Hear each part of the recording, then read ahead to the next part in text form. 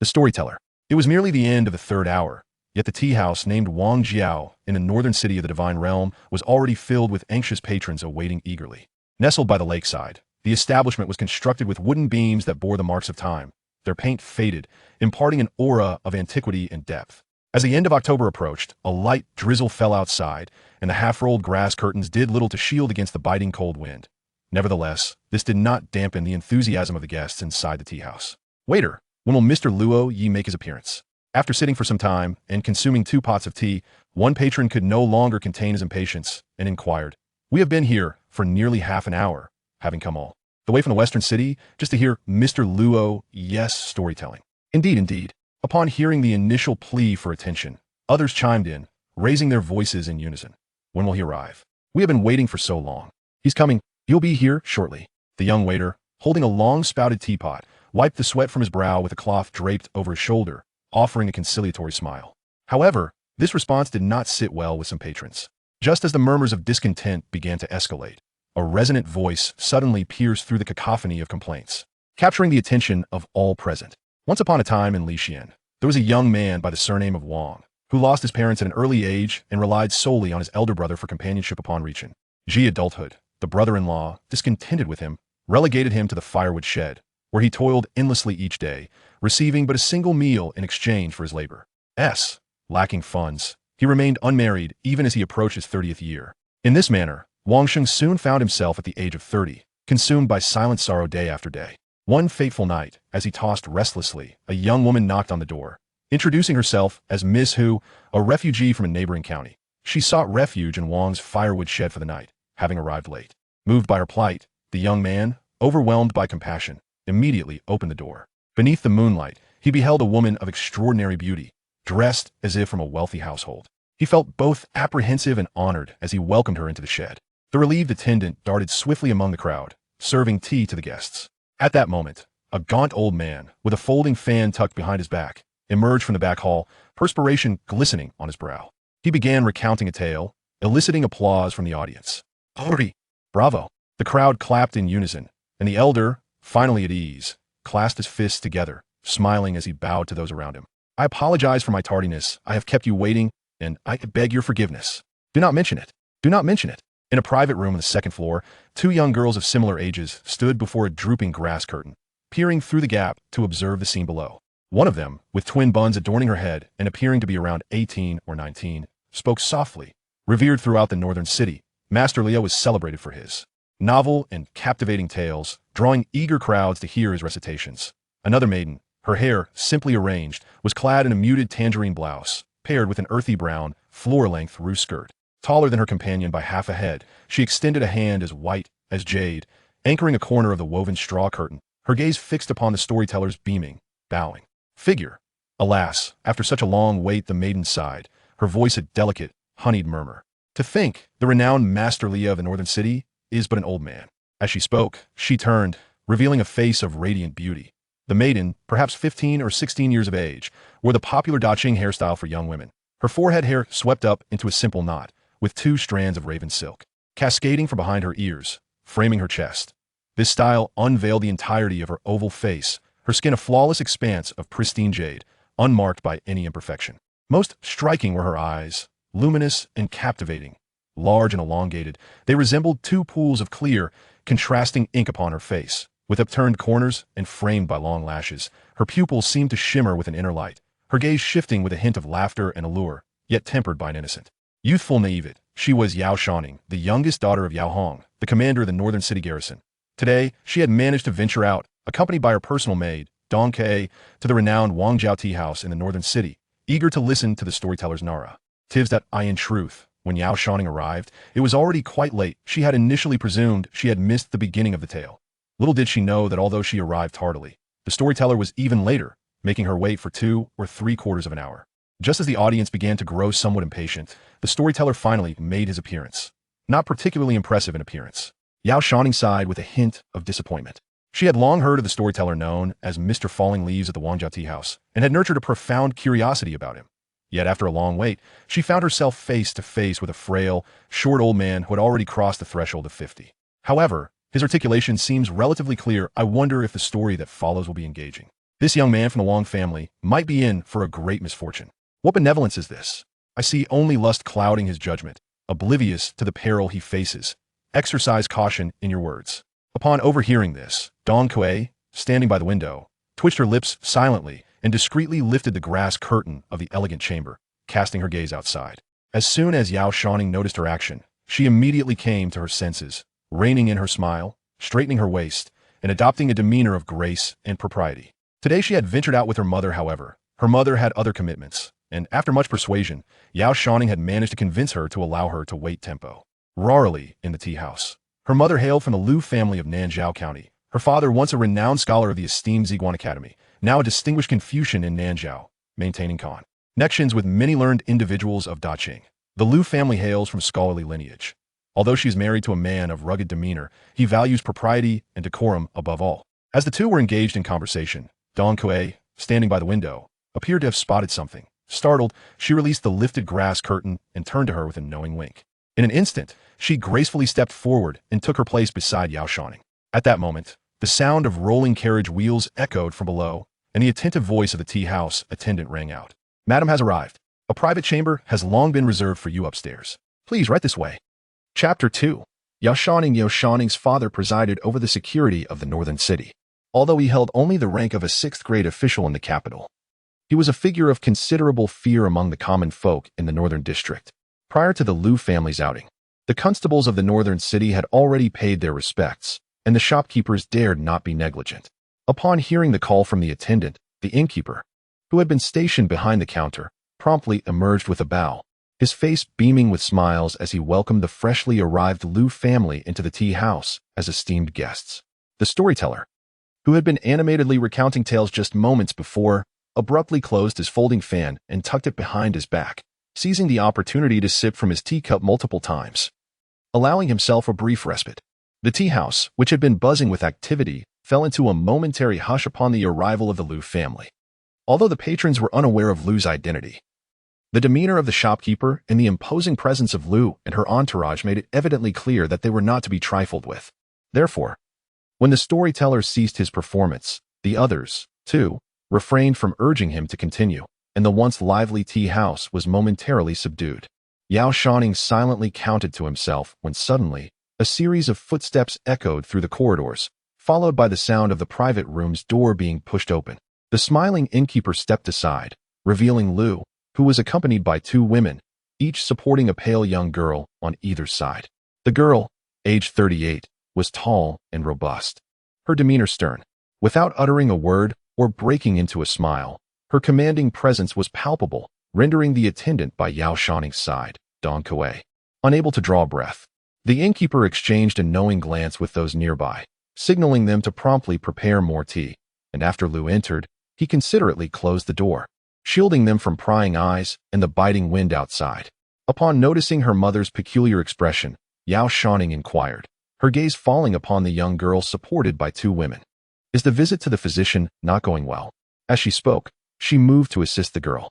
The young maiden was enveloped in a thick cloak, revealing only a small face resembling a palm. At that moment, her complexion was pallid, and her lips bore a bluish hue, as though the few steps taken earlier had left her breathless.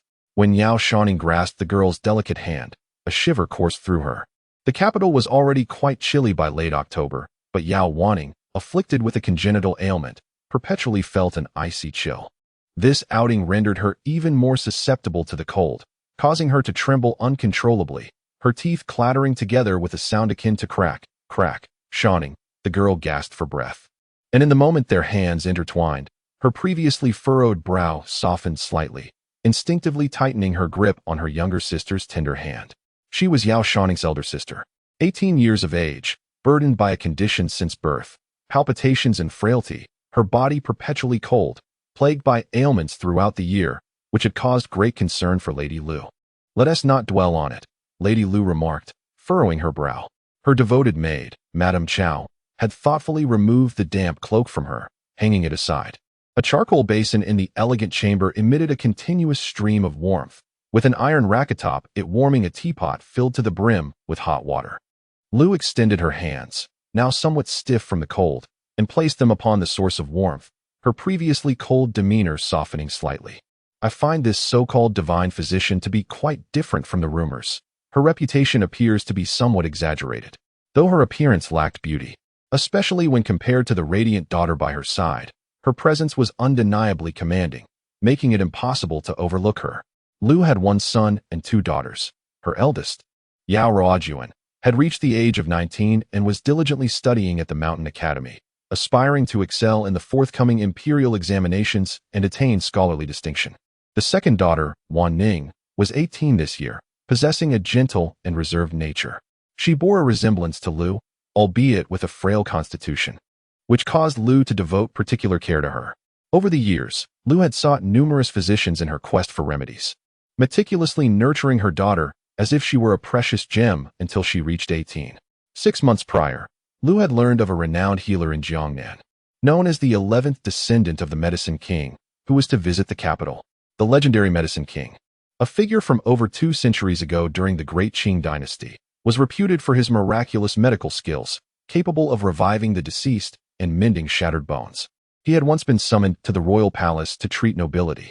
It was said that this individual had inherited much of the Medicine King's prowess and had gained considerable fame in Jiangnan, attracting a continuous stream of patients seeking his expertise. Since then, Lu had eagerly anticipated this visit, diligently inquiring about the physician's arrival in the capital. She prepared generous gifts in advance, intending to bring Ning along to pay a visit. Lu placed her hopes in the hands of this divine physician, yearning for him to restore her daughter's health and vitality. Since last night, upon receiving the news, Yao discovered that this physician's son had entered the capital, and Lu was so exhilarated that she scarcely slept throughout the night. Before dawn, she had already risen in preparation for the journey. To her surprise, just before setting off, her youngest daughter, Yao Shouning, seemed to have been informed in advance and implored Lu to allow her to accompany them. This youngest daughter, born at the end of December, was a peculiar yet spirited child, almost on the verge of turning 16.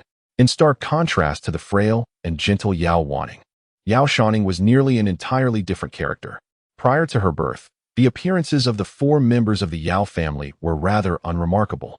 Yao Chua, a martial man, could not be described as handsome, while Lu was merely of ordinary looks, with their son and daughter being merely graceful and delicate.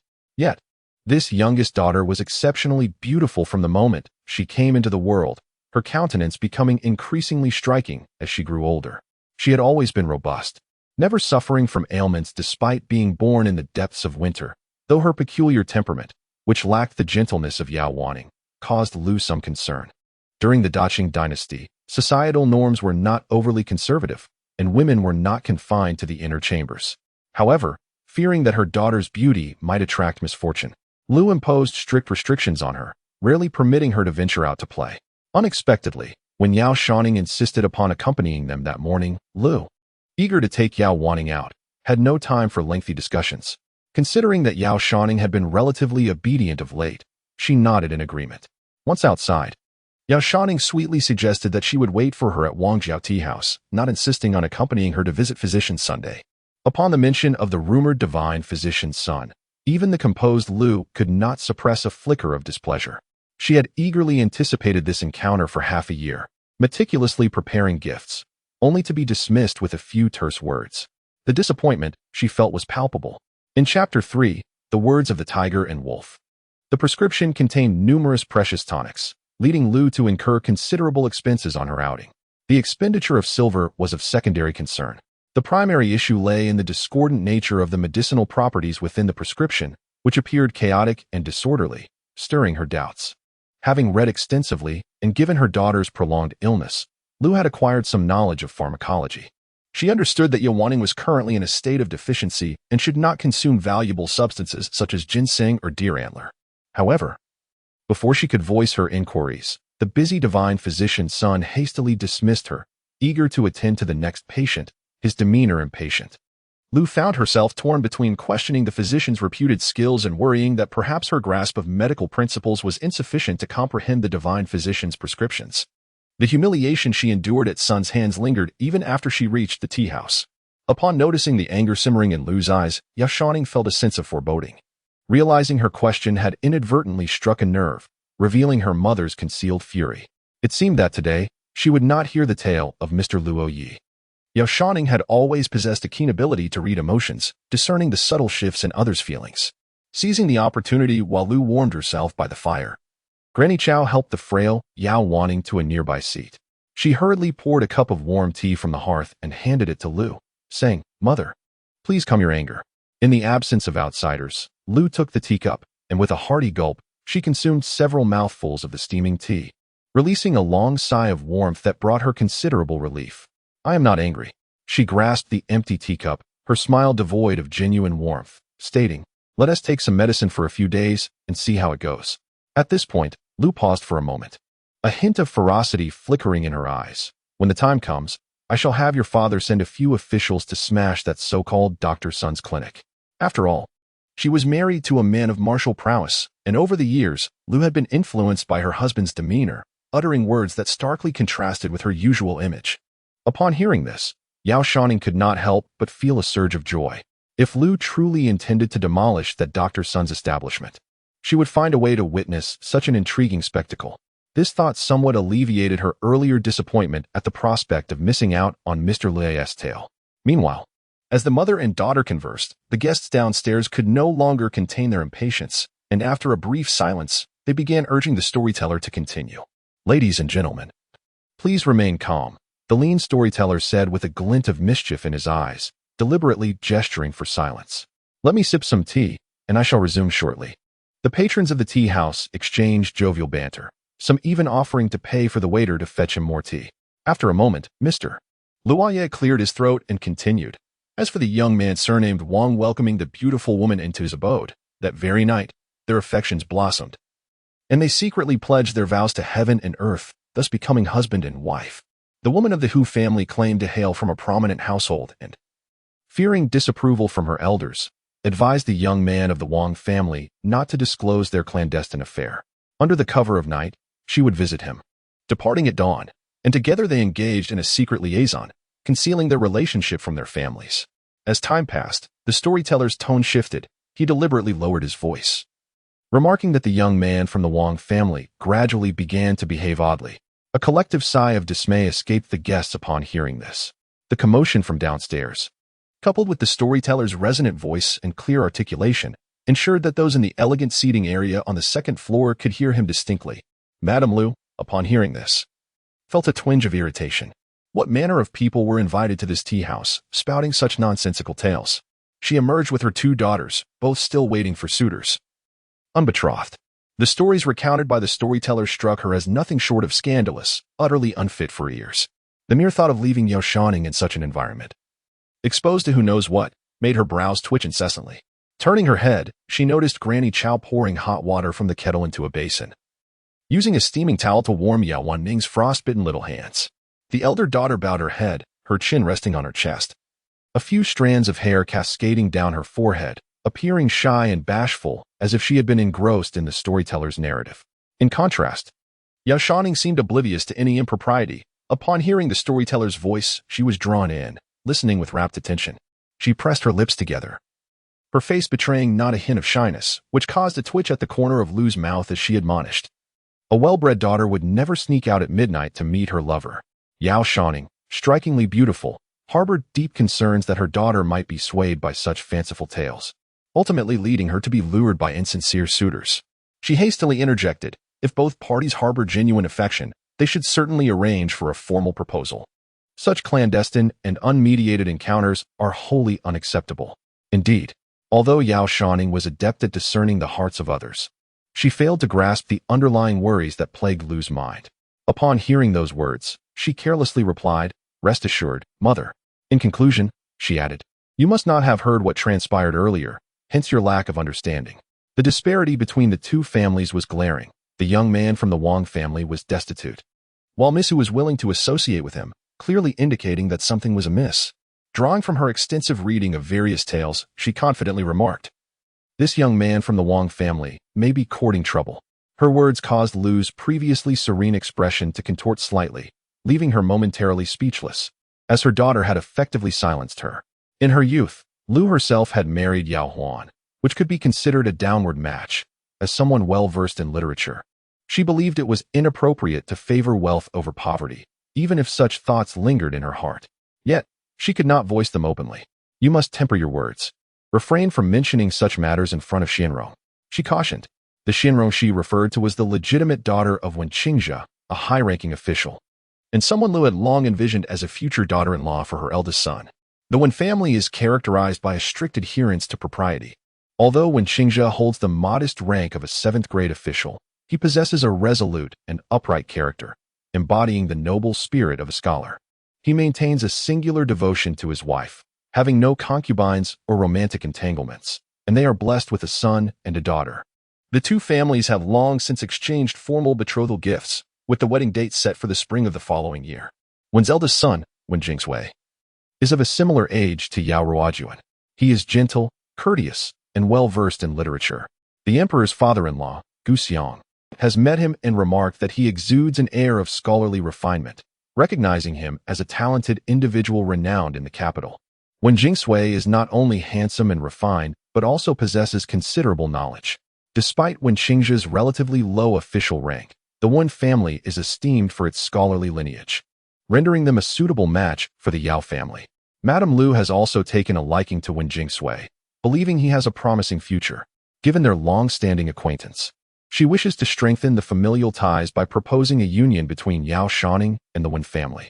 She is apprehensive that Yao Shouning's words might inadvertently deter him. Observing Madame Lu's furrowed brow, Yao Shouning surmises her thoughts.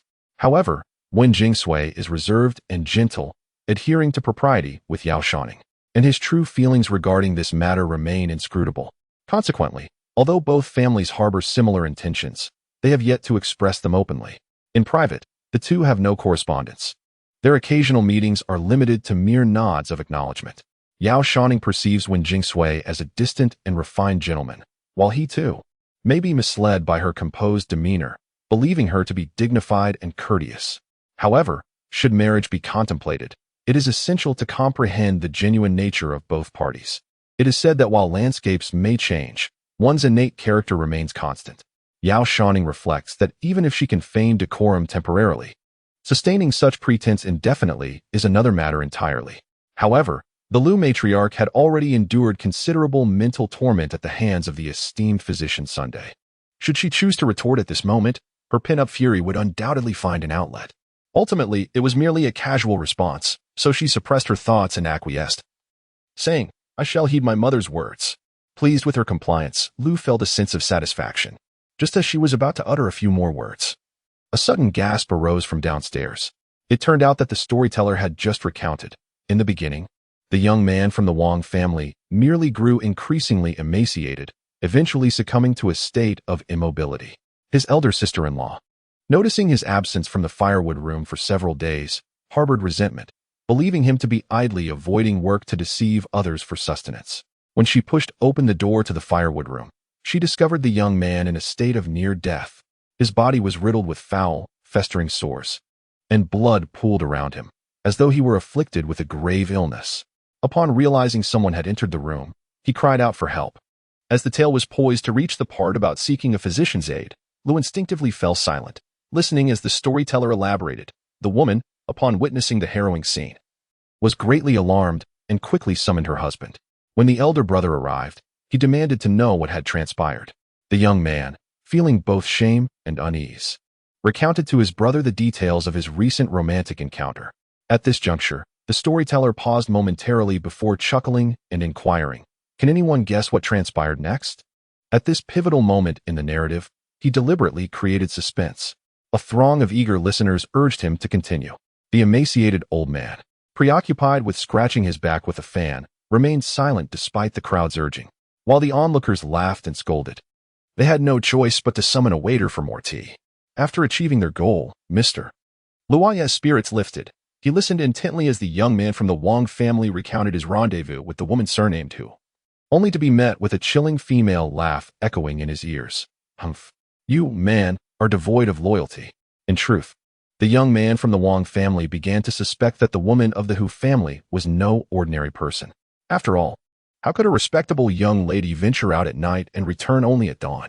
He had conducted both overt and covert inquiries, seeking information about prominent families with the surname Hu in the vicinity, yet uncovered not a shred of background relating to the woman. Consequently, Doubts began to creep into his mind. As time passed, his health deteriorated. He was plagued by severe afflictions, finding it increasingly difficult to rise during the day. A growing fear of the Hu family's young lady took root within him, and his conversations hinted at a desire to sever ties with her. However, while summoning a deity was easy, dismissing one was far more challenging. The young lady from the Hu family seemed to feign ignorance of the Wang young man's sentiments, continuing her nightly visits and departing at dawn. Each time she arrived, he found himself unable to resist her allure, yet her departure only exacerbated his ailments. It appeared that the Wang family remained oblivious to the clandestine meetings that transpired at night, and after several days, the young man's condition worsened. Mr. Luoya, undoubtedly renowned in the northern part of the city, narrated the tale with remarkable finesse. Lu felt that such a tale was hardly suitable for her two daughters. She furrowed her brow, intending to call for someone, yet noticed that Yao Shouning was also holding her teacup, seemingly lost in thought. Having been ill for many years, her temperament was usually serene, making this display of emotion quite rare. Pausing at this realization, Lu then heard the storyteller continue. Today, I intended to lay everything bare in hopes of preserving my life. But scarcely had I spoken when I seemed to hear the mocking laughter of the young lady from the Hu family. You once declared that should you break your vow, you would not die a good death. The woman's derisive laughter at this moment was particularly chilling, devoid of its former sweetness. Now, if I take your life, can it not be considered a breach of contract? Upon hearing these words, the young man from the Wang family was paralyzed with terror, feeling a searing pain in his chest. Suddenly, an enormous abscess erupted from his torso, upon which a ghastly face appeared, grinning malevolently at the elder Wang couple. Help me! Mr. Luo Yi mimicked the young man's anguished cry, then struck the table forcefully with his folding fan. As the sound echoed, the ghastly visage shattered, and torrents of pus and blood spurted forth. The once emaciated young man from the Wang family was instantly reduced to a mere husk of skin draped over his skeletal frame. The cabin was filled with a nauseating stench, blood splattered across the floor, and the sight nearly caused the Wang couple to faint from horror. The storyteller paused momentarily, then took a sip of tea. Do you believe that the demise of the Wang youth would bring this matter to a close? His narrative, though of a trivial nature, was delivered with an extraordinary eloquence that rendered it captivating. Downstairs, the audience felt a blend of panic and curiosity, urging him to continue his tale. The demise of the young man from the Wang family seemed to herald a streak of misfortune for them, as calamities began to befall the household in rapid succession. First, their livestock inexplicably had their throats bitten and drained of blood during the night, leaving Mr. and Mrs. Wang in a state of anxiety and dread. Then, their dog began to bark incessantly at midnight, as if the Wang residence was visited by enigmatic guests each night. Initially believing that their brother had perished at the hands of malevolent spirits, the couple, filled with resentment, summoned a Taoist priest to perform rituals for his repose. Ironically, despite their previous frugality, they were now willing to spend money following their brother's death. After the priest conducted the rites, tranquility returned for a few days. However, after a week, a horrific incident occurred. Their dog was found gutted in the middle of the night, its entrails strewn across the ground, blood splattered everywhere. The dog, still alive at the time, let out anguished howls until dawn finally claimed its life. Upon hearing this, Lu could no longer bear the tale. She found the account increasingly bizarre and gruesome, worrying that Yao Shouning would be unsettled by it, and thus quickly stood up, preparing to leave with her two daughters. Granny Chow promptly began to gather their belongings, and Yao Shouning, accustomed to obedience, obediently allowed the elder woman to wrap her in a cloak. Meanwhile, Yao Shouning was captivated by the unfolding narrative, descending the stairs alongside her mother while listening to the storyteller continue. Following that fateful night, the back courtyard of the Wang residence was often filled with the sound of a woman's delicate laughter, calling out for her young lord. The storyteller then recounted how Mr. and Mrs. Wang encountered a series of tragic events, their deaths marked by unfathomable horror. In a matter of days, the Wang family was utterly annihilated. At this juncture, another household experienced a romantic encounter, rescuing a lost woman of the Hu surname in the mountains. The tale grows increasingly captivating the audience below to a state of rapture. Even the tea server, who was pouring tea, found himself enchanted by the story, his water kettle in hand, entirely absorbed. Lu led her two daughters and their servant downstairs, and even the originally sprightly attendant seemed oblivious to his surroundings. In Chapter 5, Inquiring of Spirits, Yao Shouning felt a twinge of regret. Her outing was not without its challenges. Had her mother lingered a moment longer, she might have heard even more. Shouning.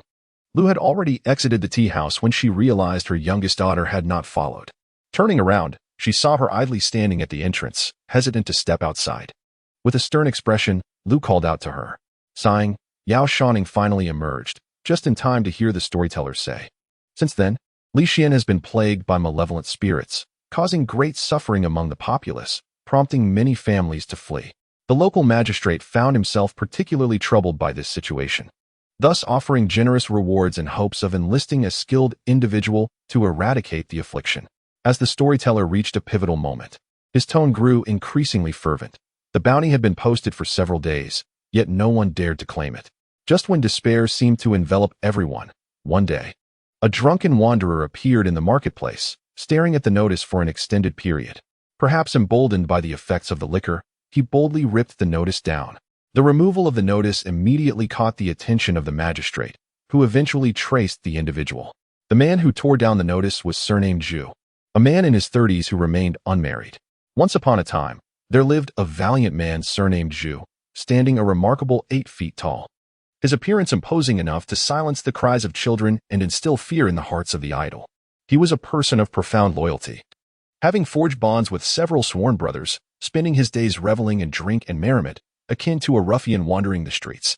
Many merchants, recognizing his steadfastness, willingly befriended him, often gifting him money for libations in exchange for his protection. Consequently, he became increasingly idle, roaming the thoroughfares, leaving the daughters of respectable families within a 10-mile radius too apprehensive to consider him as a suitor, much to the dismay of their anxious parents. In a dream, he encountered an elderly man with yellow eyebrows, who claimed to be an immortal, proclaiming that Zhu was destined for greatness, destined to achieve remarkable deeds and ascend to the celestial realm. The sage promised to impart a method for vanquishing demons and dispelling malevolence. Just as the teachings were unfolding, the speaker, Mr. Liya, sighed deeply, seemingly filled with regret, only to be abruptly awakened by his parents. The audience let out a collective sigh of disappointment, while Yao Shouning instinctively tugged at his cloak, which obscured much of his face. It turned out that the county magistrate had discovered Zhu's whereabouts and demanded he take action against the evil forces plaguing the region, restoring peace to Li County. His parents had long been consumed with fear and anxiety, for the malevolent spirit was particularly vicious, having already claimed countless lives. Yet, emboldened by intoxication, the man named Zhu had already accepted the task, knowing that any retraction would lead to dire consequences. In this moment of peril, he recalled the teachings of the yellow-browed sage from his dream and resolutely took on the assignment. As the parents were filled with astonishment, he suddenly transformed, uttering astonishing words. He remarked that in the previous years, he had acted as if his heart were smeared with lard, engaging in foolish deeds. However, guided by a celestial being in his dreams, he finally awakened. No longer a youth, a true man ought to achieve great accomplishments. Henceforth, he vowed to vanquish demons and monsters to accumulate merit. At this juncture, the storyteller's tone grew fervent as he revealed the identity of this valiant figure. This hero, surnamed Zhu, was none other than the founding emperor of this dynasty. Meanwhile, Yao Shouning had already wandered far, his words becoming indistinct. Inside the carriage, Lu extended her hand to tidy up Yao Shounings's disheveled bangs, revealing a rare glimpse of maternal affection. Upon seeing her younger daughter approach slowly, she shot her a glare, urging, "Why aren't you hurrying to get in the carriage?" Yao Shouning, still captivated, pondered further about what the storyteller would reveal regarding the emperor's subsequent actions and how he wielded that fragment of celestial arts to eradicate the demons of Lixian. Dismissing Lu's displeasure from her mind, once she boarded the carriage, it was promptly driven away by the servants. Yao Shouning, obediently nestled in her nurse's embrace, noticed her sister resting her chin on her hand, seemingly lost in thought, and couldn't help but chuckle softly, clearing her throat gently. "What is the matter?" Lu, upon hearing the cough, immediately grew anxious, ready to instruct the servants to fetch the prepared loquat syrup for her. Was it the tales that had disturbed her daughter's spirit? Yao Shounings's ailment had become her own source of distress, a hint of worry etched upon her face. "It's merely a slight cough," she reassured. "Just a couple of coughs, nothing more." She had indeed discerned that her younger sister's outing today might very well be in pursuit of the storyteller. However, Lu had begun to feel somewhat displeased. Yao Shouning's earlier dawdling would likely earn her mother's reprimand. To divert the conversation, Yao Wanqing turned her head and inquired, "Mother, was the tale just recounted by the storyteller about the founding emperor?" The historical records of the Great Qing era recount that, during an earlier tumult caused by the demon tribe, the common folk found no peace. It was then that the founding emperor, Zhu Wei, hailing from Lixin County, was entrusted with a significant mission by a celestial being in his dreams. Armed with divine skills bestowed upon him, he ultimately led a rebellion against the demons. He slaughtered the celestial demons, driving the malevolent creatures to desolate and uninhabited wilderness, thereby eradicating the calamity that had plagued humanity for centuries and restoring peace to the realm. After ascending to the throne, the founding emperor established the Demon Suppression Bureau, dedicated to the extermination of malevolent forces. Consequently, the world seldom heard of any supernatural beings, and the menace of demons gradually faded into oblivion, a phenomenon that has persisted for over 6 centuries. The narrative of the founding emperor's rise to power through the vanquishing of demons has since taken on the semblance of a mythical legend recorded in history. Those liberated from the woes of the demon plague regard these historical accounts with a degree of skepticism. Nevertheless, many in the community delight in such tales, and numerous storytellers have crafted various chronicles of the founding emperor based on these historical events, often embellishing them with increasingly absurd and mysterious anecdotes, rendering them less than credible. The storyteller, Master Liya, invited to the corner tea house in the northern part of the city, has merely fabricated yet another tale inspired by the ancient records. It is but the ramblings of a charlatan aimed at deceiving the populace, and should not be taken to heart. The legendary deeds of the founding emperor have long since faded into the annals of history, with over 6 centuries having elapsed, leaving their authenticity shrouded in obscurity. Moreover, based on the Lu family's previous scholarly pursuits, it is evident that for any figure of such renown, historians invariably concoct extraordinary tales to augment their legendary status. In ancient times, there were tales of emperors slaying dragons to attain sanctity, a notion you are familiar with. With a gentle countenance, Madame Lu embraced her daughter, tenderly caressing her gaunt cheeks, having already dismissed the earlier hesitance of Yao Shouning to venture outdoors. Yao Wanqing obediently nodded, casting a reassuring glance at her sister, and willingly succumbed to her mother's embrace. She then inquired, "Mother, do supernatural beings truly exist in this world?" Chapter 6. On belief. Yao Wanqing's question momentarily took Madame Lu aback, her eyes momentarily reflecting a complex array of emotions, a blend of profound disdain tinged with resentment. Regaining her composure, she promptly refuted the notion. There are certainly not so many deities and strange creatures. Quickly adjusting her demeanor, she continued to respond while casting a disapproving glance at Yao Shouning. Realizing her previous tone had been excessively harsh, she softened, leaning down to smooth the stray locks that fell beside Yao Wanqing's face. "Throughout my life, I have only encountered tales from the countryside. Yet I have never witnessed any supernatural beings causing harm. Thus, it is clear that such notions are mere fabrications." Her demeanor was stern, yet she exhibited an exceptional patience towards her daughter, who had endured the torment of illness since childhood, even refraining from uttering harsh words. Moreover, if a divine being truly exists, how could they possibly bear to inflict such suffering upon you, given your amiable nature and inherent kindness? Lu remarked, turning her gaze toward Yao Wanqing. "Wouldn't you agree?" "Not necessarily," Yao Shouning thought instinctively, a fleeting notion crossing her mind. Only a monster would harm others. She bit her lip, lacking the courage to voice her thoughts. Lu, hailing from a scholarly lineage and well-versed in the teachings of sages, inherently dismissed the notion of supernatural beings. Her skepticism towards such legends bordered on aversion, likely stemming from reasons beyond mere disbelief. The exact cause eluded Yao Shouning, though she vaguely understood it was connected to her maternal grandfather, Lu Bingzhou. Though the Qing dynasty had not experienced reports of demonic chaos in recent times, the Demon Suppression Division remained a powerful entity, wielding significant authority. Even if they no longer hunted monsters, they had become a source of widespread fear among the populace. If such sentiments were to become public knowledge, it could spell trouble for the Yao family. Lu's outright denial of the existence of spirits and supernatural beings, while not overheard by outsiders, was nonetheless a breach of taboo, contrasting sharply with her usual caution. Realizing her lapse, she shot an admonishing glare at her youngest daughter and scolded, "This is all your fault." "How is this my fault?" Yao Shouning found herself bewildered by the unjust reproach, feeling a sense of indignation.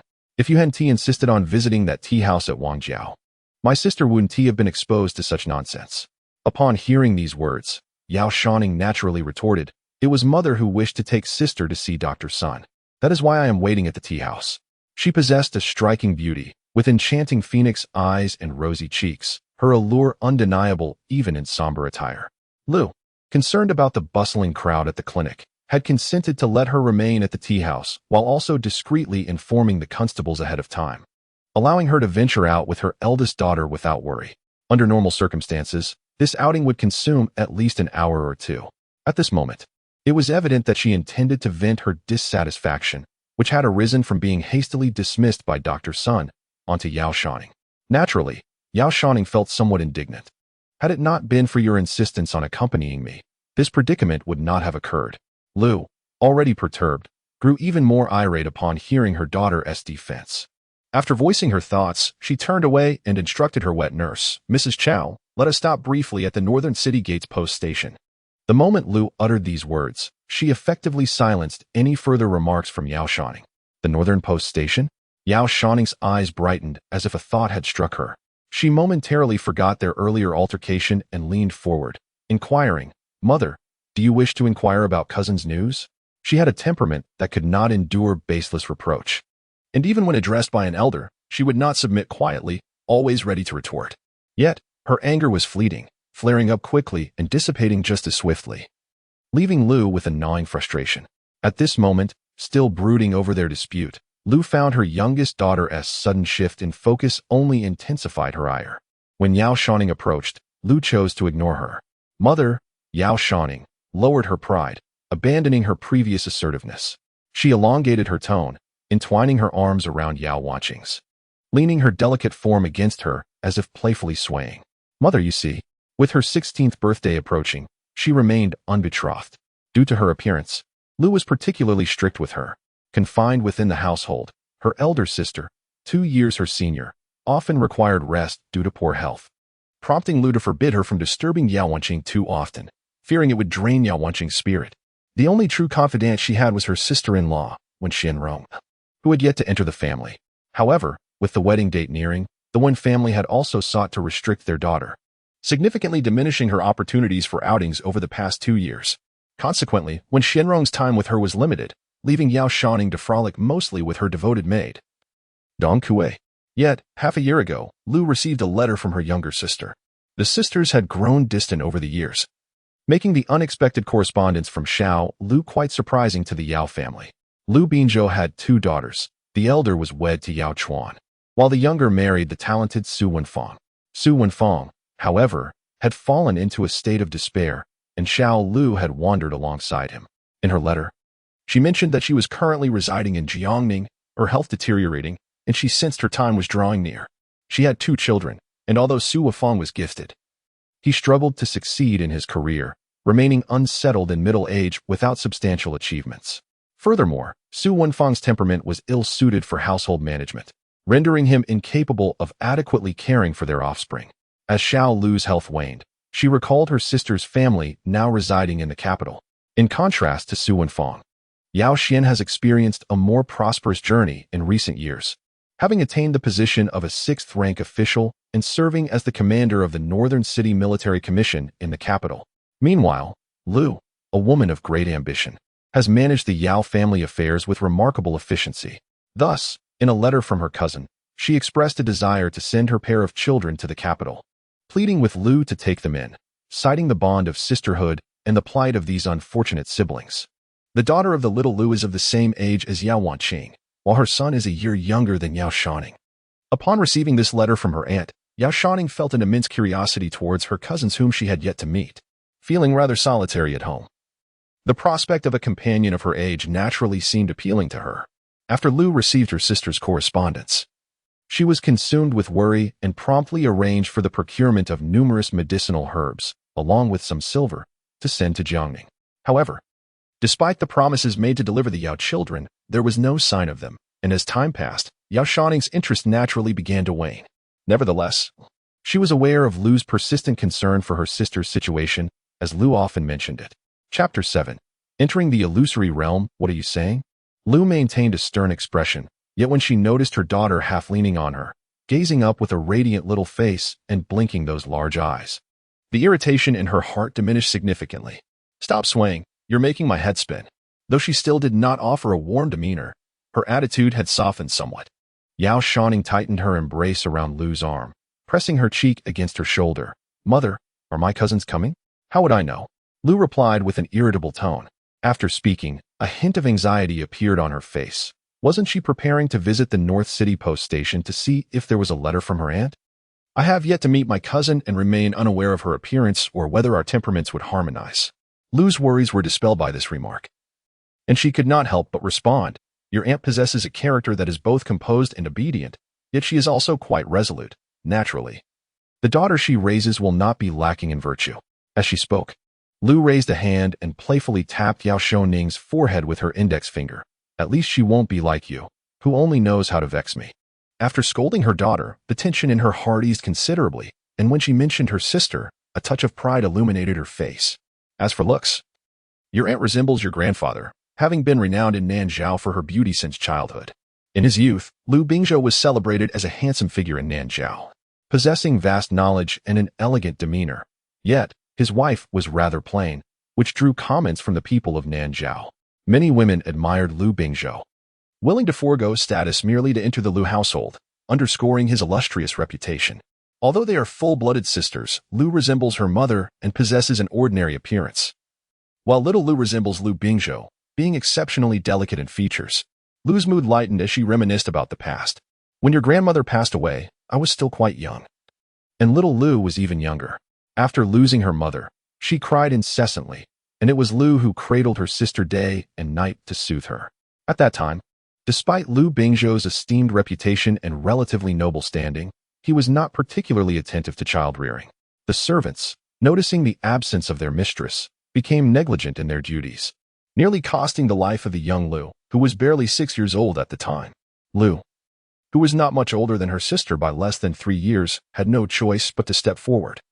Suppressing her own fear and sorrow over their mother's passing, she assumed the role of the elder sister, taking on the responsibility of caring for the little Lu, managing her daily needs with the maturity of an adult. As the younger sister grew older, Lu would impart to her the knowledge befitting a young lady. One could say that the younger sister was nurtured entirely by Lu, and although they were called sisters, their bond resembled that of a mother and daughter. With a deep sigh, Lu lamented, "Alas, it is a pity that in the end, she disobeyed, insisting on marrying Su Wenfang, which has led to our separation for so many years." Her tone bore a hint of reproach. "Your aunt has always been delicate in health, and while Su Wenfang is indeed talented, he has been plagued by misfortune. Over the years, your aunt has endured untold hardships following him around." The younger Lu possessed a gentle exterior but a resilient spirit. The matter of this marriage caused a rift between the sisters. For over a decade, their communication dwindled to mere letters exchanged. Given her character, Lu knew that her sister would never seek her help unless she was utterly desperate. Even though Lu harbored many grievances, the moment she received her sister's letter, all her resentment transformed into anxiety. The letter mentioned that she had just arrived in Jiangning. Since receiving it, Lu had read the letter repeatedly, committing nearly every word to memory. "It is nearly November now, and I fear it has already turned cold over there. I wonder how she is faring." As she spoke, a look of unease crossed her eyes. Xiaolu cannot endure the winter solstice, for reasons unknown. This thought surged in Yao Shouning's mind, and she seemed utterly convinced of it. In a daze, it felt as though her soul had left her body, and she faintly heard the sound of suppressed sobs. The sound of the carriage wheels rolling diminished, and Lu's sighs became almost imperceptible. Before Yao Shouning appeared another scene. A pair of scantily clad young men and women knelt before a sickbed, clutching the hand of a woman gaunt as a skeleton, weeping with profound sorrow. In the feeble light, a man stood at the doorframe, his head bowed as he wiped away tears. This scene unfolded in an exceedingly bizarre manner, igniting Yao Shouning's curiosity. The more she looked, the more she yearned to discern the faces of those within the room. Yet the spectacle before her seemed shrouded in shadows, rendering it difficult to see clearly. Just as she strained her eyes to gain a clearer view, the tearful young woman kneeling before the sickbed lifted her head, revealing a small crimson mole nestled between her brows, which Yao Shouning observed with startling clarity. Just as she endeavored to see further, a gentle calling echoed in her ears. "Shouning, Shouning?" Lu's voice, tinged with a hint of urgency, resonated from afar, instantly suppressing the delicate sobs and the woman's slow-spoken words. In an instant, the illusion before her shattered, the images of the man at the door, the woman on the bed, and the kneeling youths twisting into a blur. Vanishing completely, Yao Shouning's head throbbed painfully, and her hands, which had been resting on Lu's arm, slipped down weakly. She wished to convey to Lu that she was fine. Yet before the words could escape her lips, she found herself utterly drained, collapsing into Lu's embrace. This sudden turn of events startled Lu profoundly. What had transpired? Reacting swiftly, she extended her arms, cradling her daughter's slipping form tightly against her. This youngest daughter was unlike Yao Shouning. She had always been robust and free from ailments. But now, it seemed as though she had lost her spirit, her eyes vacant, enveloped in an unusual silence. When Lu forcibly roused her, her complexion turned ashen, and she fell limp in her mother's arms. Lu reached out to touch her forehead, then checked her own. There was no fever. Not only was there an absence of heat, but her forehead also appeared to glisten with fine beads of perspiration, rendering her cheeks slightly cold. Shouning. Lu's embrace was warm and soft, instilling a sense of comfort and security. Soon, a small, icy, delicate hand reached out, gently squeezing her palm. Do not worry. Yao Shouning, in her dazed state, attempted to reassure her sister, striving to clasp her hand in return. However, her eyelids felt heavy, as if she had endured days without rest, overwhelmed by fatigue. The enveloping drowsiness surged upon her, and amidst the tender caresses of Lu and Yao Shouning, she succumbed to slumber. Chapter 8. Inquiry to the divine. Yao Shouning slept deeply, and when she finally opened her eyes, she found herself in her own room. The azure bed curtains were drawn halfway, casting a soft shadow over the space. The air was infused with a calming incense, emanating a subtle fragrance. Outside, it seemed to be raining, the droplets tapping gently upon the roof in a soothing rhythm. Lu sat on a low round stool at the foot of the bed, propped against the bedside table, battling her own fatigue. The sound of rain and the gentle breathing of Lu resonated in Yao Shouning's ears, creating an atmosphere of profound comfort and tranquility. It had been a long time since she had slept so soundly, especially with Lu by her side, a privilege that had previously belonged only to Yao Shouning. Turning her gaze towards Lu, Yao Shouning observed her mother cradling her face in her hands, a single strand of dark hair cascading down the side of her face, softening her otherwise stern features with a touch of tenderness.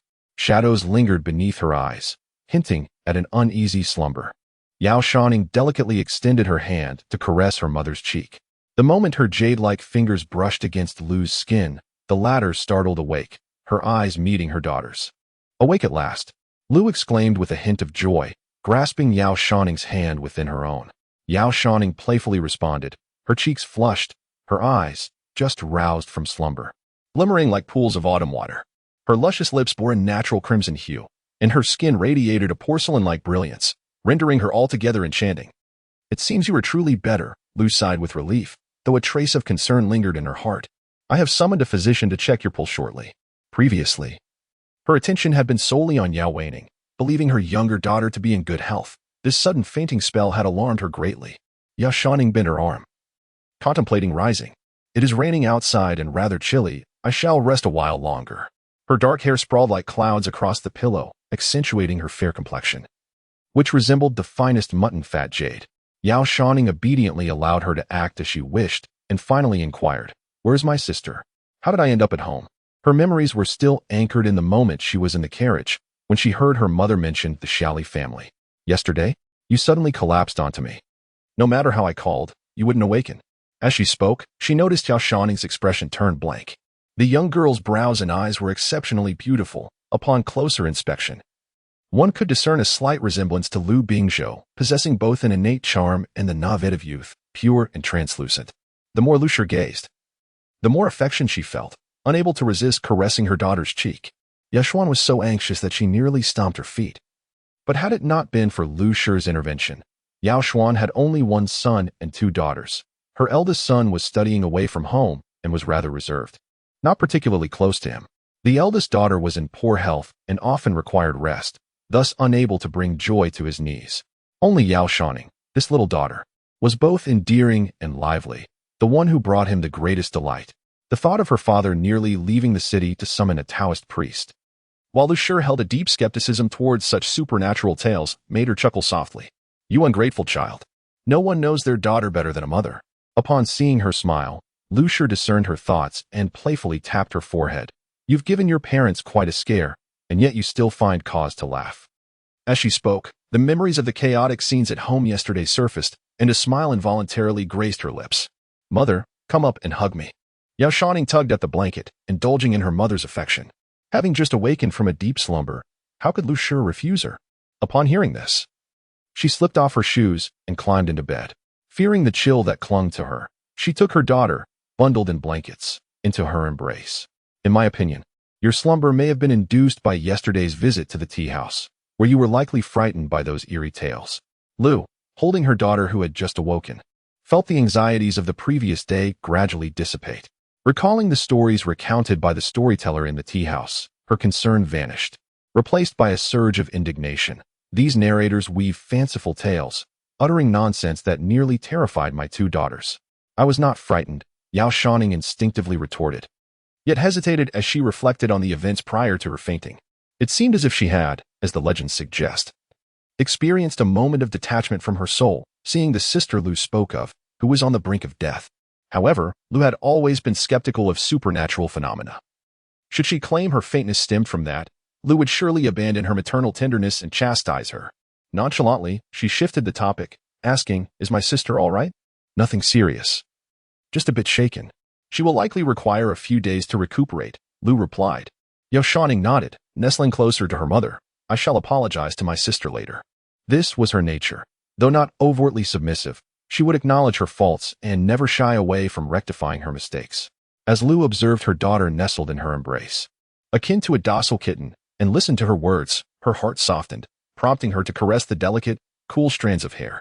This matter has no bearing on you. It is merely the tales spun by those storytellers, concocting tales of spirits and phantoms to frighten people. Yao Shouning, upon hearing this, could not suppress her curiosity. Why do you not believe in the existence of deities and supernatural beings in this world? In the past, such a question would have earned her a reprimand from Lu, who would scold her for her fanciful thoughts. Yet, her insatiable curiosity, bolstered by her recent fainting spell, emboldened her to voice the doubts that had long lingered in her mind. Are there truly so many extraordinary occurrences?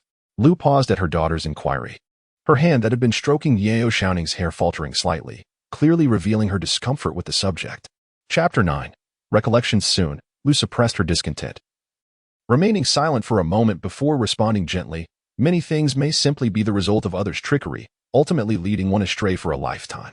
It seemed that she recalled many unpleasant memories, as a rare hint of melancholy flickered in her eyes.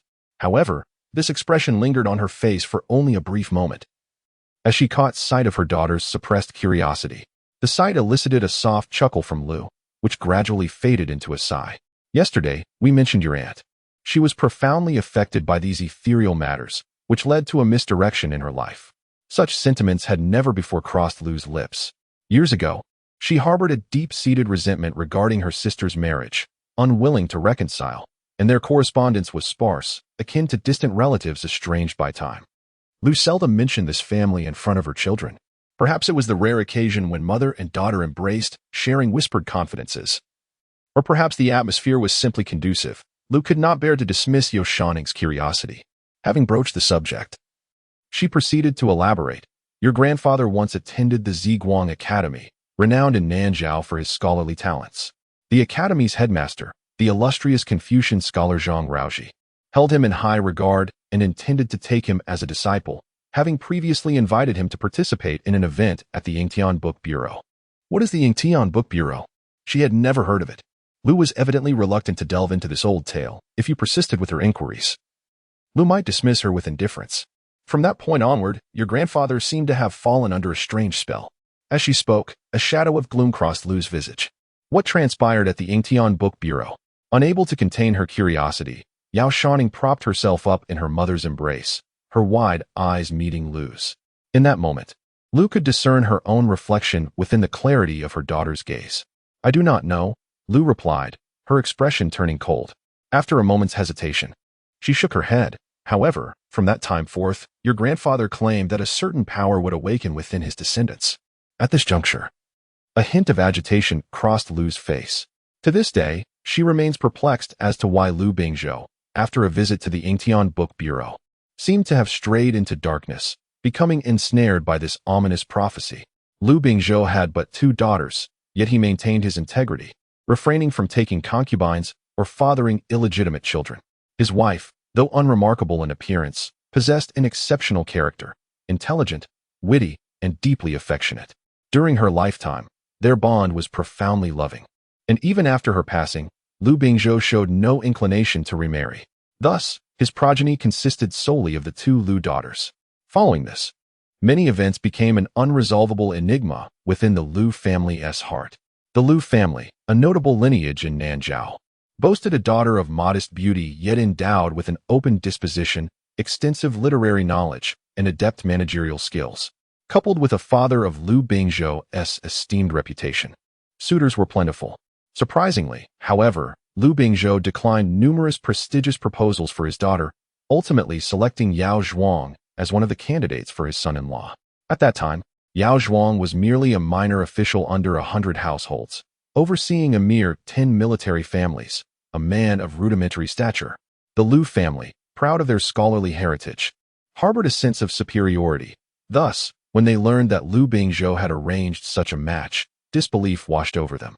Yao Shouning, in terms of both lineage and appearance, was utterly unremarkable, and the Lu family initially felt considerable reluctance, deeming themselves ill-suited for him. Your grandfather did not press me into marriage with an iron hand. Reflecting on those bygone days, Lu Shi's expression became somewhat unnatural. She merely stated that it was a fated union, presenting me with an opportunity to ponder the matter deeply, both for your father and for myself. In the heart of the Lu family, Lu Bingzhou was regarded as an extraordinary individual. He was erudite and accomplished, enjoying considerable renown and status in Nanzhao, commanding deep respect from local officials and scholars alike. Lu Shi held her father in a blend of reverence and affection, yet she was taken aback when this man, who had immersed himself in the classics and was expected to adhere to the principle of children should not speak of strange forces, uttered such bewildering words. Upon hearing Lu Bingzhou's inconceivable reasoning regarding her future marriage, she felt a profound discontent within. Nevertheless, despite her disappointment, she did not completely submit to Lu Bingzhou's arrangements. Finding his words particularly irksome, ultimately, she resolved to follow her father's advice and meet with Yao. Their backgrounds and preferences were starkly dissimilar, rendering them utterly incompatible. She aimed to demonstrate to Lu Bingzhou that his notion of a predestined union was exceedingly absurd. With this intention, she embarked on her acquaintance with Yao. Although Yao hailed from humble beginnings and was somewhat uncouth, he was genuinely devoted to Lu Shi. Having lost her mother at a young age and having raised her younger sister single-handedly, Lu Shi's assertive nature was evident, especially in her defiance of her father's plans. Yet, Yao was able to embrace her, yielding to her desires both internally and externally, providing her with respect and dignity, which gradually won her heart. Ultimately, Lu Bingzhou's prophecy came to fruition. The couple transcended societal barriers and wed, prompting significant discourse in the Nanzhao of that time. While Lu Shi later willingly married Yao, reflections on the origins of their union still stirred some inner conflict. What truly unsettled her, however, was the subsequent marriage of her sister. Upon the maturation of the younger Lu, having learned from past experiences, the elder Lu took it upon herself to seek a suitable suitor for her sister. Although she entered into marriage with Yao Shouning willingly, and their relationship flourished, the circumstances surrounding her acquaintance with Yao Shouning lingered as a significant emotional knot within her heart. As the younger Lu grew, she constantly feared that her father might interfere in her sister's life as he had done in hers. However, plans often succumb to the unpredictability of life. Before she could identify an appropriate match, Lu Bingzhou had already introduced a man to the younger Lu, your uncle, Su Wenfang. The Su family, once distinguished by several eminent scholars, had long since fallen from grace by the time of Su Wenfang. This lineage had dwindled to a single branch, and the family was steeped in poverty, having survived only with the assistance of friends and relatives in earlier years. Such a man was hardly a worthy match. Su Wenfang, possessing a refined appearance and remarkable talent, captured the younger Lu's heart at first glance, ultimately fulfilling Lu Bingzhou's desire for her to become his wife. Chapter 10. A twisted fate in matrimony. From that point onward, she wandered through life, never again experiencing a moment of peace. As Lu recounted this, Tears glimmered in her eyes. She had raised this sister with utmost care. Though they were called siblings, their bond was akin to that of a mother and daughter. The younger Lu, having been pampered since childhood and accustomed to the service of others, was ill-prepared to endure hardship or to perform menial tasks. Concerned for her sister's well-being, Lu vehemently opposed this union, ultimately becoming the villain of the tale, yet she could not alter the fated outcome. Consequently, the once inseparable bond between the two sisters fractured. And for the ensuing decade and beyond, they would not meet again. Su Wenfang's career has been fraught with misfortune, and your aunt has been scurrying about with him, occasionally sending letters. It is uncertain whether it is due to Xiao Lu's disposition to only share joyful tidings and conceal her troubles, but in her correspondence, she never mentions her hardships, only stating that she has borne a son and a daughter, and occasionally recounting amusing anecdotes from distant lands to Lu. Yet, Lu harbors a lingering heartache from past events and is reluctant to interfere in her sister's affairs.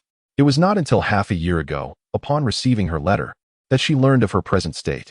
The letter suggested that she seemed gravely ill, and Su Wenfang was even incapable of providing for his own children. Such a man, having married your aunt, has managed to burden her to this extent. This union was orchestrated entirely by Lu Bingzhou back in the day. I must admit my culpability. I indulged her excessively, pitying her frail youth. When our mother passed away, Xiao Lu was still quite young and could scarcely recall her mother's visage. Thus, Lu took on a maternal role, allowing her sister considerable leniency. This exposure to tales of romantic heroes and heroines fostered her naive and carefree disposition. Upon hearing this, Yao Shouning could not help but remark, "If what you say is true, then your uncle must possess remarkable qualities, even without the influence of your grandfather. Your aunt would surely have been drawn to him." Nonsense. Upon hearing Yao Shouning's words, Lu immediately felt displeased. What do you mean by drawn to him? She recalled the sharp and direct words spoken by her daughter at the tea house yesterday. While she had initially deemed them overly blunt, upon reflection, they were certainly preferable to Xiao Lu's muddled state of mind. You yourself have stated that their backgrounds are incompatible. It is simply not a match. Su Wenfang's family has fallen into disarray, leaving him unable to support himself. After marrying, he relies on the dowry of his wife, Xiao Lu, to manage the household, repeatedly failing in his attempts to secure an official position. His failures have dragged his family into a life of constant wandering, devoid of stability. What good is his vast knowledge if he cannot even provide for his wife and children? How can such a pair be deemed compatible? Lu, with her traditionally poised and elegant demeanor, would never utter such radical words under normal circumstances. Upon finishing her statement, she shifted uncomfortably, clearing her throat twice. Even so, if their fates are indeed predestined, I shall have to accept it, however reluctantly. Yet it is utterly unacceptable for Lu Bingzhou to take the reins of this marriage. Upon reflection, I believe your grandfather's transformation stemmed from his involvement with the Yingtian bookstore, which led him to be swayed and change his mind. Those affiliated with the bookstore have mentioned that a certain force would awaken within his descendants. Thus, both yours and your aunt's marriages are ultimately under his influence. It appears that the choice of suitors made by two daughters is theirs alone, but in truth, it is Lu Bingzhou who has guided these decisions. Your grandfather possesses an intricate understanding of how to achieve his aims. Whatever he sets out to accomplish will inevitably come to fruition. Lu, regardless of her beliefs in the existence of supernatural entities or the awakening of fated powers, cannot condone the act of pushing your aunt into peril. The plight of Xiao Lu, now adrift and even bedridden with illness, can be traced back to Lu Bingzhou's involvement with the Yingtian bookstore, where he heeded some obscure and nonsensical counsel. Due to the incident involving Lu Bingzhou, the Lu family has developed an intense aversion to tales of the supernatural, which has since formed a psychological barrier. What mysterious inheritances could possibly exist in this world? As Lu stated this, she let out a cold laugh. I have borne a son and two daughters, and your aunt has one daughter and one son, all of whom are merely ordinary individuals devoid of any supernatural abilities. Clearly, the stories your grandfather heard were nothing but idle gossip. She paused, then added with sarcasm, evidently, these bizarre legends are merely the fabrications of wandering sorcerers. From Lu's perspective, her father, renowned throughout Nanzhao, had been misled by such rumors, which ultimately misdirected the life of young Lu, hence her pronounced disdain for such matters. As for spirits and strange creatures, she believed in the validity of tangible experiences over hearsay. Lu articulated her sentiments with unwavering conviction. Many occurrences are simply the result of people feigning the supernatural. She gently interjected, I certainly do not believe in them. Once she finished speaking, she felt a slight unease. Why do you suddenly inquire about this? It seemed that yesterday, Yao Shouning spent an extended time at the tea house and likely heard the storyteller recount some fantastical tales, which left him startled, leading to his inexplicable fainting in the carriage. Lu speculated to herself. Could it be that Yao Shouning, in his youthful naivety, had been frightened into believing there was something strange at play? It was merely a casual inquiry. After Yao finished speaking, he noticed Lu's brows furrowed tightly, her eyes revealing a hint of skepticism, clearly indicating her lack of trust in him. It is true. Yao Shouning raised her voice slightly and continued. Upon hearing this, Lu's doubts began to wane. This daughter had always possessed a rather keen sense of curiosity. When Yao Shouning had posed her question the previous day, Lu had not caught the answer, and her lingering thoughts on the matter were hardly surprising. Realizing this, Lu felt that her prior concerns might have been overly exaggerated. She reached up to massage her temples. Reflecting, some tales are best left to mere listening, rather than taken as truth. After speaking, a hint of weariness crossed Lu's face. The fright she had experienced from Yao Shouning's deep slumber the day before had left her restless throughout the night, and now, having shared her thoughts, fatigue overwhelmed her, resulting in a series of yawns. Now that you are awake, you ought to rest well for another day. She blinked, brushing away the tears that had formed in her eyes, whether from reminiscing or from yawning, her expression still weary. I have instructed Dong Kuei to prepare some gentle meals for you. Please eat a little first, and then take some time to rest. As soon as she finished speaking, Lu rose from the bed, bending down to put on her shoes. I shall go check on your sister. With that, she could not help but glance back at Yao Shouning, who still lay in bed. At your age, you ought to be more composed, causing such uproar in the household. After Yao Shouning awakened, Lu's anxiety diminished, yet the fright she had endured transformed into a flicker of irritation. You frightened everyone quite badly. I did not do it intentionally. Yao Shouning felt somewhat displeased by this rebuke. Lu, in turn, chided lightly. And yet you are still upset. Though young, your temper is certainly not small. Upon finishing her words, she stifled a yawn, rose to her feet, and took a couple of steps, as if suddenly reminded of something.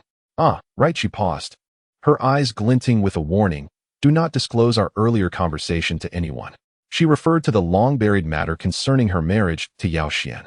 Chapter 11. Subtle Doubts in an Inexplicable Haze. When Yao Shouning inquired, Lu Shi revealed this long-concealed secret, and now, reflecting upon it, a twinge of regret washed over her.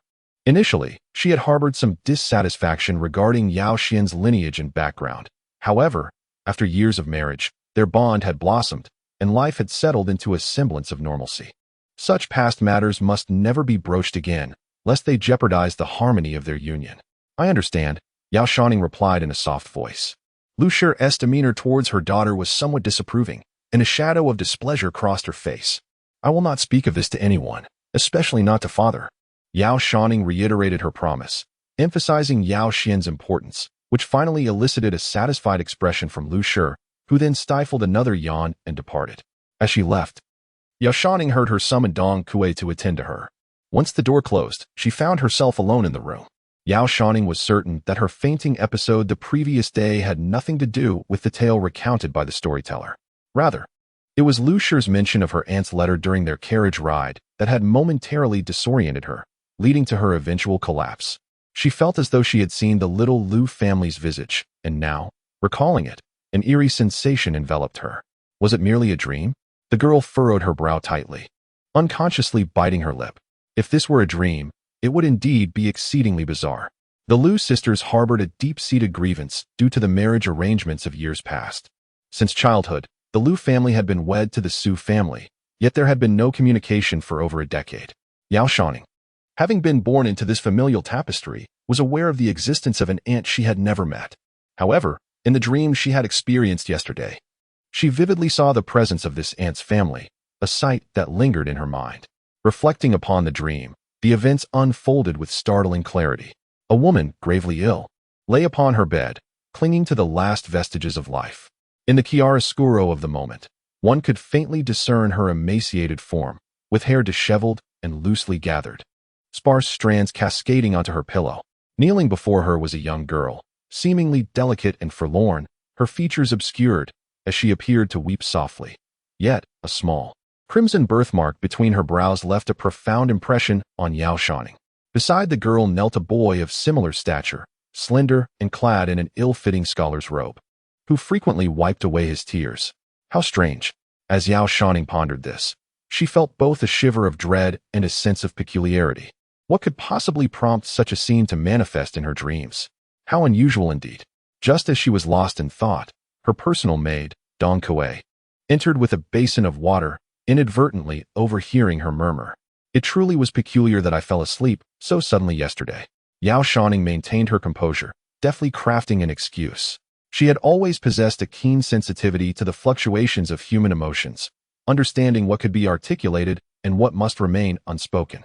Thus, even when revealing a hint of her thoughts, she could effortlessly mask her surprise, seamlessly diverting the conversation.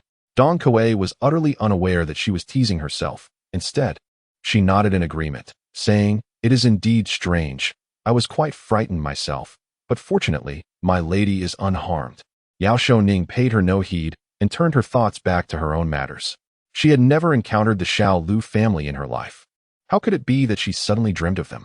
Regrettably, the mention of Lu Bingzhou had soured her mood when Lu was present. Otherwise, she could have subtly inquired about the appearance of Xiao Lu from Lu. The two sisters had not seen each other for many years, in Lu's memory. Her younger sister was extraordinarily beautiful, a delicate beauty resembling their grandfather. Yao Shouning was born in Nanzhou and vaguely remembered that her grandfather was very fond of children. Although Lu had experienced a rift with her father due to marriage matters, they still maintained some contact until Yao Huan left her homeland a decade ago, bearing a decree to the capital, arriving here. In her recollection, Lu Bingzhou was already in his 50s, possessing a refined and slender appearance with a 3-foot-long beard, exuding an air of ease and nonchalance, very much like a Taoist immortal. Such a figure made it difficult for Yao Shouning to imagine him dressed as a woman, lying in bed, barely clinging to life. As she pondered this, she became acutely aware of another issue. For reasons unknown, she felt an unsettling certainty that Xiao Lu would not survive the winter solstice. During the great celebration of the year, the winter solstice was traditionally determined by the timing of the Imperial Astronomical Observatory. Calculating the time, it typically fell in the latter half of November. Now, as it was already the end of October, if Xiao Lu were not to survive the winter solstice, would it not mean that she had less than a month to live? How peculiar indeed. Though I have never laid eyes upon the Xiao Lu family, the sudden emergence of them in my dreams could be attributed to the thoughts that linger throughout the day. Yet, an inexplicable sense of foreboding surrounds Xiao Lu, as I cannot shake the notion that she may not survive until the winter solstice. Could it be that the letter received by my mother has influenced such thoughts? Alas, I dare not share these musings with anyone. Given Lu's aversion to the supernatural, she would not only dismiss this bizarre dream, but should I even hint at the ominous prediction regarding Xiao Lu's impending demise, my mother would likely deem me mad and would surely reprimand me thoroughly. I shook my head in dismay. Is Madame feeling dizzy? Upon entering with clothing, Dong Kuei's round eyes widened in concern. Having been sold to the Yao family at a young age, she grew up alongside Yao Shouning and remains fiercely loyal to her. No, Yao Shouning replied, shaking her head again. I merely have a headache from sleeping too long. I need to clear my mind. After expressing this, she eagerly added, I wish to get up and stretch a bit, then go check on my sister. For the moment, she set aside her worries about Xiao Lu, deciding instead to see how Yao Wanning was faring after yesterday's fright. Dong Kuei responded affirmatively, quickly preparing a warm cloth to assist her in freshening up. However, the mistress mentioned wanting to visit the eldest daughter. Lu harbored concerns about her younger daughter's spirited nature disturbing her elder daughter's rest. Typically, when Yao Wanning felt unwell, she would discourage her younger daughter from visiting. If you go now, might you not stumble upon her and face a scolding? Not at all, Yao Shouning confidently asserted, for she had an astute understanding of people's hearts. Lu's recent excuse seemed trivial in her eyes. Winter Kuei looked at her in disbelief, yet it seemed she was completely oblivious to the words she had just uttered. Lu, usually strict with decorum, had little time to manage her youngest daughter today. Seizing the opportunity while Yao Shouning was preoccupied with her meal, Winter Kuei had already prepared the essentials for their outing. Overnight, the capital appeared to have cooled considerably. As the two emerged from the house, they instinctively shrank their necks against the chill. The rain still fell outside, and the wind, sharp as needles, sent shivers down their spines. Yao Shouning pulled the hood of her cloak tightly around herself, remarking on the unusually frigid weather. Typically, the capital did not experience much rainfall, but since the downpour began 2 days prior, it showed no signs of abating. Chapter 12. An ingenious inquiry. I hope this rain ceases soon, Yao Shouning muttered, stamping her frozen, aching feet as she gazed at the overcast sky. Each winter marked a season of suffering for Yao Shouning. Naturally frail and susceptible to the cold, she found it nearly impossible to leave the confines of her home once winter set in.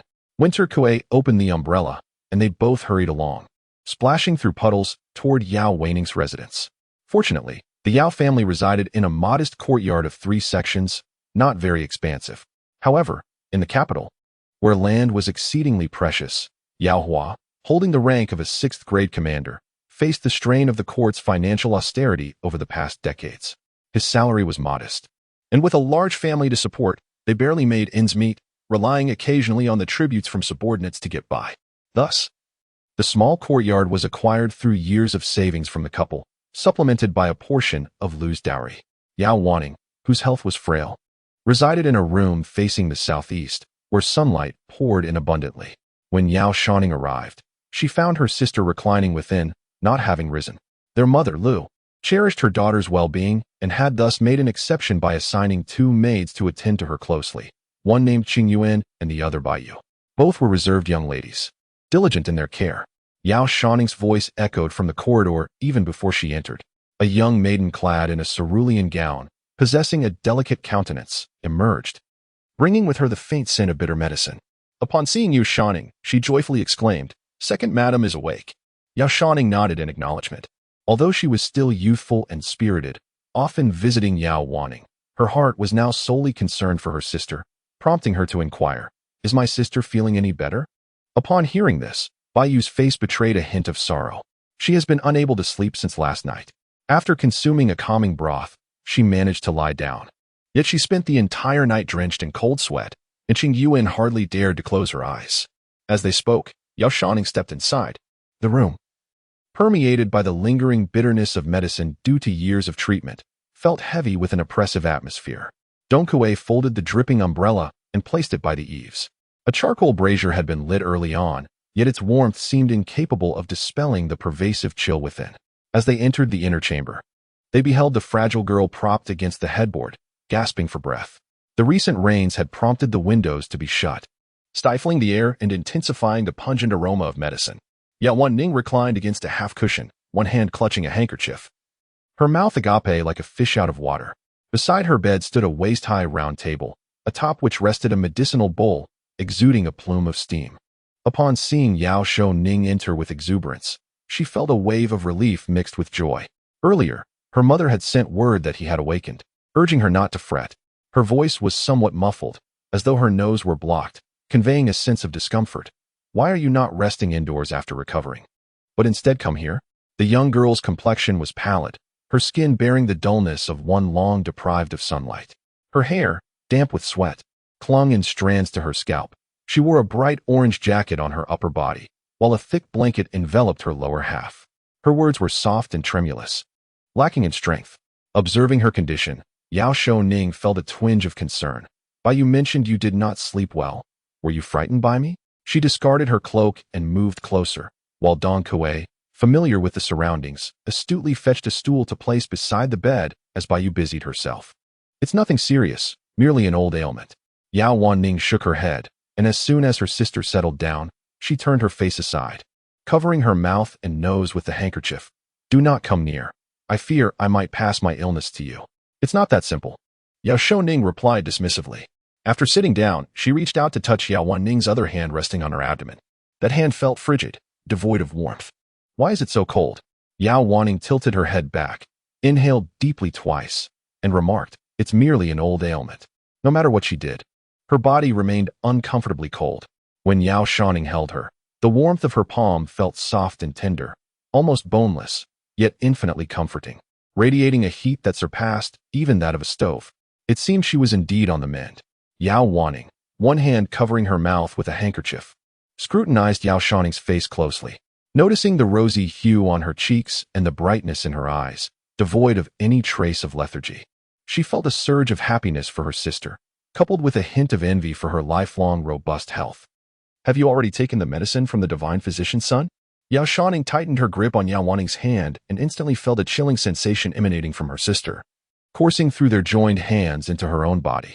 Goosebumps erupted on her skin, and she instinctively turned her neck to alleviate the cold. As she spoke, she lifted the steaming bowl of medicine, pausing briefly before bringing it to her lips. It appeared that the physician's son was not as miraculous as rumored. Observing her sister gulping down the medicinal concoction with large swigs, Yao Shouning couldn't help but feel a twinge of concern. If this batch of medicine failed to yield results, it might indeed confirm their mother's assertion that the physician's son was merely a figure of hollow reputation. Furrowing her brow, she took a piece of candied fruit from the exquisite jade plate beside her and presented it to Yao Wanning in an attempt to cheer her up. Mother said we should find someone to smash his stall and see how he continues his deceit thereafter. As Yao Wanning sipped the medicine and heard her sister's words, she was amused and, in a moment of distraction, choked on the liquid, coughing audibly. Thus, Yao Shouning was taken aback and hurriedly began to massage her sister's chest and back. After quite a while of this commotion, Yao Wanning finally regained her composure, panting in her sister's embrace. This was an old ailment of hers, not something that could be remedied in just a few days. When it came to matters of health, she held a more open-minded perspective than Lu Shi, perhaps due to the long duration of her illness and the numerous charlatans she had encountered. For Yao Wanning, Dr. Sun might merely be yet another unfortunate encounter with a quack in her life. However, seeing Lu Shi bustling about in preparation for gifts and eagerly counting down the days until Dr. Sun's arrival in the capital, she was reluctant to dampen her mother's spirits. Not wishing to dwell on the topic, Yao Wanning took a couple of sips of water to soothe her throat and subtly shifted the subject. By the way, what brings you here? The moment these words left her lips, Yao Shouning was taken aback. She had not anticipated that her sister, despite her frail health, possessed such keen observational skills. Having grown up together, even Dong Kuei, who had always been by her side, failed to discern Yao Shouning's true intentions, believing her visit was merely a gesture of concern. Yet Yao Wanning saw through her ruse immediately. It's nothing much. Yesterday, Mother mentioned that Aunt plans to send cousin and cousin to our home, right? She said half-jokingly. I'm just a bit curious if Mother has ever described to you what Aunt and cousin look like? Chapter 13, The Esteemed Physician. Yao Wanning was 2 years older than her, and Lu Shi doted on this daughter, perhaps sharing more details with her. The scene from her dream lingered in her mind, instilling a sense of unease, as she yearned to clarify certain matters without delay. Although Yao Wanning's observational skills were indeed sharp, she ultimately succumbed to the half-truths spun by Yao Shouning, believing in the veracity of his words. He claimed she resembled her maternal grandfather, possessing an oval face and large, expressive eyes. Yet, no matter how she pondered, she could not reconcile the image of the woman from her dreams with the person described by Yao Wanning, ultimately resigning herself to despair. And what of her cousin? Had she ever mentioned her appearance?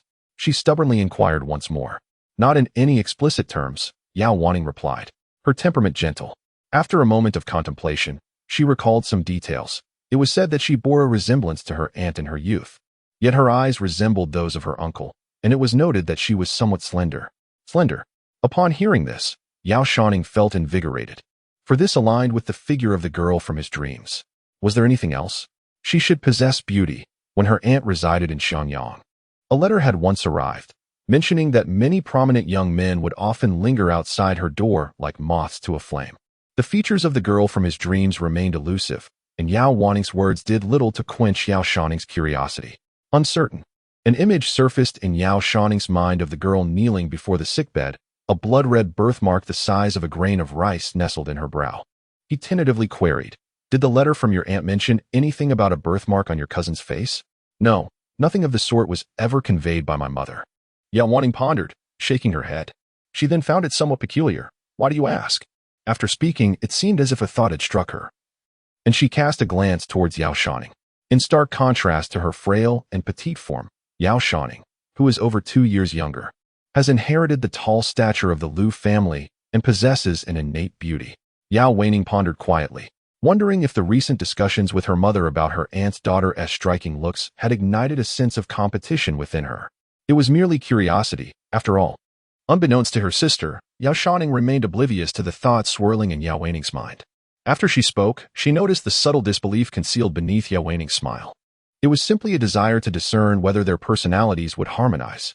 She hesitantly added, only to hear Yao Wanning gently reassure her, You will surely get along."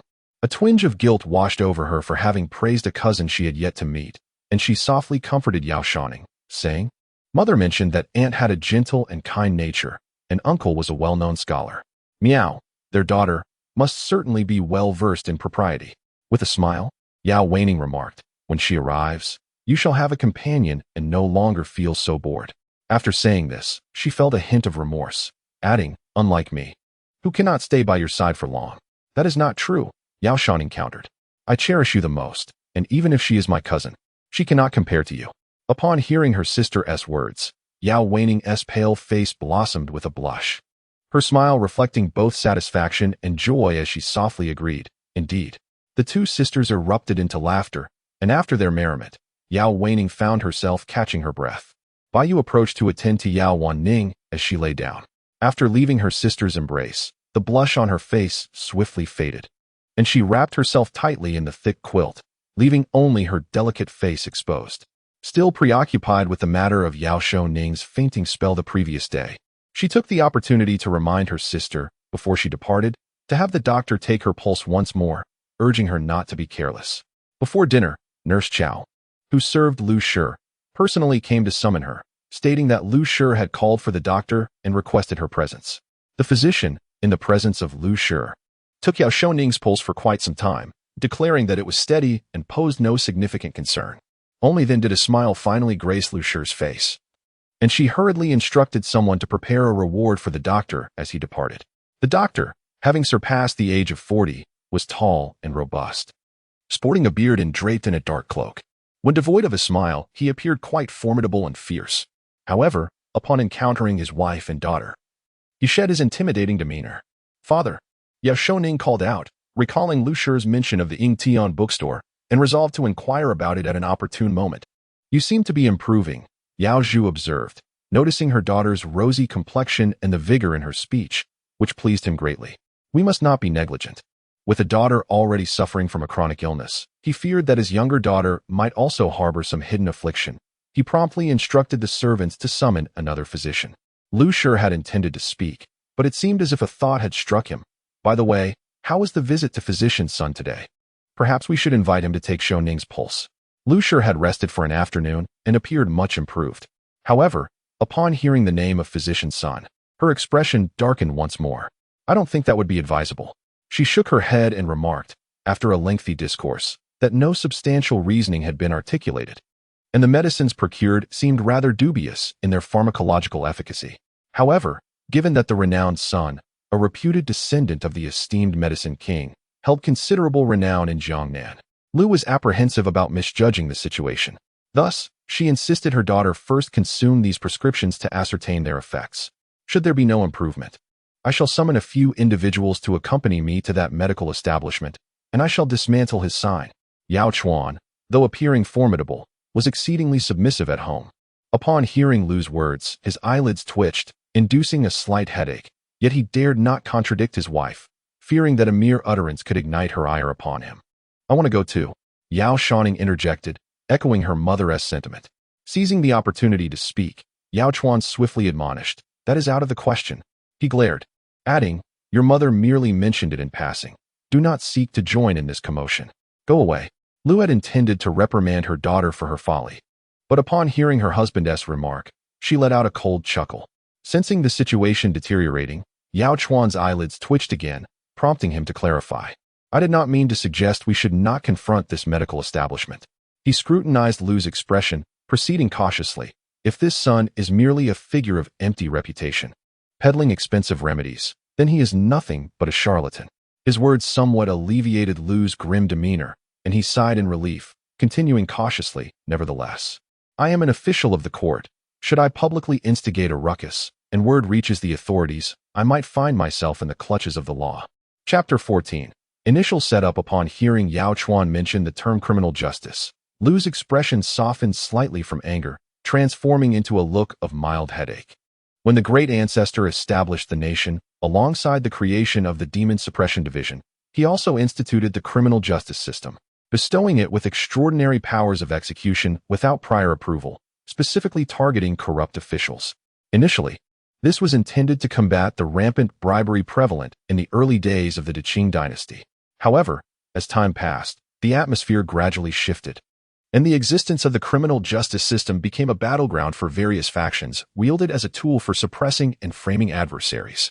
In recent years, as the emperor became increasingly engrossed in the pursuit of immortality and alchemical practices, his governance of court affairs waned, resulting in chaos and the emergence of factions, leading to fierce conflicts. Among these, the Liu family, led by the eldest princess, stood in opposition to the criminal justice system and the demon suppression division. Officials who offended the Chu faction would find themselves ensnared by various charges, subjected to torture before any formal accusations were made. Those officials watched closely over their shoulders, aware that if they attracted the attention of the criminal justice system without powerful allies, their fates were precarious. Consequently, high-ranking officials of the fourth grade and above, in a bid for self-preservation, sought to align themselves with factions. Individuals like Yao Shouning, who lacked a distinguished background, despite having attained the sixth grade position, were still vulnerable to arbitrary arrests by the criminal justice agents.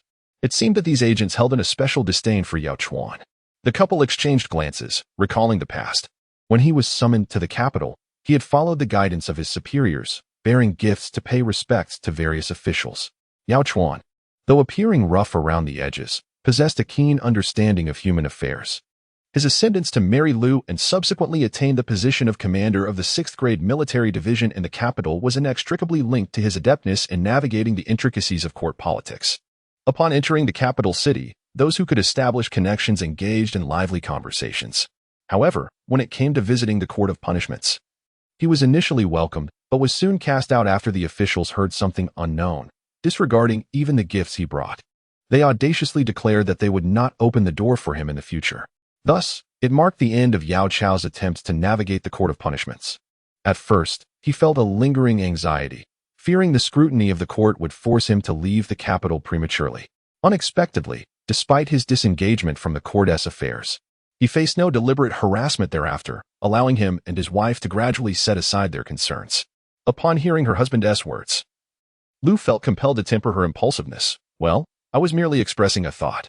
She suppressed her frustration, acknowledging that Wan Ning's ailment was not something that could be resolved overnight. Yet, Yao Chao could not bear to see his wife suffer in silence. With a cunning smile, he devised a plan. While he could not overtly vandalize the physician's establishment, if this so-called miracle worker was merely a fraud, there were ways to deal with him. He commanded the northern city garrison, and his subordinates mingled with the common folk, well acquainted with the local ruffians. He could easily find a street rogue to feign an illness, and when the time was right, orchestrate a commotion. Yao Chao grinned, his expression innocent yet shrewd. "I shall send someone to handle it, ensuring that my actions are justified.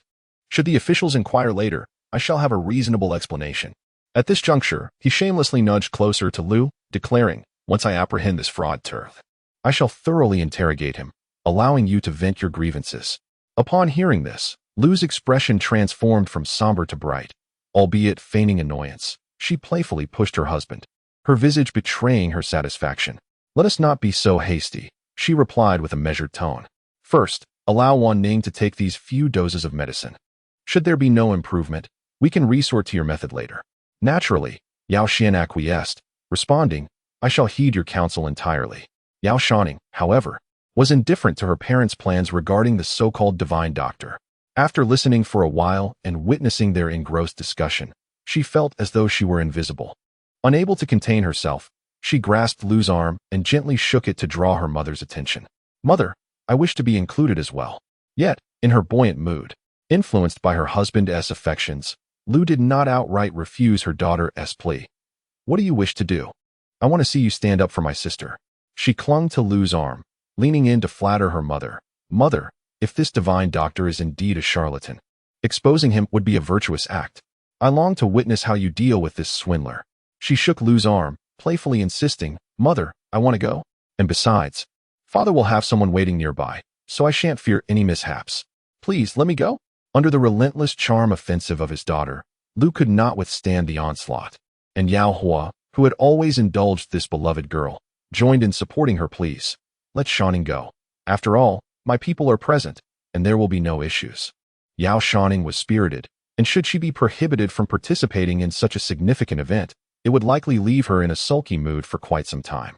Ultimately, under the combined pressure of her husband and daughter, Lu relented, exclaiming, "Fine, fine, you may go, but do not shake me so.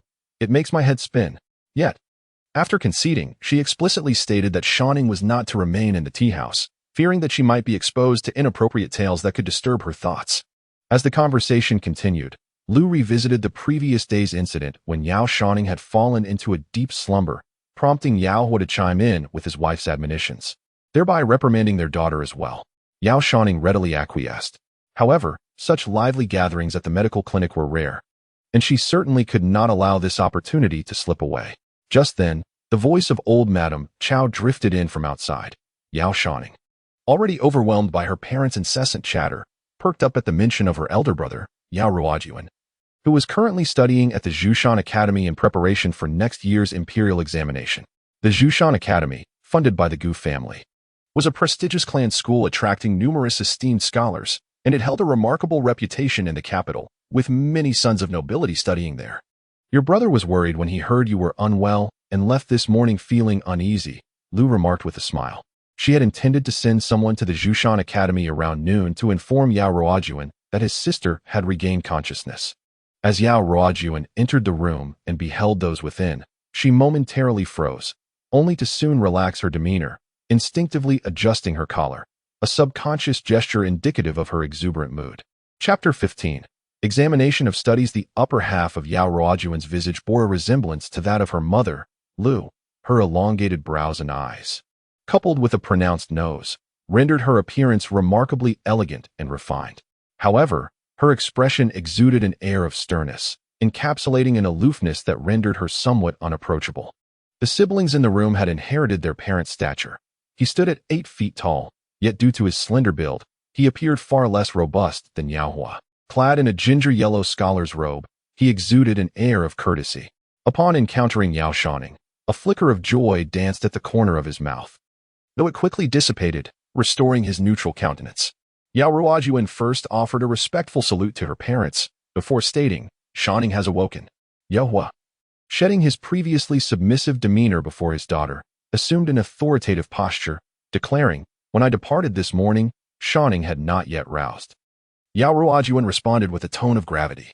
Though still youthful, her character bore the weight of maturity. She rarely smiled and spoke little at home. While the notion of fraternal respect and sisterly propriety held merit, with examinations looming, it was imperative to prioritize her studies. Yao Hua reprimanded her once more, to which Yao Ruojuan solemnly acknowledged, "Father speaks wisely." Lu, reluctant to interject while her husband admonished their son, felt a pang of sympathy for Yao Ruojuan enduring his lecture. After allowing her husband to express a few more words, she subtly gestured for him to cease, indicating that any further discourse could await the evening meal. What was meant to be a family reunion dinner turned into a somber occasion, as Yao Ning was unwell. With the recent cold snap and treacherous roads, the Lu family could not bear to put their daughter through such discomfort and instructed her to remain indoors. After the meal, the two siblings ventured outside, where darkness had already enveloped the sky. Dong Kuei held an umbrella, trailing behind Yao Shouning, who suddenly exclaimed, "Oh," upon spotting their elder brother. Yao Shouning, too, caught sight of his figure.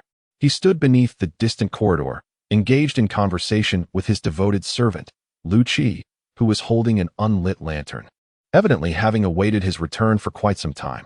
After exchanging a few words, Lu Qi turned and bowed respectfully to Yao Shouning from afar, then retreated with the lantern in hand. It appeared that the elder brother had something to discuss. Yao Shouning felt a surge of joy within her. "Please wait for me here," she instructed Dong Kuei, before lifting her skirts and hastening towards Yao Ruojuan's elder brother. Yao Ruojuan had clearly heard her approach, but only turned around with deliberate restraint upon her calling. She dashed forward, reaching Yao Ruojuan in the blink of an eye. Upon hearing her words, Yao Ruojuan's expression soured. Has elder brother learned how to walk like a lady?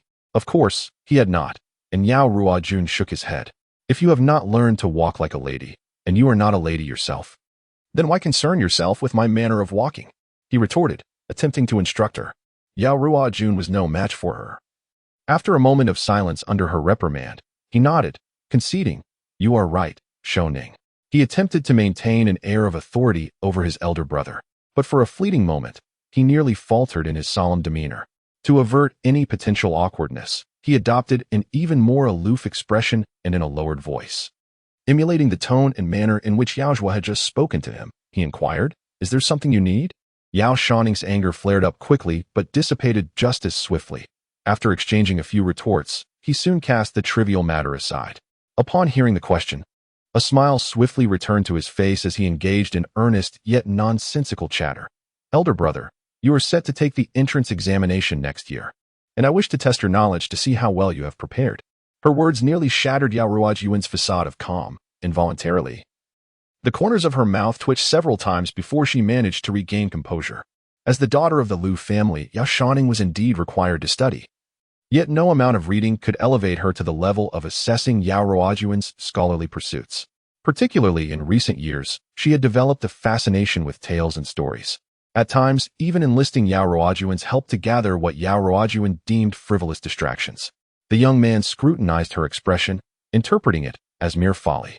However, the girl before him bore a serious countenance, appearing not to jest, but rather genuinely intent on testing him. He was thoroughly versed in the 4 books and 5 classics and brimmed with confidence regarding his academic prowess. Assuredly, he would achieve recognition in the forthcoming entrance examination. A surge of ambition welled up within him, convincing him that his sister could not possibly outwit him, and he resolved to indulge her for a while. With this thought, he confidently adjusted his collar and declared, "Go ahead, ask away." Yao Shouning first cleared her throat, then lowered her voice to inquire, "Elder brother, as you study at Jushan Academy, are you aware of the renowned academies within the divine capital?" She sought to subtly gather information about the Ing Book Bureau from Yao Ruojuan, yet having promised Lu's family, she found it inappropriate to speak directly. Thus resorting to more circumspect means of inquiry. Yao Ruojuan, anticipating the revelation of some astonishing information, felt a twinge of disappointment upon hearing her merely pose this question. Nevertheless, he replied, "Among the prominent academies in the divine capital, there are certainly Jushan Academy, Nansang Academy, Beimatipal Academy, and Tianya Academy. These institutions are well regarded within the divine capital, attracting the scions of illustrious families alongside gifted scholars, of which he was particularly well aware. Jinling is renowned throughout the realm for its national studies institutes, with the Confucian School and the Chu Clan Academy being particularly notable." Before he could finish his thought, Yao Shouning interjected, "What about Nanjiao?" Yao Ruojuan's brow twitched in response. He suspected that Yao Shouning had not truly listened to his previous words. Otherwise, she would not have interrupted him mid-sentence with another question.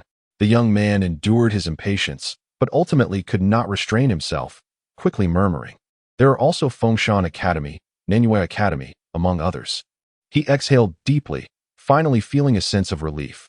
The foremost academy of Nanjiao, naturally, is the Ziguan Academy, where my late grandfather once studied.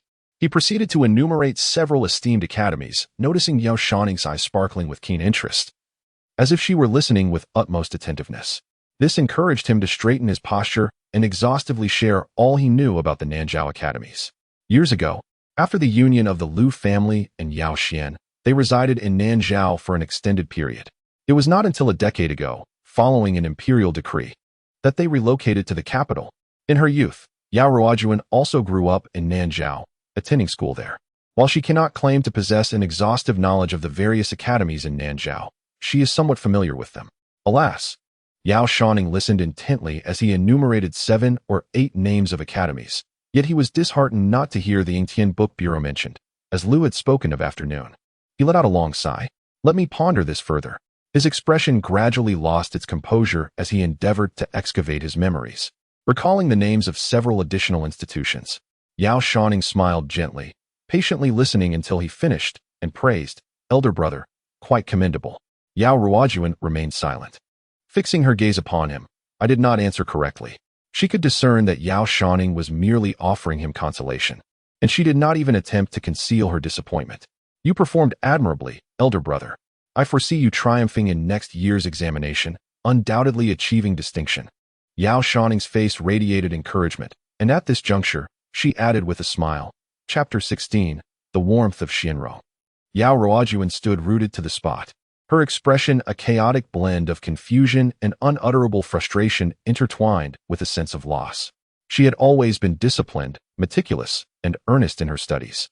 Feeling confident with the impending major examination, Neither the scholars within the academy nor the elders who assessed her work had ever left her wanting. Yet today, she was inexplicably bombarded with a plethora of questions, and in the end, her performance seemed to leave much to be desired. Thus, her lips parted slightly. Yet she ultimately refrained, merely observing her sister hastily proceed towards Donkue. At the moment Yao Shouning turned away, the smile on her face waned, her brows knitted, revealing a hint of distress. Noticing her displeasure, Donkue stole a glance at Yao Ruojuan, who gazed longingly at Yao Shouning, as though he had more to convey but held his tongue. Yao Shouning called out to Donkue, who dared not look back and quickly fell into step behind her mistress. Meanwhile, noticing that the pair had ventured far, Yao Ruojuan's devoted servant, Lu Qi, approached with a lantern. "Young master, you." However, before he could finish, Yao Ruojuan murmured thoughtfully, "She has yet to inquire about the other academies." Confused, Lu Qi pondered her words, but upon seeing his master wear a look of despondency, he heard him murmur, "Ziguan Academy, Qingshan Academy." Lu Qi's mind raced with questions as he turned in another direction. What other places might have been overlooked? Sleep eludes me tonight. Lu Qi, unable to comprehend, yet reluctant to inquire further, stood in bewilderment as he witnessed his master stride forward. He scratched his head and hurriedly followed. "When you departed, it seemed that young master was watching you, looking quite disappointed." Yao Ruojuan, mature beyond his years, exhibited a reserved demeanor, and Donkue seldom witnessed him in such a state of disarray. As soon as Donkue finished speaking, Yao Shouning let out a long sigh. Alas, she too feels disheartened. Originally, she had hoped to seize this opportunity to glean some information regarding the Yingtian Book Bureau from Yao Ruojuan. However, it is curious that, despite Yao Riyun's lengthy discourse, she never once mentioned the Yingtian bookstore. Given that the Lu family specifically highlighted this establishment, which evidently holds significant importance to her grandfather, it ought not to remain obscure in this world. Initially, her elder brother did not bring it up, suggesting he was unaware of its existence. It is perplexing that a bookstore esteemed by Lu Bingzhou could elude even someone like Yao Riyun, who has devoted many years to her studies. If Yao Shouning was merely intrigued at first, she has now developed a genuine interest. Yet, it appears that unraveling this mystery will not be an immediate endeavor. As for the Lu family, they too seem to be in the dark regarding the situation. Her dreams have been peculiar, and there is no means of verification. Fortunately, Lu has mentioned that if Yao Wanning's medication proves ineffective, they will go and dismantle the signboard of the renowned physician, Sun, and she has promised to accompany her. Thus, at least there is some excitement to anticipate, though she feels somewhat guilty towards Yao Wanning. Sighing, she attracted numerous glances from Donkue, reflecting on the unfinished tale from the previous day and the uncertainty of when Sun's clinic might indeed be demolished. Having only just awakened from a deep slumber yesterday, Lu would surely not permit her to venture outside in the coming days. Thankfully, news of her slumber has spread, and Xianrong should have caught wind of it, likely seeking an opportunity to visit her. As she mused on this, her prediction proved accurate. The following morning, she received good news from Lu, stating that when Xianrong had heard about her condition and intended to come see her after midday. The Wan and Yao families are not far apart, merely a few streets away, so it would take no more than 15 minutes for him to arrive. The reason for sending someone in advance to convey the message was merely a matter of propriety for the Wan family. Upon hearing that when Xianrong was coming, Yao Shouning felt a surge of energy. Earlier that morning, she had visited Yao Wanning, and during lunch with Lu, she had been rather distracted, even receiving a playful reprimand from Lu. Preoccupied with her thoughts and unable to sleep, she decided to have Donkue prepare some sunflower seeds and tea. Wrapping herself in a thick blanket, she reclined on the short couch by the window, engrossed in a newly acquired storybook. Before long, she heard Donkue enter with the news that when Xianrong had arrived, but according to custom, she would first pay her respects to Lu before coming to her room. After approximately half an hour, she heard someone enter to announce when Xianrong's arrival. Upon hearing this, Yao Shouning's spirits soared, and she hastily set aside her book, barely taking the time to put on her shoes before when Xianrong walked in, accompanied by her maid, Yuan, when Xianrong carried a basket in her hands. Shouning. Upon entering, when Xianrong spotted Yao Shouning and joyfully called out her name. At 19, she was just half a year younger than Yao Ruojuan. However, when she smiled, the dimples on her cheeks added a touch of sweetness to her appearance. Today, she wore a short green embroidered jacket paired with a light yellow pleated skirt, accentuating her fair complexion while maintaining an air of elegance. "You look as though you have already recovered," The two families had already arranged a match, and when Xianrong and Yao Shouning had developed a close bond, upon entering, she made herself comfortable on the couch without any formality. You certainly gave me quite a fright. When she arrived, she sat for a while with Lu Shi. Although Lu Shi mentioned that Yao Shouning was not in any serious trouble, it was still not as reassuring as witnessing it with her own eyes. Yao Shouning noticed that Dong Kuei was holding Yu Yin's hand, seemingly eager to converse. So she decided to send the two of them out to play, leaving Wen Xianrong in the room.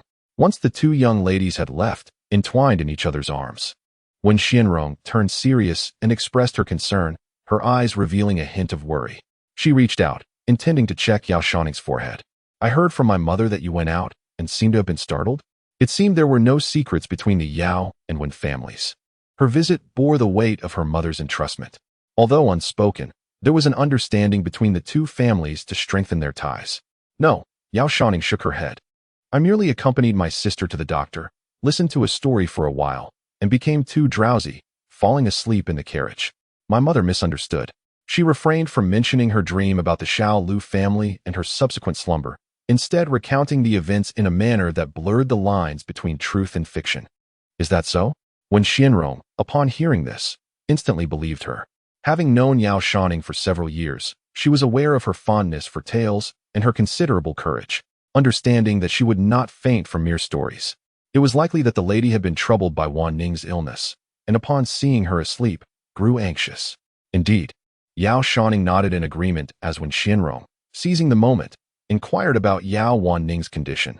Did she consult the divine physician? Has she improved?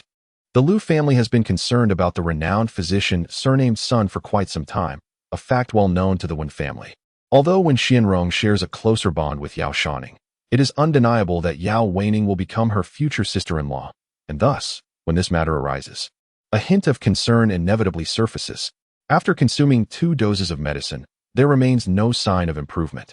At this juncture, Yao Shouning cannot help but feel invigorated. Having said that, she inquires further of Wen Xianrong. Will you be attending the event? In Chapter 17, the rain has ceased. Should he truly be a quack, it is only right that he be exposed. Even in Lu's absence, Wen Xianrong maintains a cheerful demeanor. If Madame can unveil this charlatan, it would prevent others from falling victim to his deceit, thus accumulating a significant merit. I may not be able to attend. The Wen family's principles are quite stringent. Such merriment would be firmly disallowed by her mother, especially since her marriage is set for over a year from now.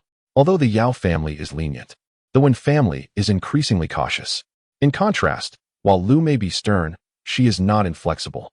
A flicker of distress crosses her face as she sighs. I truly wish to marry and sooner. Compared to Wen's mother, Lu is undeniably more progressive. Had she already wed Yao Ruojuan, she would never miss such a celebration. I share the same sentiment. Yao Shouning nods in agreement. If Wen Xianrong were to marry sooner, she would no longer worry about companionship. The two girls exchange glances, bursting into laughter. If my mother were to hear this, she would surely scold me. Such words are only spoken in the presence of Yao Shouning. Her character is delightful, and she possesses an extraordinary ability to keep secrets. When Wen Xianrong is with her, she can shed the burdens of her stress. A hint of reluctance flickers in Wen Xianrong's expression, and Yao Shouning feels a pang of sadness at the thought of parting, but then recalls something. By the way, could you do me a favor? Without questioning the nature of the request, Wen Xianrong readily agrees with a nod. If you have the time, could you inquire about the Yingtian bookstore? Yao Shouning states her request plainly, but you mustn't ask directly. It must remain confidential. She had promised Lu Shi never to mention her past marriage to anyone, yet she is undeniably curious about the nature of this Yingtian bookstore. Although Wen Xianrong hails from a literate family, she is not overly pedantic. Understanding the implications of Yao Shouning's words, she nods in agreement. Rest assured, I will not utter those words. When the time comes, I shall devise a means to inquire of my elder brother. They share a mutual understanding in their intentions. After saying this, Wen Xianrong's curiosity arises again. But what exactly is the Yingtian bookstore? I have heard of various tea gatherings and literary societies, yet I have never encountered this Yingtian bookstore. The Great Qing dynasty places great emphasis on literary virtue. Most of the high-ranking officials in the court hail from Confucian backgrounds, fostering a culture that reveres literature. In the capital alone, there are numerous poetry and art societies, with both royal relatives and ordinary scholars organizing a plethora of literary gatherings. the Wen family, being well-educated, boasts a brother renowned in the capital for his literary talent. Various renowned poetry societies have seen the participation of Wen Xianrong, who is well acquainted with notable bookshops and tea societies, yet she had never heard of the Ingtian bookstore mentioned by Yao Shouning. Confused, Yao Shouning shook her head innocently, admitting her lack of knowledge, and thus sought Wen Xianrong's assistance in uncovering the matter. Understanding her character, Wen Xianrong, recognizing the situation, refrained from further inquiries. However, she playfully noted that if one seeks her aid, a reward is expected. Upon finishing her statement, she reached for the tale book that Yao Shouning had placed atop the couch. I shall borrow this for a few days. It was purchased by my elder brother. Yao Shouning reminded her. With a smile that revealed her dimples, Wen Xianrong replied, I am aware. Methodically, she rolled the book and tucked it into her narrow sleeve. If it were not his purchase, I would have no interest. As Yao Shouning watched her abscond with her book, she had not yet found the opportunity to speak when Dong Kuei and her companion entered the room. Wen Xianrong restored her dignified demeanor, grasping Yao Shouning's hand and suggesting that it was getting late, prompting their departure. She intended to visit Yao Wanqing and ultimately bid farewell to the Lu family, feeling the urgency of time. After seeing off her close friend, Yao Shouning found the room somewhat desolate. Nevertheless, with Wen Xianrong's promise to inquire about the Ingtian bookstore, she felt a glimmer of hope. In the following days, however, Yao Wanqing's condition did not improve with the medicine prescribed by Dr. Sun. On the contrary, due to the recent drop in temperature, it seemed her illness had worsened. Lu was deeply troubled, devoting most of her thoughts to the condition of Yao Wanning. Over the course of 10 days, she had noticeably lost weight. Fortunately, on this particular evening, the incessant rain that had persisted for many days began to subside. Yao Shouning stepped outside, relieved to witness the rain finally easing. With Yao Wanning gravely ill, it was impossible for Lu to engage in conversation with her, and her attention had been wholly consumed by her elder daughter, leading to her neglecting the younger one. Meanwhile, Yao Chuan had been preoccupied with some unknown matter, leaving early and returning late each day. The rain had lasted for over half a month, and news of landslides outside the capital city had alarmed Lu considerably. In the household, apart from the servants, there was no one left to converse with Yao Shouning. Since her last visit to Wangjiao Tower to listen to a story, she had not stepped outside the Yao family's door, which had left her feeling stifled. As soon as the rain ceased, she eagerly lifted her skirts and hurried towards Lu's main chamber. Mother, Lu sighed deeply at this moment. Her devoted wet nurse, Chow, emotionlessly wrung out a warm cloth from the basin and handed it to her. Upon hearing Lu's sigh, she seemed to intuit Lu's unspoken thoughts. The second young lady is full of energy. Such vitality is priceless. If only Wanning could be as lively as Shouning, able to run, jump, and shout, I would be utterly content. Reflecting on her elder daughter brought a touch of sorrow to Lu's face. Yet, in the next instant, she heard the sound of Yao Shouning's footsteps entering the room. Where's my mother? Right here. The trace of disappointment in Lu's heart was dispelled as she raised her voice, replying, Mother, the rain has stopped. Upon hearing Lu's words, Yao Shouning hurried into the inner chamber. Lu was wiping her hands with a handkerchief while Granny Chow stood by with a cup of water. It is indeed a good thing that the rain has ceased. As she mentioned the long-lasting rain finally coming to an end, a rare smile graced Lu's face. I hope the heavens are kind, and that your sister's illness improves swiftly. A glimmer of hope shone in her eyes. Since the heavy downpour began, the mountain paths had become treacherous, leading to several landslides that claimed numerous lives, instilling a sense of unease among the people, making the relay of news increasingly difficult. Chapter 18. The Rise of Rumors. Why didn't Mother mention me? Yao Shouning felt a twinge of displeasure upon realizing that Lu had spoken several sentences without acknowledging her presence. What is there to mention when you stay at home all day? Lu dismissed her daughter's feelings, attributing her silence to childish petulance.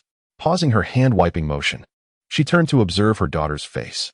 Yao Shouning looked back in confusion, unaware that her casual remark had caused such an emotional impact on her mother.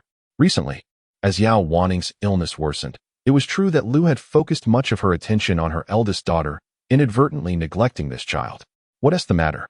Yao Shouning asked instinctively, puzzled by her mother's gaze. Her thoughts were transparent. Her earlier words were merely spoken without intent, not meant to convey any grievance. Yet, it was precisely this innocence that deepened Lu's sense of guilt towards her. Who said that? She spoke loudly, as if to dispel her own insecurities. I have indeed been quite busy lately, but I have kept you in my thoughts. She recalled a particular matter. Straightening her back, as soon as Lu finished speaking, she rose to her feet.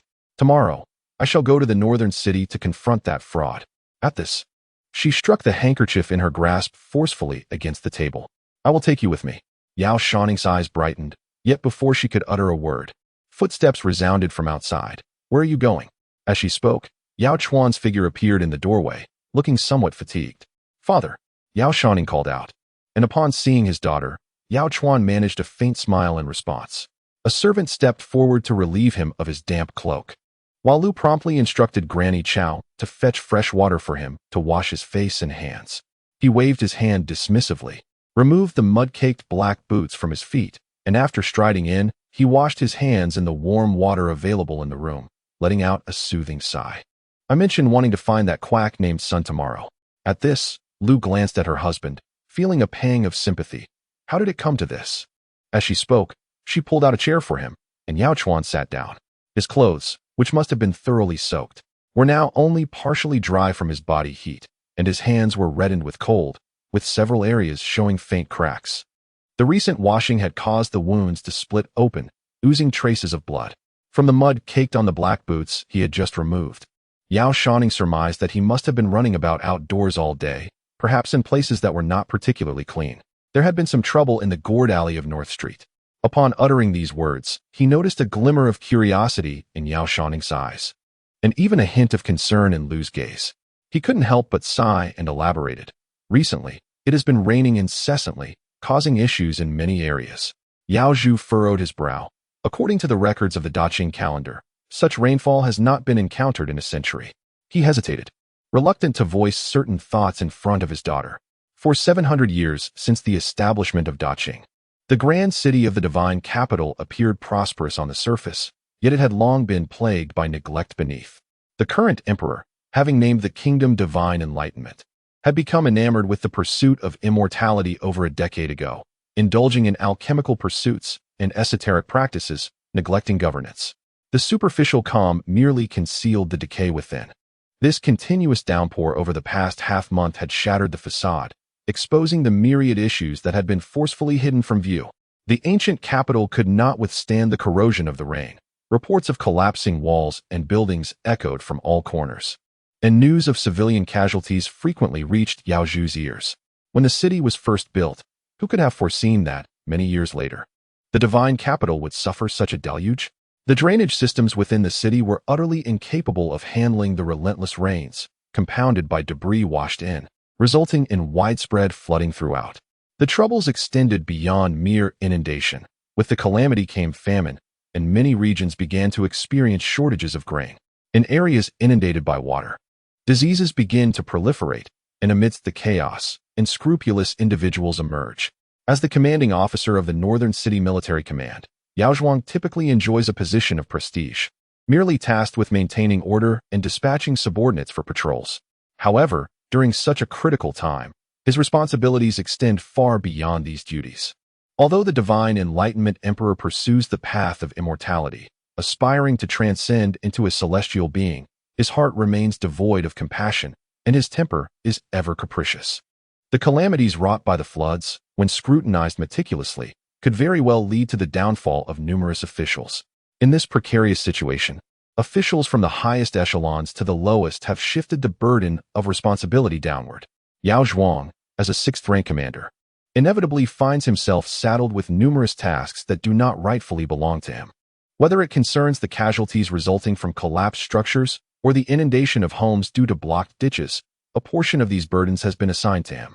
Furthermore, the opportunistic acts of ne'er-do-wells amidst the turmoil have left the guards of the military command overwhelmed. Consequently, Yao Zhuang has been departing early and returning late, so busy that he scarcely has a moment to catch his breath. He glanced at Yao Shouning, who looked at him with curious eyes. This daughter, raised in a carefree manner since childhood, remains untouched by the corruption of the world. Suppressing his weariness, Yao Zhuang smiled and remarked, "After the rainfall, some individuals are unwell, and a long queue has formed in front of a clinic at Hulu Alley. This afternoon, 2 men caused a commotion there, so I went over." Lu recalled the pair of boots he had previously removed and surmised the gravity of the situation. Concerned, She asked, "Was it a serious disturbance?" "It was indeed severe," he replied.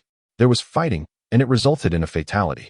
Yao Chuan was reluctant to discuss the matter in front of his daughter. Observing Lu's furrowed brow, he gently took her hand in his. "Come with me to change your clothes," he said. His demeanor was typically carefree, and he openly expressed affection for his wife. However, in the presence of their daughter, Lu felt her cheeks flush and shot him a reproachful glance. Yet, seeing her husband's clothes half-soaked, she allowed him to lead her to another room. "What is this about changing clothes?" she murmured, pouting slightly as she sat down on a stool. "It is evident that you wish to speak with mother without me overhearing." Old Lady Chow pretended to be hard of hearing, seemingly oblivious to her murmurs, and summoned a maid to tidy up. In the other room, as Lu fetched clean garments for her husband, she inquired, "Is the situation serious?" At this moment, Yao Chuan no longer concealed his expression.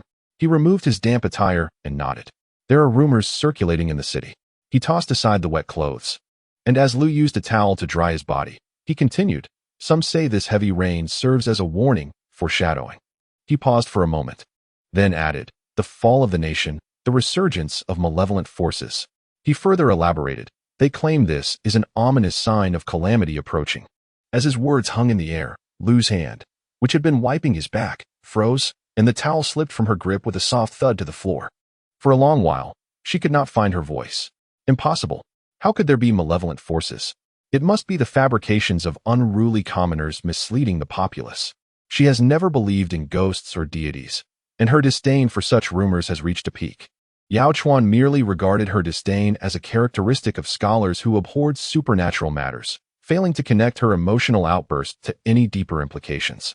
However, it did not take long for Lu to suppress her aversion and contemplate the gravity of the situation. Surely, no one would lend credence to such gossip. Upon hearing her words, Yao Chuan's expression grew somber. "Whether we believe or not is of little consequence." He sighed, bent down to retrieve his fallen handkerchief, and wiped his brow absent-mindedly. "It depends on who believes." The emperor, engrossed in the pursuit of immortality and spiritual enlightenment, neglects the affairs of state and the welfare of his people, viewing their lives as inconsequential as the death of mere ants. Yet, should rumors threaten his sovereignty, the emperor would not tolerate such affronts. It is likely that from this point onward, there will be much to attend to. Once the imperial ear hears of this, a rigorous investigation will ensue. As the commander of the northern city garrison, Yao Chuan usually commands respect and authority, but in this moment, there is no one to shift the blame onto. He can only grit his teeth and endure. He must persevere. Yao Chuan admires her indomitable spirit, as if nothing could bring her to bow or yield. Hearing her words, he could not help but burst into laughter. "We shall heed the lady's counsel." Yet, in his heart, he resolved to be increasingly cautious, determined to steer clear of such matters, ensuring that his family would not be entangled in this turmoil. "However, I perceive that the situation may not be as dire as it seems." He donned his attire, casting aside the usual air of submission. At last, the torrential rain had ceased, and soon he would find a way to soothe the situation. All troubles would eventually pass. Once the calamity subsided, human misfortunes would fade away with the passage of time, and those rumors would naturally die down, leaving no one to whisper in secrecy. Yao Huan harbored a hopeful optimism that this incident was merely a minor mishap, wishing for a swift resolution. During his tenure, it was preferable that no further complications arose. Lu nodded in agreement. As the couple stepped outside, they were met with Yao Shouning's eager gaze. "Have you finished?" Lu was at a loss for words. The topic of conversation with her husband, which revolved around the gossip of the streets, was certainly not suitable for their daughter's ears. Naturally curious by nature, should she hear such unreliable tales, she would incessantly interrogate them about the rumors of monsters. In a fleeting moment, upon hearing her inquiry, Lu promptly denied. "What do you mean, finished? Your father merely went inside to change his clothes." Lu quickly realized that her skill in fabricating lies was far from polished, for she discerned the unmistakable disbelief in her daughter's eyes, and even her husband lowered his gaze in a hint of guilt. It was best left unsaid. Yao Shouning, however, was not preoccupied with this matter, swiftly shifting the topic. "Mother just mentioned that she will take me out tomorrow." Earlier, Yao Huan had promised the mother and daughter that he would orchestrate a scheme to apprehend the fraudulent Dr. Sun and bring him to justice. Had Lu not conversed with her husband beforehand, she would have shared the same sentiment as her daughter. However, at present, Yao Chua finds herself entangled in troubles, and she naturally hesitates to further burden her husband's mind with such matters. Yet, having just promised Yao Shouning, it seems rather unreasonable to retract her words immediately. Thus, she ambiguously suggests, the rain has only just ceased. Who can say what tomorrow holds? We shall decide then before her words could fully settle. She noticed a shift in Yao Shouning's gaze. Is mother not inclined to settle accounts with the physician surnamed son? It appears she has sensed Lu's reluctance, and she pointedly alluded to it. Lu felt a twinge of embarrassment and busied herself with pouring tea as a diversion. I never said I wouldn't settle it. After all, there's no rush. You can evade the first day, but not the 15th. Sighing deeply, Yao Shouning refrained from further speech. A rare shadow cast upon her radiant face, which elicited an involuntary smile from Yao Chua. Tomorrow it is, tomorrow it is. Not wishing to see his daughter disappointed, he uttered those words, and instantly, Yao Shouning's eyes sparkled, her countenance shifting from gloom to brightness. Really? Indeed, truly so. When has father ever deceived you? Yao Chua replied with a smile. However, Lu, recalling Yao Chua's earlier words, felt a pang of hesitation. Will you manage it? Though the rain has ceased, Yao Chua's troubles have only just begun. The aftermath of this situation, along with discreetly investigating the source of the rumors, will likely keep him occupied for quite some time. Displaying a worried expression, Lu was met with Yao Chua's reassuring demeanor. It is merely a matter of convenience. It requires little effort. A slyness, somewhat at odds with his rough visage, flickered across his face. Recently, the local ruffians have been causing quite a stir. Should they shatter his signboard, he could only blame his lack of medical prowess. You two shall simply go and enjoy the spectacle tomorrow. Upon hearing his plans, Lu felt a sense of inevitability and nodded. I shall heed your advice. Yao Shouning, buoyed by her father's words, also felt elated, casting aside her earlier disappointment, and believed that once the rain ceased today, everything would fall into place. After all, she was still young, carefree, and as joy filled her heart, it seemed to uplift Yao Huan, who had been burdened by recent trivialities, allowing him to shed his weighty concerns and revel in a newfound lightness of spirit. Logically, after shedding her worries and fulfilling her desire to witness the commotion, Yao Shouning should have drifted into a blissful slumber. However, for reasons unknown, she found herself ensnared in a peculiar dream. Strangely, she was convinced that the young Lu had already passed away. In the hazy border between wakefulness and sleep, Yao Shouning seemed to hear a knocking at the door. In the dead of night, who could possibly be there? Chapter 20, The Strange Dream. Dong Kuei and the others appeared utterly oblivious, deep in slumber. Knock, knock, knock. The sound grew increasingly insistent, prompting Yao Shouning to sit up involuntarily and inquire. Who is it? A sudden knock resounded from outside, and after a lengthy pause, a soft, beguiling voice floated in. This humble girl, surnamed Hu, hails from Jiangning. My mother passed away long ago, and I have come here seeking refuge with relatives. Following her words was a delicate sound of sobbing, as if she were wiping away tears amidst the rustling of her garments. She continued, Alas, as I journeyed here, it has grown quite late. I implore a kind soul to open the door and allow me to stay for the night. Upon hearing her plea, an inexplicable chill ran down Yao Shouning's spine. Open the door, please, the voice persisted before Yao could respond. This humble girl, surnamed Hu, comes from Jiangning, and my mother has long since departed. If you would be so kind, open the door and let me stay the night. I shall depart on the morrow. Suddenly, a young girl clad in white mourning attire strode in with a smile, exclaiming, Cousin, it is I, Hu Miaozhen.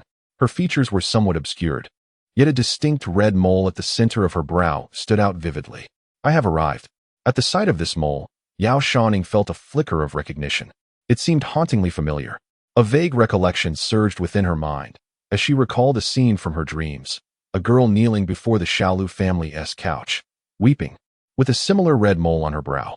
She remembered how long she had awaited her cousin's arrival, and now, at last, she was here. In her joy, Yao Shouning felt as though she were under a spell, on the verge of calling out to her. Yet, for reasons unknown, a thought resurfaced in her mind. Her mother had mentioned that her uncle was named Su Wenfang. How could his daughter bear the surname Hu? An unsettling thought crossed her mind. Who indeed? Upon the realization of something amiss, Yao Shouning vehemently retorted, My cousin's surname is Su. As her words echoed through the air, she abruptly sat up beneath the covers. In response to her exclamation, a sharp, desperate wail pierced her ears, shattering the illusion that had enveloped her. The drowsiness receded entirely, and her thoughts, like mist lifting from a landscape, became remarkably clearer. What is happening? Winter Kuei, who had been sleeping in the outer room, stirred groggily at the commotion. Did the young lady have a nightmare? Yao Shouning, taking shallow breaths, recalled the earlier scene, feeling an inexplicable dread. The room remained unlit, shrouded in darkness, while through the window, the faint light of dawn hinted at the day yet to break. The sound of a knock brought an abrupt end to the woman's apparition, leaving only the rustling of Winter Kuei as she prepared to rise. So it was merely a dream. Yao Shouning exhaled a long sigh, instinctively wiping her forehead. Beads of perspiration clung to her skin, dampening her clothes and hair, creating an uncomfortable sensation. The sheets felt clammy due to the moisture, prompting her to shiver slightly as she cocooned herself tighter within the blanket. What time is it? Startled awake by the dream, Yao Shouning found herself devoid of any inclination to sleep. Winter Kuei quickly lit the lamp, casting a warm glow that dispelled the pervasive chill of the room. She entered, draped in a coat, stifling a yawn. It's still quite early. The girl's face bore traces of sleepiness, her eyes struggling to fully open. Why has the young lady risen so early? I had a peculiar dream. Her disposition was carefree, and she rarely took matters to heart. Dong Kuei had served her for many years, and had never witnessed her awaken in fright during the dead of night. Curiosity piqued, she inquired, "What did you dream about?" "I dreamt that." Yao Shouning hesitated, recalling the earlier scenes from her dream. The moment she saw Dong Kuei enter with a lamp, an unsettling chill crept down her spine, prompting her to rub her arms in an attempt to dispel the eerie sensation. How peculiar it was for her to dream of such a scenario. Upon reflection, the woman in her dream had claimed her surname was Hu, and her entrance bore an uncanny resemblance to that of her cousin from a previous dream. Truly bizarre. Could it be that after hearing a story, her imagination had wandered astray? She recalled the words of Lu Shi, now feeling a sense of doubt. Otherwise, how could she have dreamed of the late Xiao Lu Shi twice in succession?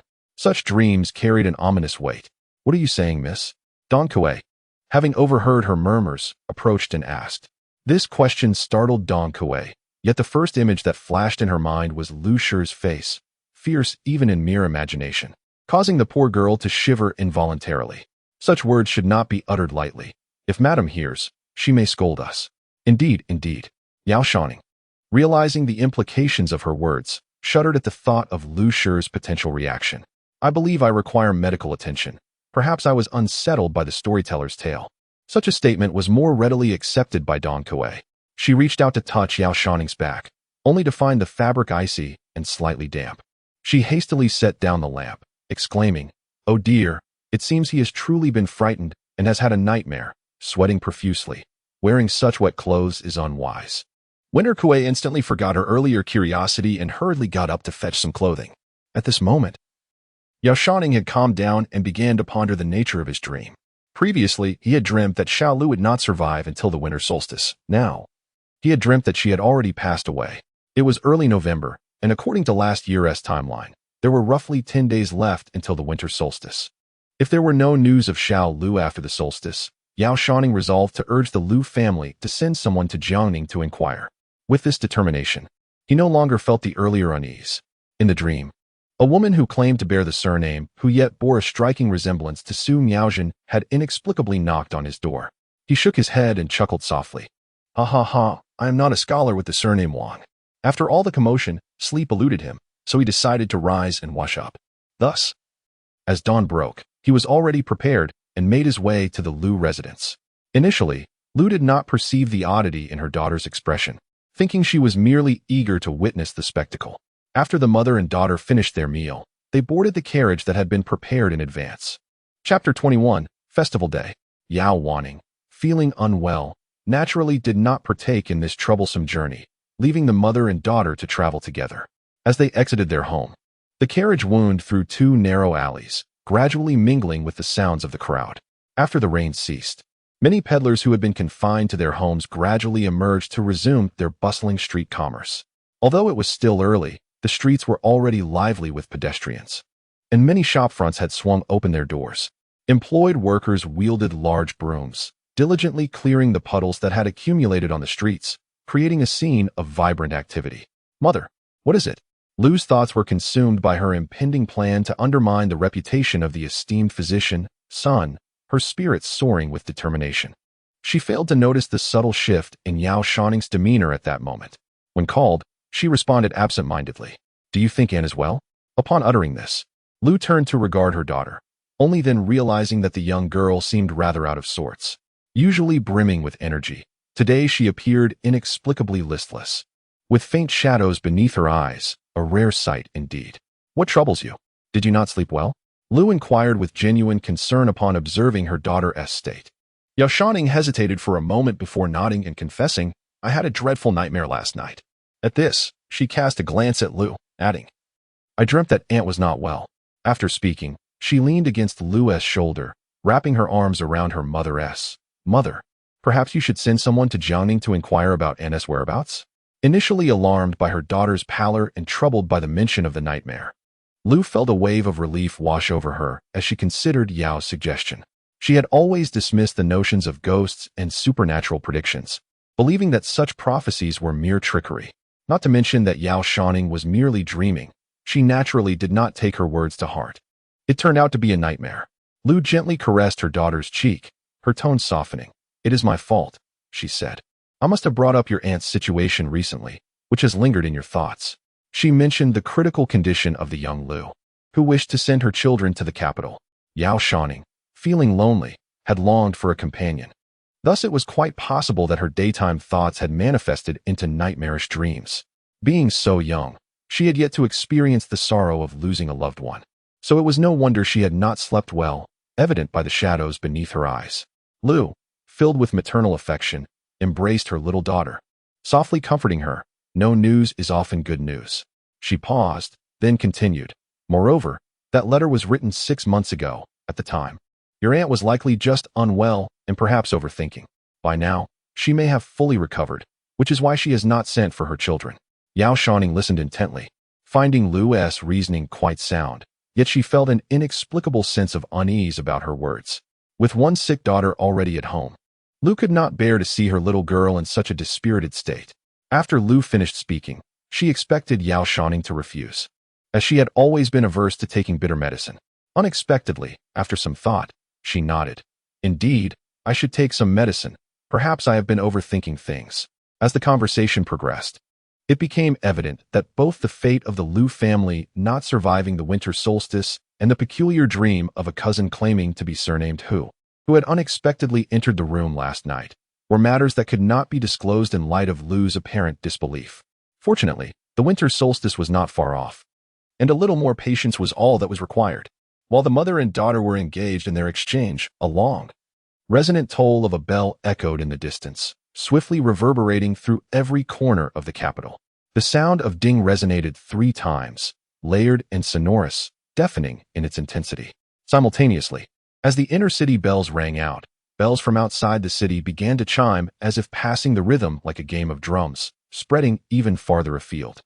Amidst this cacophony, the horses became agitated, stamping nervously in place. Merchants on the streets involuntarily halted their activities at the sound. Yao Shouning was startled by the sudden clangor, and before she could react, Lu swiftly covered her ears. The diligent Granny Chow in the carriage hurriedly assisted Lu in shielding her ears, and after the 6th toll, the bells ceased. Yet, the lingering echoes remained. Once Lu discerned the silence, she gradually eased her hold. "Mother, why did the bells suddenly ring?" Yao Shouning inquired, shaking her head and tilting it to clear her ears. Just as her tender fingers, resembling young bamboo shoots, reached to probe, Lu grasped her hand firmly, cautioning, "Be careful not to hurt yourself."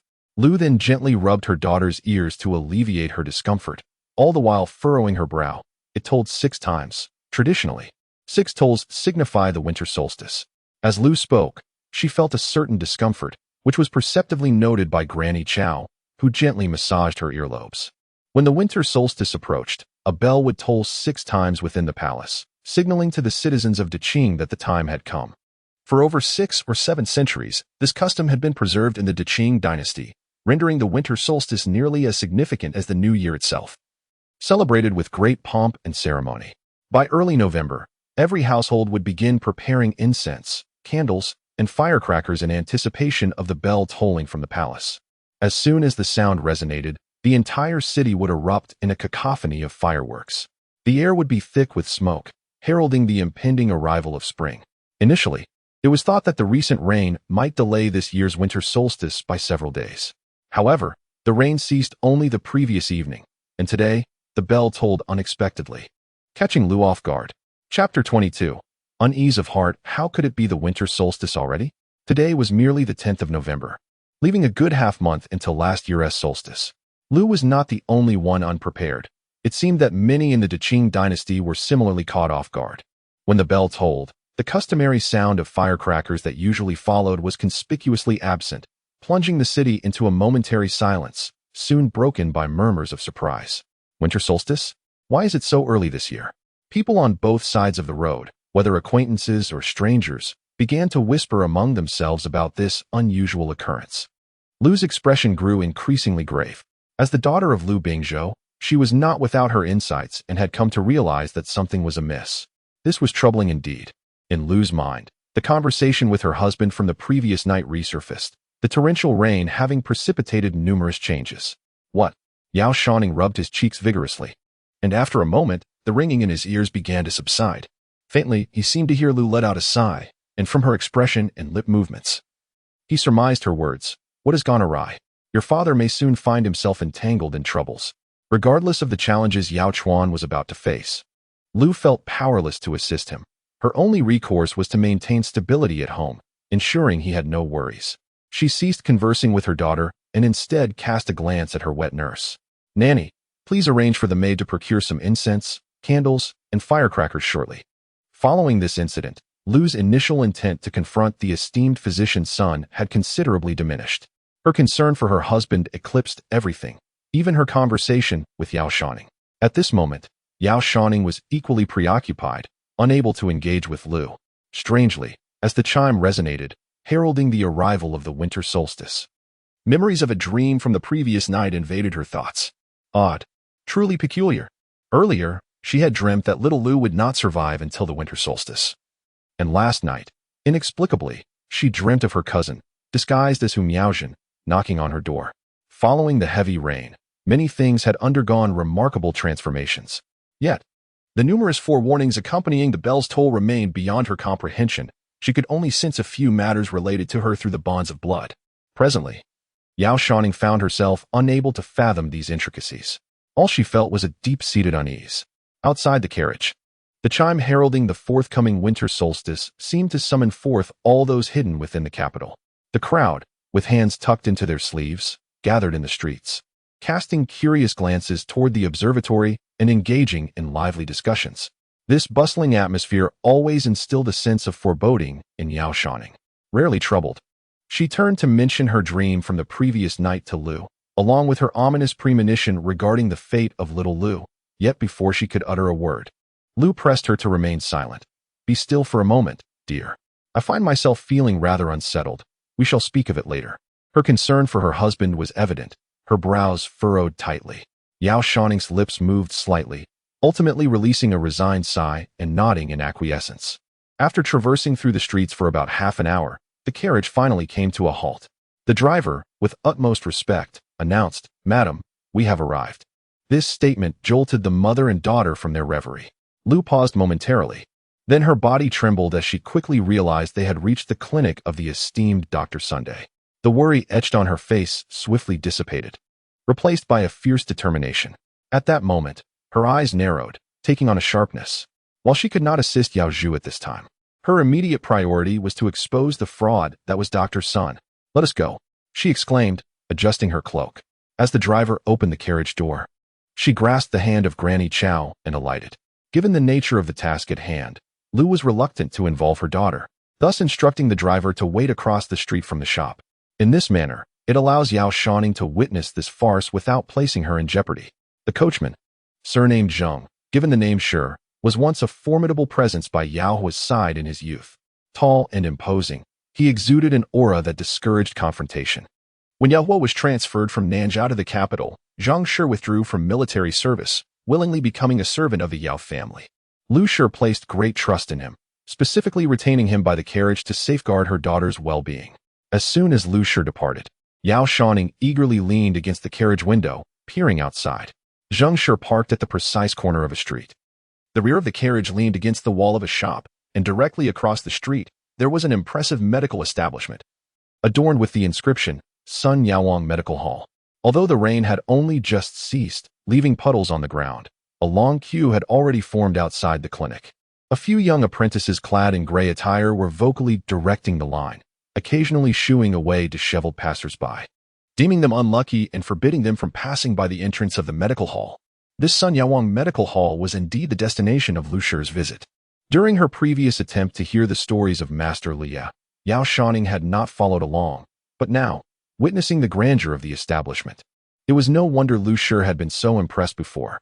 The esteemed Dr. Sun appeared affluent and influential. The clinic was divided into inner and outer chambers, with several physicians engaged in practice. Inside, there were likely 6 or 7 apprentices, some of whom were older, busily weighing and preparing medicines. The ground was slippery with water, and as Lu Shi approached the clinic, she slowed her pace momentarily. Yao Shouning understood that she was searching for someone. Yao Xian had long since arranged for individuals to create a disturbance at the establishment, awaiting her arrival to instigate chaos. However, the bustling street, teeming with people after the rain, made it nearly impossible to discern which individuals were the ruffians orchestrated by Yao Xian. Lu Shi evidently failed to recognize them, remaining stationary for a while, biding her time. As Yao Shouning shifted her gaze, she noticed several individuals carrying burdens and holding travel permits as they entered the city. Her attention soon gravitated towards the side of Sun Yaowang's apothecary. Adjacent to the medical clinic, a tea house had opened, thriving due to the influx of patrons seeking medical attention, and it was filled with those awaiting service. Chapter 23. The attack on the shop. Between the two shops lay a narrow alley, its corner adorned with various items hung out to dry. Perhaps spurred by the long-awaited sun after the rain, many idle individuals squatted against the wall, basking in the warmth while exchanging tales with their companions. Yao Shouning's gaze fell upon a trio of men huddled in the corner, capturing her interest. Among them was a robust youth of approximately 17 or 18 years. Dressed in a gray short garment, he sported a high ponytail, laughing as he conversed animatedly with a gaunt middle-aged man beside him. A mere meter away sat an elderly gentleman, likely in his 50s, with unkempt gray hair. Clad in a worn gray-blue coat that appeared somewhat small, the collar gaped open, revealing a dark red chest. He leaned against the wall, wearing tattered sandals, his trousers slipping down to expose an ankle, as his eyes scanned the surroundings in silence. The individuals beside the sunbathing idler appeared to be no different at first glance. However, for reasons unbeknownst to him, Yao Shouning sensed an aura of peculiarity surrounding the trio. "Uncle Zheng, could these be the people my father sought?" Yao Shouning inquired, gesturing towards the three while casting a glance in their direction. Zheng Shi, vigilant, turned to survey his surroundings. Upon hearing Yao Shouning's words, he instinctively drew in a breath. "Have you discerned their intentions?" In truth, Zheng Shi had noticed the trio the moment he halted the carriage, recognizing them as the very individuals Yao Chuan had enlisted to create a disturbance at Dr. Sun's clinic. These individuals appeared to be seasoned veterans, adept in the art of extortion, seamlessly blending into the crowd, their demeanor betraying no sign of impending chaos. Even after Lu Shi led her companions off the carriage, she momentarily failed to recognize them as Yao Chuan's orchestrators. Yet, it was remarkable that Yao Shouning could identify them at a glance, which took Zheng Shi by surprise. The young girl, leaning against the intricately carved carriage window, nodded in agreement. "It's merely a feeling. Those who survive by navigating the streets, particularly those already aligned with Yao Chuan and capable of serving his purposes, are certainly not your run-of-the-mill ruffians. Their skills in disguise are honed to perfection. For an ordinary person, let alone someone with only modest experience, it would be easy to misjudge such individuals." The trio, mingling with the crowd, exuded an air of familiarity, with the elderly man remaining silent throughout. While only the gaunt man and the youth engaged in conversation, their positioning suggesting a lack of acquaintance among them. Yao Shouning, nurtured in seclusion, possessed the remarkable ability to discern, at a glance, that the three individuals were accomplices. The old man spat out the dogtail grass he had been chewing, rose, and with a swift motion, delivered a sharp slap to the head of the speaking youth. The resounding crack echoed, sending the unsuspecting boy reeling, nearly toppling over. Before he dazedly lifted his head, rubbing the back of his skull, he wore an expression that conveyed his suppressed ire. The old man's lips moved, his expression impassive as if he uttered something of significance. although Yao Shouning stood at a distance and could not hear him clearly. Her remarkable intuition led her to believe he said get to work. Zheng Shi's words confirmed her suspicion. These three were indeed the accomplices sought by Yao Chuan. Her spirits lifted.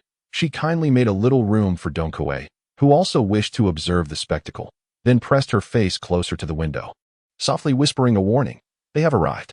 Lu Shi lingered in the middle of the road, watching intently as several apprentices from Sun Yaowang's pharmacy shouted to chase away the idle men leaning against the shop's exterior. Move along. This is no place for you to loiter. Do not disturb our family's fortune and bring misfortune upon us. Many, reluctant to leave, grumbled in protest, while some, with fiery tempers, shouted back in defiance. Amidst the clamor, a gaunt middle-aged man fished a clay bottle from his pocket, uncorked it, and poured an indiscernible substance into his mouth. After completing this action, the three slipped silently away through the narrow gap of the shop. The attention of those around was entirely captivated by the commotion at the pharmacy, leaving them oblivious to the presence that had once lingered here. About a quarter of an hour later, a voice boomed from the other side of the street. Make way, make way. The shout drowned out the commotion in front of Sun Yaowang's medical shop, causing the crowd to turn in unison. They beheld an elderly man and a youth supporting a gaunt middle-aged man who was hastening towards them. The middle-aged man's head tilted to one side, and blood mixed with froth poured from his mouth and nose, some dripping onto his clothing, indicating a grave condition. After an extended period of rain, the city had been plagued by illness.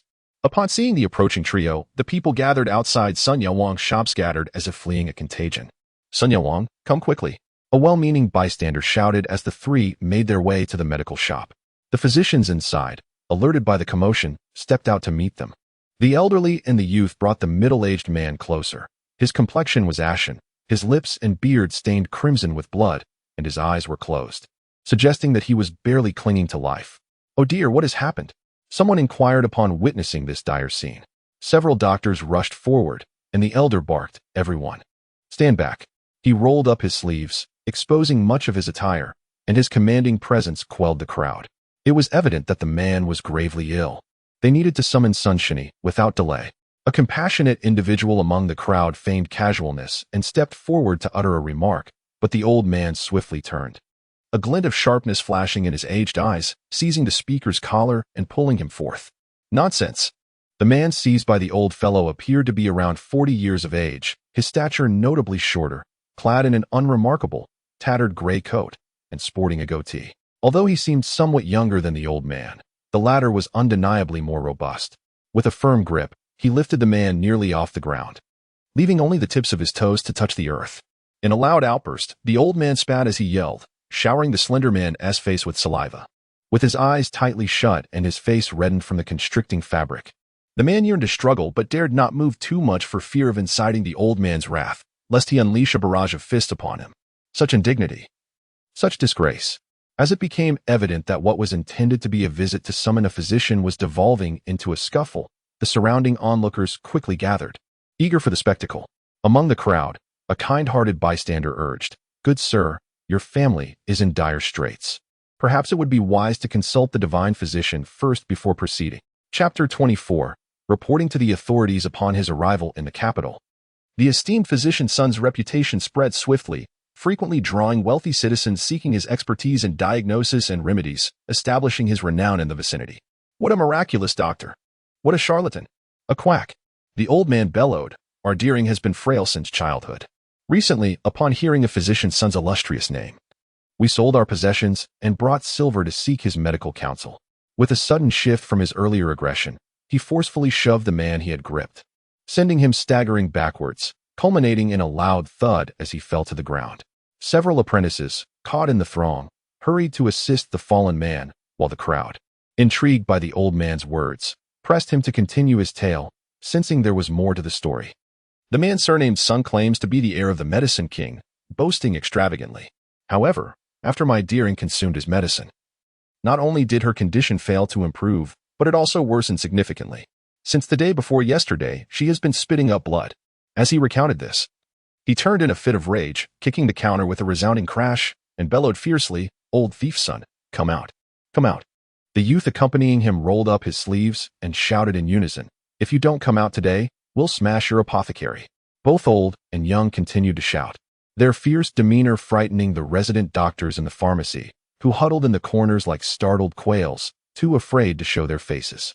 The previously arrogant apprentices, who had been shooing away onlookers, now stood silent and meek before these two formidable figures. Only those who had previously been driven away and harbored grievances against the medical establishment joined in the uproar, calling out for the surnamed son to confront them, questioning whether he was indeed a fraud. As this uproar unfolded and spectators gathered, the situation escalated rapidly. Lu, who had been scanning the surroundings, finally realized that her husband's arranged personnel had arrived upon hearing the commotion at Sun's pharmacy. With a cold snort, she turned to Granny Chow and said, "Let us stand aside for now and observe." Yet, unable to contain her frustration, she added, "Today, we shall surely unmask this fraud surnamed Sun and see how he dares to continue his deceitful antics henceforth." As the commotion escalated within the shop, the clamor of crashing and banging echoed throughout the street, drawing the attention of passers-by. With the rain having ceased and the sun emerging, the number of people on the street had already swelled. Now, many were flocking to witness the spectacle. Inside the apothecary, a frail middle-aged man leaned against a youth, groaning incessantly. Blood and froth streamed from his nose and mouth, while an elderly man clenched his fists, radiating palpable fury. Despite his advanced age, he possessed a robust physique that commanded respect, rendering him a figure no one dared to provoke. The physician's presence shrank back into the crowd, fearful of incurring his wrath. A group of once boastful apprentices had now fallen silent, resembling mute gourd figures, too intimidated to intervene. Shelves, mortars, scales, and abacuses within the shop lay shattered, with cabinets toppled, producing a cacophony of noise. Across the street, seated in her carriage, Yao Shouning could hear the ruckus emanating from the opposite side. Surely, physician's son could not remain unperturbed in such chaos. The entrance of the pharmacy was besieged by throngs of onlookers, creating a dense barrier that obscured her view of the turmoil within, leaving her to glean only fragments of information from the sounds. Physician's son had yet to make an appearance, seemingly untroubled by the destruction of his establishment, perhaps believing that the troublemakers would tire and depart after venting their frustrations. Little did he know, the individuals Yao Chuan had recruited were equally formidable. Moreover, bolstered by the support of the commander of the Northern City's military division, the three instigators showed no signs of retreat. Instead, they seemed emboldened, as if they relished the prospect of rousing the authorities, escalating their uproar. Just as Yao Shouning's words faded, an elderly man's quaking voice thundered from within the apothecary. "Stop!" The cacophony of clattering ceased abruptly, followed by the old man's exclamation. "Ah, at last, Dr. Sun has decided to show himself. My son has been reduced to such a state by your treatment. How do you intend to compensate us?" He shouted with fervor. "Our family line is singular. Now that he is left half alive, if you cannot provide a satisfactory explanation, you shall pay with your lives." Dr. Sun, upon hearing this, naturally bristled at the accusation, and thus a fierce tug-of-war ensued, voices rising in tumult. The apothecary's assistant physicians and apprentices, upon witnessing Dr. Sun emerge, rallied to his side as if he were their steadfast captain. Conversely, the old man and his two companions, though outnumbered, displayed no trepidation. After all, this was not their residence. They kicked and smashed about indiscriminately, hurling insults and creating a ruckus, their fervor seeming to eclipse that of Dr. Sunday. The clash of voices grew ever more intense, teetering on the brink of violence. One party decried the other as quacks, endangering lives. The other retorted, branding the trio as ruffians and charlatans, merely seeking to extort money through threats. At that moment, as the torrential rain began to subside, the streets bustled with townsfolk. Drawn to the commotion, some gathered to witness the spectacle, others attempted to mediate, while a few fanned the flames of discord, seemingly eager for an all-out brawl. "Call the authorities! Call the authorities!" The esteemed physician's son shouted hoarsely, seemingly driven to the brink by the sudden appearance of three scoundrels. "Report it if you must." His outburst, however, played right into the hands of the old man. "You, a quack, nearly caused a man's demise. And yet you have the audacity to call for the authorities. If you truly meet the magistrate, may he flay your skin and make you squirm in agony. You are the real rogue." A well-meaning bystander was about to rush off to report to the officials, seeking their intervention. But little did he know that the two constables arranged by Yao Hua had long been lurking nearby. Upon hearing the commotion from the apothecary, they feigned surprise and impatiently approached, swords at their sides. The magistrate has arrived. The would-be informant, upon witnessing this turn of events, let out a loud cry, instantly silencing the heated exchange. The crowd murmured, a cacophony of whispers, yet they instinctively parted to create a pathway. The magistrate has arrived. The previously raucous old man, hearing this proclamation, revealed a glimmer of joy in his voice. Seize this fraud and bring him before the magistrate. Before long, Yao Shouning observed the crowd parting, revealing the burly old man he had seen earlier, dragging a frail, hunched figure like an eagle clutching a chick. Let me go, let me go. The old man, clad in a green robe bordered with black, was being grasped by the collar, rendering him breathless. His feet barely touched the ground, bent and kicking in a futile struggle, resembling a large rat writhing in desperation. Two officials clad in dark-trimmed robes, with long blades at their waists, spotted Lou from a distance, exchanging a tacit understanding with one another before bellowing, "What is all this noise?" The clamor of the crowd was immediately subdued. Chapter 25. A premonition. The once arrogant old man, who had previously been causing a ruckus and seizing individuals, suddenly transformed as if by magic. He tossed the esteemed Dr. Son, whom he had been grasping, aside and began to wail, "Officer, save me." He hastily leveled accusations. "This quack misdiagnosed my son, nearly costing him his life. And now he feigns ignorance. I implore you to seek justice for me." Dr. Son, nearly asphyxiated by the old man's grip, fell to the ground, feeling as though his very bones were on the verge of disintegration. Barely catching his breath, he heard the old man's words, which incited his ire to such an extent that he nearly succumbed to unconsciousness on the spot. However, he understood that should he faint at that moment, the medical establishment would be left rudderless, and the remaining staff would likely lack the courage to speak up. Moreover, if the authorities were to heed the fabrications of these three rascals, they might hastily condemn him. With this realization, Dr. Sun hoarsely implored, "Help me to my feet." The apprentices and physicians rushed to his aid, propping him up and offering a flurry of back rubs and chest compressions, almost sending him into oblivion. In that critical moment, he hastily pinched his philtrum, and through the intense pain, he managed to retain his composure. "Nonsense! He is speaking nonsense!" Dr. Sun exclaimed, his arms draped over the shoulders of two apprentices, furiously stomping his feet. "This man is a rogue, intent on causing trouble, vandalizing my clinic, and attempting to swindle money.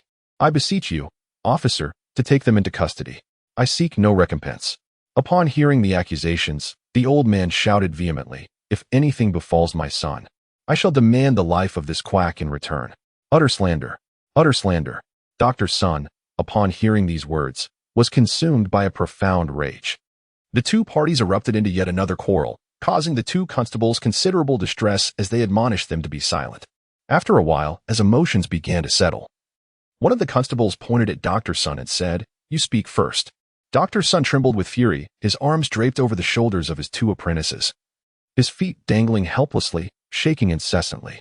Upon hearing the constable's directive, he felt a surge of emotion, his eyes welling with tears even before he could utter a word. However, the old man seized the opportunity to interject, exclaiming, "This charlatan cannot articulate a coherent argument. He merely deceives others for monetary gain. Preposterous." At this, Dr. Sun, infuriated, flailed his legs in midair, and in his agitation, pinched his own philtrum repeatedly, to the point of drawing blood.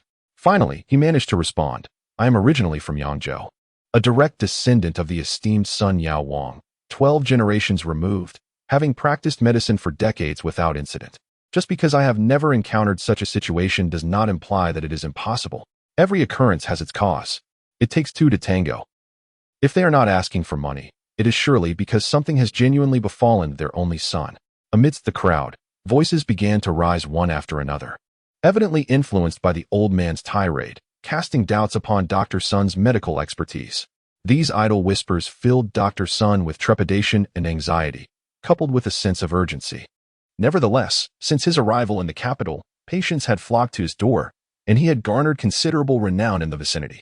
Many were skeptical, and the dispute escalated more fiercely than the original commotion. The entire street became congested, blocking the path into the city, while some complained incessantly and others lingered to witness, attempting to push their way forward. "I want to go. I want to go." The mere mention of entering the magistrate's office rendered the old man pale with fear. A court is not an easy place to enter, even if innocent. One must inevitably endure some hardship. Should one encounter a befuddled official, in an effort to quell the disturbance, he may unjustly suffer for it. The middle-aged man appeared to have a grim fate, and if he were to become embroiled in a criminal case, the infliction of torture could lead him to falsely confess. Upon this realization, Dr. Sun immediately declared, "I have practiced medicine for many years. Indeed, my skills may be lacking, but the prescriptions I provide, even if they fail to heal, are always restorative and cannot possibly be fatal." Aware of his own capabilities, he found himself in a state of panic and, disregarding the exposure of his shortcomings, hastily added, "These three individuals are undoubtedly feigning illness to deceive me and swindle my money. I implore the constable to investigate." As soon as these words escaped his lips, many spectators who initially believed in Dr. Sun's genuine abilities were left astounded. Meanwhile, Lu, who had been observing the scene, was infuriated, her eyes widening in shock. "You, Sun," she exclaimed, immediately capturing the attention of two nearby officers, while Dr. Sun, akin to seeing a ghost, widened his eyes in disbelief. The crowd turned their heads, noticing that Mrs. Lu was elegantly dressed and exuded an extraordinary demeanor, thus they fell silent. They then listened as she spoke. "I have been deceived by you. Some time ago, I brought my daughter here for treatment, and after taking the prescribed medicine, there was no improvement. I suspect you are a fraud, and indeed, you are a charlatan." Mrs. Lu's words were certainly not comparable to those of the three previous troublemakers. She appeared either wealthy or noble, not someone who would resort to extortion. Even Dr. Sun, upon hearing her, could not help but feel a twinge of guilt. His previous obstinacy and denial stemmed not only from the fact that the frail, blood-spitting middle-aged man was gravely ill, possibly implicating him in a life-and-death situation, but also from a firm belief that these three individuals, being impoverished, could not possibly be his patrons. During his time in Jiangnan, Dr. Sun had gained considerable renown, catering to affluent merchants and frequenting grand households. Therefore, when the elderly trio approached him with grievances, he was convinced they were merely causing a disturbance. However, Mrs. Lu was a different matter altogether. On the day he opened his practice, this woman had presented him with numerous lavish gifts and brought along a frail young girl, requesting that he examine her. Curiously, despite his medical skills not being particularly extraordinary, years of practice had endowed him with some experience. Yet, when he attempted to feel the girl's pulse that day, he found it elusive, fluctuating as if a dying person still clung to a breath of life. Upon further inquiry, he learned that she had suffered from a cold illness since birth, her health perpetually frail, and during seasonal transitions, she was plagued by various ailments. Hearing this, although he felt a sense of uncertainty, he also perceived that Yao Shounning's symptoms resembled those of congenital weakness. Mrs. Lu had indeed offered him an overwhelming amount. The lavish gifts she brought left Dr. Sun in a state of eager anticipation, and coupled with the subtle aura she exuded, it solidified his conviction that this mother and daughter were indeed plump targets he could not afford to let slip away. Without hesitation, he began to fabricate tales and instructed his apprentice to prepare the medicine, fearing that Madame Lu might inquire further, potentially exposing his own lack of skill. He hastily dismissed her. He had initially believed that the expensive tonics he prescribed would yield at least neutral results. However, he did not anticipate that Madame Lu would come seeking trouble. At another time, his silver tongue could have easily assuaged concerns, but at this moment, her arrival unequivocally cemented his reputation as a quack. Unbeknownst to Dr. Sun, the calamity he faced that day stemmed from his momentary greed, and he silently lamented his ill fortune, feeling as though all misfortunes had converged upon him. Observing the disdainful expressions of those around him, a sense of foreboding gripped his heart. The situation had turned decidedly against him. He could not afford to acknowledge Madame Lu's claims, for should that middle-aged man, who sought to extort him, perish, he would find himself ensnared in a legal quagmire from which escape would be improbable. In a state of panic, Dr. Sun resolved to deny the accusations. "Madam, you must not speak so recklessly. When have I ever treated your daughter or prescribed her any medicine? I suspect you are colluding with these three ruffians to extort me." With that, he flailed his legs in the air, wailing, "Perhaps it is jealousy over my flourishing apothecary that has prompted a rival to hire thugs to tarnish my reputation and vandalize my shop. I implore the authorities to intervene." His words left Madame Lu utterly astounded. Although the three rascals were indeed summoned by Yao Shouning to vent her frustrations, it was evident that this man surnamed Sun was merely spouting nonsense. Initially, she harbored disdain for the old man's brazen deceit, but now she found the distortion of truth by this Sun fellow utterly detestable. "You charlatan!" Lu exclaimed in a fit of rage, lacking the skills of a master craftsman, yet daring to undertake such delicate work. Claiming to be the 12th descendant of the Medicine King, you are devoid of virtue, nearly leading my daughter astray. As the commotion escalated, the crowd of onlookers grew increasingly larger. Lu, with her assertive nature and eloquence, unleashed a torrent of vitriol that left the so-called doctor, son, with no opportunity to interject. This should have been an entertaining spectacle for Yao Shouning, who was expected to relish the unfolding drama. However, for reasons unbeknownst to her, an unsettling feeling began to take root within her. It was as if a significant event loomed on the horizon. Chapter 26. The horse goes mad. With this thought taking hold, Yao Shouning found herself unable to remain seated.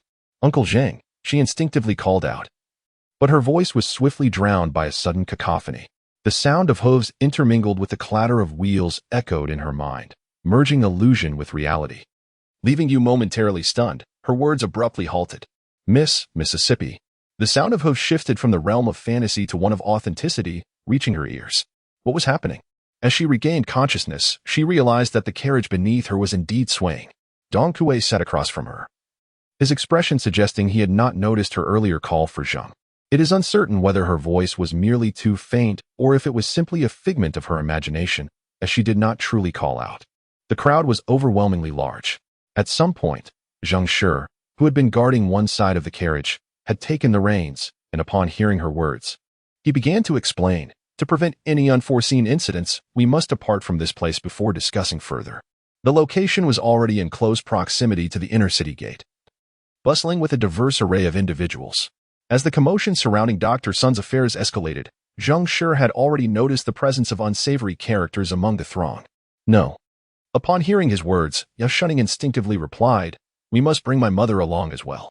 The carriage door was shut, so only Dong Kuei, who shared the confined space with her, could perceive the confusion and bewilderment etched on Yao Shouning's face. Clenching her hands tightly, an inexplicable thought emerged in her mind. She had a foreboding sense that something terribly unfortunate was about to transpire. Although another part of her consciousness hinted that this matter was of great significance and closely related to her impending fate, the feeling seemed baseless yet was met with unwavering certainty. Caught in this conflicting mindset, Yao Shouning found herself in a predicament, however, ultimately driven by concern for Lu Shi. She resolved to leave this place with her mother. The lady could not depart at this moment. Zhang Shi felt a sense of helplessness. The entrance to the shop was teeming with a dense crowd, effectively blocking the apothecary. Fortunately, 2 constables dispatched by Yao Chuan had arrived, barely managing to stabilize the situation. With their presence, Lu Shi's safety should be assured. "That won't do." As soon as Yao Shouning heard this, she resolutely countered, "Then I shall not leave either. We will remain for a moment longer." Her words left Zhang Shi momentarily stunned. However, as he hesitated, pausing his whip, he contemplated waiting just a little longer. Lu Shi found herself ensnared in the throng, unable to escape, as if fate itself decreed that Yao Shouning must remain. She was determined to witness the unfolding of events that would undoubtedly intertwine with her own destiny. Resolute, she pushed open the carriage window and leaned out slightly, gazing towards the city gates. She harbored a profound sense that the forthcoming events would originate from that very threshold. Miss Dong Kuei gasped at her daring act. Simultaneously, several individuals burdened with baskets and loads entered from the direction of the inner city gate. "Make way, please," a male voice called out, prompting the passers-by to grumble softly as they stepped aside. Suddenly, an old, gray-covered cart emerged beneath the stone archway of the inner city, coming into Yao Shouning's line of sight.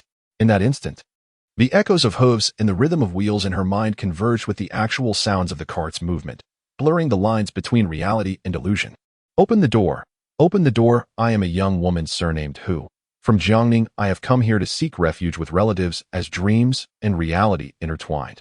Yao Shouning was oblivious to Dong Kuei's exclamations. Her focus was solely on the scene before her, her eyes wide as the tolling of bells resonated in her mind. The young Lu Shi, unable to endure the winter solstice, would inevitably bring the news of her demise when the bells rang. As this thought crossed her mind, Yao Shouning felt that the tolling of the bell echoed like the funeral knell for the Xiaolu family. Suddenly, one night, a young woman knocked on the door, introducing herself with the surname Hu. This intrusion disrupted Yao Shouning's thoughts, momentarily ensnaring her consciousness, blurring the lines between illusion and reality. As if she had been transported to the Wangjiao tea house, listening to the storyteller's voice. The swaying gray canopy carriage approached her through the streets, carrying an unsettling aura that stirred her unease. Just then, a series of thunderous hoofbeats erupted, shattering Yao Shouning's reverie. The fog in her eyes dissipated, restoring her clarity. The ground trembled as if a rider were galloping towards her. Those who are idle, step aside. Those who are idle, step aside. Those who are idle, step aside. A commanding voice rang out, accompanied by the rapid clatter of hooves. At the moment the townsfolk at the city gates heard the shouts, they swiftly moved to the sides. Simultaneously, the vigilant guards hastily cleared the obstacles. Yet, the swaying gray canopy carriage, as if startled by the outcry, began to rear and charge into the crowd. The direction of the apothecary was not far from the inner city gate, and the commotion had already drawn a considerable number of onlookers. As the carriage barreled forward, panic rippled through the crowd.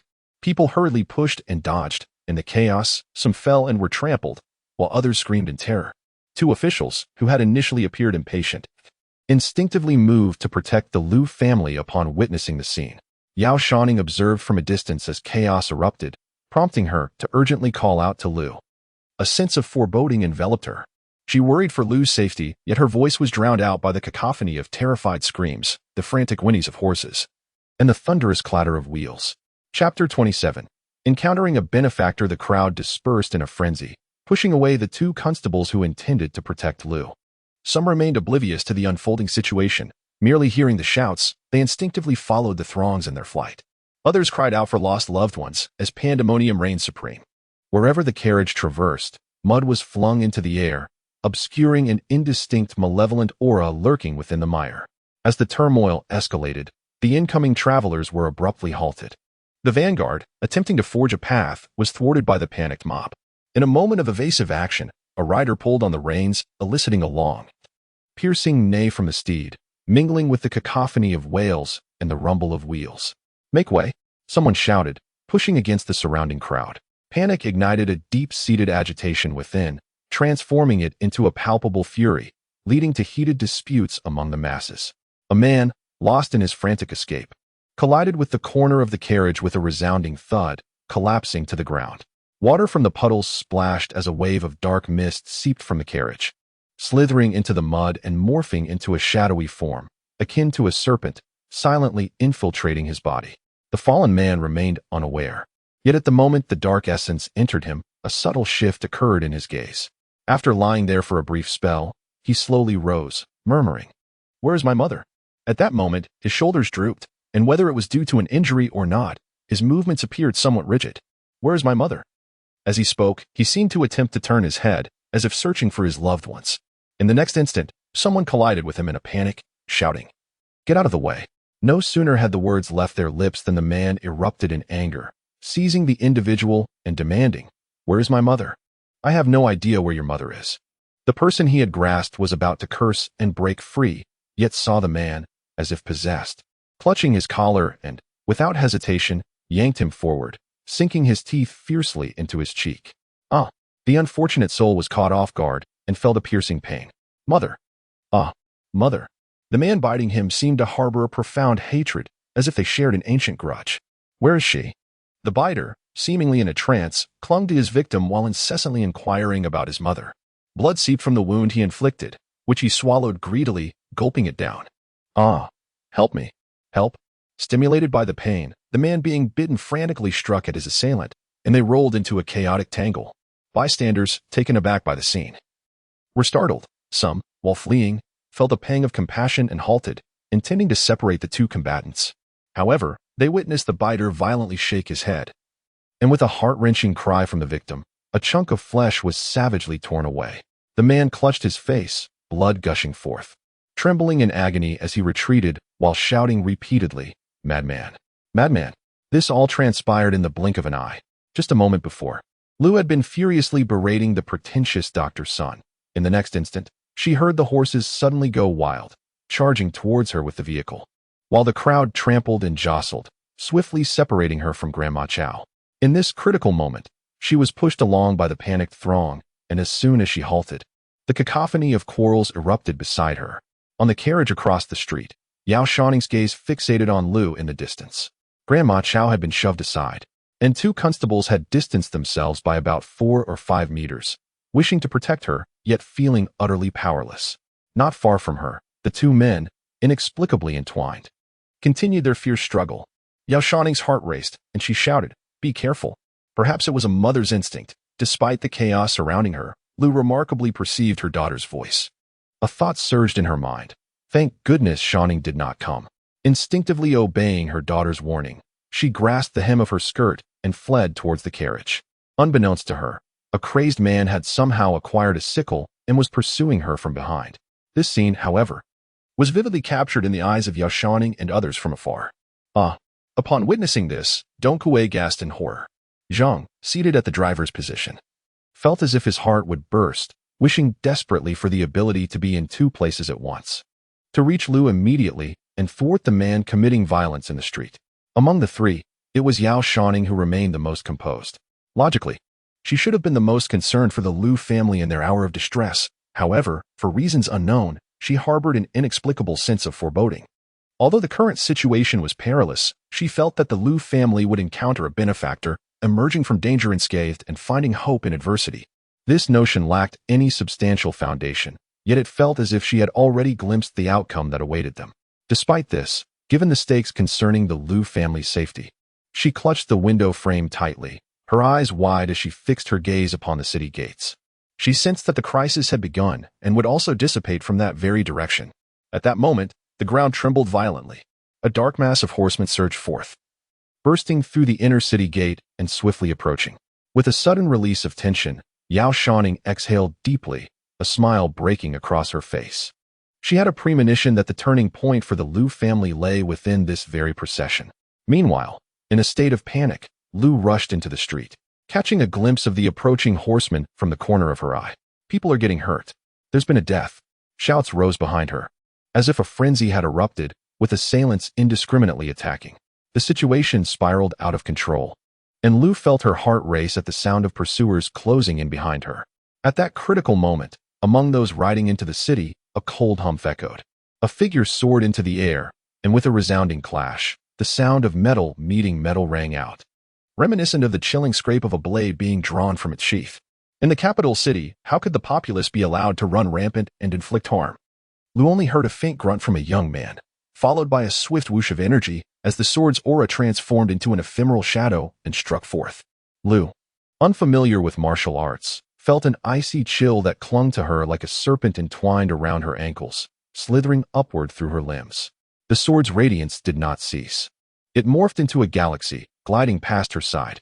With a soft puff, the sword light struck something, releasing a wave of pungent odor. The frenzied horses emitted a mournful cry, followed by the thud of a heavy object hitting the ground, and the chaotic clattering of a cartwheel rolling several times before colliding with a nearby building, abruptly silencing the jarring noise. "Step back," the cold voice commanded, laced with an undertone of warning. A strange hiss resonated behind Lu, soon accompanied by a flurry of metallic clashes as the swordsman, growing impatient, swung his blade to sever the assailant's weapon.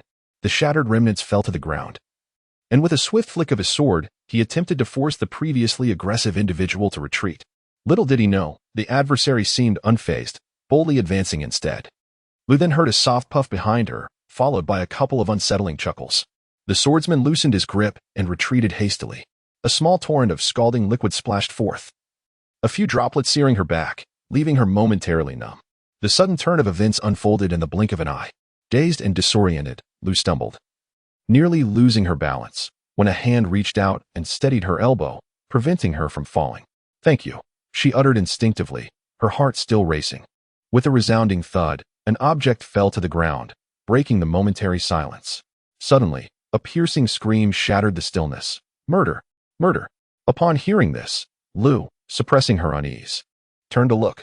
There, about 2 meters behind her, lay a bloodied man sprawled in a pool of crimson, clutching a broken side with one hand, while a long sword pierced through his chest, embedding itself into the earth. In the distance, several meters away, a chaotic horse lay decapitated, its lifeless body crashing against the wall, blood cascading down like a torrential rain, splattering the storefronts nearby. Her pupils dilated in shock, and she then heard the person beside her murmur in surprise. It actually charged at him. The voice was soft, laced with an air of disbelief. Before a scream could escape her lips, she caught sight of a figure not far from her side. A remarkably handsome young man, seemingly no older than 20, donned in a black riding outfit adorned with subtle embroidery, standing tall and elegant. A cascade of raven black hair, akin to satin, was elegantly gathered into a high bun cascading down to the waist. With a jade-like visage and ruby lips, the youth momentarily left Lu in a state of bewilderment. Unable to discern gender, despite the presence of her own extraordinarily beautiful daughter at home. The youth's skin was as pale as snow, his eyes glimmering like cold stars, exuding an intimidating aura. An empty scabbard hung at his waist, which he held with one hand, his brows slightly furrowed. This should have been a peerless beauty. Yet in that moment, he radiated an unmistakable air of menace. A scream that had nearly escaped her lips upon witnessing this exquisite young master was swiftly swallowed back down by Lu. The boy's striking appearance nearly made her overlook the grim reality of his recent actions, even with the fallen victim lying not far from her. "Thank you," she breathed, expressing her gratitude towards the youth. He acknowledged her with a nonchalant nod, as if the act of saving her held little significance in his mind. Confusion flickered in his eyes, soon replaced by a detached demeanor. The blade sliced through flesh, producing a jarring sound that sent chills down the spine, accompanied by the slight shudder of the man's body. Dark crimson blood flowed from beneath him, merging with the puddles on the ground. The sword withdrew from the flesh, leaving a small wound at the man's chest. Blood gushed forth like a spring, rapidly saturating his torso. At that very moment, Yao Shouning, who had peered out from the carriage, witnessed this harrowing scene with clarity. She saw the man go mad after colliding with the carriage, attacking indiscriminately, ultimately raising his weapon to strike Lu. At the critical moment, it was the youth who had galloped into the city who saved her. As the man pursued the Lu family, Yao Shouning noticed that the man's eyes turned a vivid crimson, as if stained with blood, exuding an ominous aura. In the blink of an eye, this individual met his demise at the hands of the cloaked youth. The entire event transpired with such swiftness that Yao Shouning was rendered speechless. The moment the sword was drawn, a transformation occurred once more. Those surrounding them seemed entirely unfazed. Even the murderous youth, after being enveloped by the dark energy, appeared utterly oblivious. Bang, bang, bang. Yao Shouning's heart raced, causing her to pat her chest in fright. Truly, it was an encounter with malevolence. An encounter with malevolence. Dong Kuei, equally terrified, turned pale, collapsing in the carriage and trembling, exclaiming, "It's terrifying, absolutely terrifying." Both the mistress and her servant were deeply shaken by what they had witnessed, each lost in their own thoughts, too preoccupied to engage in conversation. The handsome youth then turned his gaze towards Lu, inquiring, "Are you all right?" His eyes held a hint of concern, yet Lu, caught in the throes of emotional turmoil, failed to recognize this and instinctively shook her head. The young man, wielding a bloodied longsword, appeared as a harbinger of death. "It's good that you are unharmed," he remarked, nodding, the dark glimmer in his eyes having receded. Redirecting his attention to the fallen figure, he commanded in a loud voice, "Find a doctor to examine him. Is there still hope?" As soon as he finished speaking, someone responded loudly with an affirmation. The entourage accompanying him into the city had already halted, the frenzied horse having been dispatched.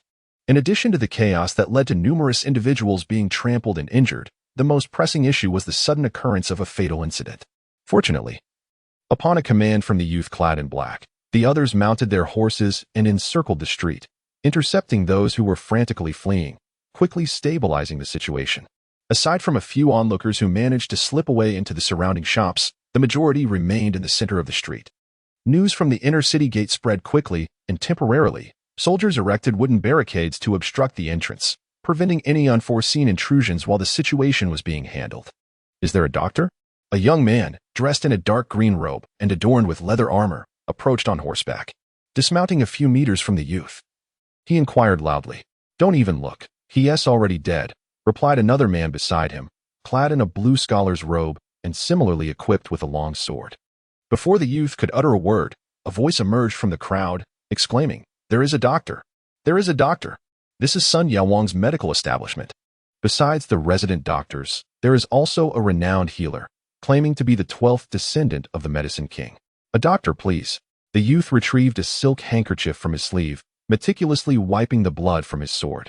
With a commanding voice, he summoned the scattered doctors, even managing to apprehend the elusive Sun healer, bringing him forth before the youth. "Examine him," the youth in black directed, his gaze fixed upon the sword. as he pointed towards the man lying in a pool of blood. Dr. Sun was so terrified that his hands trembled uncontrollably, nearly causing him to lose his balance. As he wept, his face a disheveled mess of tears and mucus. Upon hearing the words spoken, he remained in a daze for a considerable time before finally nodding his head. Today's calamity was indeed grave. Initially, it was merely a case of someone attempting to extort money from him. At worst, his reputation would suffer, and he could endure the disgrace and start anew in another place if the situation in the capital became untenable. However, the matter had escalated to such a degree that it now involved the loss of life, and he feared he would be implicated. Although he did not recognize the young man before him, the elegance of his attire, the poise in his speech, and the capable individuals accompanying him indicated that he hailed from an extraordinary background. The very man he had stabbed now lay motionless on the ground, seemingly lifeless. The youth called for a physician, perhaps in an attempt to divert blame onto himself. Yet, the man clad in protective leather armor appeared robust and imposing. Wielding a silver double-headed spear nearly a meter in length, his piercing gaze fixed intently on Dr. Sun, leaving him momentarily bereft of an escape plan. Inwardly cursing his misfortune, Dr. Sun suppressed his rising panic and knelt beside the fallen man with a thud. Meanwhile, on the other side of the street, Yao Shouning reflected on the earlier incident, still haunted by it. Beyond the fear elicited by such an extraordinarily bizarre occurrence, an insatiable curiosity began to take root within her. Was the earlier scene genuinely real? Or had her eyes deceived her? If it was a fabrication, it could be dismissed. But if it were true, whence had that dark smoke originated? Why had it entered the young man's body? Had anyone else witnessed the spectacle? If so, why had no one raised an alarm? Even the boy clad in black seemed entirely unfazed, a myriad of perplexities flooding her mind, rendering her restless and igniting an irresistible urge to peer further into the enigma. Her inherent curiosity surged, and her courage gradually swelled. Yao Shouning found herself increasingly unable to contain her anticipation, especially considering that Lu was still outside. She pondered whether that sinister aura might infiltrate her being. With this thought, she summoned her courage anew, moistening her parched lips before reaching out to push the window open. Upon gazing outside, she beheld the somber visage of Physician Sun, kneeling beside the man, extending his hand toward him. At the moment Sun's hand made contact with the man's neck, Yao Shouning witnessed, once more, the man, who should have collapsed into silence, exhaling a faint, delicate wisp of dark vapor from his slightly parted lips, which silently infiltrated the nostrils of the bowing Physician Sunday. The elder appeared completely oblivious, inhaling the dark essence without a hint of awareness. A gasp escaped her lips. This time, it truly startled her. She relinquished her grip, causing the window to slam shut with a resounding thud. The young woman pressed her hand tightly over her mouth, scarcely daring to breathe. In the distance, the boy in black seemed to have caught the faintest sound, instinctively turning his head to glance in the direction of the carriage. Mississippi. Dong Kuei recalled the earlier incident, trembling uncontrollably. Observing Yao Shouning's countenance, she feared something even more dreadful had transpired outside and quavered. What did you see? Illusion. Illusion. Illusion. What illusion? Dong Kuei, bewildered, chattered her teeth. Is it that someone else has died? Yao Shouning paid her no heed, and after a prolonged silence, she sighed deeply, muttering to herself while biting her finger. How could I not see it? Where did it come from?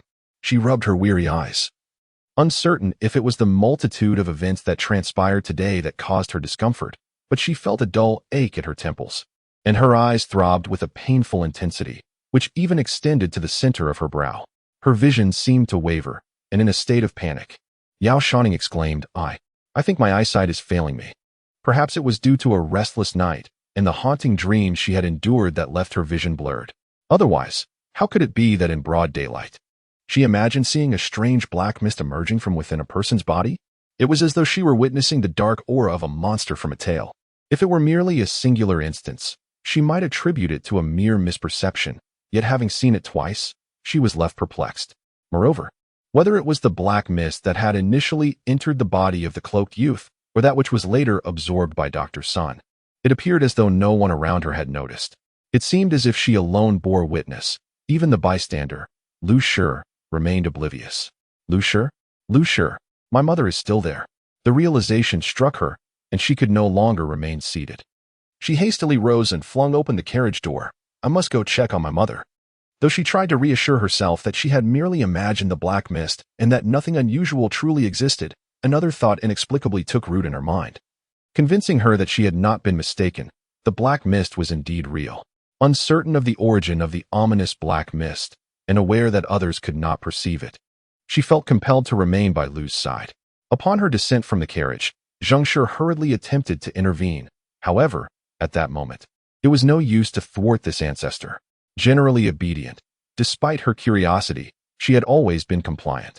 Yet today, she exhibited a remarkable obstinacy, prompting Zheng Shi to persistently urge her otherwise.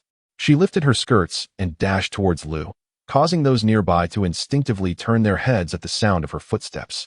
The man clad in protective leather armor shifted his stance, weapon drawn across his body, and spoke in a chilling tone. "This area is not suitable for you, miss. It would be wise to refrain from approaching, lest you frighten the situation." "My mother is here," she replied, timidly gesturing towards Lu's direction while avoiding the gleaming double-headed silver spear that obstructed her path. Upon hearing her daughter's voice, Lu turned, her anxiety palpable as she fought the urge to stamp her foot in distress. Seeing the young man with the spear blocking her daughter, Lu felt a surge of fear and urgency, glancing toward the boy who seemed to lead the group, hoping his words would persuade the spear-wielding man to relent. For reasons unknown, the young man in black suddenly spoke. "Chanya, allow her to come forward." Chapter 30. A life taken. As the words of the young man in black echoed, a flicker of surprise crossed the eyes of the young man wielding the spear. He has always been indifferent to such trivial matters and has never been known to respond to anyone's requests. His proud and difficult temperament makes today's amiability quite perplexing. The young man cast a rather strange glance at Yao Shouning before retracting his short dagger and stepping aside, adopting a posture of concession. "What brings you here?" Lu Shi exclaimed, her lips burning with urgency, wishing she could jab her finger forcefully at her daughter's forehead. Unfortunately, a grave matter lay before them, one that could not be resolved easily. With others present, it was not the appropriate moment for her to reprimand her daughter. Thus, her deep-seated worry and anxiety transformed into a heavy reprimand. "I am concerned for you." Yao Shouning felt a tinge of grievance. Under normal circumstances, she would certainly know her place and would refrain from disembarking. However, today was different. She had witnessed two distinct wisps of dark energy penetrate the bodies of the cloaked youth and the physician, Sunday. With Lu Shi standing so close to the fallen man, she feared that this enigmatic dark energy might also invade her mother's body. Yet, she could neither articulate this concern nor dare to voice it under the current circumstances. So she remained silent amidst Lu Shi's scolding. "If you had stayed in the carriage, I would feel more at ease. You should not have come down." Lu Shi was filled with frustration, her heart aching, wishing desperately to summon Zheng Shi to pull her daughter away. "Mother, please stand back." Yao Shouning endured a few more admonishments before pulling her mother's hand and stepping back. Though Lu Shi was anxious beyond measure, she also feared that her daughter might be frightened by the sight of the fallen man. So she suppressed her anxiety and allowed Yao Shouning to lead her several steps backward. As Yao Shouning retreated, she found herself inexplicably drawn to the visage of the young man, attempting to discern the peculiarities on his face that might have resulted from inhaling the dark mist. She observed that his complexion was as pale as snow, and his elegantly arched brows, resembling slanted swords, framed his starry eyes, seemingly untouched by any malevolent aura. At that moment, when her gaze shifted, the young man sensed it and turned his head in response. Their eyes locked in an unwavering gaze, neither willing to look away. As he turned, Yao Shouning had the opportunity to scrutinize his features more intently. He possessed strikingly attractive features, well-defined eyes, a straight nose, and lips that appeared naturally crimson, all accentuated by his alabaster skin and raven-black hair, further enhancing his remarkable appearance. It is a universal truth that the appreciation of beauty resides within all. Had circumstances been different, Yao Shouning would have undoubtedly indulged in admiring this handsome face for a longer while. Tales often recount that once demonic energy infiltrates one's being, it manifests as darkening of the forehead and a reddening of the lips, leading to erratic behavior and gradual deterioration of health. Yet his brow was full, and his gaze remained clear, devoid of any signs that would suggest he was ensnared by such malevolence. Noticing her unabashed scrutiny, the young man raised an eyebrow. However, within Yao Shouning's gaze lingered an inquisitive intent, as if she sought to unearth something from his countenance. Recalling the sounds that had emanated from the carriage earlier, the young man's expression deepened with a newfound intensity. Yao Shouning acutely sensed the shift in his aura at that moment, feeling as though her thoughts were being probed. She hurriedly lowered her head and concealed herself behind Lu's figure, daring not to gaze upon him any longer. The young man noticed that she had distanced herself not only from the lifeless man on the ground but also seemed to consciously evade him. What had she witnessed inside the carriage? Until the matter is thoroughly investigated, no one is permitted to leave. The youth calmly issued the command, and the attendants surrounding the street responded in unison. Lu's expression reflected helplessness. This was not the moment to reprimand Yao Shouning, so she merely grasped her hand tightly, unwilling to relent. First, they must ascertain whether there is still hope for the living. As the youth spoke, he slightly tilted his head, allowing a few strands of long hair to cascade down beside his arm as he adjusted the tip of his sword. The blade side turned, casting the visage of the girl, partially shielded by Lu, into the polished surface of the sword. Upon hearing the youth's words, Sun, the physician, shivered and pretended to probe the man's neck. At that moment, the youth noticed Yao Shouning's anxious biting of her lip, instinctively clutching Lu's hand as if fearing something dreadful might occur. Yet, in the next instant, nothing transpired. Within the shadow of the sword, she remained vigilant. How intriguing. Sun's hand rested upon the man's neck, where there was not a trace of pulse, clearly indicating he was beyond life. The moment his hand made contact, he shuddered from the cold. Strangely enough, from the chaos of the carriage to the sudden attack by this man, culminating in the black-clad youth piercing him with a sword, all this transpired in mere moments. Logically, even if the youth had slain him on the spot, the body would gradually cool after death. However, the corpse that Sun touched was ice-cold, devoid of any warmth, as if it had been lifeless for an eternity. Not far from him, the youth leisurely polished his long sword. His subordinates had already taken control of the entire street, preventing the passers-by from wandering freely. A thought flashed through the mind of Dr. Sun. If this man were indeed dead, the young lad would be burdened with a murder case. His identity was unclear, and in the public eye, he could not deny it. He might very well become enraged and place the blame on the one who declared the man deceased, himself. Although Dr. Sun's medical skills were not exceptional, his mind was agile, spinning with thoughts. He refrained from speaking hastily, instead contemplating how best to proceed. He had landed himself in trouble. This farce had originated from his apothecary. With a death now involved, he would inevitably face repercussions. Escape was not an option. Yet, if he could seize this opportunity under the guise of saving a life, he would grasp it with all his might. With this resolution, he raised his hand once more to retrieve the man's hand from the puddle, feigning the act of taking a pulse. The sword-bearing youth observed the scene and quickly discerned the old man's superficial ruse, promptly instructing, "Zywin, go take a look." As his words fell, the man clad in a blue scholar's robe, with a long sword at his waist, exhibited a flicker of peculiarity in his eyes but did not counter, merely responding with an acknowledgement as he stepped forward. Dr. Sun, feeling guilty, nervously shifted to the side. Just as the man known as Zywin bit down to check the breath of the lifeless body on the ground, Yao Shouning, having held back his urge, could no longer restrain himself and softly cautioned, "Be careful." The young man in the azure robe turned his head, and upon seeing Yao Shouning, his expression softened, and he nodded. Yao Shouning felt as though he exuded an air of confidence, as if he comprehended the significance of his warning. Then, the man in the blue robe bent down, pressing his hand against the neck of the deceased. The heir has already met his end. Chapter 31. A haunting encounter. Yet, the lifeless body on the ground lay still, as if the two distinct wisps of black smoke that had emerged earlier were merely figments of her imagination. She felt a sense of relief mingled with an eerie sensation, her expression reflecting in the shimmering blade, captured in the eyes of the young man. He sheathed his long sword, moving with deliberate grace, and then inquired, "Why has there been a gathering causing such turmoil in the marketplace?" The youth surveyed the surroundings, observing those who had been knocked to the ground, some of whom were being helped up in small clusters. Due to the crowd's presence, they huddled in the corners of nearby shops, too fearful to step forward. Several injured individuals stifled their groans, enduring their pain in silence. Those who had suffered bites and cuts from the deranged man congregated, their faces clouded with distress. They had merely come to witness the commotion at the apothecary, never anticipating such violence. Once a life was lost, the situation escalated gravely. As soon as he finished speaking, the physician's son trembled, hastily accusing, "It was her. It was her. She is the one who sought to extort me. I implore you, noble sir, to render judgment on my behalf. The chaos we have reached today is all due to her summoning ruffians to demand my wealth." Son's accusation, a classic case of the guilty party crying foul, left the stunned Lu momentarily speechless.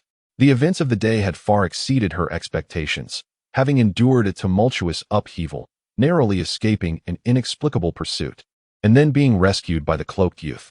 Witnessing death before her very eyes, her emotions had yet to settle completely.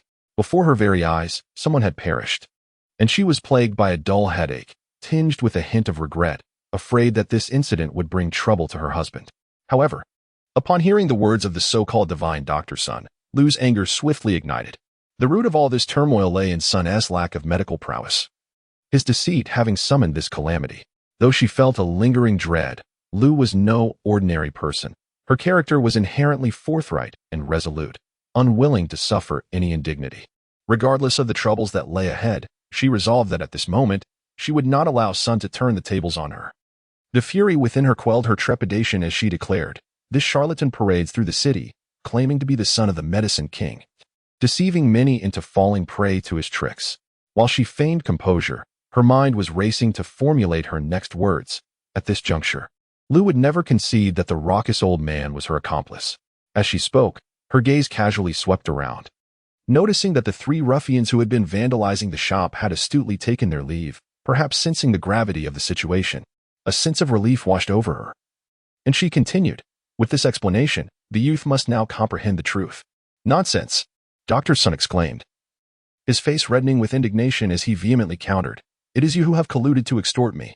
You are all in cahoots, merely seeking to swindle money." Upon hearing this, Lu no longer concealed her disdain, letting out a derisive snort. "Am I in need of extorting you? My husband is the commander of the North City Military Division. Why would I require your wealth?" Although the esteemed physician's son initially speculated that Mrs. Lu was the wife of a wealthy family, undoubtedly of remarkable status, he never anticipated that her husband was a government official. The situation proved to be far more intricate than he had imagined. The old doctor's countenance turned ashen as he gasped for breath. Pinching his philtrum to stave off fainting, he realized that if he were to lose consciousness, he might be dragged into the prison and unjustly condemned before he could even defend himself. The youth remained silent, and the others dared not utter a word. However, at the very moment Mrs. Lu ceased speaking, the carriage from the shop in the distance stirred slightly. After the horse pulling the cart had gone mad and met its demise, the vehicle crashed into a nearby shop and came to a halt.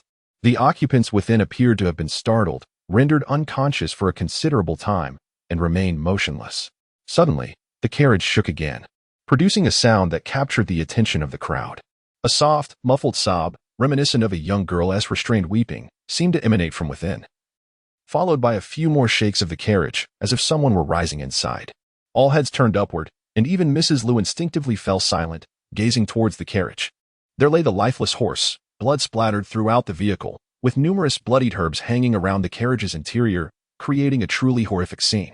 Despite the considerable number of people blocked in the street, many onlookers preferred to huddle together at a distance, unwilling to stand near the carriage of the deceased horse, which rendered the area around it eerily vacant and increasingly disquieting. The carriage door was ajar, and soon a delicate white hand emerged, pushing the door outward with a creaking sound, followed by the appearance of a figure peering out.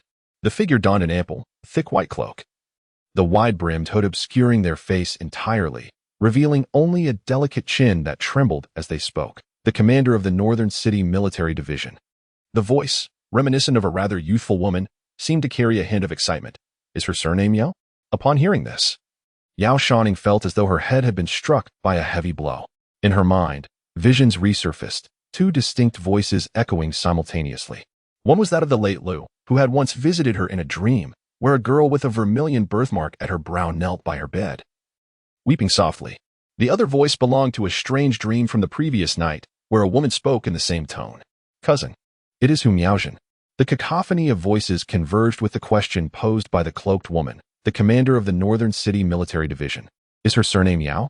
Though the words varied, the timbre remained identical, unmistakably spoken by the same individual. In an instant, Yao Shouning's complexion drained of color, her petite lips quivering. This is truly uncanny.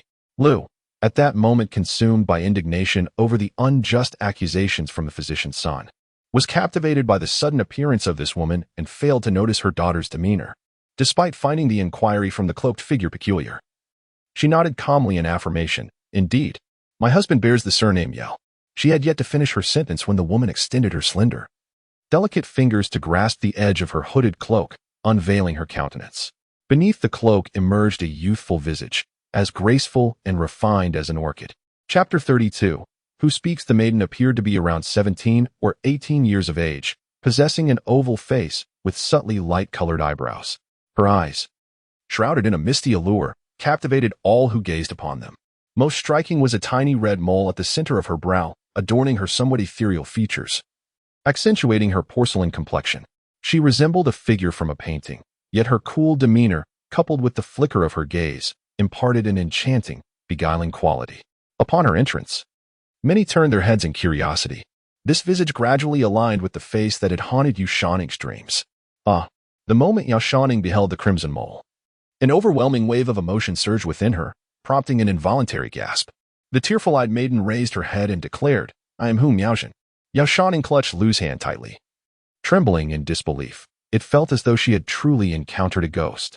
The demise of Xiao Lu Shi and the subsequent appearance of the woman in her dreams had initially not registered in her mind. After all, Yao Shouning was still quite young and had never faced any significant turmoil in her life. The dreams she had experienced seemed to her nothing more than bizarre figments, a mere harbinger of something ominous. Yet she could never have anticipated that one day the figures from her dreams would manifest before her. Lu felt her trembling but did not hear her murmurs, assuming she was merely startled by the scene before them. With a heart full of urgency, she turned and half embraced her, while also glancing at the suddenly appearing young girl, a vague sense of familiarity washing over her as if they had met before. "My mother's surname is Lu, hailing from the Lu family of Nanzhao. My grandfather is Lu Bingzhou." The woman clad in a simple white cloak spoke with tears in her eyes. "My father's surname is Su. He is the esteemed Master Su Wanfang of Jiangning County." These words unmistakably revealed her identity. Lu's expression shifted from confusion to shock, then morphed into disbelief, and upon noticing the plain cloak draped over her, it seemed a realization dawned upon her, leading to an expression of profound sorrow. "Little sister Miaozhen, I pay my respects to my aunt." Upon uttering these words, she raised her wrist to cover her lips, weeping softly. Although the sight of her face and the instant recognition of the small crimson mole had left Yao Shouning speechless, the moment she truly heard Su Miaozhen declare her identity, an absurd sensation enveloped her. How could such coincidences exist in this world?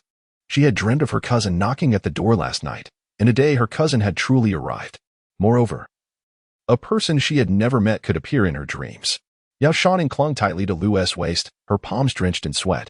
Fortunately, Lu was equally stunned by Su Miaozhen's sudden arrival and remained in a state of shock, oblivious to any unusual occurrences. As Lu felt a wave of dizziness wash over her, the moment she spoke, a shadow of melancholy crossed Su Miaozhen's face. "There have been some upheavals at home. My father has entrusted someone to rent a carriage to take my brother and me to the capital," she disclosed. Though her words were somewhat ambiguous, Lu had previously received a handwritten letter from her sister, and, noting that Su was clad in mourning garments, the implications became unmistakable. "My brother Qingchun is also in the carriage." Su Miaozhen's eyes glistened with unshed tears, her expression evoking deep sympathy. Her voice trembled with sorrow, and the poignant sadness resonated with Lu, almost bringing her to tears. Instinctively, she released her daughter, as if compelled to take a step forward.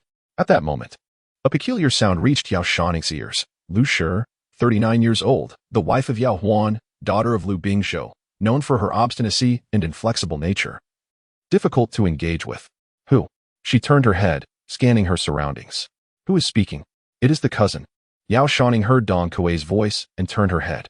Su Miaozhen was indeed speaking, yet her lips moved in recounting her sibling matters, entirely unrelated to the voice she had just heard.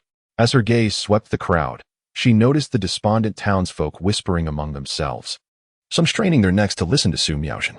The young man in black who had rescued Lu stood silently, hand resting on his sword, sensing her distraction and turning his head in response. Two young men, one clad in a blue robe and wielding a silver spear, stood protectively behind her, silent yet vigilant. The voice she heard was unmistakably that of someone nearby. However, none of the individuals in proximity uttered a word. Zhang, with a wary expression, positioned himself beside her and Lu, while the esteemed physician's son, his face ashen, knelt on the ground in silence, with no one to speak. From whence did the voice she had previously heard emanate? Lu Ji, the sole offspring of the princess and the valiant general of the state, was fated to inherit the celestial mandate and in a past life had. Yao Shouning's mind was a tumultuous whirlwind, reality and phantasmagoria intertwining, overwhelming her thoughts, prompting her to release her grip on Lu and clasp her ears tightly.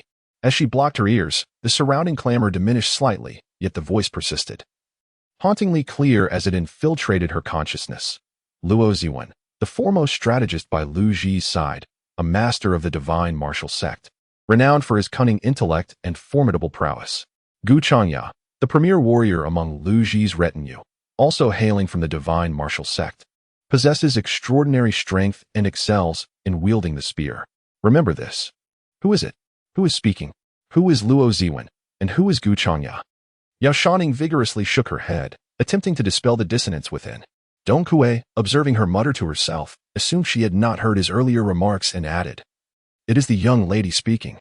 No sooner had he spoken than Su Miaojin, seated in the distant carriage, felt her eyes brim with tears. "I humbly beseech my aunt to take me in."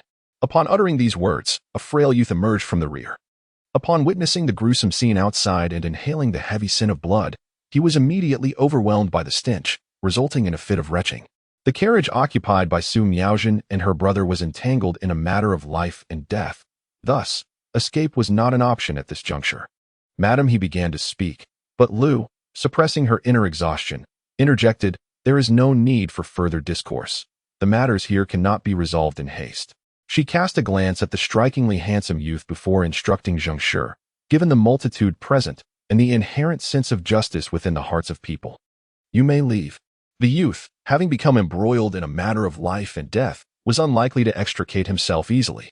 The boy, upon hearing Lu's words, maintained an ambiguous expression and chose to remain silent. Chapter 33. Where is Mother? There exists a hierarchy of urgency. Listening to Lu, Zheng Shi discerned her resolute intent. Moreover, the youth likely perceived Lu's purpose. Although he did not concur with her statement, he also refrained from opposition.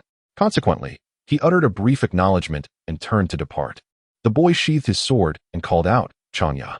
Upon his utterance, Yao Shouning's mind was immediately flooded with the earlier heard voice, Gu Changya.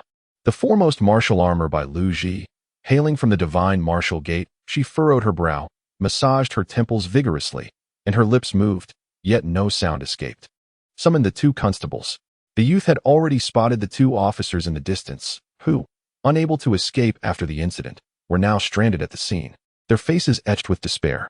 In light of such a significant event, these two individuals are likely to face repercussions. If fortune favors them, they may escape with mere dismissal from their posts, avoiding incarceration. However, if misfortune befalls them, their very lives might be at stake. The man referred to as Changya responded affirmatively, gesturing for the two to approach. He inquired about the circumstances surrounding the incident, prompting a sense of guilt in Lu. Indeed, this matter was closely tied to her, as the three instigators were indeed summoned by Yao Zhua. Now that a life has been lost, she feared that these two might not withstand the pressure and reveal her involvement, thus implicating Yao Zhua.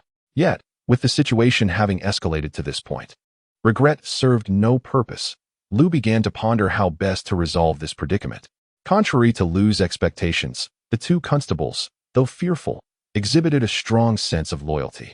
When questioned by the man clad in soft leather armor, they merely stated that they had heard the commotion and had come to patrol, making no mention of Yao Zhua. Their account mirrored Lu's earlier narrative, recounting how the old man and his two companions had sought out the physician's son, only to have Lu later testify against them. Upon entering the city, the horses had suddenly gone wild, causing chaos among the crowd, which startled everyone. The subsequent events were likely known to the group of youths who had entered the city. A sudden fit had struck one individual, who brandished a knife in the street. Yet fortunate was it that you, witnessing the injustice, intervened to save a life, thereby preventing a greater calamity. In response to the flattery from the constables, the youth remained impassive, unaffected by their praise. Ultimately, the root of the issue lay in the incompetence of this quack physician. The words of the constable inadvertently caused Yao Shouning to release a breath of relief.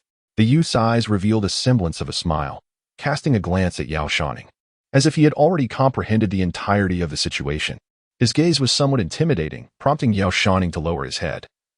Reminded of the strange dark aura he had encountered earlier. "I am wronged, my lord." Upon hearing this, the esteemed physician's son, filled with indignation, retorted, "This lady claims that her husband is the commander of the Beijing military division, It is entirely possible that these two officers are in collusion with her. His mind raced as he countered, moreover, the madness of the horses and the violent act in the streets have nothing to do with me. At this juncture, a hint of sorrow emerged on his face. He had ventured into the capital, having heard tales of its wealth and abundance, hoping to reap some benefits. Had he known that such troubles would ensue, he would have preferred to remain in Jiangnan, living a comfortable life. It is conceivable that the assailant was already afflicted with madness, driven to violence by some provocation. Truly, I am wronged. As he spoke, tears began to flow. Reflecting on the destruction of his shop, the tarnishing of his reputation, and the looming threat of imprisonment, his tears bore a deeper sincerity. Madness? Inquired a young man clad in a blue scholar's robe, glancing at the youth as he spoke. Indeed, son, hoping for a glimmer of salvation. Eagerly nodded at this remark. It must be that he harbored an ailment all along, which only manifested at a critical moment. He raised his sleeve to wipe his tears. His lips bruised and bleeding from his own grip, rendering his speech somewhat indistinct. Can you diagnose it? The gentleman known as Ziwen inquired with a smile. It is unclear why this individual, appearing no older than 25 or 26, exudes an air of scholarly elegance. Yet, his smile casts a heavy shadow upon the esteemed physician Sunday. In his usual demeanor, upon being questioned in such a manner, he would have boasted extravagantly, regardless of whether a true diagnosis had been made, ensuring that others were thoroughly convinced. However, before this gentleman clad in azure, he finds himself somewhat hesitant, unwilling to speak too confidently. After all, the individual is deceased. How could any ailment be diagnosed? Upon hearing physician Sun's words, the previously smiling man's expression shifted dramatically. Cannot diagnose? Though he continued to smile, an unsettling chill accompanied his words. If a diagnosis cannot be made, why then assert that the individual suffered from a fit of madness? His tone remained gentle, and his demeanor was not aggressive. Yet physician Sun felt the pressure mounting, beads of sweat forming on his brow as he quickly replied, I was merely speculating. Speculating? The gentleman in azure let out a light, mocking laugh. To be hailed as a divine physician, yet rely on speculation for diagnosis only underscores the undeniable truth of your ineptitude. His words left physician Sun at a loss, while the gentleman directed the two constables. This man is a charlatan and must be apprehended by the military personnel for interrogation. As for the ensuing chaos caused by the carriage collision, we shall first document the list of the injured and address matters of compensation and other issues afterward. His gaze fell upon the headless horse, slain by the sword of the young man in black, lying lifeless on the ground, while a frightened girl sat quietly in the carriage and another youth bent over, retching. The individual rushing to escape may well be aware of the calamity they have provoked, having vanished amidst the chaos. However, the matter at hand is of such magnitude that even if the monk escapes, the temple itself remains. Particularly concerning is the young girl who has revealed her identity. It will not be difficult to trace back to the Yao family for inquiries. The most troublesome aspect, however, is the lifeless body lying on the ground. Despite being witnessed by many, with all having seen this individual wielding a knife in broad daylight, the young man's unique status complicates matters. Having become entangled in such a case, he is likely to face considerable difficulties. I shall take this corpse shortly and personally deliver it to the Ministry of Justice. After stating this, he inquired, might anyone know this individual's name, surname, or place of residence? Upon hearing the question posed by the man referred to as Ziwen, the crowd that had been detained looked at one another in confusion, at a loss for words. Those possessing any information would be rewarded with a bounty of 10 coins. As soon as the prospect of a reward was mentioned, the previously despondent crowd brightened with renewed hope. Before long, a timid man, his face partially concealed by a sweat cloth, stood up apprehensively. I do not know who he is. The blood on his face had yet to dry, with crimson stains evident between his fingers. He was the unfortunate soul who had been the first to suffer a bite on his cheek during the earlier frenzy. But when he bit me, I heard him asking. It seemed he was inquiring about his mother. As he spoke, the pain from his injuries caused him to wince, drawing in sharp breaths. Had it not been for the presence of the official before him, he might have uttered a curse. Chapter 34. I escort. Upon hearing this, the others began to vaguely recall similar occurrences, nodding in agreement. A mother? The young man in the blue robe's eyes gleamed momentarily as he nodded in agreement. This indeed constituted a lead. Upon reaching this point, he produced a pouch from his sleeve, extracting a string of tightly bound copper coins, which he tossed toward the man. With this initial gesture, The others began to exert themselves in recalling the differences from before. The crowd exchanged words, quickly articulating numerous observations. As time gradually elapsed, approximately half an hour later, the commotion in this vicinity attracted several groups of individuals. It seemed that the heir, the prison officials, and the personnel from the Demon Suppression Bureau had all arrived. A young man clad in leather armor, wielding a double-headed spear, approached the youth's side and whispered softly, "The household has also dispatched someone." The young man smiled lightly and nodded in acknowledgement. Meanwhile, upon hearing the news from Zheng Shi, Yao Shouning hastily abandoned his official duties to rush over. He never anticipated that his endeavor to defend the honor of his wife and daughter would culminate in such an outcome. The moment Yao Shouning appeared, it alleviated the tense demeanor of Lu Shi. "Father," Yao Shouning called out, drawing the young man's attention. Perceiving this gaze, Yao Shouning subtly shifted to shield his daughter behind him, offering a respectful gesture to the individuals in the distance. Zheng Shi had already conveyed the general circumstances to him during the journey, including the peril Lu Shi faced when nearly being harmed, and how a black-clad youth had saved her life, subsequently slaying one of the assailants. Hearing this, Yao Shouning was drenched in cold sweat. "I am Yao Shouning, commander of the Northern City Military Division. I am indebted to you for saving my wife," he stated as a substantial number of people approached. A man clad in a cerulean scholar's robe leaned close to the young lad, whispering a few words. Simultaneously, a voice echoed in Yao Shouning's mind. "In Beijing's military command, Yao Chuan possesses mere brute courage, yet cowers before his wife, hardly worth mention." Meanwhile, within a purple sandalwood carriage sat Cheng Fuyun, the deputy supervisor of the Demon Suppression Division. On the other side, in the realm of the criminal justice system, stood Chu Xiaozhong, the nephew of Chu Xiaodong, who, indeed, was speaking. Shielded by his father's imposing figure, Yao Shouning summoned his courage to turn his head. At that moment, he beheld three contingents of figures arriving in succession. The first to arrive was a group of men clad in black armor, their faces etched with ferocity, who silently positioned themselves behind the cloaked youth, unmistakably the soldiers of the National Divine Military General's residence. Following them was a long procession of about 10 individuals, led by a man adorned in the official robes of the fourth rank of the Deqing dynasty, his brow furrowed with a menacing glare. From another street emerged a cadre of riders donned in the imperial palace's ceremonial attire, surrounding a purple sandalwood carriage. As if sensing Yao Shouning's gaze, someone within the carriage lifted the curtain, revealing a pale, beardless visage. The man appeared to be around 40, with a sinister gaze. Adorned with an official hat and draped in a purple python robe, his lips a deep crimson, Cheng Fuyun, the deputy supervisor of the Demon Suppression Division. The earlier voice echoed once more in Yao Shouning's mind. The man's gaze locked onto Yao Shouning's, imbued with a probing scrutiny, akin to a vividly colored venomous serpent. Realizing something was amiss, Yao Chuan instinctively shifted his stance, striving to shield his daughter behind him. Yet, in that fleeting moment of exchanged glances, Cheng Fuyun had already discerned the visage of Yao Shouning with clarity. Amidst the chaotic streets, her beauty stood out remarkably, despite her youth. One could already glimpse the promise of her future allure. It was rumored that the heir of the Lu family had committed murder in broad daylight. Upon encountering Yao Shouning, the magistrate of the Demon Subduing Department found himself overwhelmed with a myriad of thoughts. "There is no need for gratitude, Commander Yao. It was merely a trifling effort," he remarked.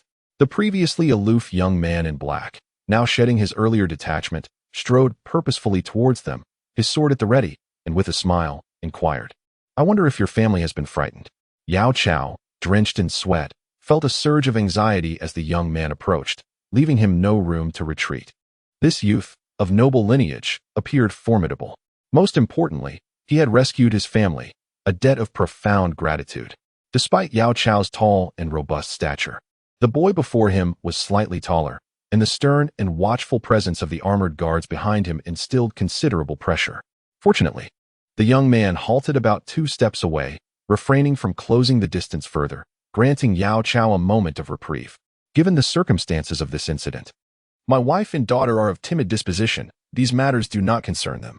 I kindly request to escort them away from this place," he implored. Forcing a smile while bowing slightly, his posture softening as he sought their understanding. The youth clad in black had yet to utter a word when the leader approaching on horseback let out a cold, mocking laugh. "You are not permitted to leave." His tone was severe, imbued with the ruthless aura characteristic of those from the dungeons. Previously submissive, Yao Shuai's eyes flashed with a feral glint upon hearing these words. He straightened his bent posture, and instinctively grasped the hilt of the long knife at his waist. A shrewd man by nature, he understood the necessity of humility in the presence of others.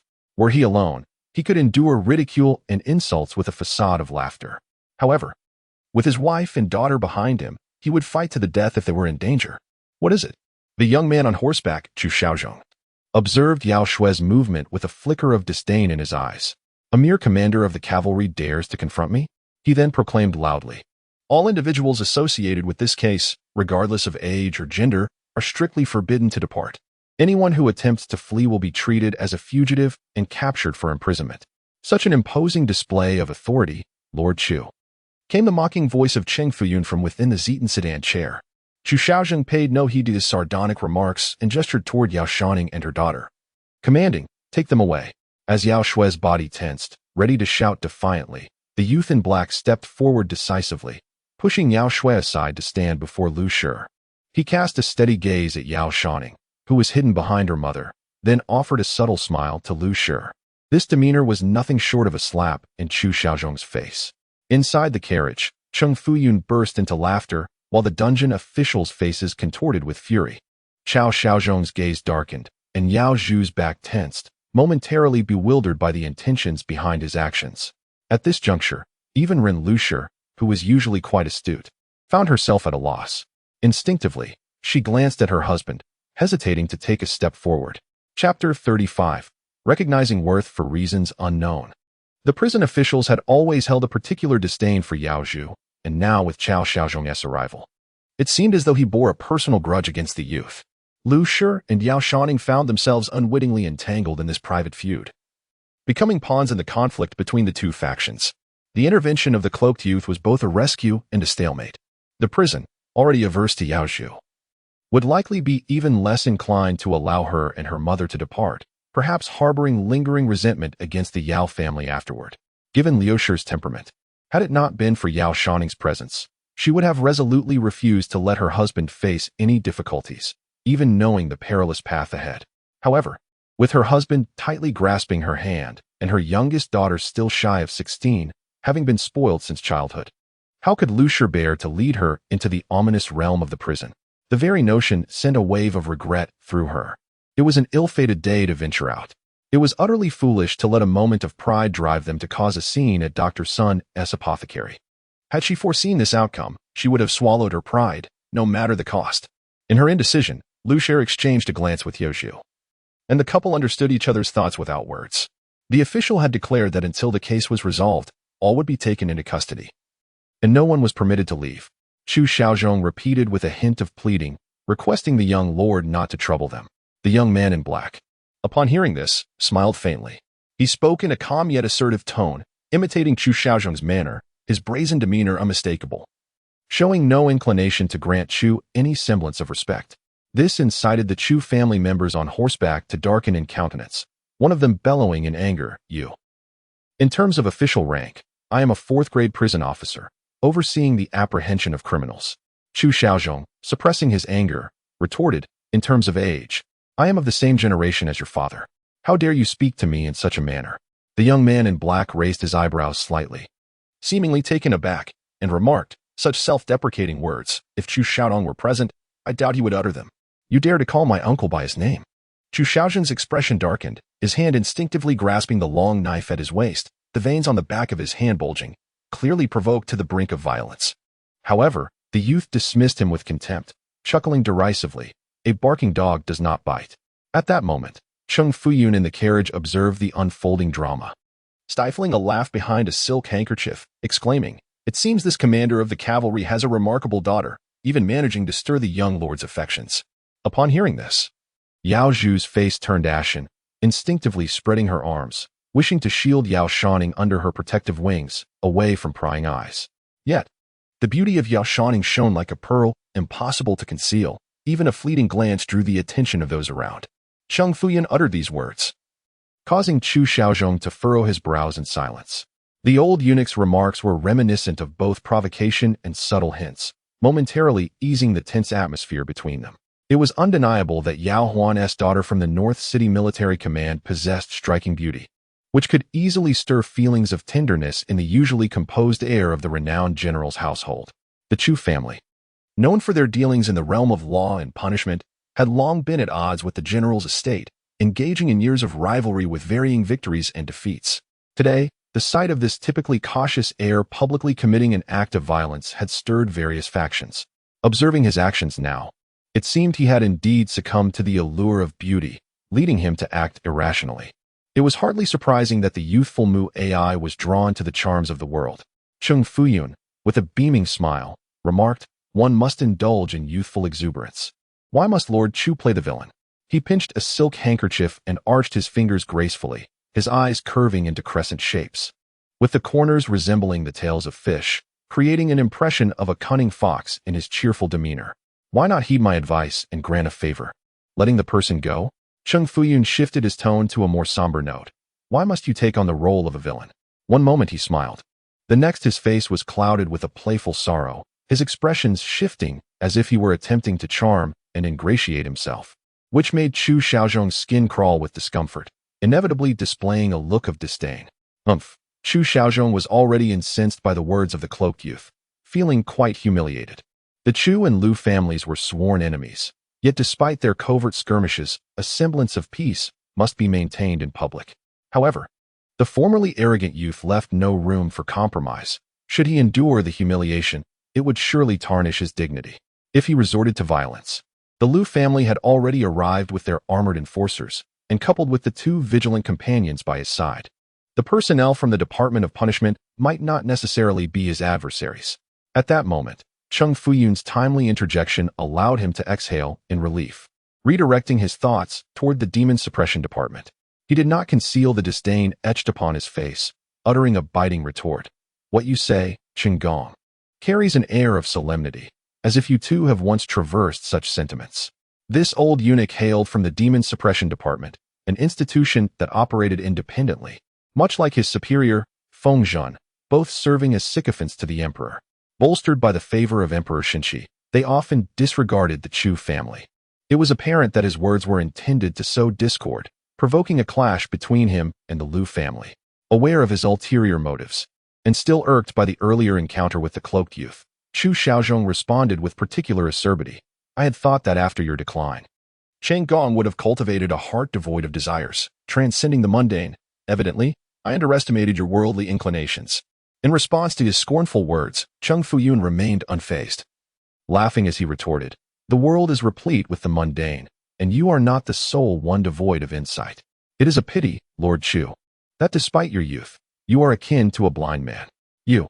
Just then, the young man in the blue robe, referred to as Ziwen, interjected. "As officials serving the same court, why must we mar our harmony in public, providing others with fodder for mockery?" At this juncture, the Lu family members assumed the role of mediators. In the center of the turmoil, Chu Xiaozhong felt an increasing sense of agitation. He barked, "This matter is to be handled by the prison. No one is permitted to leave until the situation is clarified." With a clang, the young man clad in black reacted to these words, his thumb flicking the hilt of his sword. The blade sprang forth, glinting ominously in the light. Paying no heed to Chu Xiaozhong, he leisurely remarked, his gaze fixed on Chu, a burgeoning intent to kill simmering within his pupils. A chill crept into Chu Xiaozhong's heart under that stare. Chapter 36. A blow to the spirit. Lord Chu, I beseech you to heed my words. The man in the azure robe stepped forward once more, positioning himself alongside the man clad in protective leather armor, forming a protective shape around the young man in black. While it is true that the prison holds the authority to interrogate officials, it is hardly commendable to abduct women and children in the streets. He spoke with a disarming smile. "This matter has no bearing on the mother and daughter. My family's heir can testify to that. It would be wise to release them and retain the commander of the northern city's military." Upon hearing this, Lu's heart constricted. Though she understood the man's intent to assist in securing her and her daughter's release, the potential consequences of Yao Shouning remaining in this predicament were perilous. The prison officials had not been fond of him. Should he be taken, he might endure considerable suffering. A wave of panic surged within her, causing her to instinctively glance at her husband. To her surprise, Yao Shouning appeared considerably relieved at this turn of events. If his wife and daughter could escape, then his own survival was paramount, even if it meant enduring some hardship. Noticing Lu's gaze upon him, he nodded subtly, signaling her to lead their daughter to safety. Yao Shouning listened quietly to the conversations around her, discreetly hiding behind her father's back. She felt an inexplicable certainty that Yao Chuan would not encounter any serious trouble. After several instances of her premonitions proving true, she began to harbor a subtle confidence in her foresight, even finding solace in gently squeezing Lu's palm. Although Chu Xiaozhong was deeply displeased with the suggestion put forth by the man in the blue robe, the menacing black-armored cavalry behind him instilled a profound wariness in him. Furthermore, despite the young heir's relatively tender age, his demeanor was exceedingly resolute, leaving no room for negotiation. Though the Chu and Lu families harbored mutual grievances, it was inconceivable that they would truly tear apart over a pair of inconsequential women at this juncture. The old eunuch from the Demon Suppression Division sat nearby, relishing the unfolding drama. The pivotal issue of the day lay in the matter of the young heir's act of violence against an innocent. As for the mother and daughter, it would suffice to let them depart for now. They would endure this moment of indignity, seeking vengeance in due time. With this thought, despite his lingering ire, Chu Xiaozhong merely huffed in silence, tacitly acquiescing to the blue-robed man's proposal. Lu, recalling her husband's earlier demeanor, though still worried for him, was not oblivious to the larger picture. She understood that insisting on staying would only add to his burdens without offering any assistance. It would be wiser to leave this contentious place and allow him to devise a way to extricate himself. Resolving her thoughts, Lu steadied herself and spoke. Though today's events do not concern me, I am an eyewitness. Should there be any issues arising from the subsequent investigation, a simple order will suffice, and I am more than willing to clarify the matter at any time. She refrained from mentioning her daughter, clearly indicating her stance and suggesting that she had no involvement with the young man in black, unwilling to entangle herself in the conflicts among these powerful figures. Upon hearing this, Chu Xiaozhong displayed a hint of satisfaction on his face, lifting his chin and casting a cold, provocative gaze at the young man in black. The youth, however, paid him no heed, merely stepping aside to allow the Lu mother and daughter to proceed. Lu Ji. As Lu turned to lead her daughter a couple of steps, she suddenly seemed to recall something, turning her head back. In the distance, upon a blood-stained carriage, a girl clad in a plain cloak gently patted the back of a retching youth. Yao Shouning also turned with his mother and, upon witnessing this scene, felt a vague sense of peculiarity. Although the elder sister had taken on a maternal role since the passing of Xiao Lu, the siblings were not far apart in age. And amidst such dire circumstances, one appeared pale and continuously retching while the other remained composed, offering gentle words of comfort to others. This stark contrast struck Yao Shouning as rather unsettling. What? Yao Huan noticed his wife's steps faltering and heard Lu mention something. But he had been entirely absorbed in the hope of his wife and daughter departing, thus failing to catch the details. Those are Jiju's children. Lu bit her lip and tilted her face toward the direction of the crashed carriage, conveying a glance to her husband.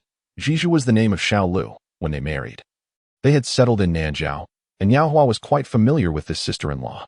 Previously, when Xiao Lu had sent a letter regarding guardianship, Yao Hua had been aware of the matter, but he thought it merely a casual remark, especially since there had been no news for half a year. Upon hearing Lu's mention of her children arriving in the capital and the mishap involving their carriage, a sense of foreboding settled within me as I gazed upon the fallen steed, its head severed from its body. I surmised that this incident was likely intertwined with the affairs of my sister-in-law's offspring. Reassured, Yao Xian exchanged a knowing glance with his wife. Offering her solace, I shall handle this. Su Miaozhen had already become enmeshed in this turmoil, and it appeared that Chu Xiaozhong was not to be trifled with. Presently, a young man clad in black had stepped forth to escort the mother and daughter away. However, given their unfamiliarity, should he wish to ensure the safety of Su Miaozhen and her brother, he would not overlook them. In the midst of these contemplations, Yao Xian resolved with unwavering determination, I will exert every effort to protect them. Lu understood the gravity of the situation. Although a sense of helplessness washed over her upon hearing his words, she nonetheless nodded in agreement, finally uttering, then do take care. Afterward, her gaze wandered to the siblings in the distant carriage, her expression tinged with reluctance. Miaozhen, I shall depart with your cousin, leaving your uncle here. The young girl, her head bowed, allowed a cascade of hair to obscure her visage, shielding her emotions from prying eyes. She gently patted her brother's back, having heard Lu's voice. The lowered eyelids concealed the emotions swirling within her gaze, rendering it nearly impossible for others to discern a fragment of her thoughts. Only a small mole between her brows glimmered red as blood, seemingly more vibrant than before. After a prolonged moment, she lifted her head. her countenance imbued with a touch of poignant vulnerability, yet she obediently responded, "I will heed my aunt's wishes." Seeing her daughter's obedient demeanor, Lu felt a pang of heartache and wished to say more, but the moment was not ripe for conversation. Ultimately, she could only exhale a long sigh and grasp her daughter's hand, urging her to move on. Yet, she was met with a serene smile from the girl, her gaze deep and unsettlingly calm. At that moment, a mysterious voice echoed in Lu's mind, Yao Shouning, the youngest daughter of the Lu family. At 15, she is duplicitous and foolish, prone to lies, possessing a capricious and spoiled nature, devoid of knowledge, adept only at flattery, and viewing others through a condescending lens. Each phrase struck Yao Shouning like a hammer, rendering her momentarily disoriented as she almost lost her sense of place. She resembled a soulless puppet, allowing Lu to lead her briskly towards the carriage. Dong Kue remained oblivious to her mistress's turmoil, instead reveling in the relief of leaving this place. However, the young man in black, tasked with escorting them, immediately noticed Yao Shouning's peculiar demeanor. The group hastened to the carriage, where Zheng had already opened the door. As Granny Chow assisted Lu into the vehicle, she turned to help the dazed Yao Shouning, but the silent young man in black suddenly acted with lightning speed, seizing her wrist firmly in his grasp. The slender wrist of the 15-year-old girl, well cared for by the Yao family, was neither frail like a willow branch nor overly plump, but perfectly proportioned. Her skin was as pale as snow, smooth as fine jade, and her palms soft as a cloud. The young man in black applied gentle pressure, lifting her hand and guiding her to the carriage step, then taking a step closer, drawing near to her. Ah! The matron Chow emitted a gasp, while Dong Kue displayed a look of utter bewilderment. Chapter 37. Under a spell. Perhaps struck by the recent remark, hypocritical and foolish, with a capricious and willful nature, and lacking in knowledge, Yao Shouning remained oblivious to the intimacy between the two, instead lowering her gaze in confusion to meet the boy's eyes. She had already stepped onto the footrest of the carriage, standing slightly taller than the youth. As she turned around, his chin was perfectly positioned to rest against her shoulder.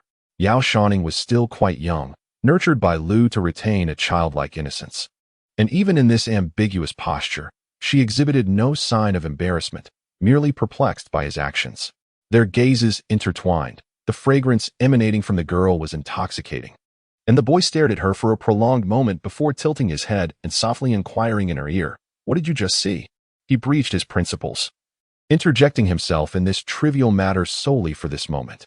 What had she truly witnessed when the gaunt old physician crouched to examine the corpse that evoked such a reaction? The boy, clad in black, assumed she might remain silent, considering the absurdity of the situation, and it was merely his instinct that prompted the question. Yet, who could have predicted that upon uttering these words, Yao Shouning's expression would shift? The girl's gaze, initially locked with his, gradually ascended, ultimately resting upon his forehead. He was extraordinarily handsome. If one overlooked his height, his features possessed an ambiguous beauty that transcended gender. However, upon closer inspection, subtle hints of his masculinity could still be discerned. His forehead was prominent, his brows sharply defined, and his gaze was icy, brimming with a lethal intent. Under normal circumstances, if someone had stared at the young man so intently, he would have erupted in anger. However, at this moment, he exhibited remarkable patience, silently allowing Yao Shouning to observe him. This peculiar proximity between the two soon drew the attention of onlookers. Yao Zhu's expression was one of discontent, frequently casting glances their way. Inside the carriage, Cheng Fuyun and Chu Xiaozhong from the Criminal Justice Department wore expressions of varying degrees, while Lu Shi in the carriage sensed something amiss, seemingly on the verge of rising. The more she acted this way, the more certain the young man became, convinced that she had indeed noticed the clues that everyone else had overlooked. Upon reflection, he realized that there were suspicious elements surrounding them at every turn. Yao Shouning, held by his hand, felt as if she were embroiled in an internal conflict. Through the exquisite visage before her, she saw the earlier scene of dark energy penetrating his brow, replaying incessantly in her mind like a revolving lantern.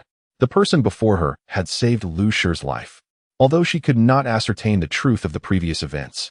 Since he had inquired about what she had seen, and indeed she had observed certain things, it was only fitting to remind this benefactor of her mother.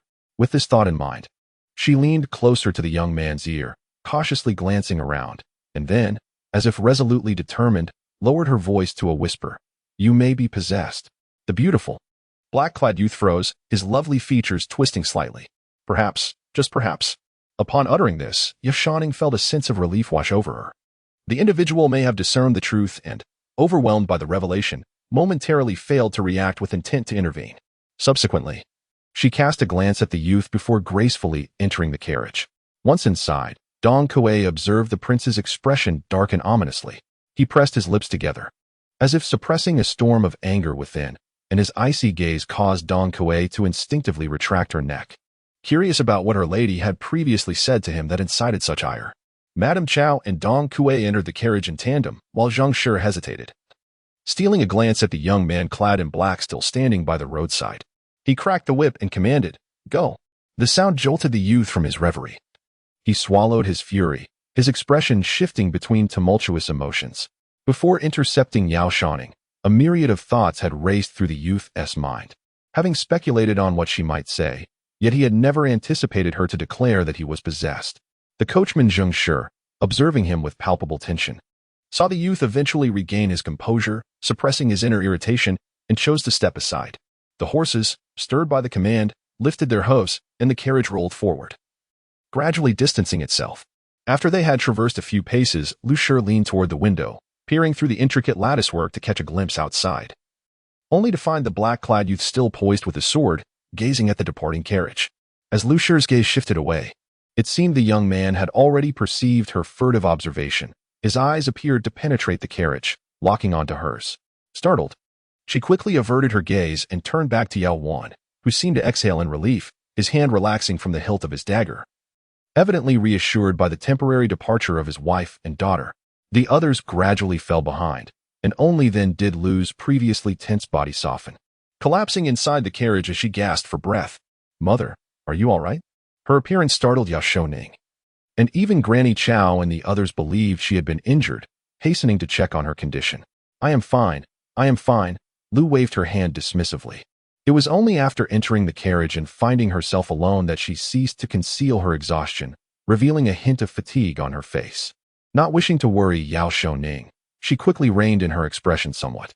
However, the events of the day had been overwhelming, and despite her efforts to endure, her demeanor remained less than favorable.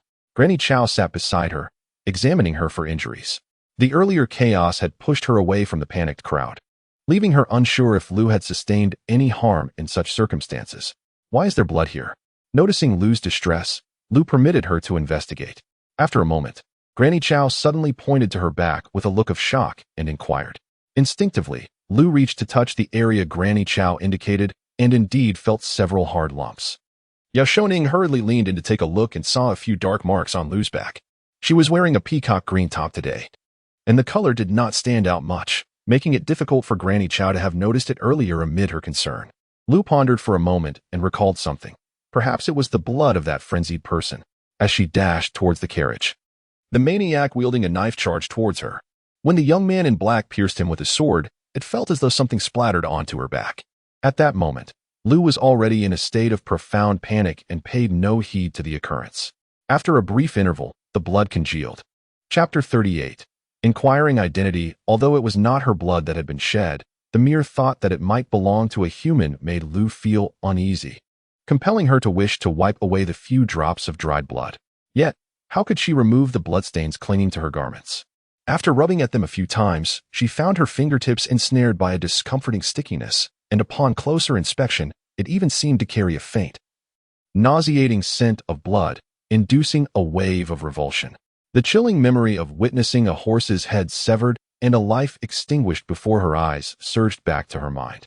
Lu felt goosebumps prickling her skin, yet in front of her daughter, she strove to mask her fear, instead adopting a facade of composure as she spoke. By the way, she forced herself to divert her thoughts from the grim scenes of death and recalled something. What did that young lord say to you earlier? Upon mentioning this, she could no longer disregard the blood stains on her attire, her expression sharpening. While boarding the carriage, Lu had observed the young lord grasping Yao Shouning's hand, the two leaning in close, exchanging whispered words. A sense of vexation crept into her heart. Yao Shouning opened her mouth, her thoughts racing, fully aware that she must never reveal the truth to her mother. Lu has always been skeptical of the existence of spirits and deities. If she were to mention to her that the young man in black might be possessed, Lu would likely first conclude that she had suffered a significant shock and lost her sanity. He reassured her not to worry, claiming that their father would be fine. She, quick-witted, understood how to halt Lu's probing inquiries and instill unwavering belief in her. Yet, upon uttering those words, for reasons unknown, she recalled a peculiar voice from earlier, a habitual liar, stirring within her a mix of indignation and an inexplicable sense of guilt, as if that remark had come to fruition. However, upon further reflection, she reasoned that she was not entirely deceitful. Yao Shouning had an inkling. Despite the troubles that beset Yao Hua, his life would remain unscathed. A quick tally revealed that her premonitions had consistently materialized. Last night, she dreamt of Su Miaojin knocking at the door, and today she indeed encountered Su Miaojin arriving in the capital to visit relatives. Most crucially, she had never laid eyes on this cousin, yet was able to dream of her likeness, even down to the minutest mole. Contemplating this, she realized that aside from the uncertainty of whether the young Lu would survive the winter solstice, all her premonitions had come to pass. Moreover, given the filial attire worn by the Su siblings, it was plausible that something had indeed befallen the young Lu. Through these incidents, Yao Shouning grew increasingly confident in her premonitions. Thus, she believed that Yao would not encounter peril at this moment, although he would inevitably face tribulations. His life was not in jeopardy. Using this reasoning to comfort her mother did not constitute a habitual lie. With this thought, she could not help but feel a pang of anger at the earlier voice's assessment of her character. She was indeed not as gentle in temperament as Yao Shouning. From a young age, her keen insight into human nature often led her to use deceit to mask her actions. However, she was neither willful nor spoiled, nor did she look down on others. As for the art of flattery, it was a skill she had not mastered.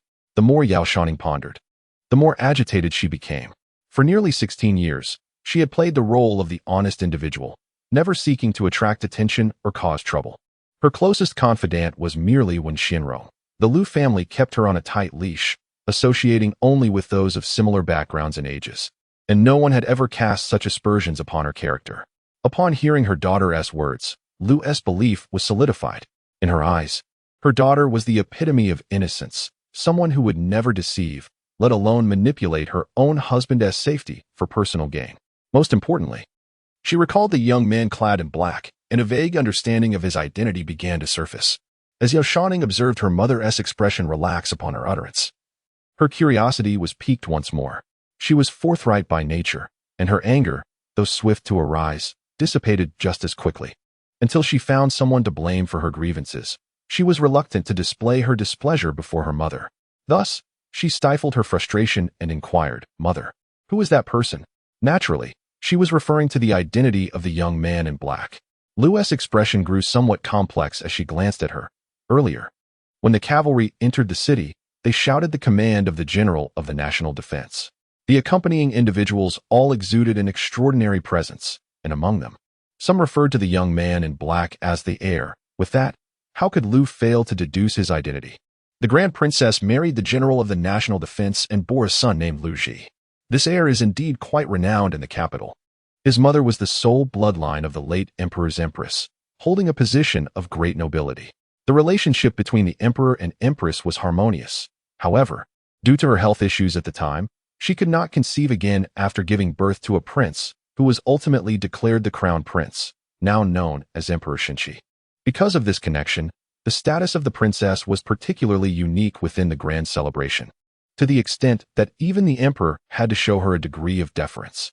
It is said that she was domineering and assertive, with little interest in traditional feminine pursuits such as needlework or watercolor painting, yet she excelled in equestrianism and archery, proving that she was a formidable figure among men. During the reign of the late emperor, she was granted a prosperous fief and permission to maintain private troops, making her the first princess in centuries of the Qing dynasty to wield military power. Her husband was the formidable General Lu Wuji, a man who, in his youth, solidified the southwestern territories, instilling fear in the local barbarian tribes through his remarkable military achievements. This couple was renowned for their prowess, yet they had few offspring. After nearly a decade and a half of marriage, they finally welcomed a son, named Lu Ji. In the capital city, Yao's official rank was not particularly high, and the figures mentioned in the rumors were not part of the Lu family social circle. Thus, she had only heard of them until today. It was said that this individual was quite young, but possessed innate divine strength. Furthermore, it was rumored that the heir's beauty was unparalleled. Lu believed these claims were somewhat exaggerated. She had a beautiful young daughter at home and held very discerning standards for beauty. However, upon meeting Lu Ji today, she found the rumors to be quite understated. His beauty surpassed even the most flattering descriptions. As Lu pondered this, she sensed an unsettling unease and quickly added, "It's just that there seems to be an overwhelming aura of menace, which renders him somewhat intimidating and difficult to approach." A flicker of concern crossed her mind. Her daughter was at the tender age of 15 or 16, a time when young hearts flutter with the winds of affection.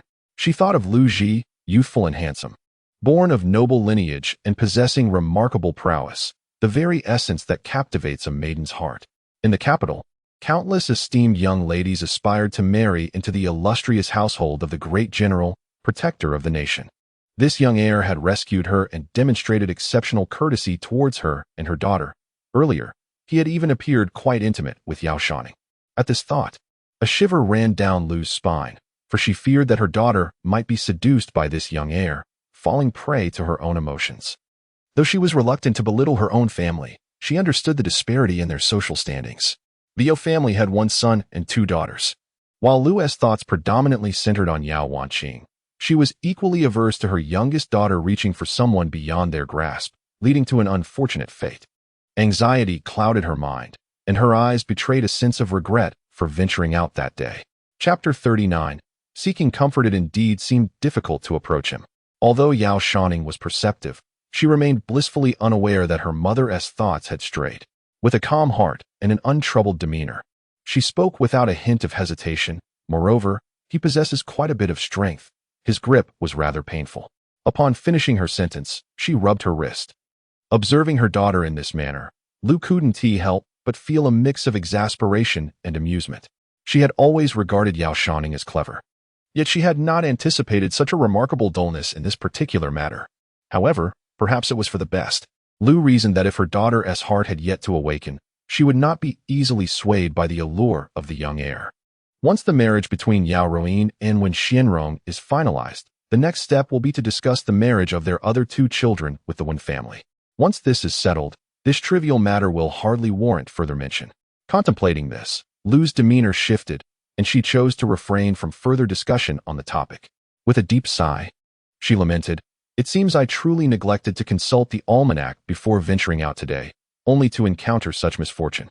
Had she foreseen that her outing would lead to such tumult, she certainly would have opted to remain indoors." Despite her prior skepticism towards fate and fortune-telling, the weight of her current predicament compelled her to utter such words, revealing the extent of her distress. Yao Shouning, upon hearing her remarks, hesitated momentarily before candidly admitting his own fault. "I too share in the blame." Since Lu had mentioned her intent to vandalize the clinic of Dr. Sun, he had been curious to witness the ensuing spectacle. Lu waved her hand dismissively. "You cannot be entirely faulted. It was simply her nature to react thus." After being deceived by Dr. Sun, she had harbored a lingering resentment that was destined to erupt. Even without Yao Shouning's curiosity, she would have eventually acted against Dr. Sun's establishment. The true error lay in the unfortunate coincidence that culminated in a tragic incident today. Lu did not regret demolishing Dr. Sun's shop. Rather, she lamented that she had chosen to step outside, which led to a convergence of unfortunate events. As she expressed her thoughts, a flicker of uncertainty crossed Yao Shouning's eyes. Was it merely a coincidence? Logically, both Lu's act of vandalism and the runaway carriage, alongside the prince's arrival in the city, were random occurrences. Yet, their convergence had precipitated a grave situation. Upon further reflection, Yao Shouning found himself questioning this narrative. The relentless rain that had persisted for half a month had just ceased last night. Yao Wanning, suffering from a long-term illness, found no relief from the remedies provided by the esteemed son, but rather felt her condition had worsened. This left Lu, her mother, filled with an overwhelming sense of dread for her daughter's health. After the rain had ceased, it seemed an opportune moment to seek out Sun, who had brought such misfortune. The little Lu in her dreams was not expected to survive until the winter solstice, which fortuitously arrived earlier this year by over half a month. Su Miaozhen and her brother also entered the city today. As for the unexpected arrival of the young nobleman, Yao Shouning suspected that it was not merely a chance encounter. The dark energy that surged from the deceased after the murder and infiltrated his own body remained an enigma. She felt certain that even if Lu had not ventured out today, a different time or circumstance would likely have led to trouble. The events of the day, while fraught with danger, ultimately allowed Lu to encounter a benefactor, transforming peril into safety, which might indeed be a blessing in disguise. However, such thoughts were not ones she dared to share with Lu. At this moment, Lu was still shaken. Should she hear such cryptic musings, she might conclude that Yao had been overly frightened, leading to her incoherent ramblings. It was merely a twist of fate, she thought. Lu, mustering her strength, reassured her daughter before inquiring, "Were you frightened?" Having been raised in comfort, though the Yao family was not of noble lineage, both parents had endeavored to shield their daughter from the harsh realities of the world. Witnessing the brutal murder of a man driven mad and the sight of a decapitated horse, with blood spilling onto the street, left Lu with a lingering sense of dread. Thankfully, she thought, they had escaped unscathed. Yao Shouning hesitated for a moment, shook her head, and responded softly. Her words were not intended to comfort Lu, sure, but rather stemmed from genuine concern. Logically, witnessing Lu Ji commit murder should have instilled fear within her. However, the emergence of 2 streams of black mist from the corpses that followed quelled that fear, replacing it with a curiosity she struggled to suppress. Her premonitions had come to fruition, as she had been plagued by vivid dreams lately, compounded by the recent events. After a long wait, her cousins had finally arrived in the capital, leaving her to ponder what changes they might bring to the Yao family. Lu Shi, observing the shift in her daughter's demeanor, misinterpreted it as mere understanding and thoughtfulness. Believing that Yao Shouning wished to console her, softening, she enveloped Yao Shouning in her arms and reassured her, "Do not be afraid, for your mother is here." Lu Shi regretted allowing her daughter to witness such events in a moment of reckless bravado. After all, they were merely dead bodies. What was there to be overly concerned about? Holding her daughter tightly, she felt Yao Shouning's small hands clutching her chest, a pitiful expression gracing her face as she asked, "Mother, do you think there are ghosts after one dies?" Usually lively and spirited, Yao Shouning rarely exhibited such trepidation. Lu Shi's heart swelled with affection, and she hurried to comfort her, saying, "There are no ghosts. So many people die in this world. If everyone turned into a ghost, there would be no space left for the living." She patiently soothed her daughter, explaining, "The notion of ghosts is merely a trick employed by wandering sorcerers to deceive." Just as Yao Shouning was about to speak, Lu Shi interrupted her, insisting, "Rest assured." She recalled her daughter mentioning a restless night, and, upon hearing her inquire about it again, remarked, Yao Shouning's concerns were not merely about nightmares. She feared that she might have fallen under some malevolent influence. The events of the day had deeply troubled her, as she oscillated between the belief that she had indeed seen many things beyond the perception of others and the skepticism instilled by the teachings of the Lu family, which led her to suspect that she might merely be experiencing illusions. These conflicting perceptions clashed within her, yet the comforting words of Lu prevailed. In the face of that terrifying dark aura, Yao Shouning instinctively chose to embrace her mother's assertion of no strange spirits, relegating all her previous visions to mere figments of her imagination. The death of Xiao Lu could be deemed a coincidence, and the striking resemblance of Su Miaojin to what she had seen in her dreams could, with some effort, be rationalized as a familial connection that elicited a response. As for the dark energy emanating from the deceased, it seemed perhaps insufficient. She had not only been awakened from her dreams, but appeared to be experiencing auditory hallucinations as well. "I feel I may need to drink a few more doses." Upon hearing this, Lu's heart ached even more. Certainly. Chapter 40. Do not worry. After expressing this, her thoughts drifted to Su Miaojin. However, she had not anticipated encountering Miaojin upon entering the city today. To Lu, this seemed an astonishing coincidence, almost beyond belief. It was all the fault of that rogue who had driven her carriage. Somehow, he had startled the horses. Had the horses not bolted into the crowd, the ensuing chaos would not have driven that man to madness, and naturally, no lives would have been lost.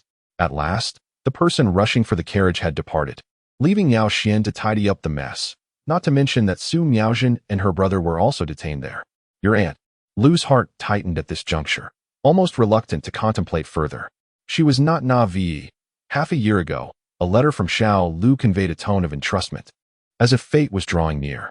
Now, Su Miaojin and her brother were clad in somber white, and Su Wenfeng appeared quite emaciated, yet his spirit remained resilient. She feared for her pitiful sister. As she spoke, Lu's eyes grew moist. She had surmised that Xiao Lu had passed away, and as the thought struck her, her heart ached as if being twisted, releasing faint sobs. "Mother, do not grieve." Yao Shouning had long foreseen the demise of Xiao Lu in his dreams, and he had mentally prepared himself for her potential passing. Witnessing Lu's sorrowful tears, he felt compelled to console her. "You speak the truth. I am not grieving." In truth, Lu was aware of the circumstances and did not wish to reveal any signs of vulnerability that might alarm her daughter. After absorbing Yao Shouning's comfort, she took a deep breath, suppressing all emotions and regaining her former assertive demeanor. "Now is not the time for me to mourn." Having lost her mother at a young age, she wielded authority in managing household affairs, not one to simply weep in times of distress. After a brief emotional release, she swiftly regained her composure. "Regardless, I must hear from Yaojin herself about her mother's condition before I can truly believe it." Moreover, with Yao Xian still entangled in the situation, Su Miaojin and her brother were also caught at the scene. Although Yao Ji reassured her before leaving, promising that he would ensure Su Miaojin would remain safe until the matter reached a resolution, Lu's heart was fraught with anxiety. The personnel from the Criminal Justice Department had always harbored a disdain for him. Now that Yao Ji himself was in jeopardy, how could he possibly safeguard the brother and sister duo? Previously, she had feigned calmness simply to alleviate her husband's worries, but now, reflecting upon it, she felt like an ant on a hot stove. "Did Master Lu truly tell you not to worry, that your father would be all right?" she inquired, her eyes slightly red yet fixed upon her daughter. In truth, Yao Shouning was not entirely confident either. Her conversation with Lu Ji had not revolved around this matter at all. However, she understood that hesitation was not an option at this moment. As soon as Lu's words fell, she nodded affirmatively, replying, "He did say so." Lu, believing her without suspicion, released a long breath of relief. "That is good." After speaking, she murmured to herself, "If your father can survive this ordeal and the Miaojin siblings remain unharmed, even if he is stripped of his official position, it would still be a blessing." Once she finished speaking, silence enveloped them. Yao Shouning, too, remained quiet, contemplating the events of recent days, though she outwardly accepted Lu's consolation. Convinced that this world bore no traces of ghosts or deities, internally, she began to question Lu's perspective. A vague intuition whispered to her that what she had witnessed today might merely be the beginning.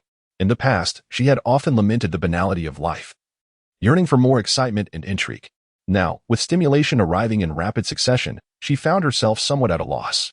She was troubled by her own affairs, yet fortunately, Lu Shi had her own myriad of concerns, leaving her little time to notice the rare tranquility enveloping her. Dong Kuei, terrified, huddled close to Granny Chow, trembling in fear. That she did not faint on the spot was already a testament to her bravery. The gatekeeper had been peering out, and upon spotting the return of his master, he promptly swung the grand door open. Qing Yuan, who served in Yao Wanning's chamber, was waiting behind the door. And upon seeing Lu Shi and the others alight from their carriage, he could not help but breathe a sigh of relief. "Why are you here as well?" Lu Shi, upon noticing Qing Yuan, first felt a flicker of curiosity, then sighed deeply. "Has Wanning learned of it?" Qing Yuan affirmed. And seeing that both Lu Shi and Yao Shouning were unharmed, he felt a weight lift from his chest. "The eldest young lady is worried. She instructed me to wait here until you and the second young lady return home, so I could inform her. Go and tell her. Just say there is nothing to be concerned about."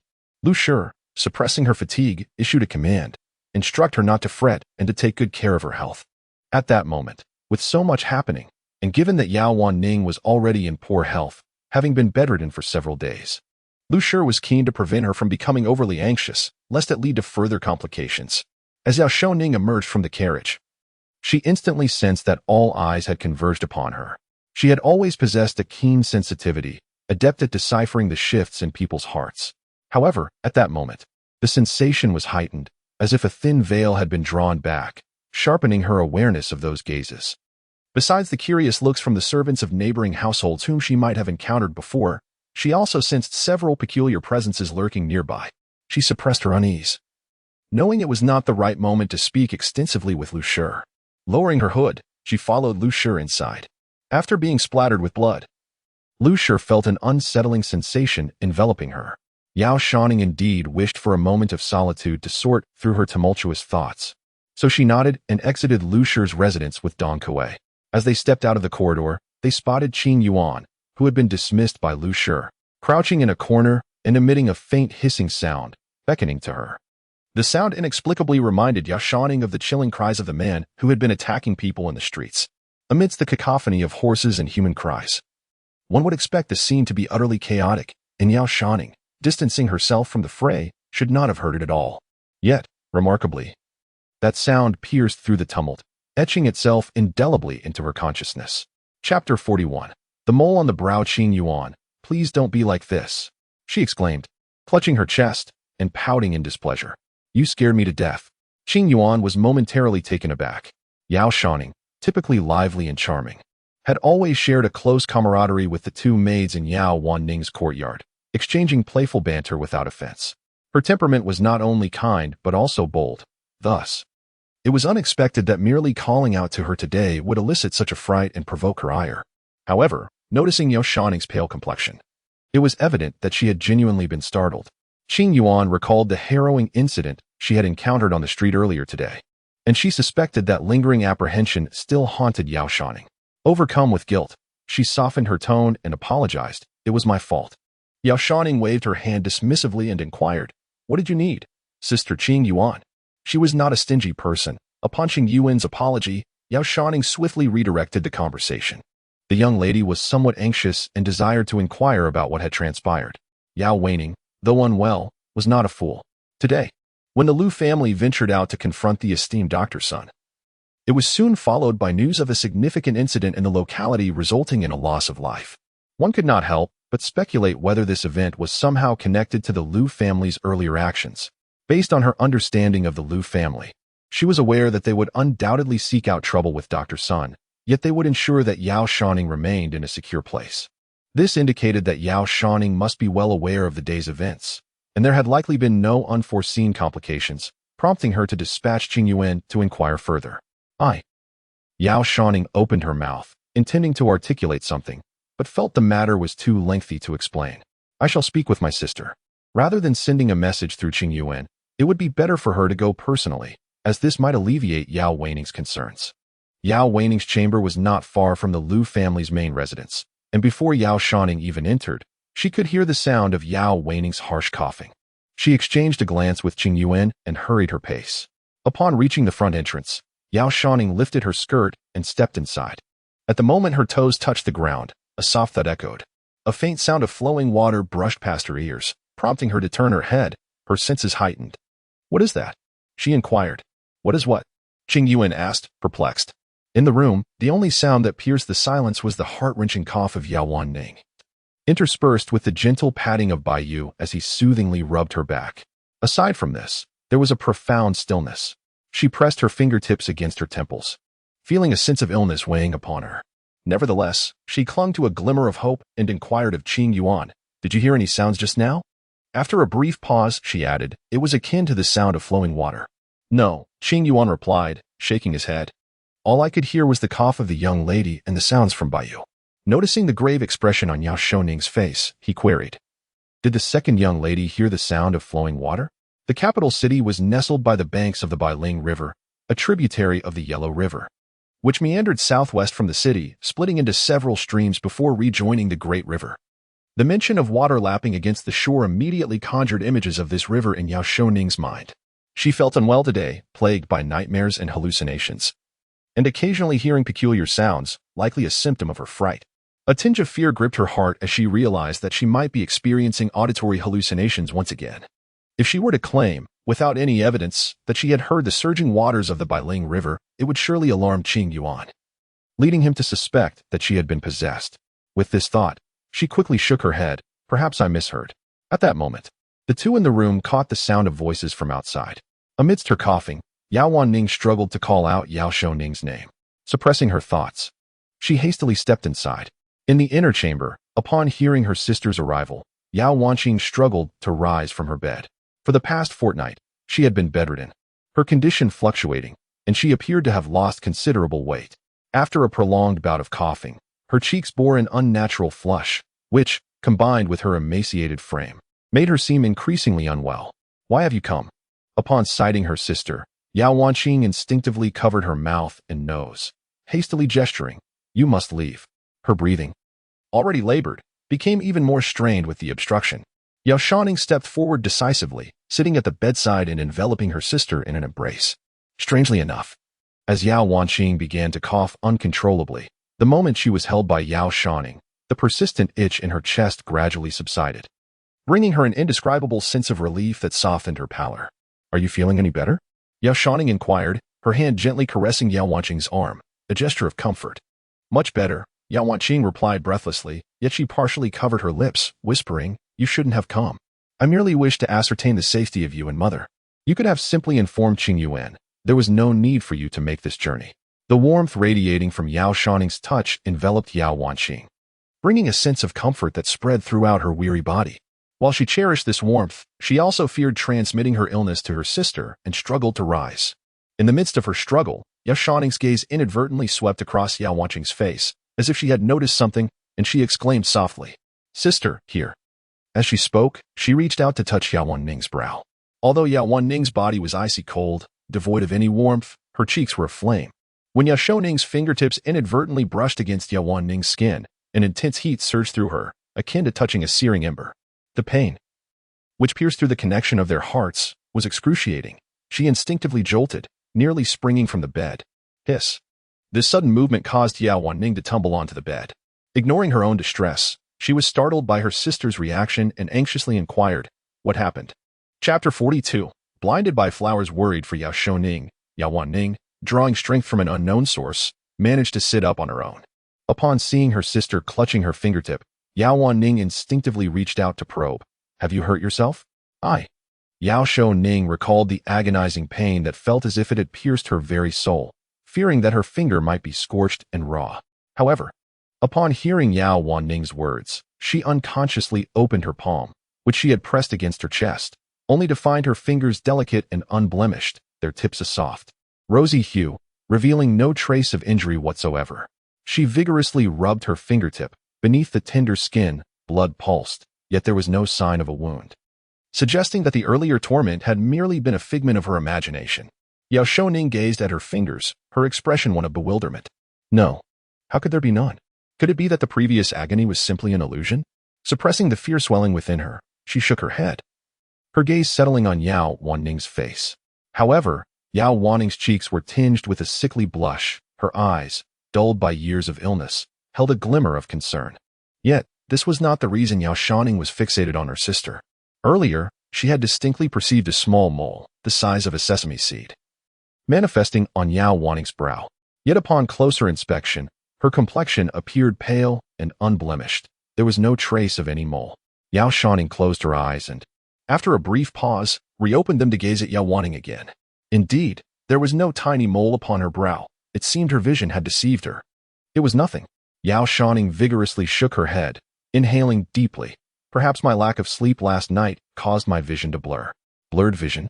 Yao Wanning instinctively touched her face, and upon hearing her sister's reassurance, felt a wave of relief wash over her, prompting her to gently inquire, "What did you see on my face?" If it were any other matter, particularly concerning the peculiar events surrounding her recently, Yao Shouning would have refrained from speaking carelessly, fearing to worry her sister. However, this matter was pertinent to Yao Wanning, and she felt compelled to offer a caution. "It seems I saw something on your face." At this juncture, Yao Shouning suppressed her earlier fear of the burning sensation and reached out to touch her sister's brow once more. "I noticed a mole had appeared here on your brow." Yao Wanning, completely unguarded, did not flinch as her sister's hand approached, allowing her fingertip to rest upon her brow. This time, as Yao Shouning's fingertip made contact with the spot where the small mole had manifested, she felt a sigh of relief. The earlier sensation of scorching heat had vanished.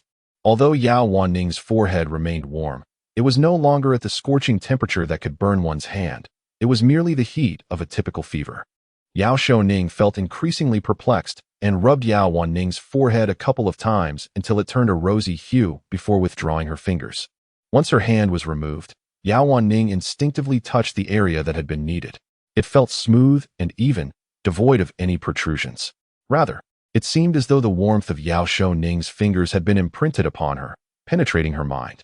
The foggy haze caused by her high fever lifted slightly with that contact. "Where's the small mole?" Bai Yu, standing nearby, leaned in for a closer look and mumbled, "There's none." A smile played at the corners of Yao Wanning's lips as she replied, "Perhaps it was a misperception." Indeed, Yao Shouning hesitated for a moment, but ultimately nodded in agreement. It was plausible that she had mistaken something due to her blurred vision. Despite Yao Wanning's prolonged illness and pallid complexion, her skin was smooth and flawless, devoid of any moles. Could it be that in the past couple of days she dreamed of her cousin and, upon seeing a small vermilion mole on her forehead, began to see moles on others as well?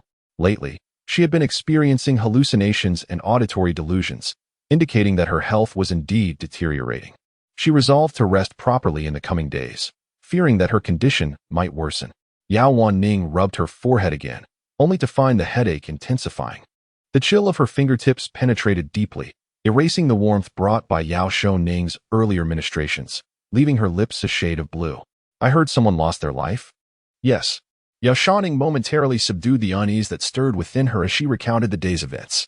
She described how the Liu family sought out the renowned physician's son, only to incite a crowd, which led to a chaotic situation where horses ran amok and a carriage crashed into the onlookers. She mentioned that some individuals were so overwhelmed that they succumbed to hysteria, brandishing knives in a frenzy.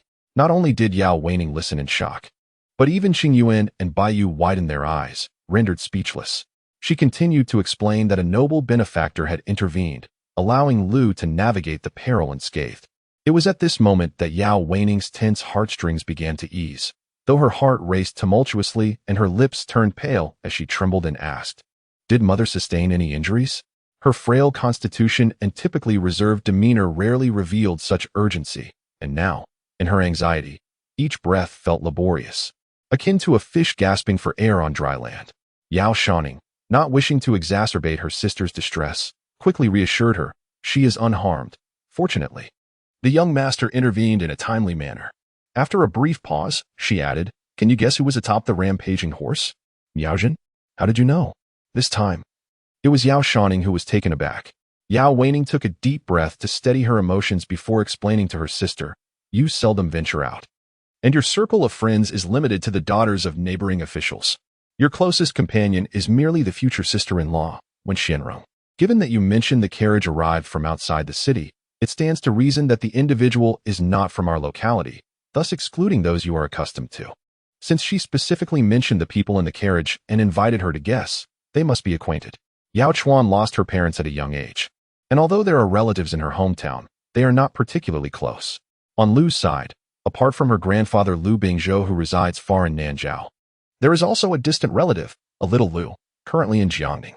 6 months ago, she sent a letter stating her intention to send her son and daughter to the capital, and Lu had recently brought it up. Based on these clues, I surmise they must be the Miaojin siblings. Yao Shouning gazed at her sister, utterly astonished. Typically, Yao Shouning was not very talkative, remaining quiet and often ill. Yet she had not anticipated her thoughts to be so perceptive. From just a few of her words, she had managed to deduce the situation with remarkable accuracy. "Truly, my sister is impressive."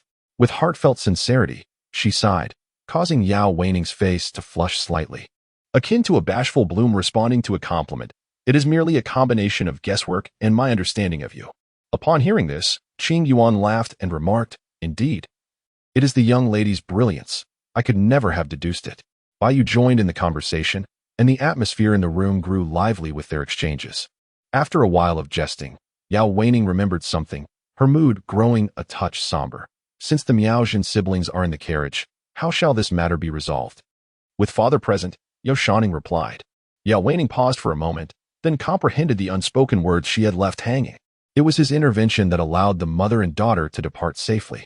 As for the matter of the criminal justice department, Yao Shouning chose not to mention the fact that all personnel from the demon suppression department had been summoned by Lu Ji. Initially, she sensed that this matter would not endanger Yao Xian's life, and she wished to spare Yao Shouning any further distress.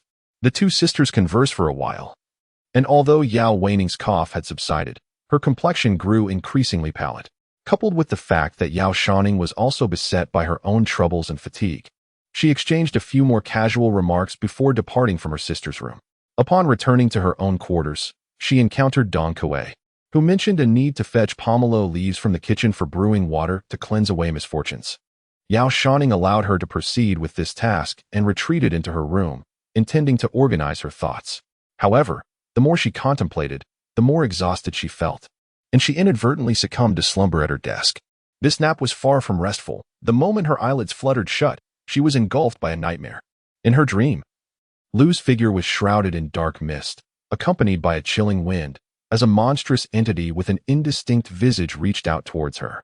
In her desperate state, A glimmer of golden light emerged, transforming into a massive protective barrier that shielded Lu from harm.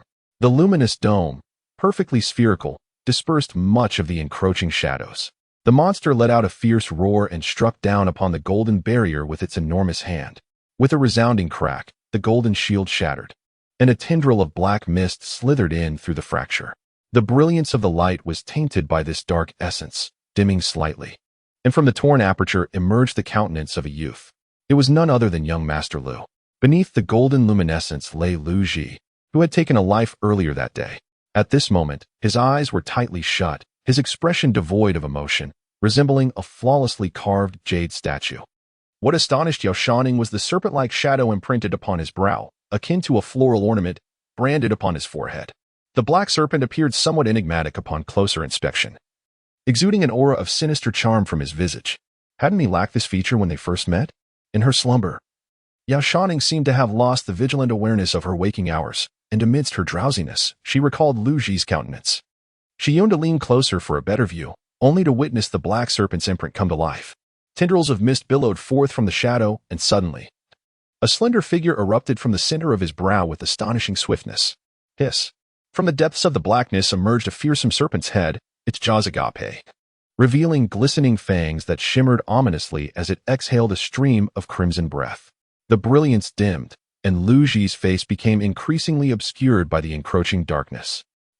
Yao Shouning was taken aback by the sudden emergence of the serpent's head, which lunged towards her with alarming speed.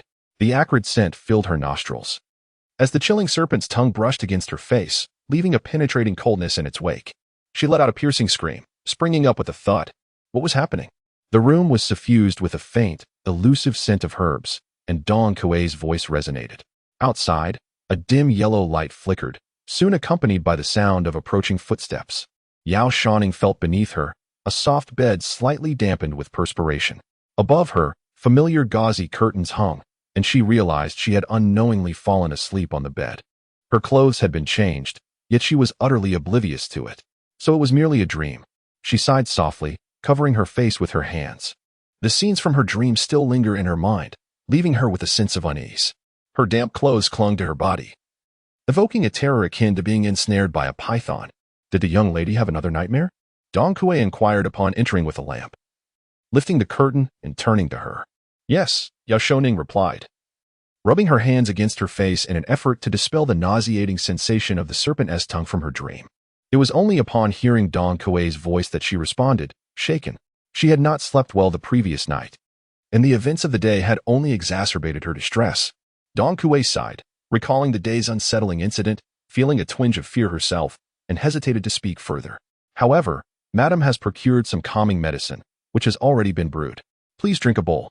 Yao Shouning nodded, summoning her courage to release her hands and lift her flushed face.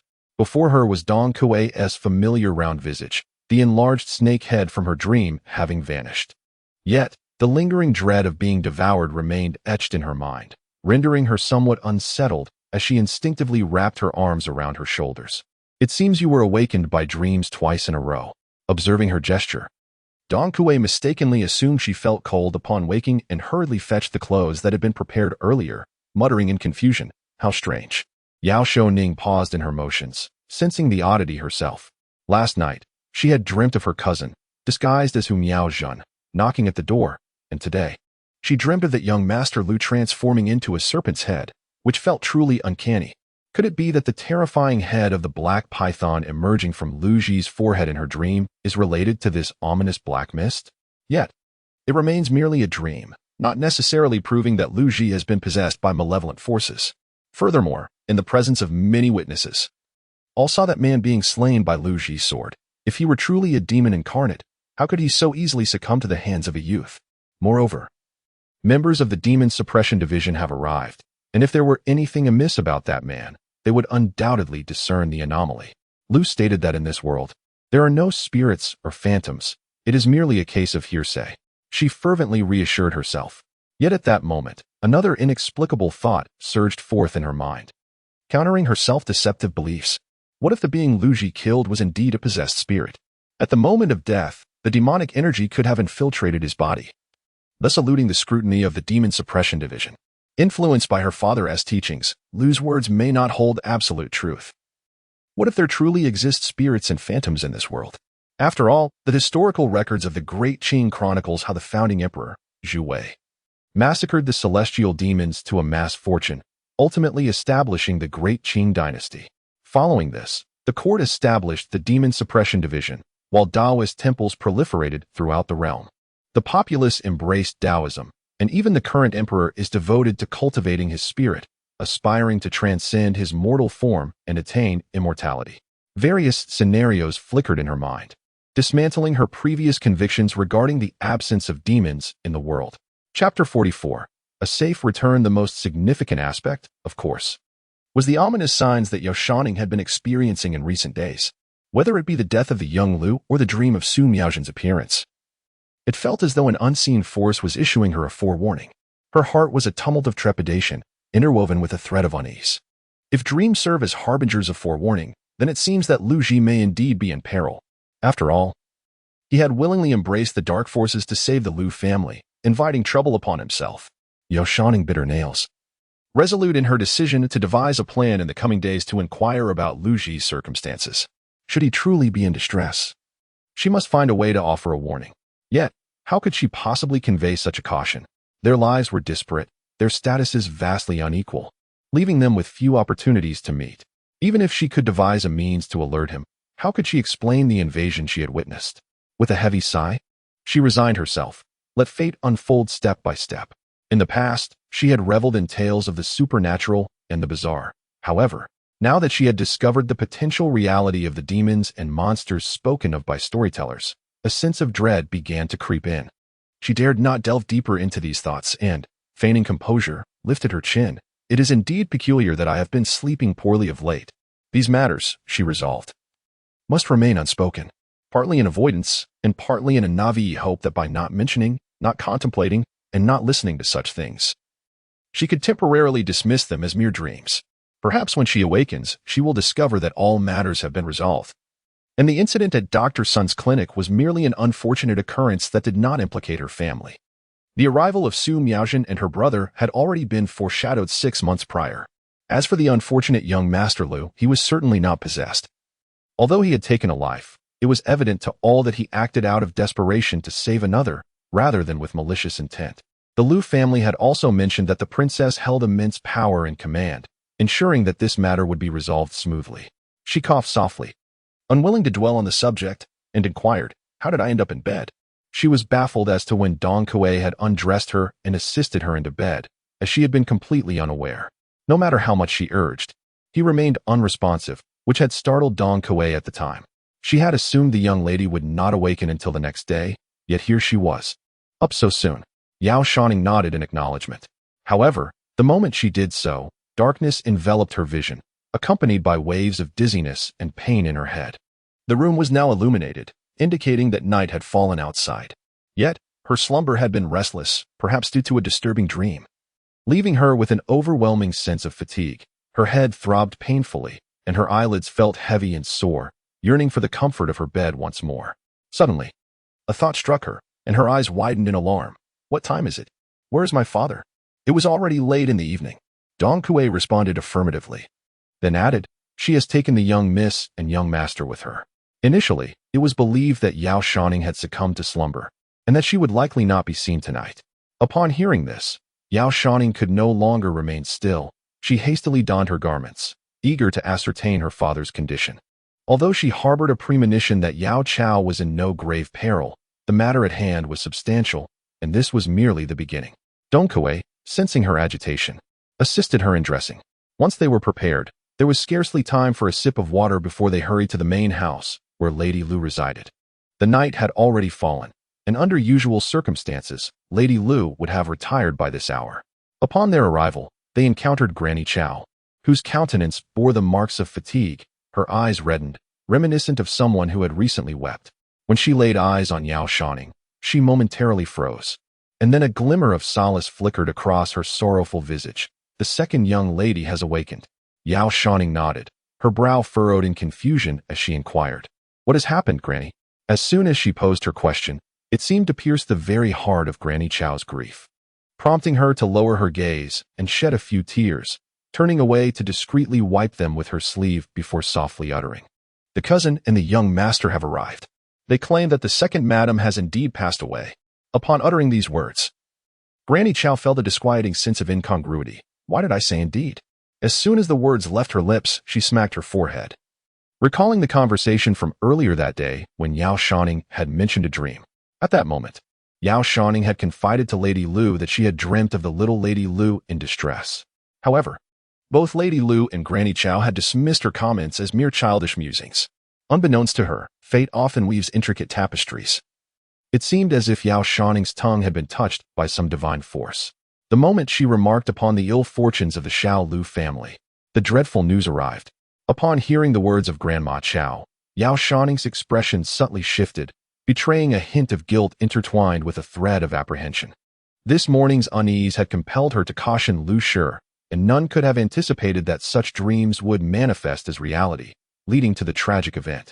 She had vowed to refrain from mentioning her prophetic notions, yet Grandma Chow's casual comment struck a chord within her, igniting a sense of trepidation.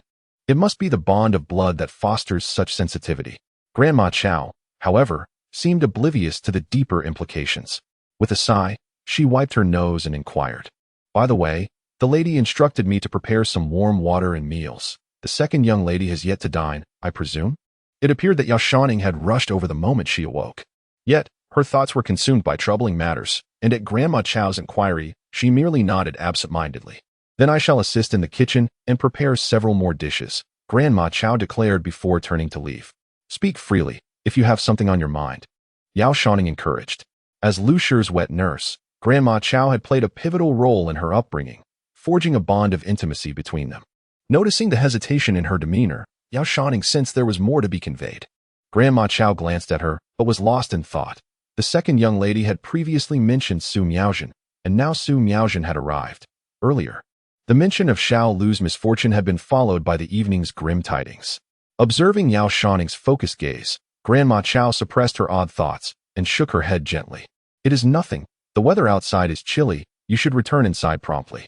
Upon finishing her words, she affectionately patted her shoulder and hurried towards the kitchen. Chapter 45. Unwelcome. It was evident that Granny Chow had something to convey. Under ordinary circumstances, Yao Shouning, brimming with curiosity, would likely have playfully insisted on questioning Granny Chow about her thoughts. However, at this moment, her heart was laden with concern for Yao Zhe and the unease stemming from having experienced two ominous dreams. Leaving her little room to inquire about Granny Chow's intentions, the haunting images from her dreams compelled her to rush inside and check on Su Miaozhen.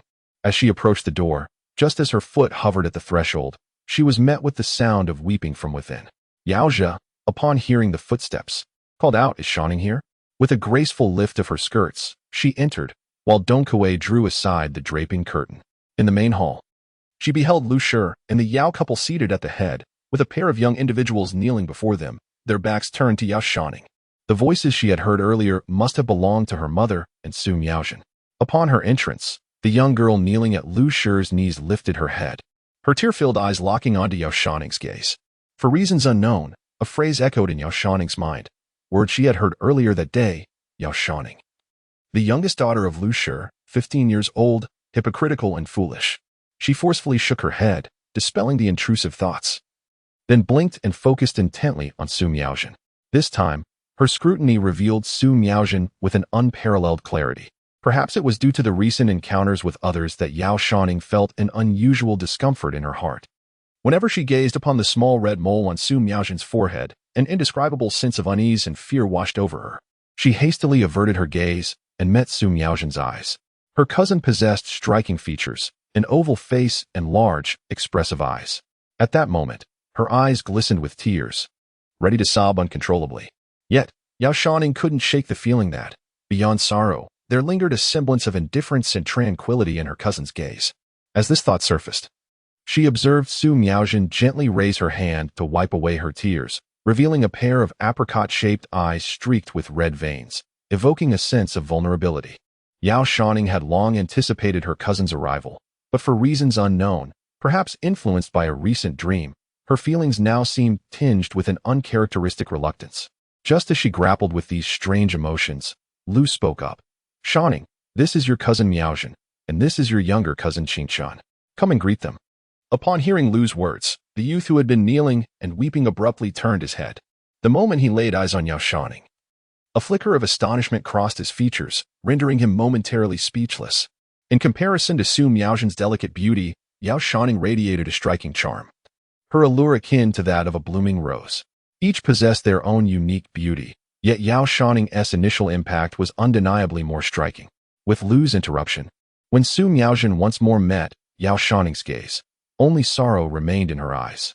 Yao Shouning gazed into her eyes once more, only to find that the jarring sensation that had once caused her heart to flutter was now absent. It seemed that the indifference she had sensed from Su Miaozhen was merely a figment of her imagination. Perhaps she had simply misjudged the situation, she mused. How could her cousin possibly be cold and composed after the passing of her beloved mother? Today, the continuous hallucinations she experienced were likely the remnants of a dream, leaving her dizzy and disoriented, causing her to misinterpret what she saw. It might well be that her eyes had been overtaxed, leading to this confusion. Yao Shouning reassured herself, dismissing the incident as inconsequential, and called out to Lu Shi as she made her way towards her parents. As she passed by Su Qichun, he quickly lowered his head, seemingly unable to meet her gaze. Oblivious to her cousin's strange behavior, Yao Shouning had much to discuss with Lu Shi, but the moment was not conducive to conversation. Lu Shi summoned her with a tender glance at her daughter. "Are you feeling better?" she inquired, referring to Yao Shouning's earlier stupor. When Dong Kuei had come to report, Lu Shi had been frantic with worry. At that time, she had been preoccupied with various matters, and upon merely observing her daughter in deep slumber, she had instructed someone to keep watch over her, ensuring that they would report any changes immediately. Simultaneously, she contemplated seeking news of her husband while considering reaching out to her father for assistance, hoping he could intervene to prevent any potential repercussions for the Yao family. Although Lu Shi felt reassured by her previous experience with Yao Shouning's fainting spell, she finally breathed a sigh of relief upon witnessing her daughter awaken. It was nothing serious. She was merely fatigued. Lu did not think much of it, assuming that she was overwhelmed by the events of the day, leading her to expend excessive mental energy and succumb to slumber. Upon hearing this, she nodded with reassurance. "This is your cousin? Please rise and converse." She wiped the corner of her eye and gently spoke to Su Miaozhen. Lu's demeanor softened as she mentioned her children. "Recently, the incessant rain has rendered the mountain paths treacherous. I have advised him to return only when the roads are safe, so you shall see him then." At this, Su Miaozhen's eyelids fluttered, and after a brief pause, she responded with a gentle countenance. Lu did not notice her subtle hesitation and continued, "I have another daughter, older than you, named Wanning." She sighed. However, Wanning suffers from poor health and is often bedridden, rarely venturing outside. Lu paused for a moment and added, "Tomorrow, I shall take you to meet her. She will surely be delighted to see you." Su Miaozhen pressed her lips together, quickly nodding in agreement. Having spoken of the siblings, she pointed to Yao Shouning and said, "This is your cousin Shouning. You must have seen her earlier today." Su Miaozhen looked up at Yao Shouning, nodded, and softly called, "Sister Shouning." A hint of joy appeared on Lu's face as she addressed Yao Shouning. "This is Miaozhen, your aunt's daughter. Were you not looking forward to your cousin's arrival just a few days ago?" Yao Shouning remained silent. After the unsettling nightmare she experienced last night, her hopes have considerably dwindled. However, she refrained from expressing such sentiments, for fear that Lady Lu would scold her for her lack of decorum. Someone, Lady Lu, noticing her daughter's silence and dazed expression, urged her to respond. In a moment of distraction, Yao Shouning, prompted by her mother, instinctively opened her mouth, nearly uttering the name Miaozhen, as claimed by the figure in her dream. Chapter 46. Hearing again gasping twice, she widened her eyes, feigning the bewilderment of having just been roused by Lady Lu. "Mother, what are you saying? My dear child, why are you so lost in thought?" Lady Lu, feeling a headache coming on, quickly remembered that her daughter was likely still shaken from her fright. Thus, she restrained the admonitions that almost escaped her lips and reiterated her earlier statement. "You mentioned your cousin Miaozhen, your aunt's daughter, just this morning before you left." "Cousin." Yao Shouning, now fully alert, obediently responded. Su Miaozhen appeared somewhat bashful, bowing her head. Simultaneously, the peculiar voice she had heard during the day echoed in Yao Shouning's mind once more. "Chao Shaozhong from the prison department harbors a grudge for the humiliation suffered today and seeks to exact revenge on Yao Zhuang. Lu Ji is about to fall ill." As the words hung in the air, Yao Shouning bit her lip tightly and instinctively shut her eyes. Unlike the bustling crowd during the day, where it was difficult to discern the speaker, the room now consisted solely of familiar faces.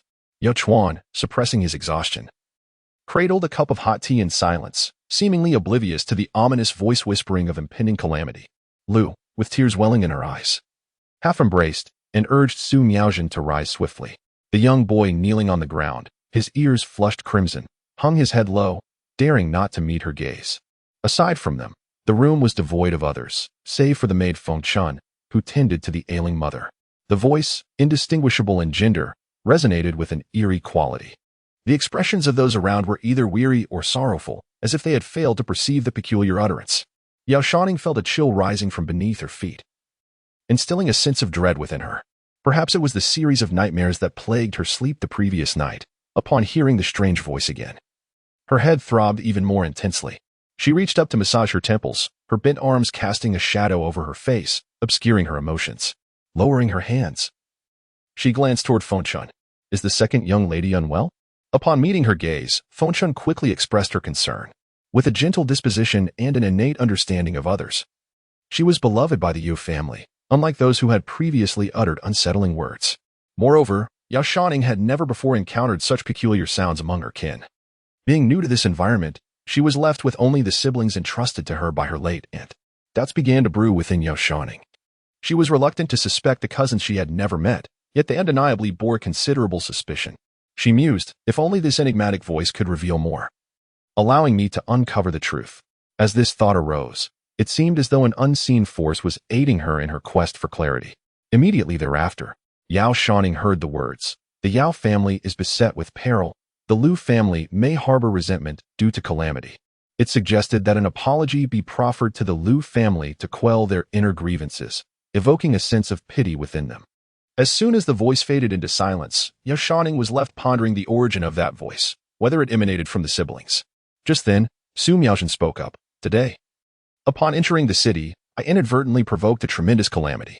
Su Miaojin, holding hands with Lu, appeared somewhat anxious, resembling a child who had erred. "I have implicated my aunt. Not only has my sister Shouning been startled, but it has also incited a lawsuit." With tears brimming in her eyes, she cautiously lifted her gaze to the assembled company, her eyes glistening with moisture. "It is all our fault. Dear aunt, please scold us, for it would ease the burden on our hearts." As soon as Su Miaojin's words fell, clarity emerged, and everything became evident. Yao Shouning's pupils contracted sharply, instinctively biting her lip to stifle the cry that threatened to escape. Su Miaojin. Su Miaojin. How could it possibly be Su Miaojin?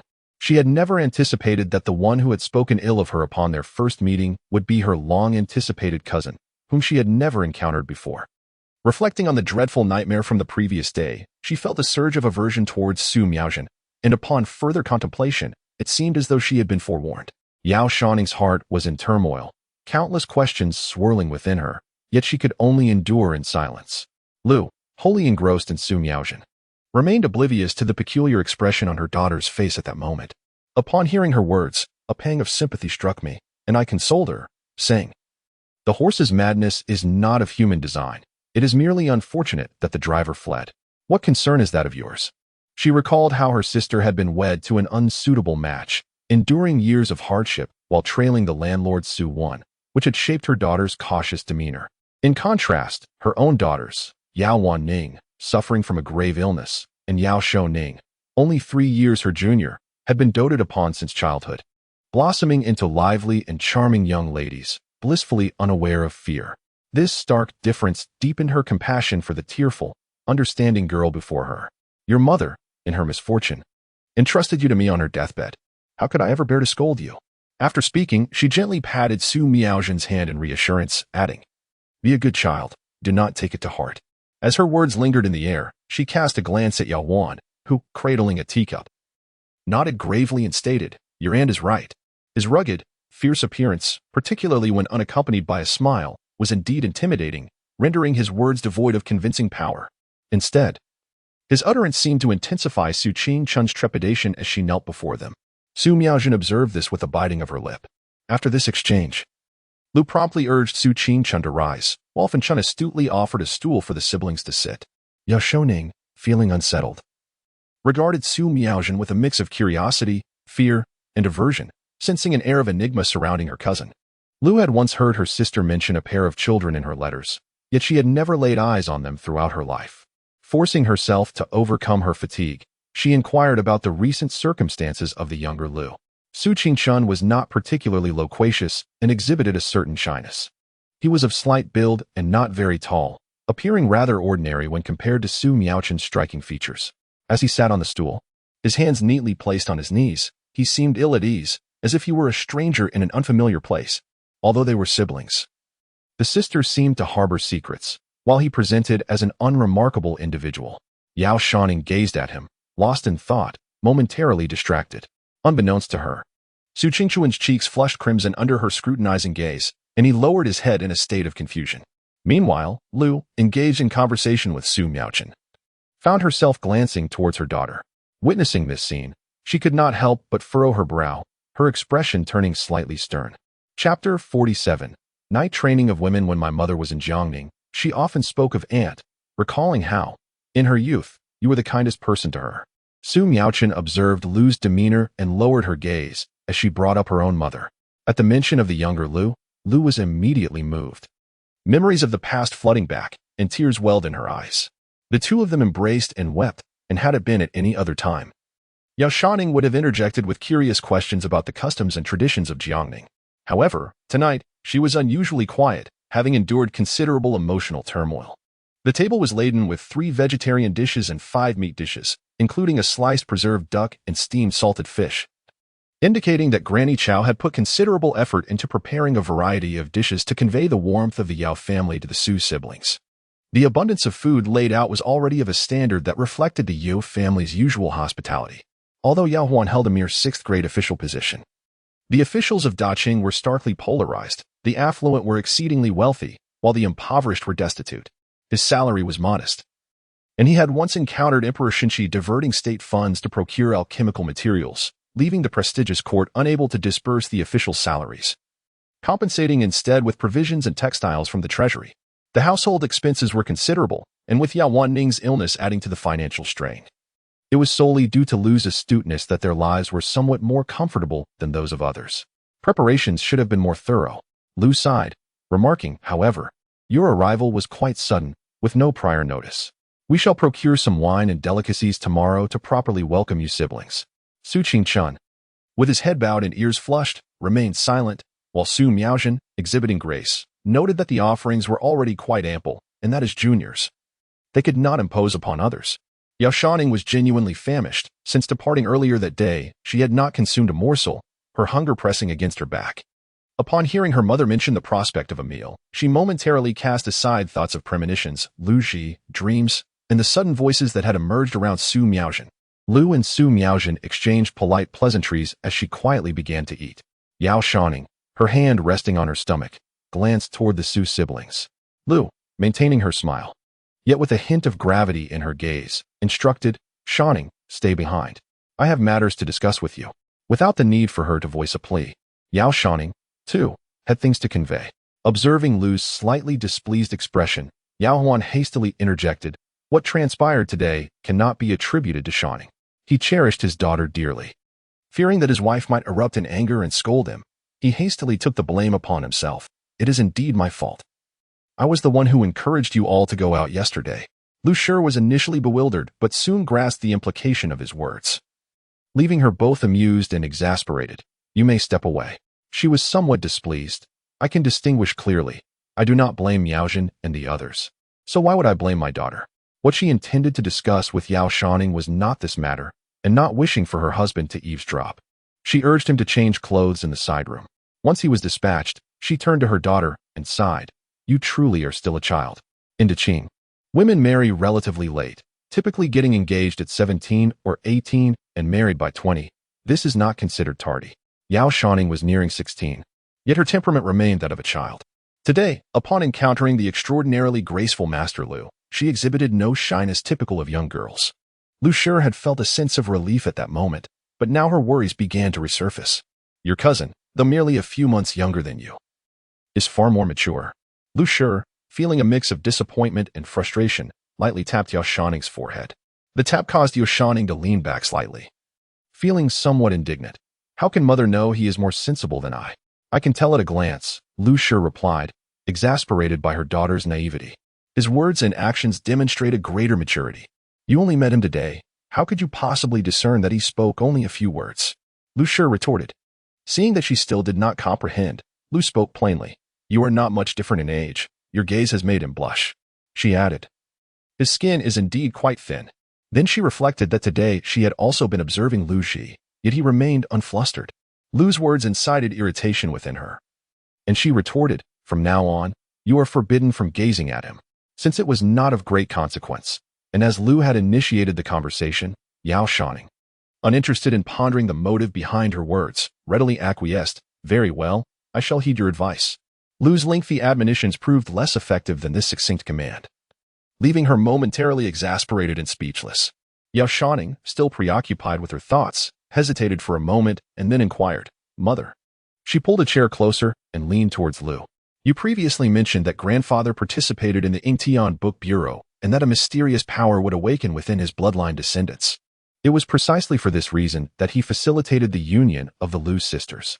Prior to this, Yao Shouning had regarded Lu's narrative as mere folklore. But the arrival of Su Miaojin and her siblings had triggered a series of events that made her question the veracity of the tale. It appeared that Su Miaojin harbored another voice within her, which could very well be the mysterious power Lu Bingzhou had alluded to, lying dormant within his descendants. Hush.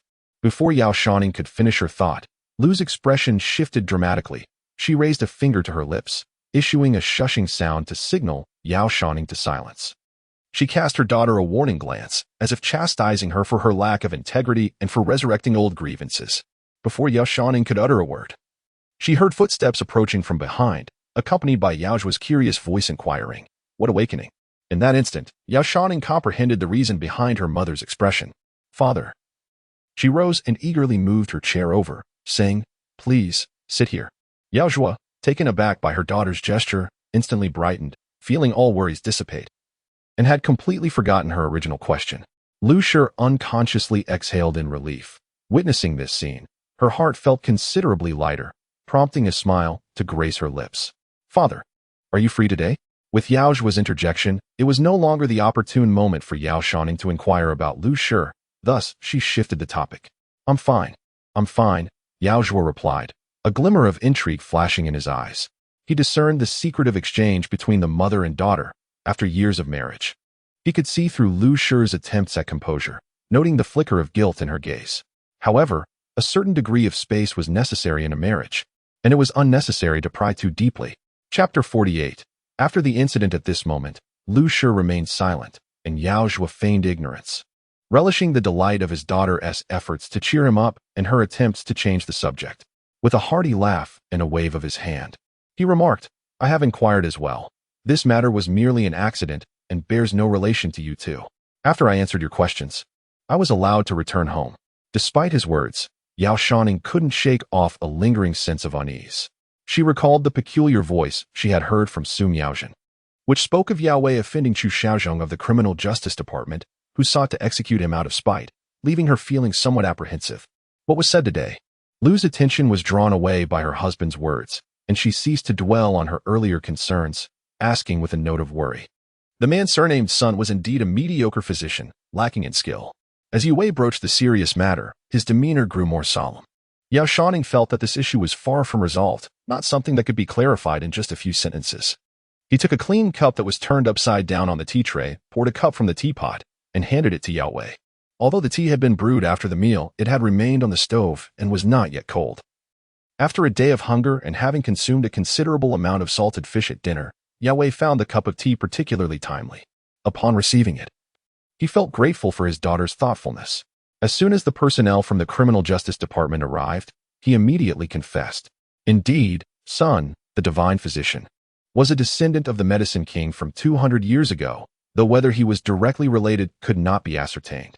Despite bearing the illustrious name of the Sun Medicine King, he possessed only average talent, his medical skills being limited to treating minor ailments, while he struggled with chronic diseases. This individual was avaricious yet timid, lacking the courage to take lives. In the presence of the Criminal Justice Department, the Demon Suppression Department, and the later arriving personnel from the National Defense General's residence, he claimed to be wronged, asserting that today a rogue had caused a disturbance. Yao was well aware of the reason behind the commotion, yet at such a juncture, he could not confess. He had summoned the troublemaker, who had seized the opportunity to slip away amidst the chaos, leaving the personnel from the Criminal Justice Department without evidence at that time. The incident began when someone troubled Physician's son, leading to a gathering of the populace. Subsequently, individuals from the esteemed General's residence entered the city, causing the carriage in which Su Miaojin was traveling to become startled and uncontrollably charge into the crowd.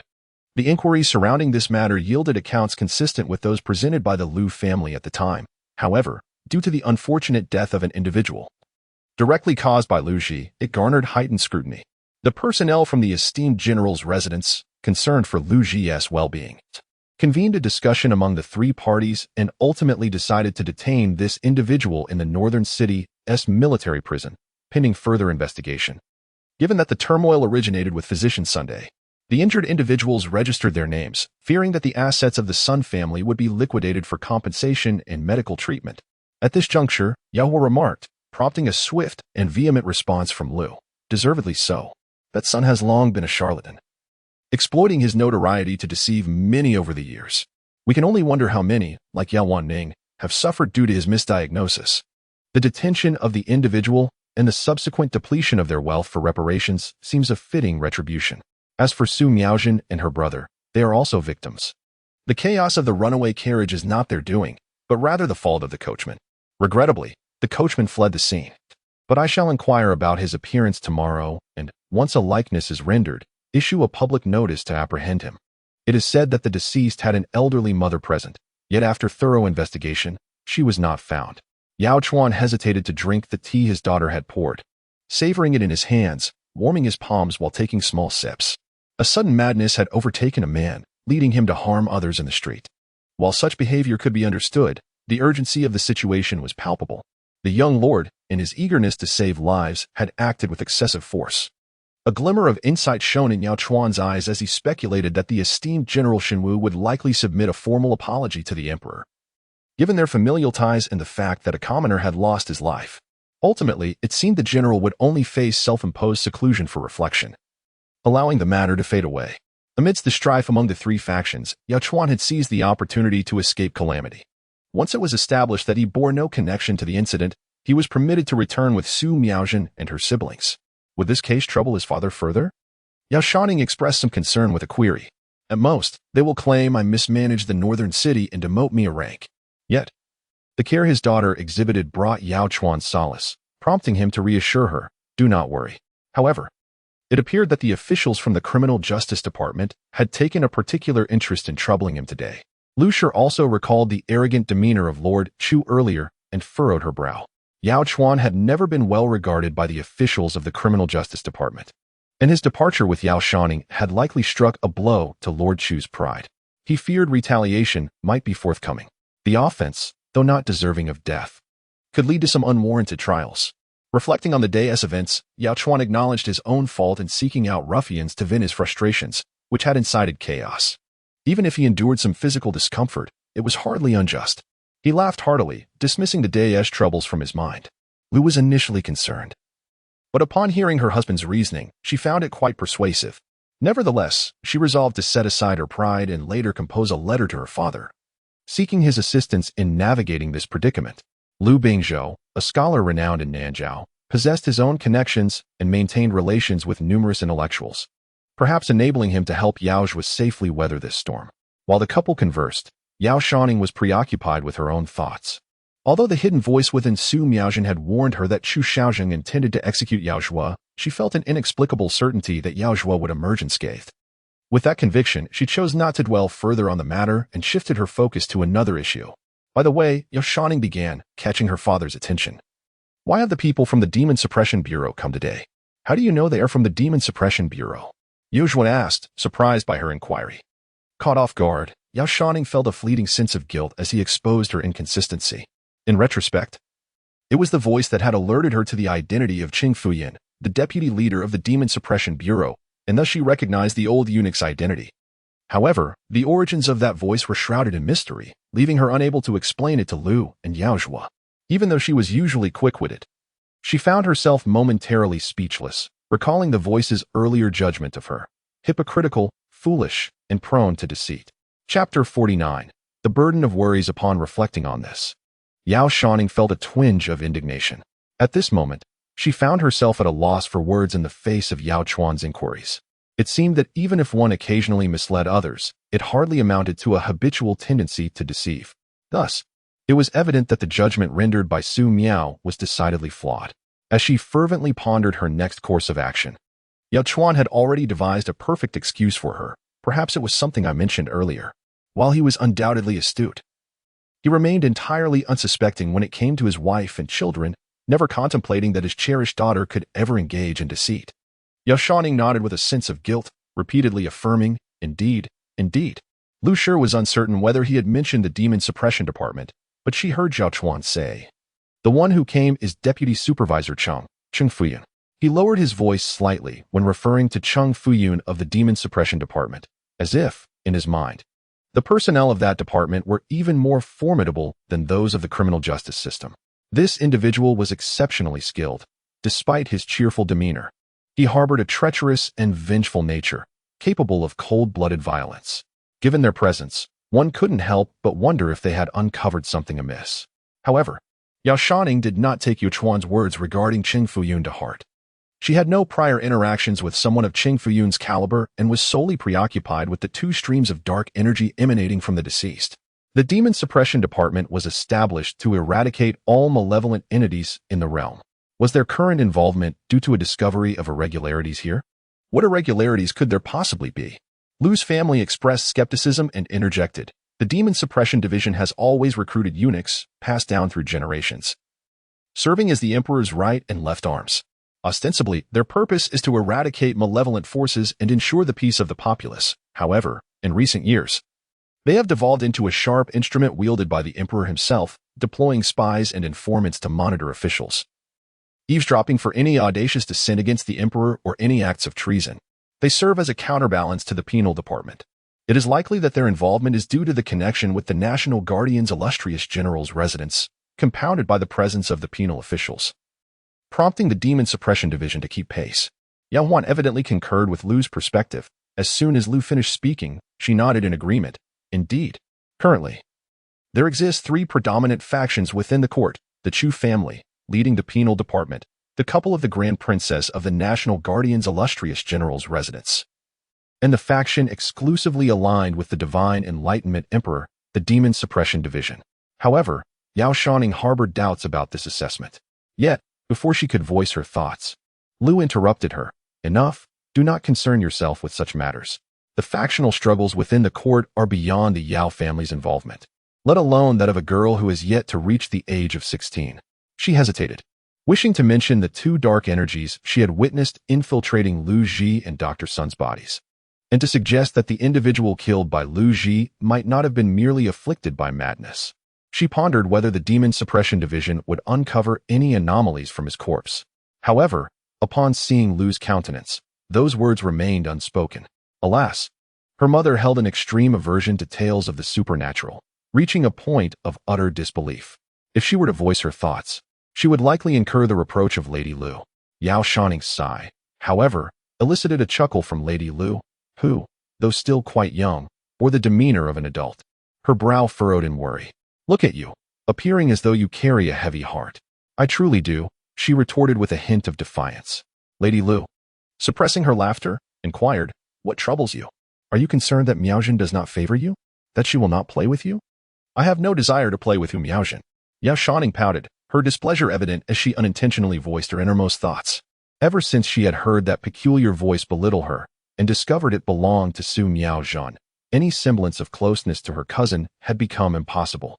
Her amiable nature did not imply that she was devoid of temper. With such slander directed at her, the prospect of their friendship was irrevocably shattered. The name Hu Miaojin, a remnant of a nightmare, was indelibly etched in her mind, and she instantly regretted her impulsive utterance.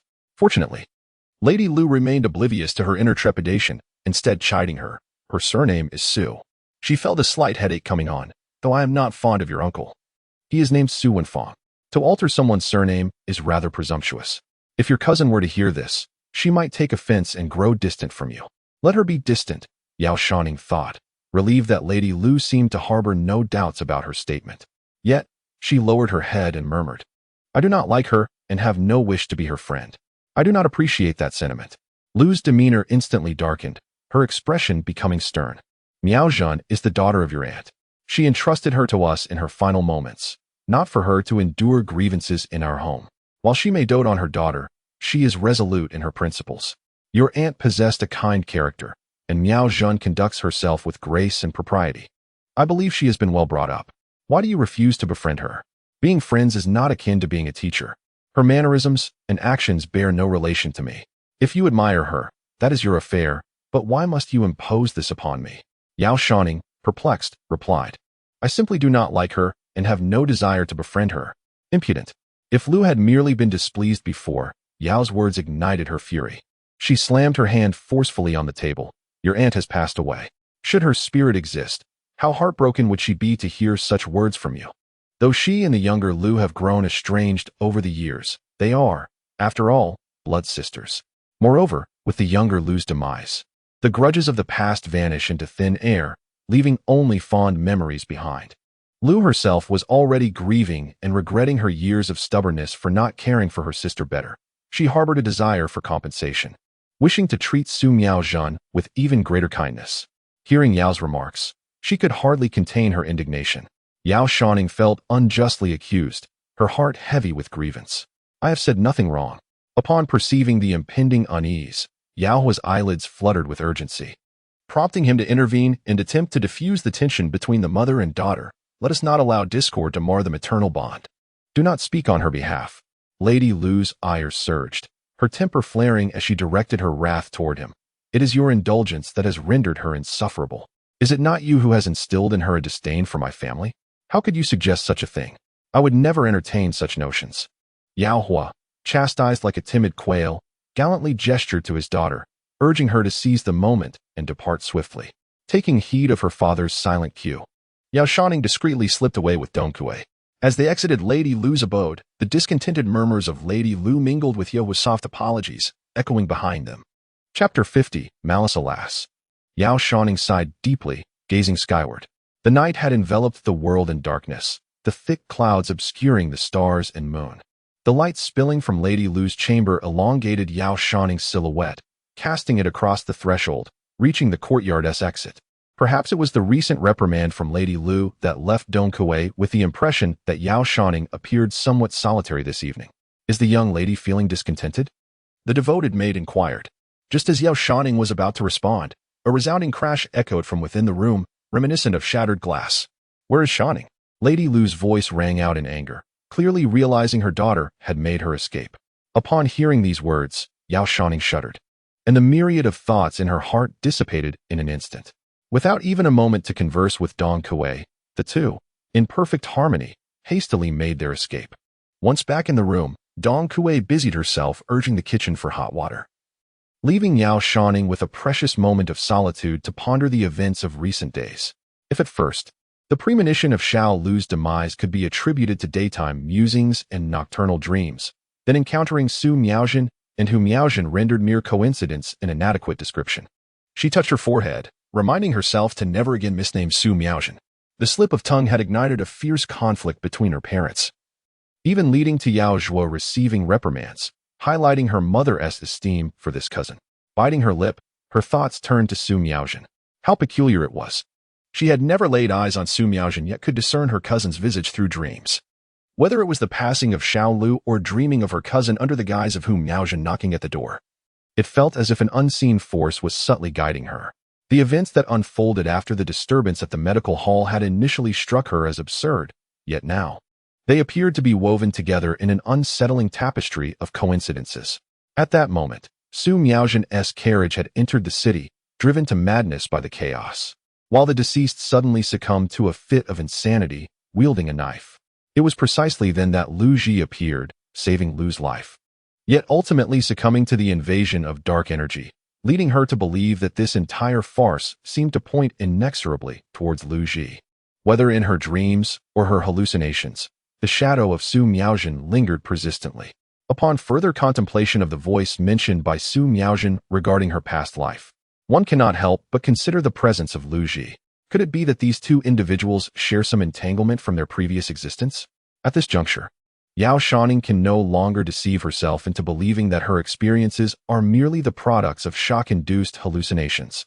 The ominous signs have been manifesting one after another. Moreover, tonight, when Yao Chao referenced the identities of Qing Fuyun and others from the Demon Suppression Department, it confirmed the authenticity of the voice that emanated from Su Miaojin. Consequently, the black mist she observed emerging from the corpse during the day can no longer be dismissed as an illusion. Recalling that wisp of black mist that penetrated Lu Ji's brow, Yao Shouning couldn't help but shudder. What could this black mist signify? Was the man's madness somehow connected to it? She thought back to the dream she had while dozing off earlier that day. In her dream, the golden aura enveloping Lu Ji shattered, and the black mist invaded his body, transforming into a slender black serpent coiled upon his brow, ultimately morphing into a terrifying python head that lunged towards her. How dreadful! If her dream was indeed a premonition of some sort, could it also suggest that the young Master Lu is in peril? That girl had also witnessed the scene of murder during the day. She had been greatly frightened then. Yet now she seemed to have regained her composure. Yao Shouning found herself pondering in solitude, and with no one else present in the room. She inadvertently revealed a fragment of her true feelings before her close servant, with whom she had grown up. If only my cousin had not come. She always felt that if Su Miaojin had not arrived, that fateful carriage would not have appeared, and perhaps the onlookers would not have been subjected to such distress, nor would they have succumbed to the hands of Lu Ji. This sentiment, however, must not reach the ears of the lady. Dong Kuei entered the inner chamber and touched the bed. The bedding was damp with sweat. Although it had dried somewhat, it felt rather cold to the touch. Were the weather warm, it would be acceptable, but with the temperature having plummeted significantly, lying down in such conditions could lead to a chill. She went to the side cabinet to fetch fresh bedding, when Yao Shouning murmured, indeed, Lu's affection for Su Miaojin was akin to love for her own. As she poured the emotions once reserved for the late Xiao Lushi into her two children. With Xiao Lushi's demise, she would certainly care for the offspring left behind by her beloved sister. Yet, while Lu cherished Su Miaojin, did Su Miaojin reciprocate that affection for her parents? She recalled the voice she had heard while in Lu's house, warning that Yao Huan had offended the prison's Chu Xiaozhong, which could lead to dire consequences. That voice had urged her to apologize to Lu to win her favor, and she had complied without reservation. Yet she had neglected to inform the Yao couple of Yao Huan's impending peril. From this alone, Yao Shouning felt that her cousin was unworthy of trust. The thought of that peculiar voice filled her with a sense of strangeness, yet an uncontainable curiosity surged within her. The origins of that voice were shrouded in mystery, possessing an air of formidable power. Today, in front of the apothecary store, it had elucidated Lu Ji's identity and the background of his entourage with utmost clarity.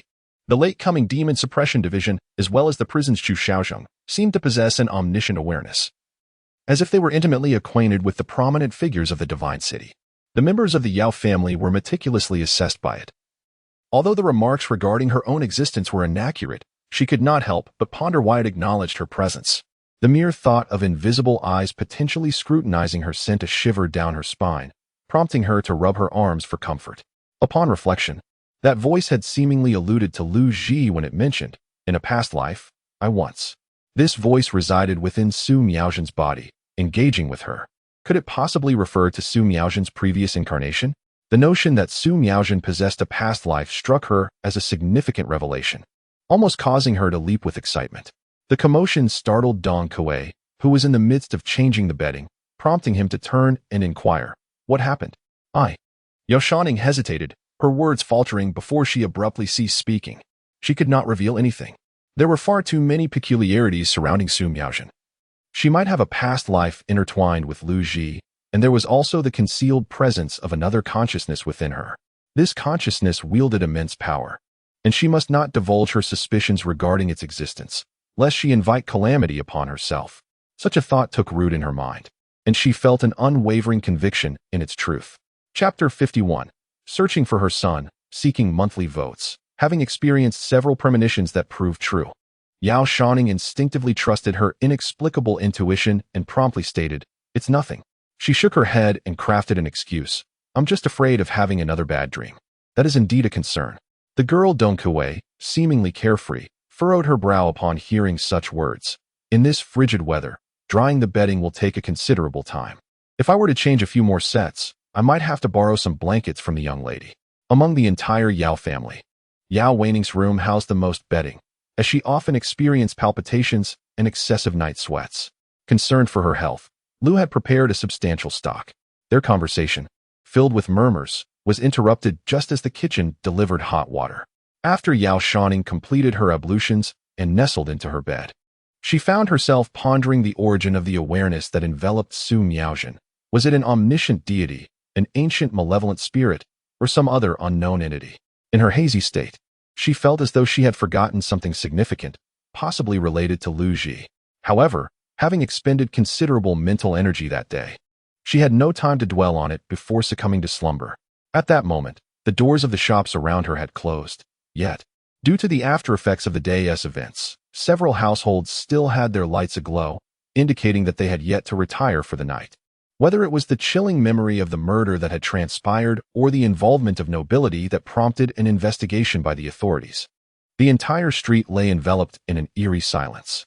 Any slight noise would provoke the barking of dogs from within the homes. Unlike the bustling crowds of the day, the night brought an emptiness, devoid of any human presence. The fog thickened and the stars dimmed. The faint yellow light spilling from a few households was insufficient to illuminate the street entirely. As one ventured closer to the city gate, the population thinned, and the shadows grew darker until the surroundings became an impenetrable abyss, a road shrouded in darkness. Hidden amidst the nocturnal shadows, the apothecary of the esteemed doctor's son stood deserted, its occupants apprehended by the authorities. The interior lay in disarray, an echo of chaos. A formidable lock adorned the entrance, with two official seals intricately crossed upon it, while remnants of scattered medicinal herbs lingered on the floor. The carcass of the steed, felled by Lu Ji's sword, had been removed. However, the blood that had spilled during its demise remained, congealed upon the wall, now hardened into a bizarre shade of purplish black. Upon closer inspection, one might discern shadows subtly shifting within the dried bloodstains. Before long, as if ignited by an unseen blaze, thick plumes of black smoke began to emanate from the bloodied wall, quickly coalescing into a dense fog. In the previously vacant shop, the sudden sound of a clang reverberated, as though someone had inadvertently kicked an object within, resonating sharply through the stillness of the night. This noise pierced the tranquility, echoing far and wide. Nearby dogs, perhaps alerted by the disturbance, commenced a cacophony of barks. Woof, woof, woof, woof. This eruption shattered the night's serenity, prompting a chorus of barks to ensue, rousing a few souls who had already succumbed to slumber. At that moment, a heart-wrenching cough broke the silence, reminiscent of an elderly woman. Amidst the rustling sounds, she appeared to be groping for something. In the next instant, the door of Sun's apothecary creaked open with a forceful squeak, revealing an unknown presence from within. The robust chains clanged violently as they shattered and fell to the ground, while the seal at the entrance was torn apart with a sharp hiss. The edges of the scattered papers rustled in the brisk wind, and a stooped figure clad in a black robe emerged, leaning heavily on a cane. With a deep breath, the cold gust swept in, enveloping the dark mist that clung to the walls and surging into her very being. Upon stepping outside, she twitched her nose as if sensing something amiss and erupted into heart-wrenching sobs. "My son, my dear son."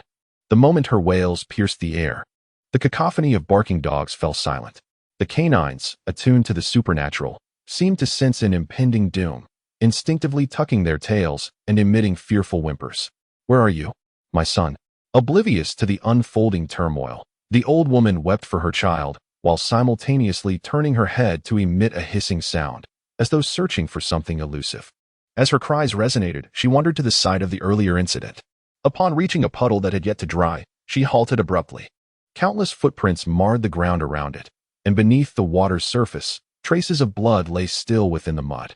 Had Yao Shouning been present, he would have recognized this as the very spot where the frenzied man had fallen, pierced by Lu Ji's sword during daylight. The blood that flowed from him had stained the small puddle crimson. Those tasked with addressing the aftermath may not have had the time to fill the pit, allowing this woman to follow the scent to this very place. She stood by the puddle for a long moment before discarding her cane. At the moment the cane struck the ground, it transformed into a slender shadow of a serpent, vanishing into the puddle. "Is this the place?" The elderly woman, who had earlier been wailing for her son, asked ominously as if in conversation with another. "Who did this?" It seemed she heard the words of the serpent's shadow reflected in the water, and a terrifying pattern emerged upon her face, soon followed by a hoarse inquiry. After a long pause, her voice, filled with malice, resounded again. I understand now. It was him. It was him. My son. My son. Where are you? Mother has come to find you. Within the residences surrounding the rising road, many who had yet to succumb to slumber were startled awake by the peculiar sounds that echoed in the dead of night, causing numerous individuals to tremble in fear. Many found themselves unable to sleep at all. In stark contrast, Yao Shouning had fallen into a deep slumber. However, ever since Su Miaozhen's arrival, she felt as if cursed, sleeping fitfully, as though an unseen presence whispered hauntingly in her ear throughout the night. When Dong Kuei assisted her in rising in the morning, she noticed the shadows beneath Yao Shouning's eyes and could not help but inquire, did you dream again? Last night, she had not startled awake, leading Dong Kuei to believe the calming potion had worked. Yet, observing Yao Shouning's demeanor, it was apparent that she had not truly rested at all. Indeed, Yao Shouning, on the verge of tears, rubbed her temples. The previous night, she dreamt of someone weeping incessantly by her ear, as if searching for her beloved son. Son, oh son, son.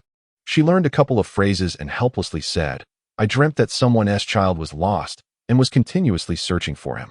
Chapter 52. The Gift of Calligraphy and Painting. Dong Kuei was nearly amused by her feeble attempt to mimic the call, and then remarked, is it perhaps because you heard the deceased searching for his mother yesterday? When Lu Ji questioned the circumstances the day before, the man in the blue robe had inquired about the identity of the deceased, and someone had mentioned that this man had a mother. But it was likely that they had become separated during the incident. If Yao Shouning had not experienced this beforehand, she might have thought, like her, that it was merely a manifestation of thoughts during the day surfacing in dreams at night.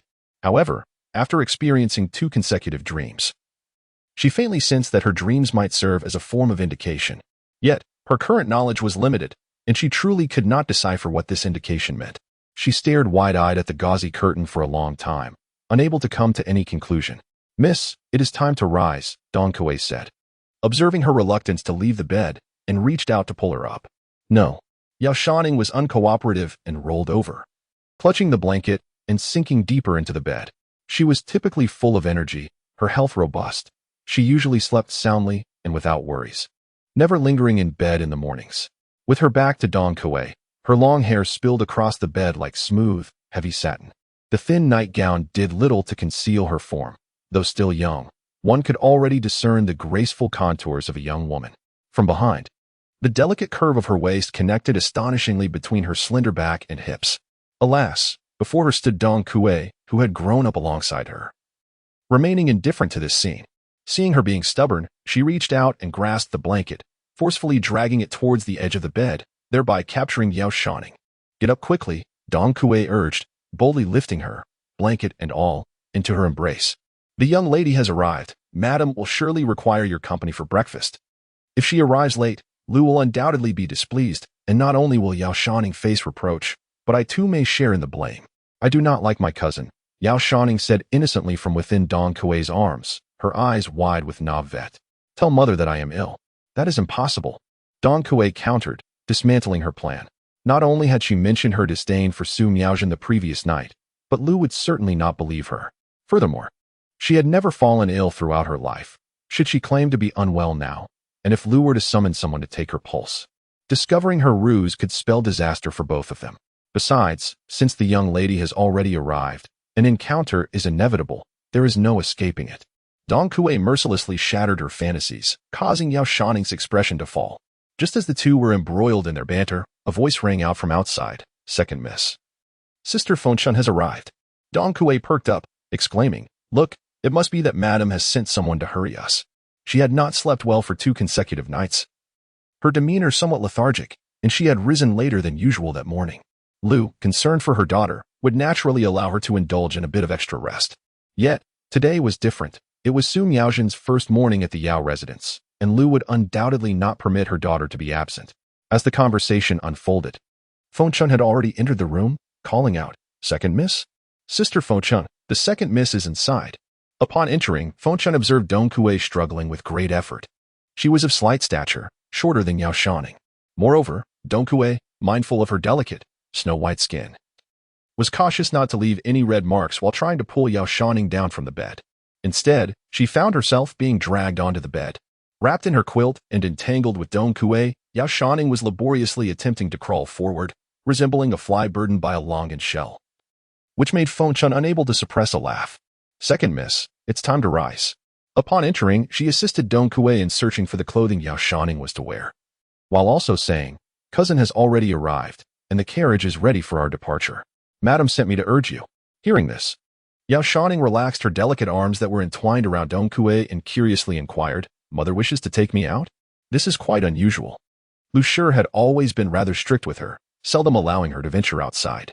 Furthermore, given the significant events of the previous day, it would seem more appropriate for her to remain at home to recuperate. Why the sudden urgency to take her out today?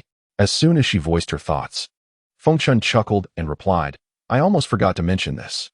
While retrieving Yao Shouning's attire for going out, she gently explained, "Madam said that it was thanks to the valor of the esteemed General Lu of the Dingwa family that we were able to return home safely yesterday." After Yao Chuan successfully returned with Su Miaojin and her siblings, unhindered by the personnel of the Criminal Justice Department, Lu Shi experienced a mix of astonishment and joy. At that moment, the casual lie uttered by Yao Shouning lingered in her mind. He had assured her that Lu Ji would ensure Yao Chuan's safety. In Lu Shi's heart, this assurance morphed into a conviction. Rest assured, he will not allow any harm to befall the Yao family. Thus, the Yao family found themselves in a position of significant indebtedness to Lu Ji. After much contemplation, Lu Shi concluded that it would be prudent to personally prepare some gifts to express her gratitude and to gauge the sentiments of the general's household before organizing a more formal visit with elaborate presents. Although the Yao and Lu families belonged to vastly different social standings, and her visit might not be met with warmth, she feared being misinterpreted as someone seeking to ascend the social ladder. Nevertheless, amidst the trepidation of idle gossip, Lu Shi was resolute. She was not the kind of person to forget kindness. Therefore, she arranged for a carriage early in the morning and instructed Granny Chow to prepare substantial gifts. Concerned that the Lu family might regard monetary offerings as trivial, she decided to include a scroll featuring the calligraphy of Lu Bingzhou, crafted by his own hand. As the centerpiece of her gift, Lu Bingzhou was renowned throughout Nanzhou, celebrated not only for his literary prowess but also for his exceptional artistry. In Lu Shi's recollection, visitors frequently arrived at their door, seeking the exquisite works of Lu Bingzhou. His calligraphy and paintings were treasures beyond compare. However, these esteemed pieces were rare for outsiders. Yet to her, they were somewhat excessive. After much deliberation, Lu Shi acknowledged that though she possessed several of Lu Bingzhou's handwritten works, none stood out as particularly unique, save for the piece he had personally bestowed upon her on the occasion of her marriage. The calligraphy, he said, was not easily crafted. When he handed it to her, he earnestly implored her to safeguard it with utmost care, insisting that it must not be lost, as it appeared to hold great significance for him. Given its esteemed value in Lu Bingzhou's eyes, it must indeed be a remarkable piece, and at this moment, it was precisely what was needed. Chapter 53.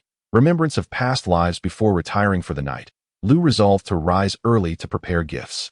As dawn broke, she was busy with her preparations when, at breakfast time, Su Miaojin and her siblings came to pay their respects, only then realizing how late it had become, and yet, Yao Shouning had still not arrived. Just as Dong Kue had surmised, on ordinary days, if the youngest daughter wished to indulge in sleep, Lu would merely turn a blind eye. However, with Su Miaojin's recent arrival and Yao Shouning's conspicuous absence, coupled with Lu's lingering displeasure from the previous evening's conversation, she felt a surge of anger and suspicion that Yao was deliberately avoiding her cousin. Thus, Lu could no longer tolerate the situation and promptly dispatched Feng Chun to fetch her. Ordinarily, the prospect of going out would have sent Yao Shouning into a jubilant leap. Yet, the events of the previous day had instilled in her a sense of hesitation and reluctance to venture forth. "Shall I accompany mother?" she pondered as she allowed Dong Kue to assist her in rising, dutifully following Feng Chun's motions to don her attire. Upon posing this question, Feng Chun paused momentarily, responding, "Cousin is also going." "Is my cousin going too?" A flicker of hesitation crossed Yao Shouning's face, deepening her reluctance to step outside. She harbored an inexplicable aversion towards Su Miaojin, compounded by her lack of clarity regarding the mysterious voice that seemed to emanate from her cousin. The haunting dream only intensified her belief that Su Miaojin was a perilous individual, leading her to shy away from companionship. The matron suggested that the heir should invite the young lady, for the young master had once saved her life. This would demonstrate the sincerity of the Yao family. However, Yao Shouning perceived the matter to be far more intricate. She recalled the enigmatic voice she had heard from Su Miaojin the previous day, uttering, "Lu Ji, in a past life with you." If her cousin indeed possessed memories of a former existence, what could be the nature of the relationship between Lu Ji and her past self? As she contemplated this, her curiosity began to swell, and the urge to venture out and witness the unfolding events became irresistible. Very well. With her newfound interest, Yao Shouning no longer retained her previous demeanor. Instead, she urged Dong Kuei to hasten the water-fetching process. After completing her morning rituals, she led Feng Chun and Dong Kuei towards the Lu residence. "Mother." As she approached the Lu household, her voice rang out before she even entered the room. Inside, Lu was engaged in conversation with Su Miaojin while simultaneously keeping an ear out for any commotion outside. Upon hearing footsteps, she speculated that her daughter had arrived. Initially, she had worried that her harsh words during the previous night's argument with Yao Chuan might have frightened Yao Shouning. "Your cousin has come," Lu thought to herself, feeling a sense of relief wash over her, and her smile deepened considerably as she turned to Su Miaojin, saying, "I have spoiled her, allowing her to develop such an unrestrained character. I wonder from whom she inherited it." Su Miaojin listened to her words, pressing her lips into a faint smile, lowering her head to reveal a somewhat bashful demeanor. She neither responded nor contradicted, appearing exceedingly docile.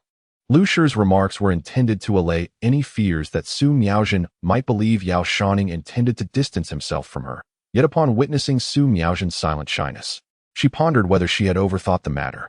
Su Qingchun, being naturally reserved, was unable to contribute to the conversation.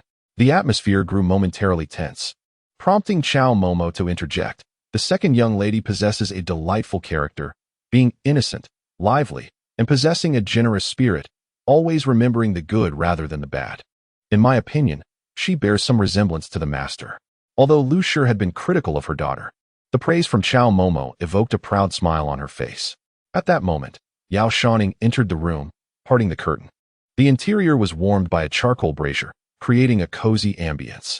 While Dong Kuei and Feng Chun assisted her in donning a cloak, she inquired, "Mother, are we to venture out today?" Lu Shi, concerned that her outburst the previous night might have dampened her daughter's spirits, had deliberately sent Feng Chun to summon her, intending to discuss their outing and win her daughter's favor. Seeing her delight, Lu Shi could not help but smile in return. "We are to visit the residence of the esteemed General of National Defense." After a pause, she added, "However, we are uncertain whether they will receive our gifts. Given the disparity in our social standings, it is quite possible we may arrive only to find the doors closed." Yet, Lu Shi harbored a heart full of gratitude rather than a desire to curry favor with the powerful, and she did not find the prospect of being turned away particularly humiliating. Instead, she remarked, "Should we find ourselves unable to enter the estate, I shall take you and Miaojin, along with Chi-chun, to explore the capital." She appeared somewhat eager, upon seeing Yao Shouning's eyes gleaming with enthusiasm. She couldn't help but raise her teacup, casting a glance in Su Miaojin's direction. Yao Shouning instantly comprehended Lu's intentions. She harbored a disdain for Su Miaojin, showing no inclination even to maintain appearances. Lu's expression grew progressively stern, and she ultimately sighed, her demeanor wilting somewhat. Cousin. Su Qingchun, perceptive as he was, seemed to sense the shift in her expression, a look of bewilderment flickering across his face. "Sister Shouning." Lu, feeling a twinge of headache as she gazed at her daughter, could not help but ponder the necessity of having a more earnest conversation with Yao Shouning later. By the time they finished their breakfast, the carriage awaited them outside the mansion. As many were venturing out that day, Lu had thoughtfully arranged to borrow a carriage from a neighboring household. The first carriage, which she boarded with Yao Shouning, Su Miaojin, and their maids, was followed by a second carriage designated for transporting gifts, with Su Qingchun riding alone. Just before their departure, Granny Chow arrived fashionably late, carrying a long bamboo tube on her back. The tube, approximately 3 feet in length, bore the marks of time, its surface a warm ginger hue with smoothened edges. After presenting it to Lu, she received it with utmost seriousness, cradling it in her arms. Once the 3 women boarded the carriage, Lu continued to hold the bamboo tube tightly. Yao Shouning and Su Miaojin, at a loss for conversation, exchanged curious glances at Lu's actions. "Mother, what is this?" "It contains a scroll of calligraphy." Upon hearing this, the previously silent Su Miaojin seemed to exhibit a flicker of interest, her gaze drawn to the bamboo tube. At this time in her past life, she experienced the death of her mother, leaving her and her two siblings to rely solely on one another. Su Wenfang struggled to support himself, let alone raise his daughter. In accordance with the dying wish of Xiao Lu, he hired a carriage and entrusted someone to take the siblings to the Yao family in the capital city. At that time, having just lost her mother and traveling 1,000 miles to seek refuge with an unfamiliar aunt, she was filled with sorrow, pain, and fear. She traveled with Su Qingchun without pause, arriving early at the capital and entering the Yao residence. The events that followed were too complex to articulate, ultimately leading to her depression and premature demise. Fortunately, fate was not unkind to her, granting her a second chance at life, along with divine guidance. Chapter 54. The divine manifestation time reversed, and Su Miaojin found herself once more at the moment of her mother's passing. As before, Xiao Lu was aware that her husband could not shoulder the responsibilities of raising their children, and before her death, she had made all necessary arrangements. Watching her mother take her last breath, Su Miaojin boarded the carriage rented by Su Wenfang and journeyed tirelessly to the capital. However, just before entering the city, Su Miaojin received a divine omen, revealing that the esteemed heir of the National Guardian General would soon return. She sought refuge at a villa outside the city and chose to wait a few days for Lu Ji's arrival, entering the city ahead of him, thus establishing a connection. Regrettably, it seemed that her alterations to the events of her previous life had set many occurrences adrift from their original course. She was not the only one to forge a bond with Lu Ji. The Lu mother and daughter also entered the fray. Grateful for Lu Ji's rescue, Lu sought to visit the Lu residence today, bringing along her and Su Qingchun, an occurrence that had never transpired in her former life when she sought refuge with the Yao family. Yao Shouning remained oblivious to the concealed thoughts masked by Su Miaojin's gentle smile, yet he could sense the flicker of resentment that surged within her in that fleeting moment, prompting him to instinctively tighten his embrace around Lu's figure. It was upon my marriage that your grandfather specifically instructed me to bring the character to the Yao family. Su Miaojin's heart stirred at this revelation, piquing her curiosity, though she refrained from voicing her questions. She was well aware of Yao Shouning's inquisitive nature. Even if Lu chose to remain silent, he would inevitably inquire. True to form, as soon as Lu finished speaking, Yao Shouning queried, "What sort of character is it? And why did grandfather insist on your personal delivery?" Lu shook her head, her expression revealing an intricate blend of nostalgia and resistance. She reached out to touch the bamboo tube, falling into silence for a moment before responding, "It is a character personally inscribed by your grandfather." At the time of her marriage, the bond with Lu Binzhou had not yet deepened. Following the marriage of the younger Lu, her fiery temperament led to a rift with her father, and even while residing in Nanzhou, their encounters were infrequent. Since Yao Huan's transfer to the capital a decade ago, she had not laid eyes on Lu Binzhou again. Lu clenched her teeth, the muscles in her cheeks twitching with emotion. He claimed that this character was the fruit of a decade of arduous study and instructed me to hang it prominently in our home. However, given the estrangement that had developed between father and daughter, Lu naturally disregarded his wishes. Her fiercely independent nature left her discontented with Lu Binzhou's actions. Although she accepted the calligraphy he sent, she never once unwrapped it to behold its contents. Moreover, after the marriage of the younger Lu, her resentment towards her father intensified, leading her to deliberately forget his words entirely, had it not been for the necessity of presenting a gift. The exquisite calligraphy and painting bestowed by Lu Binzhou would likely have remained buried at the bottom of her trunk indefinitely. 10 years of diligent study? Upon hearing this, Yao Shouning's interest was piqued. "Mother, I wish to see it." Lu Binzhou's artistic prowess was unparalleled, particularly in calligraphy, and during her childhood in Nanzhou, Yao Shouning had heard numerous accounts of high officials and wealthy merchants seeking his masterpieces. At this juncture, it is uncertain whether the passage of time had diminished the fervor of those past ambitions, or if the act of retrieving this item for a token of gratitude inspired a modicum of enthusiasm in the Lu family, who, of course, did not refuse. She laid the bamboo tube horizontally across her lap, removed the wooden stopper from the top, and drew forth a roll of Xian paper, still unmounted, as if hastily stowed away after completion. Initially, when Lu mentioned that this artwork was a gift from Lu Binzhou at her wedding, Su Miaojin presumed it to be a long-lost masterpiece of a renowned artist, feeling somewhat disgruntled. Both daughters, yet Lu had married a 6th-rank military officer, leading a life of comfort. Conversely, the younger Lu wed Su Wenfang, whose family had fallen into destitution. In Su Miaojin's childhood recollections, their household had relied on the younger Lu selling her dowry to make ends meet, and eventually, Their home became bare, leading to an exceptionally arduous existence. In light of this stark contrast, should it be perceived that Lu Bingzhou had favored his elder daughter by providing her with a lavish dowry? It is only natural that Su Miaozhen would harbor feelings of grievance. Upon hearing the news, one cannot help but regard it with a degree of indifference, as it merely consists of characters hastily penned by Lu Bingzhou. She has long since lost interest in this script, even considering that the Lu family would likely disdain such an offering. Thus, the Lu family's act of presenting it seems little more than a self-inflicted humiliation. Yet, Su Miaozhen finds herself in a position of dependence, and despite her inner disdain, she must feign interest outwardly. When Lu presented the calligraphy, suppressing her true feelings, she leaned in to observe, much like Yao Shouning. As Lu withdrew the paper, a moment of surprise crossed her face, as she clearly did not expect her father's gift to be so carelessly executed. This fleeting thought crossed her mind, and with a sigh, Lu unfolded the Xian paper. Years had passed, and the piece had not been meticulously preserved. However, strangely enough, upon being unfurled, it showed no signs of yellowing or creasing. The paper remained pristine and smooth, yet the characters inscribed upon it were a chaotic and frenzied scrawl, almost impossible to decipher. As the script was revealed, the three observers simultaneously emitted exclamations of varying pitches.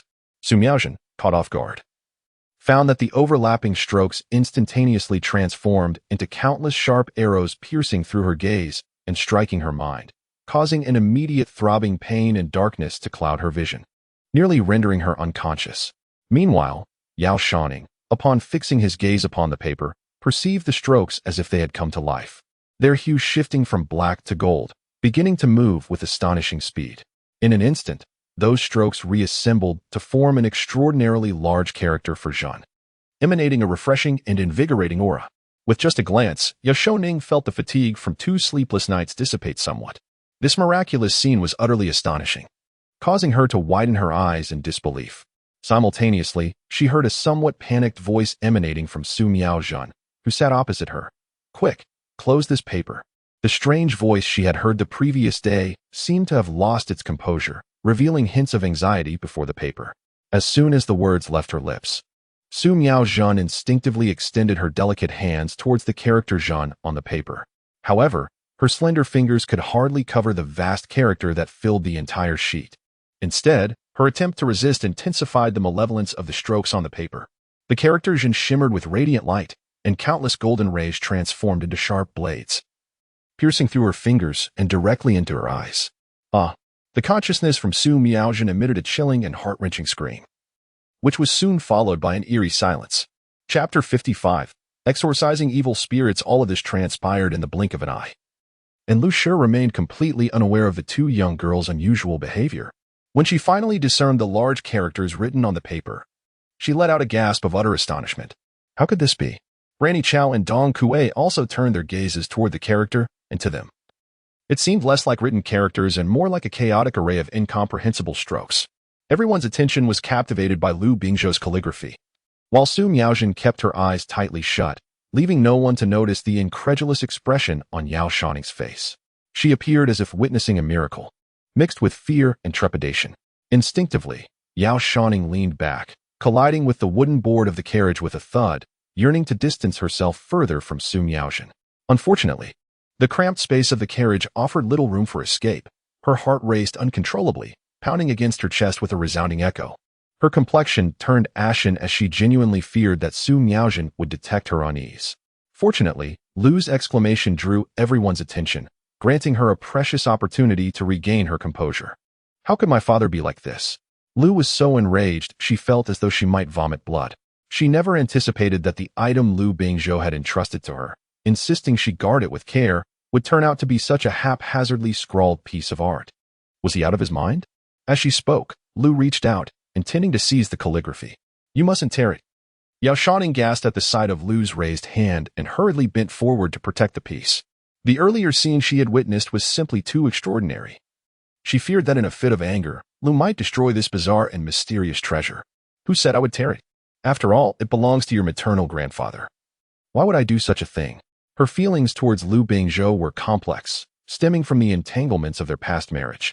She harbored resentment towards his credulousness and muddled old age, yet she also held admiration for the refined scholar he once was during her childhood, seemingly unparalleled in elegance. Your grandfather may indeed have been quite befuddled, treating such a chaotic scrawl as a treasure worthy of careful preservation. Lu pondered. Could it be that he scribbled this in a drunken stupor?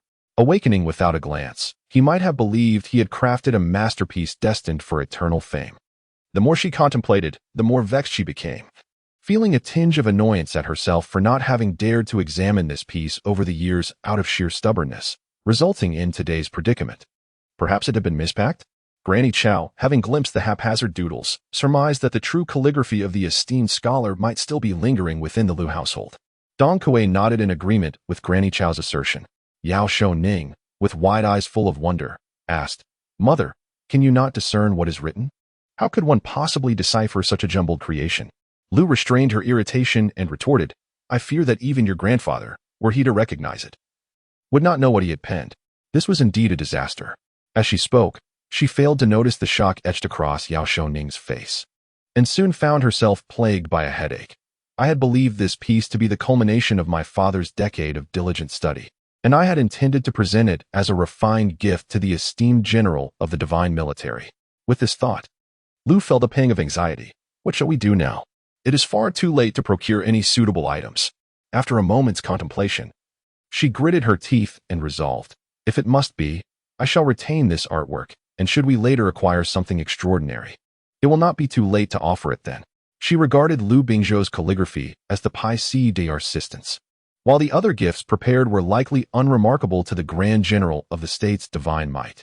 To withhold this particular item now would certainly be somewhat impolite. Yet, better to be deemed impolite than to offend someone by carelessly bestowing unwanted gifts. Fortunately, today's visit was merely a prelude, and true gratitude would require a more thoughtful approach in the future. Lu made up her mind and, with a hint of frustration, declared, "No." Upon hearing this, Yao Shouning quickly called out, eager to retrieve the bamboo tube cradled in Lu's arms. From the reactions of those present, Yao Shouning was convinced that the only individuals who could discern the unusual nature of the calligraphy were herself and Su Miaozhen. While she found the characters to be extraordinary, Su Miaozhen appeared as if drained of vitality, the consciousness hidden within her seeming to vanish without a trace. This inevitably led Yao Shouning to ponder.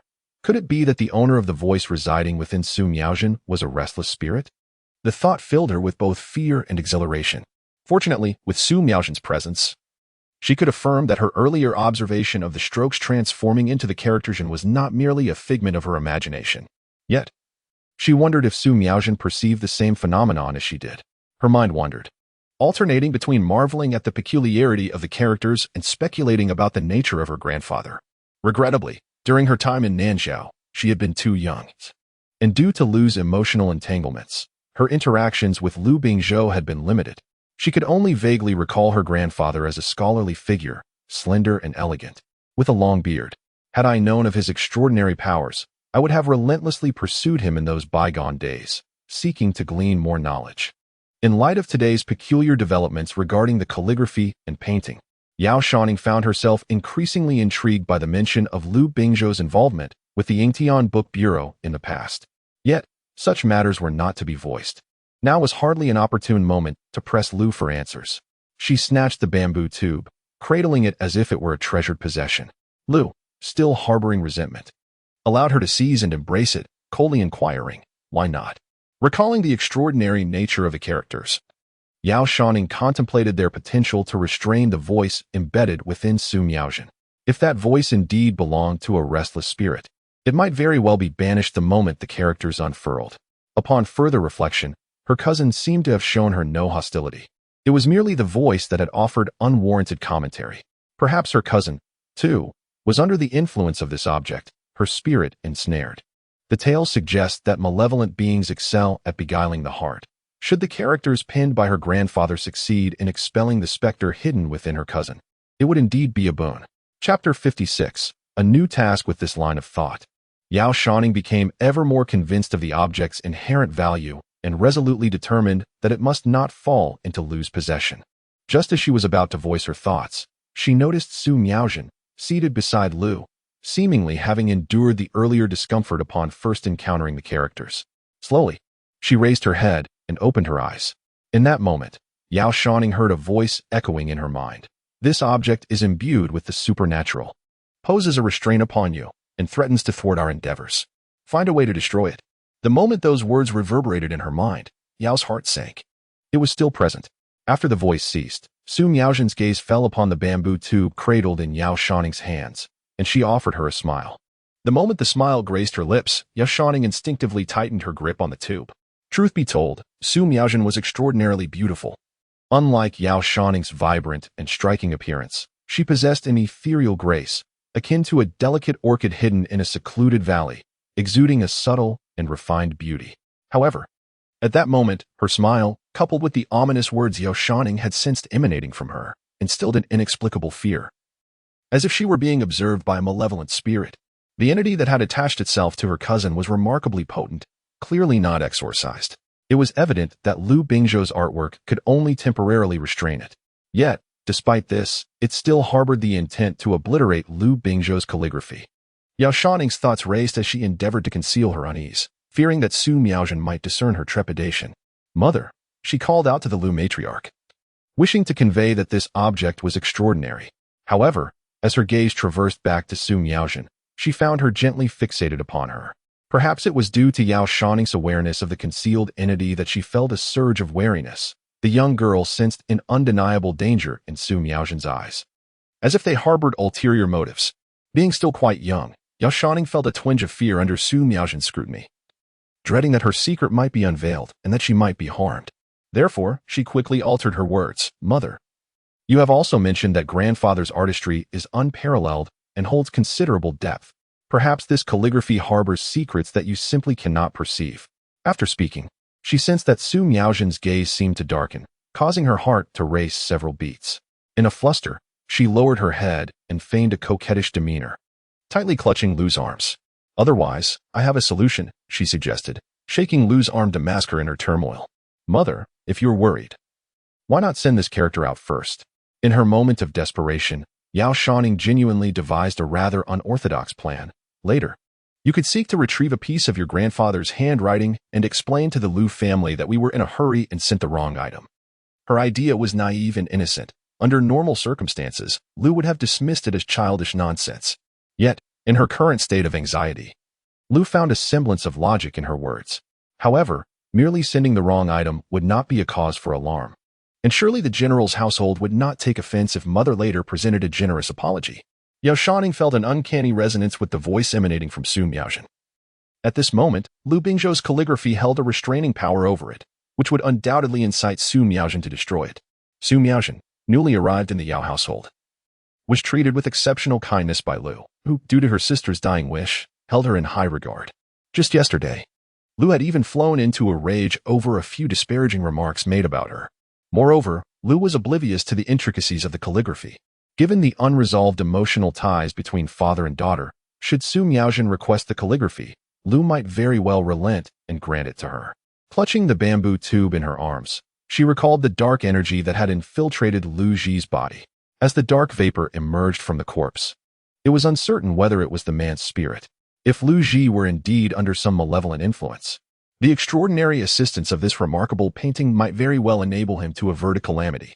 Lu Ji had once saved the life of the Lu family, thus preserving Lu Bingzhou's artwork while repaying a debt of gratitude could yield a dual benefit.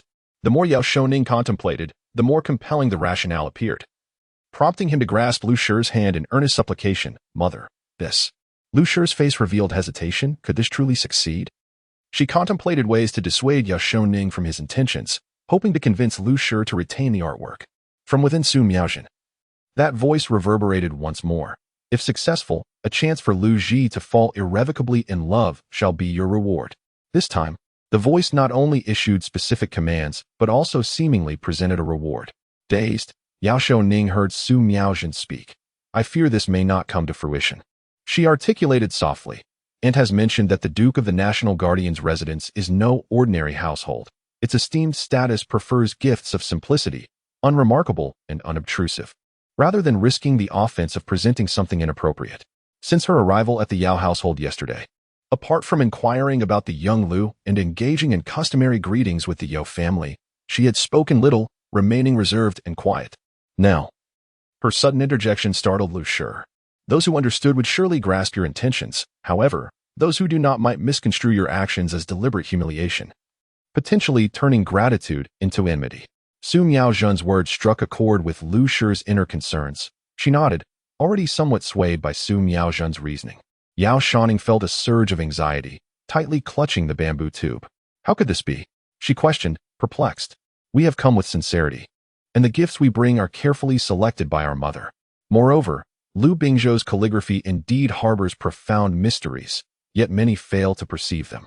Sometimes, sincerity is contingent upon whether the recipient is capable of recognizing it. As she uttered these words, she cast a fleeting glance at Lu, her tone momentarily pausing, her gaze seemingly imbued with significant meaning. However, this expression vanished as swiftly as it appeared. Su Miaozhen, realizing her own indiscretion, quickly composed herself and cautioned. The general's residence holds great power and prestige. We must tread carefully in our actions. Yao Shouning detected the fleeting disdain in her demeanor, and although she was bewildered, she retorted, "We are not here to curry favor. What is there to be cautious about?" Su Miaozhen gazed down at her hands resting on her lap, her eyelids drooping to shield her emotions. This cousin, spoiled to the point of naivete, remained oblivious to the complexities of the world. The Yao family had raised her with an ignorance that bordered on foolishness, allowing her to utter such words, which left one at a loss for words. Lu's emotions swayed like a pendulum, sensing that both perspectives held merit, rendering her momentarily indecisive. Ultimately, she declared, "Let us refrain from further discussion for now. We shall see how things unfold." After a moment's reflection, she concluded, "Miaozhen makes a valid point, as does Shouning. The inhabitants of the general's residence are formidable. Yet I did not come here with the intention of seeking favor among the powerful. Moreover, it is futile to dwell on such matters at this juncture. Perhaps these gifts may never even grace the threshold of the general's residence. Why should one engage in disputes over trivialities?" After speaking, Lu's demeanor shifted, and she realized she had been overly anxious, fretting for an entire day over nothing. Observing her reaction, Su Miaozhen chose to remain silent. Chapter 57. The art of deception. With the divine insight guiding her, coupled with her experiences from a previous life, Su Miaozhen believed she understood Lu's character well: stubborn, obstinate, and fiercely willful. Once Lu made up her mind, any further words from Su would likely only incite her disdain. Moreover, having expressed her thoughts, Su was confident that Lu was well aware of her options. She cast a glance at the bamboo tube cradled in Yao Shouning's arms, her smile radiating certainty. The words of Lu Bingzhou would not be delivered. As long as it remained within the Yao household, she would undoubtedly devise a way to acquire it. Contemplating the reward promised by the divine insight, Su Miaozhen's gaze softened, ultimately transforming into resolute determination. Lu Ji was hers to claim. Yao Shouning, noticing Su Miaozhen's focused attention on the bamboo tube in his embrace, felt a twinge of discomfort, sensing he was at a disadvantage. Lu, blissfully unaware of the undercurrents swirling between the two young women, breathed a sigh of relief and remarked, "You two cousins are family, united in your concern for the Yao family. Your intentions are noble, yet do not let such trivial matters cause discord. Strive to maintain your sisterly bond in the future." Sisterly bond? Yao Shouning glanced at Su Miaozhen, only to find her smiling at him with an expression that suggested goodwill. However, she recalled another voice residing within Su Miaozhen's body. Her cousin must be aware of its existence, yet she obediently followed its commands. Despite knowing that Yao Zhuang might be in peril, she refrained from uttering a word. The calligraphy and paintings pinned by Lu Bingzhou, she wished to obliterate. Sisters? An impossibility. She, Yao Shouning, would never consider forging a sisterly bond with someone who maliciously schemed against her and seemingly harbored ill intentions towards the Yao family. Mother was right. Determined to draw a clear line between herself and Su Miaozhen, she nonetheless adorned her face with a sweet smile. "Cousin, it is my fault. You are erudite and wise. Your words must contain profound truths. In the future, we shall be sisters. I, too, am at fault." Upon hearing this, Su Miaozhen displayed a hint of guilt. "You, dear Shouning, have been cherished at home. How could you fathom the treachery of human hearts?" As she spoke, it seemed she intended to reach out to Yao Shouning, to convey her closeness. Before Shouning could instinctively recoil, she noticed Su Miaozhen's hand tremble slightly, as if remnants of her earlier fear of the large characters on the paper lingered. Ultimately, that hand did not reach out, but instead fell upon Lu's knee. With an earnest expression, Su Miaozhen apologized. I regret my worries led me to lose my composure and speak excessively. I hope you will not hold it against me. Dear Shouning. After their exchange, they locked eyes, both revealing a semblance of a smile. Yao Shouning needed no mirror to recognize the insincerity of her own smile. Yet Su Miaozhen's smile appeared even more feigned in her eyes. No matter how well she concealed it, Yao Shouning could see, through her gaze, the disdain Su Miaozhen harbored within her heart. However, it mattered little, for she had no affection for Su Miaozhen. Lu was not concerned about anything else. Instead, she believed her daughter had come to a realization, perceiving Yao Shouning as gentle and considerate, while viewing Su Miaozhen as gracious and well-mannered. Yet, Dong Kuei felt an inexplicable oddity in the exchanges between the two, though she could not quite pinpoint what was amiss. Following this minor incident, the occupants of the carriage lost their inclination for conversation, and the vehicle continued its journey toward the city center, growing increasingly smooth as it neared the palace. After approximately half an hour, with a long exhalation from Zheng Shi, the horses were brought to a halt, emitting a prolonged neigh. Zheng Shi then announced, "Madam, we have arrived at the general's residence." Before Lu could respond, Yao Shouning, filled with curiosity, pushed open the window to gaze outside. Having lived in the capital for over a decade, her outings had mostly been confined to the territories governed by Yao Hua, and her visits to the inner city were rather infrequent. The capital is divided into inner and outer cities, further segmented into 5 districts for administration. The central structure of the inner city is dominated by the imperial palace, surrounded by residences for the royal family and court dignitaries. Encircling this is a fortified wall, patrolled by the emperor's personal guards. The outer city primarily comprises the dwellings and shops of commoners, divided into 4 districts: east, south, west, and north, each overseen by the respective military offices responsible for maintaining order. At the inception of the Qing dynasty, regulations were indeed stringent. However, over the course of 6 to 7 centuries, the defenses had long since become lax. In the once strictly forbidden inner city, one can now observe vendors peddling silk flower jewelry, water-based blush, and an array of delectable pancakes, all the way to the grand entrance of the imperial palace. The throngs of people are abundant. Yao Shouning, cradling a bamboo tube, gazed with a sigh. The security patrols within the inner city are notably more stringent than those of the outer city. Moreover, with numerous high-ranking officials residing within, accompanied by their maids and servants, these individuals possess considerable surplus, rendering them prime targets for the merchants. As time passed, various vendors flocked in, creating a scene more vibrant than that of the outer city. The grand ceremonies of the Qing dynasty had long since crumbled. Emperor Shenxi was solely preoccupied with seeking immortality, and his subordinates naturally had little desire for strict governance. As long as the hefty monthly fees were paid, the duty-bound guards would permit entry. This had become an established norm, with astonishing profits involved. Many court officials were embroiled in the scheme, having received hush money, leading to a tacit understanding among all. To this day, court officials have grown accustomed to this arrangement. And on occasions when court convenes at an early hour, they often procure breakfast en route to the palace, proving quite convenient. As Chow Mama opened the carriage door, Lu tightened her cloak, adjusting her hair, and gracefully descended. Yao Shouning, reluctantly releasing his grip on the bamboo tube, followed suit and beheld the general's residence not far ahead.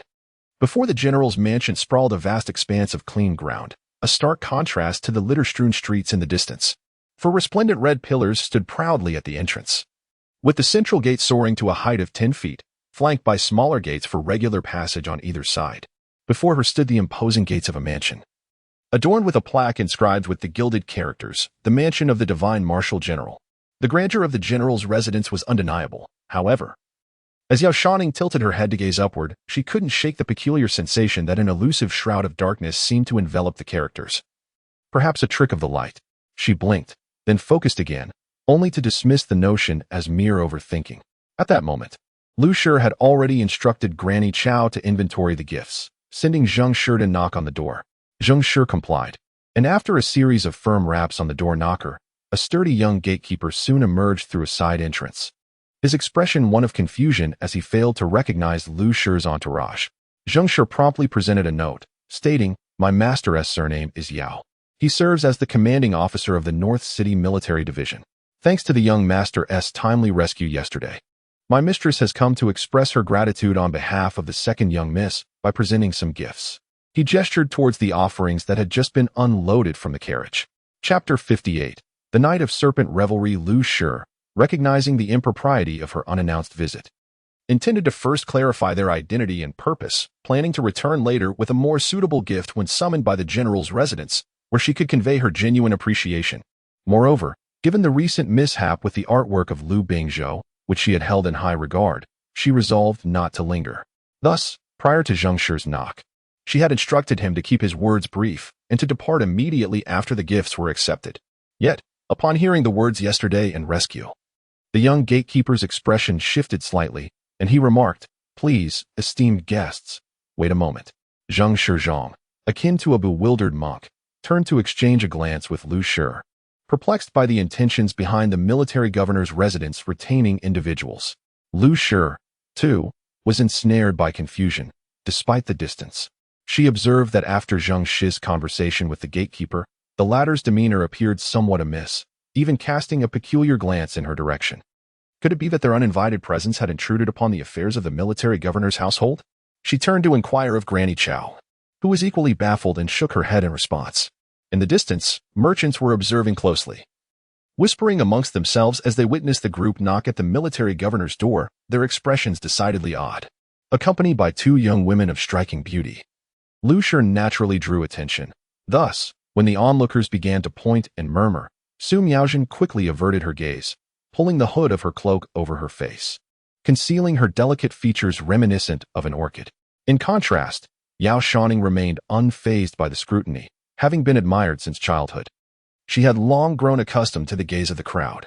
Instead of shying away, she felt a sudden desire rise within her and turned to Liu Shi, saying, "Mother, I wish to have some candied hawthorn."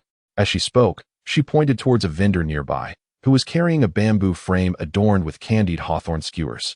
Liu Shi, still pondering the gatekeeper's strange behavior, was drawn into Yao Shouning's request. Noting the vendor was not far off and that they were close to the imperial city, she felt little concern and, while nodding in agreement, instructed, "Bring along Dong Kuei." Sister Shouning. Upon hearing this, Su Miaozhen promptly spoke up. "Since you wish to eat, why not allow me to?" As she spoke, she extended her hand towards Yao Shouning, seemingly eager to tenderly take the bamboo tube from her grasp. However, given the mysterious origins of the voice she had heard, which spoke of destroying calligraphy and paintings, Yao Shouning dared not let her touch the words penned by Liu Bingzhou himself. Observing her outstretched hand, she disregarded their sisterly bond and feigned ignorance, turning away towards the direction of the vendors. Su Miaozhen's hand fell empty, her head lowering in apparent disappointment. Liu Shi, witnessing this scene, retracted her smile, resolutely deciding to find an opportunity later to have a serious discussion with her daughter. The atmosphere grew somewhat awkward as Dong Kuei hurriedly chased after Yao Shouning, exclaiming, "Miss, wait for me." Yet, Yao Shouning paid her no mind, coming to a halt before the stall selling candied hawthorns. The vendor, quite youthful and appearing to be no older than 20, was of modest height but bore a clever expression. Upon noticing Yao Shouning's approach, his eyes lit up with enthusiasm.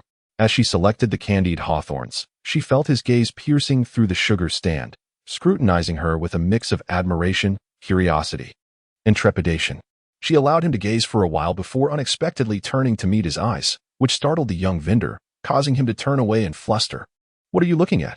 she inquired, prompting a crimson hue to rise from his neck, spreading across his cheeks and ears, evidently embarrassed by her forthright question. Might the young lady be visiting the general's residence? The itinerant vendor, accustomed to traversing the streets and engaging with various individuals, swiftly regained his composure after the initial awkwardness dissipated. When he posed his question, Yao Shouning sensed that the situation was far from ordinary. She nodded, a smile gracing her lips. "Indeed, the people from the general's residence owe my mother a great debt of gratitude, which is why they have made a special visit."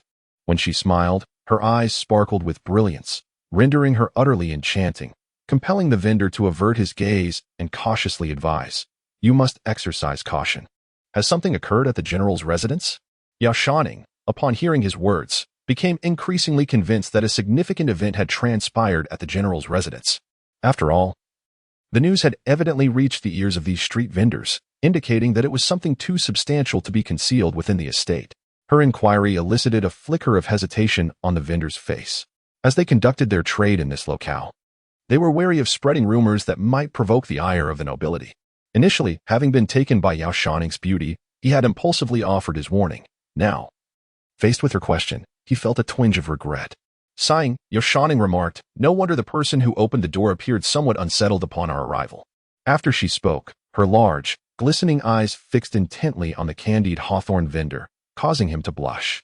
He instinctively replied, "Miss, you may not know, but something sinister happened at the general's residence last night." "What?"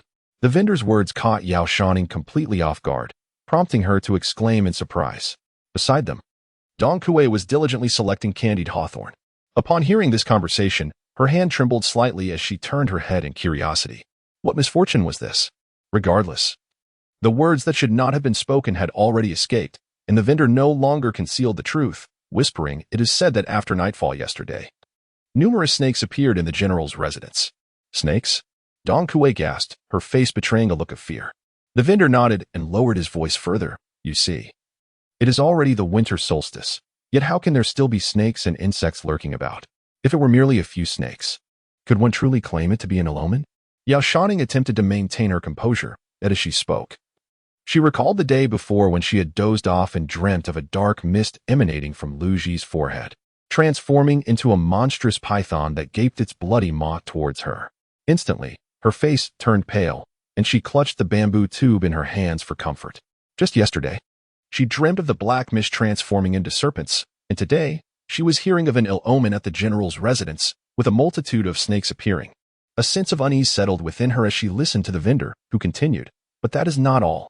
He shook his head, adding, "If just one or two snakes were to appear, it might be curious, but hardly alarming." Pausing for dramatic effect, the vendor spoke in an enigmatic tone. However, what emerged at the general's residence was not merely a couple of snakes. Dong Kuei was already covered in goosebumps, rubbing her arms incessantly as the vendor elaborated. "It is said that after nightfall yesterday, snakes began to appear in the woods, inside the houses, and across the beams, coiling together in groups of 3 or 5, crawling throughout the entire residence." Chapter 59. Searching for my son. The vendor, animated in his storytelling, showed no urgency in urging Dong Kuei to select the candied hawthorn. Many within the residence had been roused from their slumber, engaged in a midnight hunt for snakes, and this morning they had transported numerous bags of the serpent carcasses, dispatched by the general's men in black armor, out of the city. So many. Although Dong Kuei was aware of the vendor's claims about the abundance of snakes, the notion of transporting snake corpses by cart still startled her. Typically, during summer, the presence of long snakes is not particularly unusual. However, when their numbers swell, it becomes exceedingly ominous. Moreover, it was already early November, a time when one would expect the snakes to have long since gone into hibernation. The sight of them appearing in droves was enough to explain why the matter had rapidly become common knowledge among the locals.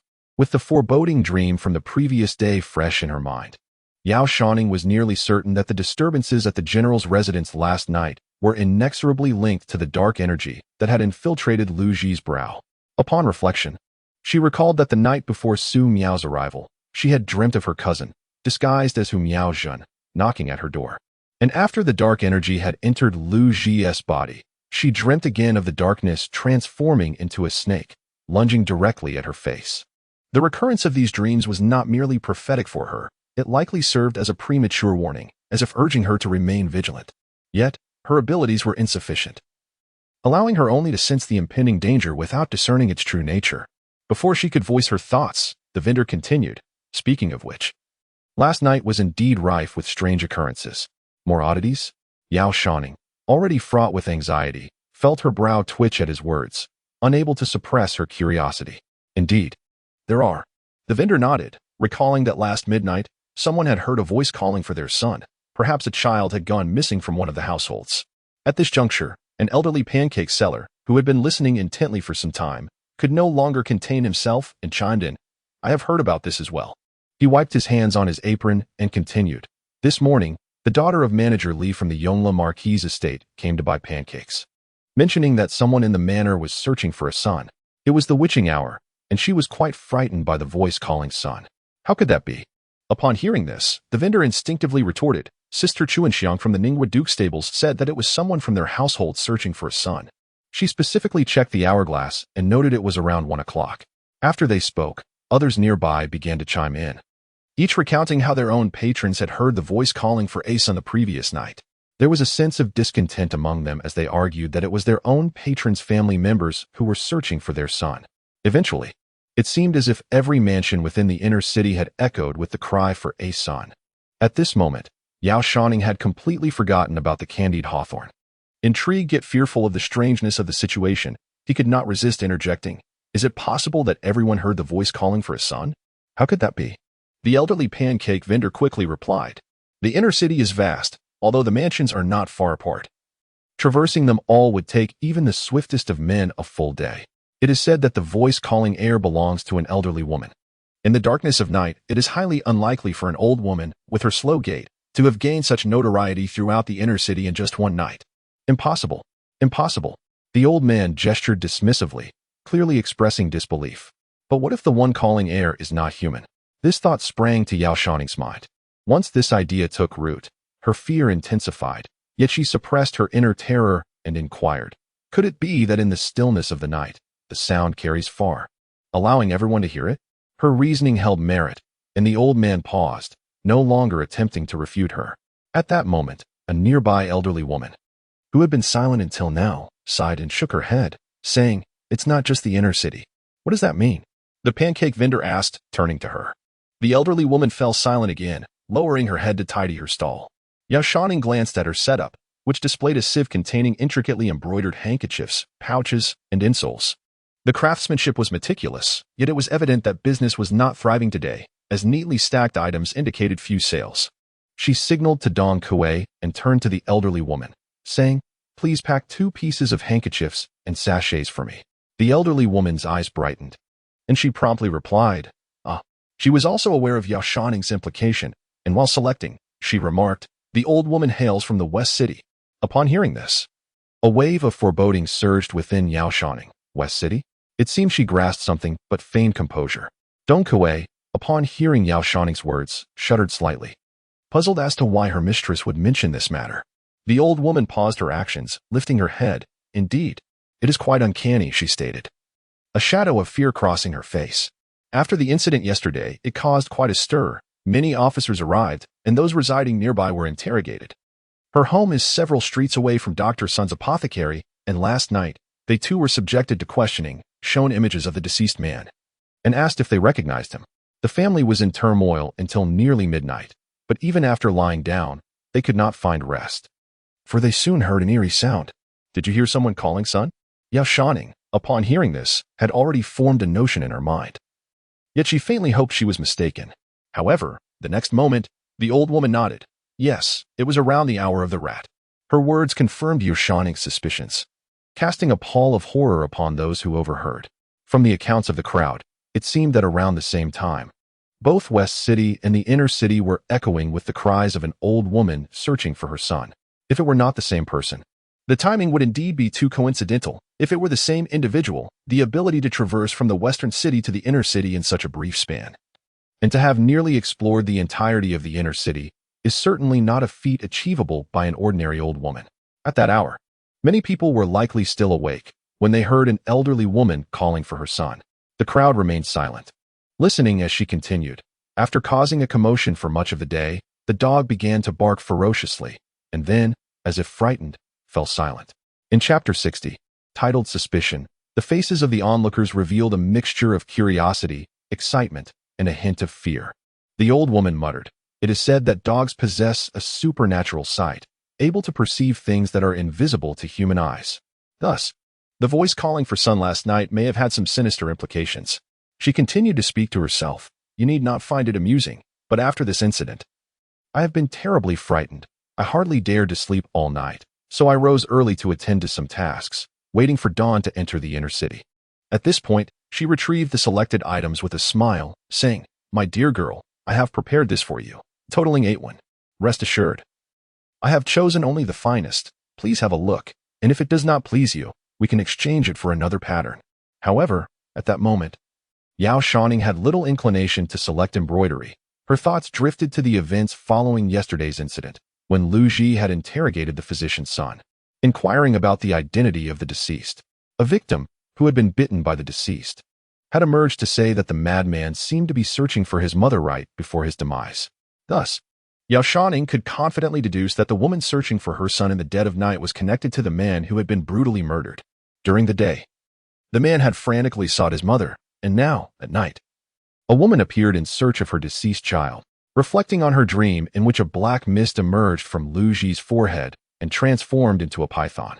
She recalled the recent reports of serpents congregating at the general's residence in the dead of night. This led her to an unsettling thought. The man killed by Lu Ji was likely a human manifestation of a serpent spirit. The more she pondered, the more anxious she became, unable to conceal her growing distress. Dong Kuei felt a chill run down her spine, nearly forgetting to pay, while Yao Shouning, preoccupied with her thoughts, also forgot to speak. It was only when the elderly woman repeated the phrase 8 when small change that Dong Kuei hastily fished out the coins and handed them over. The two of them, master and servant, exchanged uneasy glances as they accepted the items. The elderly woman, as if recalling something, suddenly said, "Ah, right." She remarked, "There's something peculiar." Yao Shouning turned her head and observed her tidying up her stall, a look of curiosity gracing her features. "That scoundrel's son from last night." The elderly woman lifted her gaze, and upon noticing Yao Shouning's attention, assumed she was unaware and kindly elaborated, "He is the fraudster from the west of the city, who claims to be the 11th descendant of the Medicine King. He was apprehended for his deceitful practices, and the authorities locked up his shop last night, sealing it with a notice. Strangely enough, this morning, someone discovered that the lock had been tampered with and the seal torn apart. But we have no idea who could have done such a thing."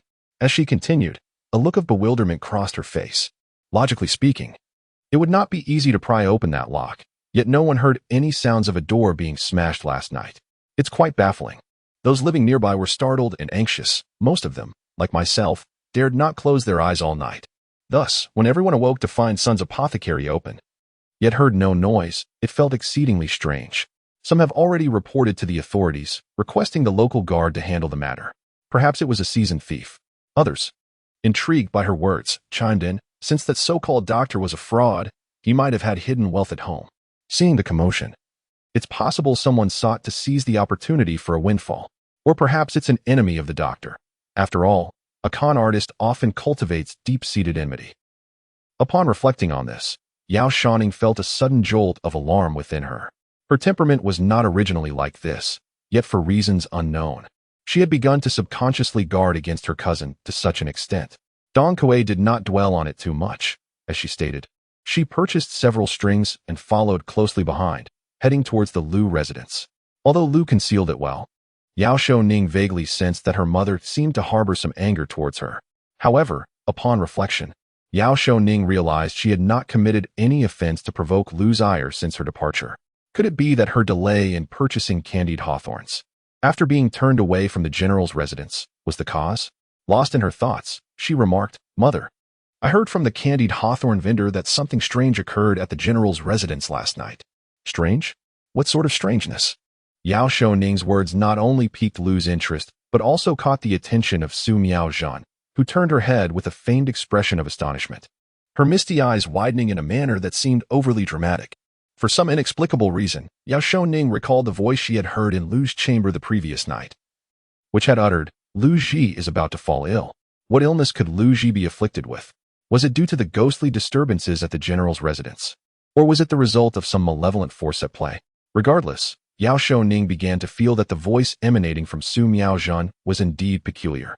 It seemed to possess an uncanny awareness of the happenings within the capital, as if it held the power to foretell events yet to unfold. She remembered distinctly that the voice had stated, "Lu is about to fall ill, not has already fallen ill." Contemplating this, an involuntary sense of unease washed over her. Su Miaozhan herself was already enveloped in an air of mystery.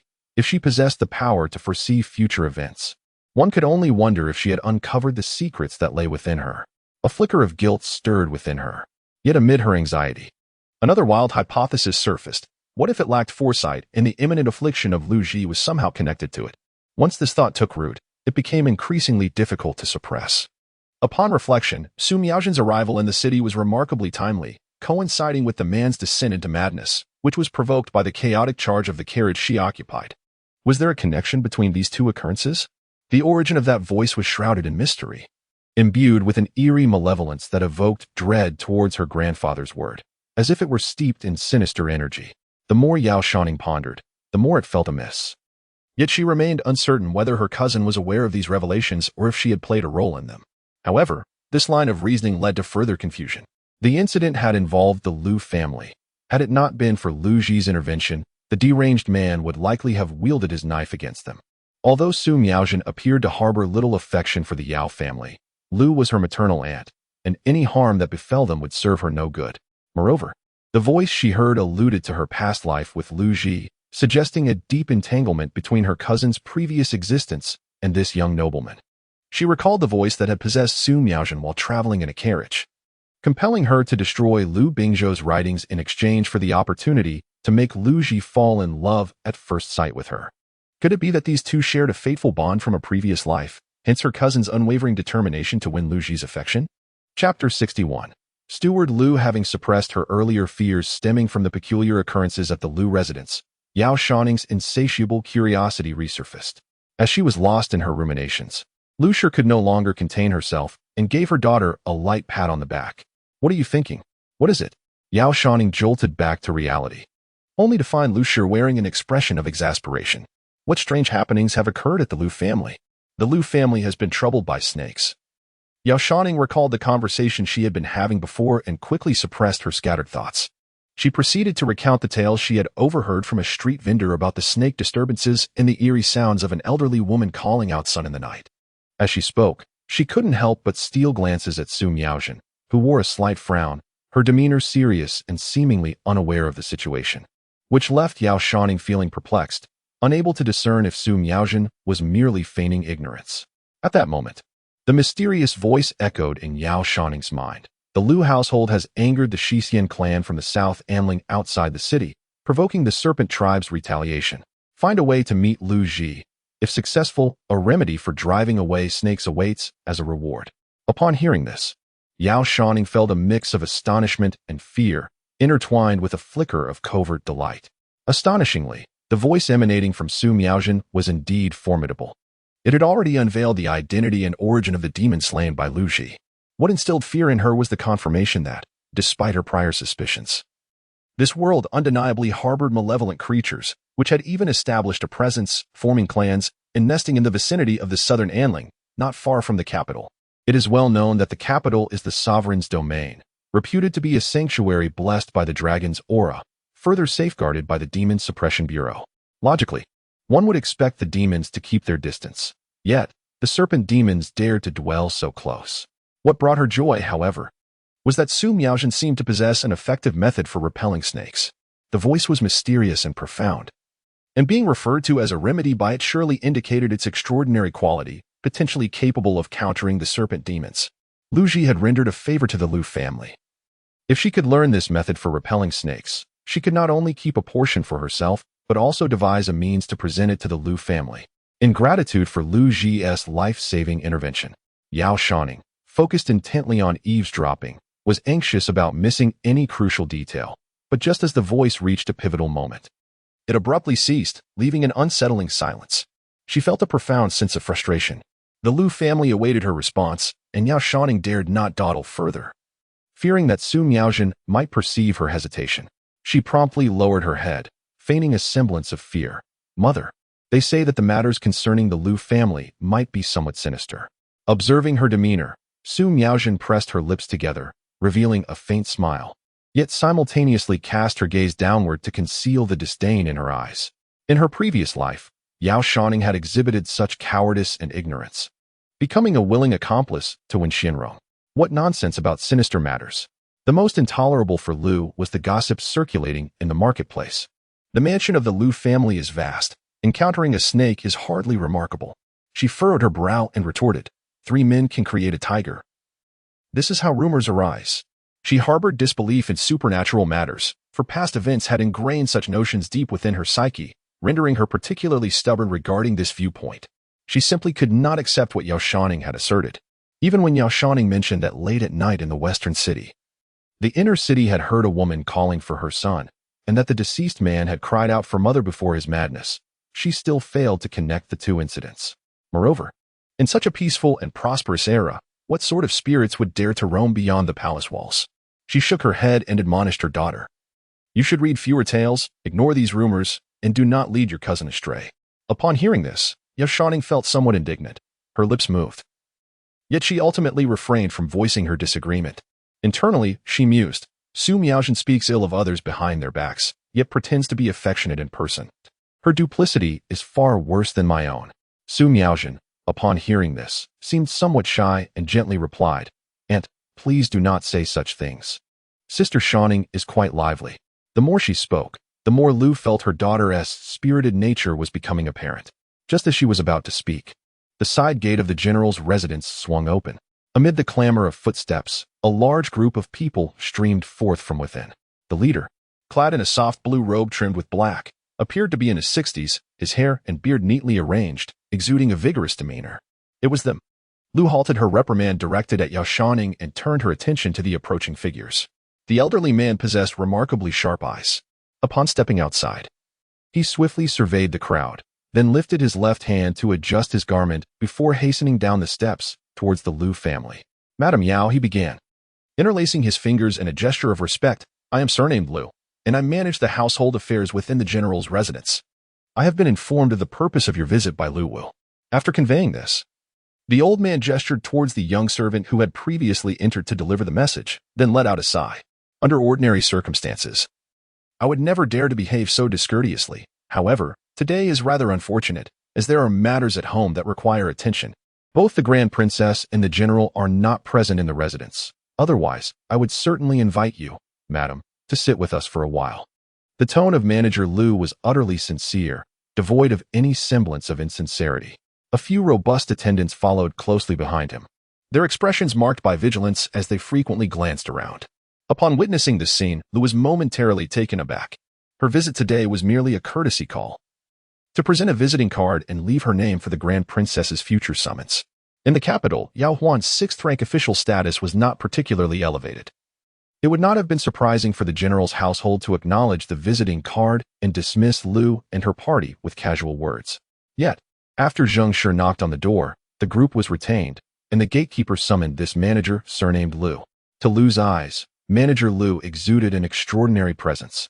His gestures and speech did not resemble those of an ordinary minor steward. As the saying goes, in front of a prime minister, even a 7th-rank official is notable. To have someone of such stature personally come forth to meet her party amidst his busy schedule was indeed remarkable. She specifically mentioned the matter of the princess and General Lu going out? Lu pondered, her mind occupied with thoughts. Yet her face displayed a courteous smile as she followed his words, remarking, It seems our timing is rather unfortunate. Presently, it appeared that the troubles brought upon the general's residence due to Lu's actions yesterday were far more profound than she had initially envisioned. The Lu family's cautious decision to send a steward to meet them indicated an inquiry into the events of the previous day. The scene of the confrontation among the Demon Suppression Division, the Judicial Bureau, and the Lu residence flooded Lu's mind, prompting a soft sigh as she realized that the Yu family had indeed waded into this murky water. Before the steward from the Lu family could speak, Yao Shouning suddenly queried him, Was there a disturbance with the snakes at the general's residence last night? Upon her utterance, the steward and those behind him were momentarily taken aback. Their expressions stiffened as they turned their gazes toward Yao Shouning. Do not speak nonsense, Lu reproached, though her tone was neither harsh nor mild, suggesting she was not genuinely angry. The steward's gaze shifted to Lu's side, where he had, in fact, been observing Yao Shouning since his arrival. Even clad in an unflattering outfit, her beauty could not be obscured. She possessed a statuesque figure, draped in a deep brown hooded cloak, her hair styled in a simple yet elegant manner typical of young ladies of the time.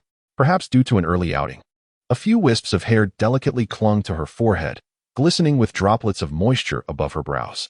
With her raven locks and crimson lips, her fair and delicate complexion was striking, and as she held a large bamboo tube in her arms, her curious gaze, tilting her head toward the steward, exuded a hint of playful innocence. In the mind of Steward Lu, a flurry of thoughts raced through, and he ultimately nodded in acknowledgement. Indeed, it was due to the snake disturbance from the previous night. After speaking, he cast a deep glance at Yao Shouning and revealed candidly to the esteemed guest that it was precisely because of last night's incident that the princess and the general had departed early. Otherwise, they would certainly have wished to meet with them. His forthrightness caught Lu Shi momentarily off guard. Was the matter of the snake disturbance in their residence truly so grave? She inquired somewhat politely if there might be any way they could be of assistance. A glimmer of keen insight flickered in Steward Lu's eyes. It seemed he had awaited Lu Shi's inquiry. As soon as her words fell, he let out a sigh of relief and responded, "This is truly splendid." He then clasped his hands together and continued, "To be candid with you all, we experienced a snake disturbance last night." As he spoke, his facial expression twitched slightly, as if recollecting the events of the previous night, and a hint of trepidation flickered in his gaze. It was exceedingly serious. The intensity with which he articulated those words conveyed a sense of barely contained frustration. With a bow, he addressed the calamity and then stood upright, his demeanor subtly shifting to one of authority. "May I inquire as to what precisely transpired yesterday?"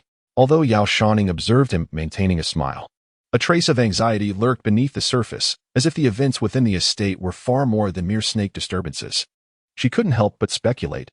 Could it be that Lu Ji had fallen under some malevolent influence, already showing signs of it? Yesterday, Madame Lu sensed that his demeanor was somewhat inappropriate. However, she had intended to personally explain the matter to the Lu family, so she refrained from reprimanding her daughter for broaching the topic.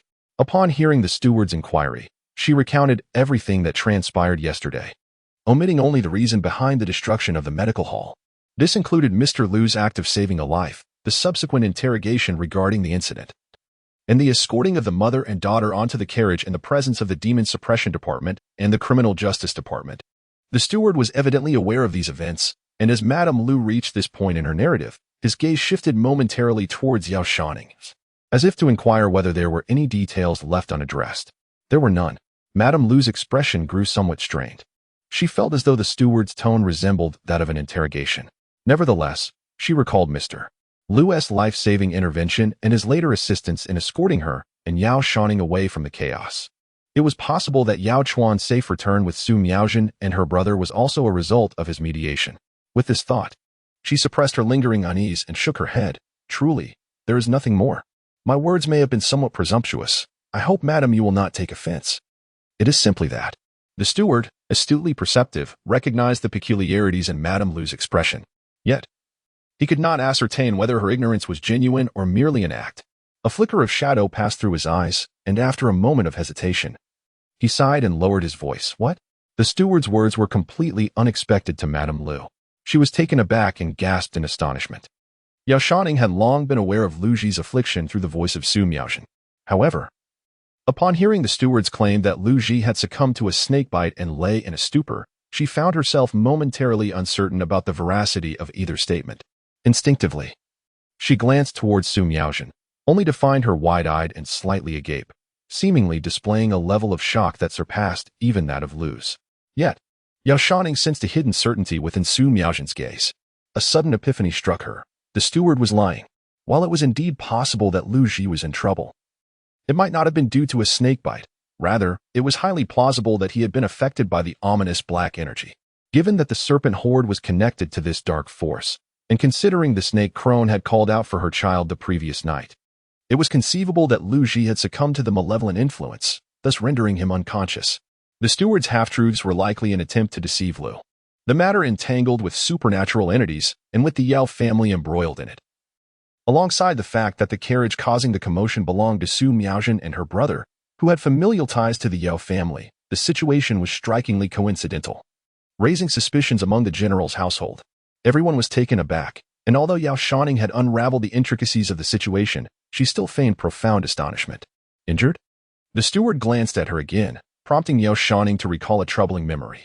Just the day before, Lu Ji had taken her hand while escorting her to the carriage, inquiring about what she had seen. Grateful for Lu Ji's rescue of Lu, she had momentarily softened and revealed that he had been bewitched. Despite her desire to save him, Yao Shouning was reluctant to let anyone perceive her peculiarities, particularly the astute Su Miaojin. As she was engulfed in regret, Mr. Lu had already turned to Lu with a sincere expression, saying, "Indeed, that is why I dared to ask such a bold question." Lu, momentarily shedding her earlier displeasure from being pressed, revealed a look of concern. Lu Ji was her savior, and naturally, she wished to see him unharmed. Although Lu found it perplexing how yesterday's lawsuit related to the incident at the general's residence, she acknowledged that her prior irritation might have led to her abrupt tone. Immediately, she conceded, "It is my fault for being petty."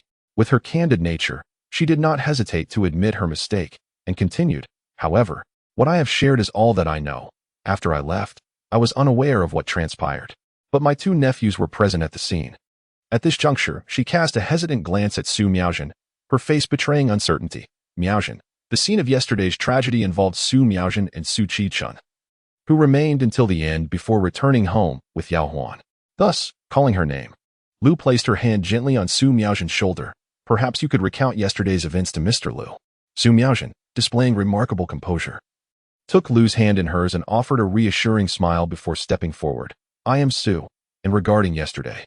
Her demeanor was poised and gracious as she recounted their journey into the capital and the subsequent incident involving the frenzied horses. This young woman, yet to turn 20 and having personally experienced the harrowing events of the previous day, would typically be in a state of shock. Yet her demeanor was remarkably composed, recounting events as if they were tales of another, betraying not a hint of fear. However meticulous Su Miaojin might be, she could not surpass the insights of those who visited the general's residence the previous day. In fact, after the incident, Lu Ji's companions, Luo Ziwen and Gu Changya, articulated the details far more clearly than she. Though her words seemed earnest, they bore little practical significance. Upon concluding her account, Su Miaojin discreetly glanced at the face of Steward Lu, only to find him furrowing his brows, seemingly lost in contemplation, rendering it impossible to discern whether her words had touched him or left an impression. Thank you, Madame Yao and Miss Su, for sharing these details, he remarked after a lengthy pause, having gleaned no additional useful information from the Yao family's delegation. Following the incident yesterday, the general's household had already investigated Yushua. The Yao family was of straightforward lineage and unblemished reputation. Given the absence of their master, it was unwise to detain anyone forcibly, lest they alarm the quarry. With this in mind, Steward Lu offered a respectful bow to all present. Lu Shi understood this as a signal to take her leave and nodded in acknowledgement. I shall not impose further. On another occasion, I will prepare gifts anew and pay a visit to express my gratitude for the young master's life-saving grace. After a moment's reflection, she added, should there be any way we can be of service, please do not hesitate to instruct us, as I shall not refuse. The general's residence finds itself in a tumultuous season, and Manager Lu, amidst a flurry of responsibilities, has taken a moment to meet with everyone. Hearing this, it aligns perfectly with his intentions, prompting his attendant beside him to present gifts. As he anxiously watches Lady Lu turn to board the carriage, he notices Yao Shouning lingering beside her, hesitating momentarily before resolutely stepping forward. Please deliver this to the young master, she insists, thrusting a tightly clutched bamboo tube into Manager Lu's embrace, her expression betraying a hint of distress. It must be given to him personally, let him see the characters within. Though the seasoned manager is well acquainted with the unexpected, this sudden action catches him off guard. Just as he is about to respond, Yao Shouning reflects on the enigmatic nature of the script and feels a twinge of regret. But it's not a gift. I'm merely lending it to him for the time being. Shouning, Lady Lu, still unboarded, senses something amiss upon hearing her words. Turning around, she feels a rush of blood to her head, her cheeks aflame with indignation. Suppressing an urge to roar in fury, she takes a deep breath, gritting her teeth as she retorts. Upon hearing Lady Lu's tone, Yao Shouning realizes that she has truly ignited her wrath, causing her own scalp to tingle with trepidation. Nevertheless, she persists in advising the manager. Remember, it must be handed to him personally, and it should be opened for him to see Lu Bingzhou's calligraphy is extraordinarily intricate, capable of restraining even Su Miaojin's voice, while most cannot discern its underlying significance. If Lu Ji were indeed enfeebled by some malevolent force, then perhaps Lu Bingzhou's writing could very well save his life. I shall certainly remind the young lord. Lu, the steward, twitched at the corners of his mouth and replied. At this juncture, the letter had already been dispatched, leaving no room for retraction. Her handling of the matter was rather inept. Yet there was no immediate opportunity to discreetly deliver the artwork into Lu Ji's hands. In the distance, Lu's face darkened like a soot-covered pot. Her teeth clenched tightly as she struggled to contain her fury. Beside her, Su Miaojin pressed her lips together, seemingly smiling. However, Yao Shouning discerned her true sentiments. Beneath that veneer of amusement lay dual implications. It seemed she was both questioning the intent behind the delivery of Lu Bingzhou's artwork and mocking her audacity in attempting to ingratiate herself with Lu Ji. Lu was seething. Yet under the watchful gaze of the steward, she could only suppress her rage and cast a resentful glance at her daughter. One by one, the crowd boarded the carriage. while Su Miaozhen appeared timid, seemingly apprehensive of Lu's temper, and said nothing. Yao Shouning took a seat beside Lu, letting out a resigned sigh. Mother. Lu remained silent, turning her body slightly away from Su Miaozhen, unwilling to engage with her. Why are you angry? Did we not agree to send the artwork while in the carriage? She expressed her bewilderment. Lu Shixi saved your life. Is it not appropriate to offer him this gift? Once the letter fell into Lu Ji's possession, it not only provided an opportunity for his rescue, but also rendered Su Miaozhen powerless against Yao Shouning, making it the most favorable resolution. Though the approach was rather blunt, as long as it proved effective, that was all that mattered. Upon hearing her words, Lu felt that she was truly unrepentant and could not help but turn away with a cold laugh. Are you genuinely oblivious, or merely feigning ignorance to deceive me? How could I deceive you, mother? Yao Shouning clung to Lu's arm, and though she appeared to be engaged in focused conversation with Lu, she could still sense Su Miaozhen's piercing gaze, which made her feel restless. Her cousin's desire to destroy the painting stemmed from her recognition of its extraordinary qualities. As for herself, having gifted the painting, she feared it might arouse suspicion in Su Miaozhen's mind. A chill ran down her spine. Yet she forced herself to remain composed. If I have erred, please speak plainly, and I shall amend my ways. Chapter 64. The dispute. I did indeed say at first that I intended to gift that calligraphy. Lu, seeing her daughter's demeanor, felt even more vexed. Yet that calligraphy is evidently problematic. I have already stated it should not be given away for the time being. Even in the carriage, Lu had not had the opportunity to clarify her stance, which led to this misunderstanding. But you should not have entrusted it solely to that steward Lu, instructing him to present it to the young master. Lu retorted in anger, you are of similar age. You should have been cautious. Your deliberate phrasing. Are you trying to drive me to despair? Su Miaozhen lowered her head, pretending not to hear the exchange between the mother and daughter. I certainly did not. At this moment, Yao Shouning realized her mother had misconstrued the situation and hastily sought to clarify. I was merely expressing my gratitude to the young master for saving your life. Hence. Before she could finish, another thought struck her. In the heat of the moment, she had impulsively bestowed a gift, and upon reflection, her cousin's gaze warranted deeper contemplation. Lu Bingzhou's characters possessed an enigmatic quality, imperceptible to the Lu family and inaudible to the voice that lingered upon her cousin. At this very moment, as she prepared to send out the artwork, a sense of trepidation gripped her. Would it provoke any suspicion from Su Miaozhen? The mysterious voice that dwelled within her was indeed peculiar, its nature uncertain, whether it be that of a spirit or a demon. The mere thought of being scrutinized by both Su Miaozhen and it sent chills racing down Yao Shouning's spine. Yet, Lu's family misunderstood her intentions behind the gift, perhaps providing her an opportunity to mislead Su Miaozhen. If she could exploit the moment of contention between mother and daughter to dispel any doubts, convincing her that her motives were merely to curry favor with Lu Ji, it would indeed serve her interests. Although her cousin's determination towards Lu Ji was palpable, it would be a far better outcome than drawing its attention. However, this would inevitably lead Lu's family to perceive her as guilty of having something to hide. The more she pondered, the more disconcerted she grew. Eventually, her trust in her daughter prevented her from delving deeper into the matter. Yet, upon further reflection, if there were no underlying issues, why would the young master Lu go to such lengths, risking their relationship to ensure the departure of mother and daughter while guaranteeing Yao Huan's safety? Under normal circumstances, the open-minded culture of Deqing would not frown upon youthful courtship, yet such relationships flourished only within the realms of mutual understanding and social parity. In the stark disparity between the Yao and Lu families, Yao Shouning's forceful gesture of gifting could only incite Lu's ire. Are you harboring feelings for him? She questioned, uncertainty flickering in her eyes as she feigned ignorance. She sought to mislead Su Miaozhen, yet feared her performance might betray her, prompting her to utter these words in a hushed tone. However, in the eyes of Lu, it was evident that she had already fallen into the depths of this situation. Yao Shouning glanced at Su Miaozhen and, with a forced smile, said, the heir, hailing from a prestigious family, is not only tall and handsome but also has saved your life. Who wouldn't be fond of him? Her pair of eyes, clear and expressive, carried an innocence typical of youth, still grappling to comprehend the true reason behind Lu's explosive fury today. Upon seeing those eyes, Su Miaozhen felt a mix of disdain and a tinge of jealousy. The phrase I like Lu Ji slipped from her lips with an air of nonchalance, as if she were oblivious to the chasm that lay between them and the sensibilities of a woman's modesty.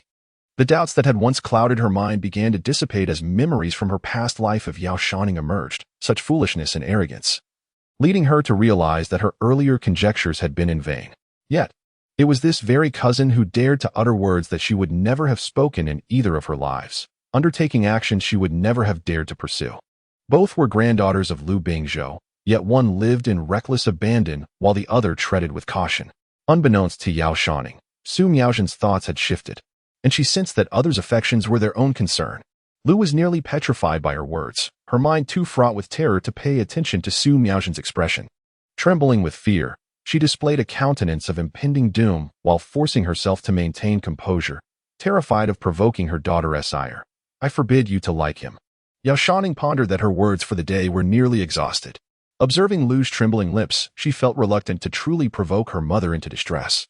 Thus, she declared, "Very well, if you dislike it, you dislike it."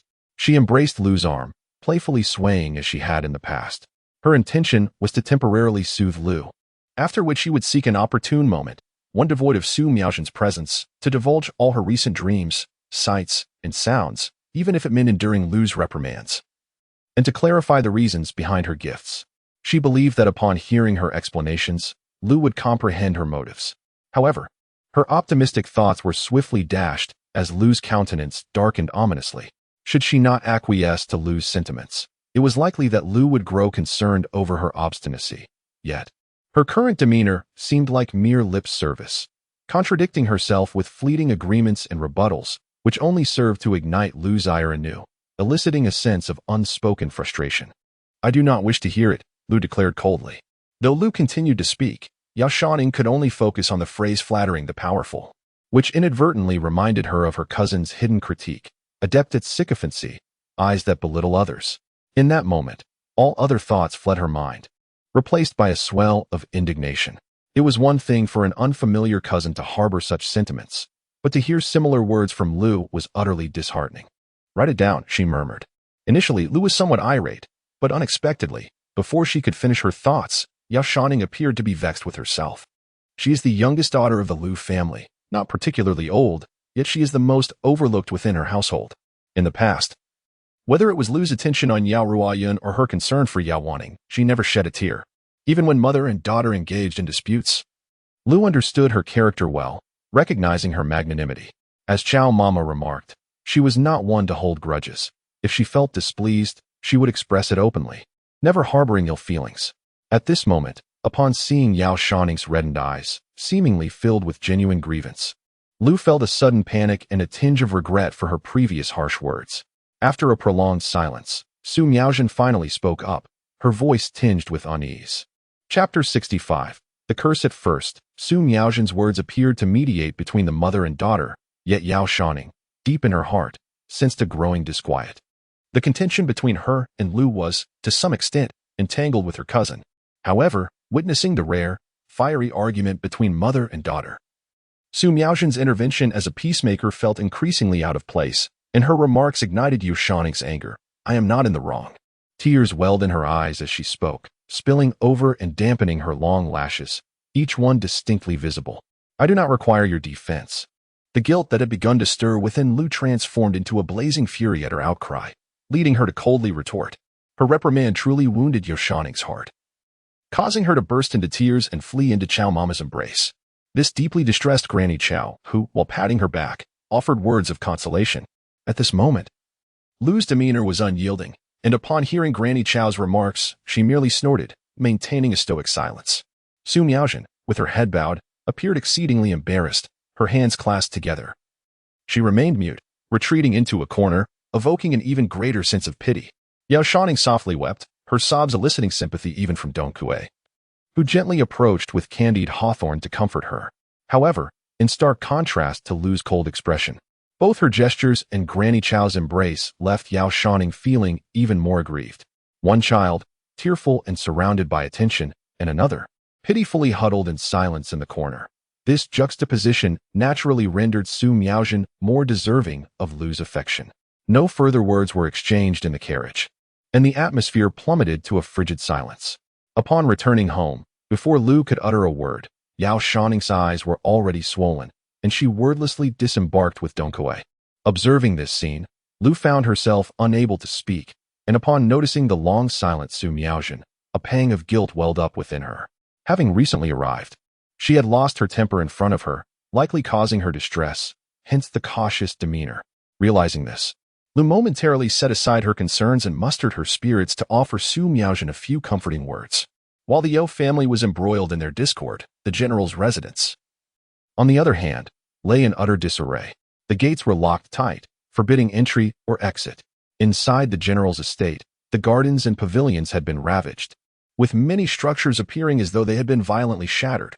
Tiles lay in ruins, walls collapsed, revealing that this was no mere snake disaster. A trace, as thick as a water barrel, marred the ground, crushing the flora in its path and instilling a sense of dread. The once majestic courtyard now bore the scars of destruction. Half of the beams overhead had succumbed to gravity, and the fallen tiles had been swept away. Sunlight streamed through the roof, illuminating the space. As the steward rushed in and discovered the two masters seated within the courtyard, Princess Zhu Henrui adorned herself in a fitted brown attire, overlaid with a silver chainmail. Her cloak having been removed, she held a cup of hot tea brought by a servant, listening intently as Steward Lu recounted the day's events, remaining silent. Zhu Henrui had conceived late, at around 35 or 36, giving birth to her only son, Lu Shi, who was now in his 50s. Yet, she exhibited no signs of fatigue. Rather, her physique was robust and well-proportioned, a testament to her years of martial training. Her appearance was not that of delicate beauty. Instead, she possessed prominent features, with large eyes and thick eyebrows, her face marked by clear angles. Her long hair was styled in a round bun, secured atop her head with a jade hairpin. Though her temples had begun to gray, her eyes exuded an intimidating authority that commanded respect, imparting upon her an aura of formidable power. Beside her, Lu Wuji towered even larger, his robust frame reminiscent of a bear, adorned with a full beard that obscured any visible expression of emotion. Did the Yao family convey all these matters? Zhu Henrui inquired after swallowing her tea. Having listened to Steward Lu recount the visit from the Lu family and others, Steward Lu nodded, revealing that he too had harbored suspicions regarding the family's potential concealments. Yet despite multiple inquiries, no clues had surfaced. He pondered for a moment before adding, "I disclosed to her the news of the heir's injury." He spoke these words with the intention of demonstrating sincerity, hoping to extract useful information from Lu. Yet, no matter how he baited her, he discovered that Lu seemed genuinely to possess limited knowledge. Her husband held merely the position of a 6th-rank commander in the military affairs office, perhaps not sufficiently qualified to be involved in major matters. Upon concluding his statement, the old steward's face betrayed a hint of anxiety. "I implore the princess to impose a punishment." "What punishment?" Jahanrui did not lift her head, letting out a cold laugh. Aji's predicament is indeed a fact. One can conceal it for a time, but not indefinitely. Those acting behind the scenes are likely waiting for chaos to ensue at the general's residence. She turned to gaze at her husband, a smirk playing at the corners of her mouth. Aji has just returned from Shenwu Gate, and the news has been tightly guarded. Very few in the capital are qualified to know, yet it is rather coincidental. Although the Princess Royal wore a smile, it was one that sent shivers down the spine. Upon entering the city, they happened upon a gathering that had turned tumultuous, followed by the horses pulling the carriage going mad, leading to an outbreak of hysteria resulting in violence. At that moment, Aji was passing through the West City, and after rescuing someone, he found himself entangled in a manslaughter case. She spoke of her only beloved son, yet her demeanor remained strikingly calm, devoid of any hint of anxiety, as if discussing the affairs of another. After this individual's demise, there were whispers of him calling for his mother in madness. After midnight, an old woman cried son, and as her voice fell, the estate seemed to fall under a curse, leading to an alarming appearance of serpents. On the roof beams and in the crevices of the walls, several had already transformed into formidable monstrous pythons, wreaking havoc throughout the general's residence. Fortunately, the general's residence was guarded by the formidable black armored guards, and the princess had her loyal attendants by her side. Nevertheless, the events of last night were exceedingly perilous. The couple was abruptly awakened in the dead of night to confront a swarm of serpents. The area most devastated was the southern garden, where Lu Ji resided, as the serpents launched a frenzied assault, seemingly intent on taking his life. When the princess arrived, armed and resolute, she found an elderly woman wielding a black crutch in a fierce standoff with Lu Ji. Her timely intervention alleviated the dire predicament faced by her son. Together, mother and son braced themselves against the foe, struggling to withstand the old woman's relentless onslaught. Before departing, the crone had uttered a curse, proclaiming that Lu Ji would perish within 7 days. The princess, unwilling to endure such malevolent words against her child, swiftly fired her weapon, striking the old woman. In a fierce exchange between the two women, the princess executed powerful and bold maneuvers, while the serpent woman, driven by vengeance for her offspring, fought with a heart full of malice. At the moment the crone finished her words, Lu Ji's sword fell from his grasp, and he collapsed. In a desperate bid to protect her son, Zhu Henrui embraced him with one arm, while thrusting at the serpent woman with the other, attempting to force her back. In the ensuing struggle, the crone's long crutch pierced the princess's shoulder, while the princess's lance left a sizable black serpent scale in its wake. Amid the old woman's chilling laughter, dark energy surged, and the serpent horde surged forth, compelling her to retreat hastily. The princess did not pursue. The serpents were in a frenzy, and upon the completion of the old woman's curse, Lu Ji fell into unconsciousness. Fortunately, Lu Wuji and his men arrived just in time to drive back the serpents, finally bringing the battle between man and snake to a close. Last night was particularly harrowing for the inhabitants of the general's manor. The couple promptly instructed their servants to tidy up, carrying the unconscious Lu Ji into the house. Following the incident, due to the malevolent forces at play, Lu Wuji naturally had to keep the news under wraps, ensuring that no whispers escaped. However, given the commotion at the general's manor, complete secrecy was impossible. Thus, he ordered the household staff to circulate rumors, merely stating that something had transpired at the general's manor, involving a snake. The appearance of the serpent witch, as well as Lu Ji's unconsciousness, were to be concealed for the time being. At this juncture, the princess's gaze grew cold, her fist clenched tightly, and with a resounding bang, she struck the wooden table beside her. Endowed with remarkable strength, her blow caused the intricately carved table to crack with a loud sound. The teacups and other items atop it tilted and fell, spilling hot water that dripped onto the floor. The fabric of her sleeve quickly became soaked, blood seeping down the material, revealing the sinewy contours of her arm. Lu Guan's eyelids twitched, and he bowed even lower. Seeing this, Lu Wuji swiftly wrapped her fist, instructing someone to fetch bandages and warm water. Do not fret. Although he appeared rugged, he possessed a remarkable delicacy. The princess's fist was large, but his hand was even larger, enveloping hers in a silent gesture of comfort. Lu Ji was his only son, now in a state of unconsciousness, and his concern was palpable. Since the era of Shenwu, there had been no records of malevolent beings transforming into humans and audaciously revealing themselves. After the long princess's emotions erupted, she took a moment to compose herself. Furrowing her brow, this overt appearance suggests that these remnants have indeed begun to rise again. Hot water and scissors were brought forth in succession, while the female attendants anxiously encircled Zhu Henrui. However, Lu Wujin personally took it upon himself to cut open her sleeves and tend to her wounds, revealing her elegantly shaped arm. Upon inspection, there lay a wound approximately the length of a palm, deep enough to expose bone. The injury was oddly shaped, twisting and turning like a slender serpent coiled upon her skin. At the gaping edge, dark miasma enveloped the flesh, causing it to wither and fail to heal, resembling a decayed old tree. Although a medicated plaster had been applied, and, after a night's rest, the bleeding had barely ceased. A single forceful punch caused the wound to reopen, deepening its fissures. The black mist consumed the blood, transforming it from crimson to ebony. And as it dripped from her arm to the ground, it emitted a hissing sound, corroding the bricks beneath. He furrowed his brow while attending to her, his movements exceedingly gentle and meticulous, fearful of causing her further pain.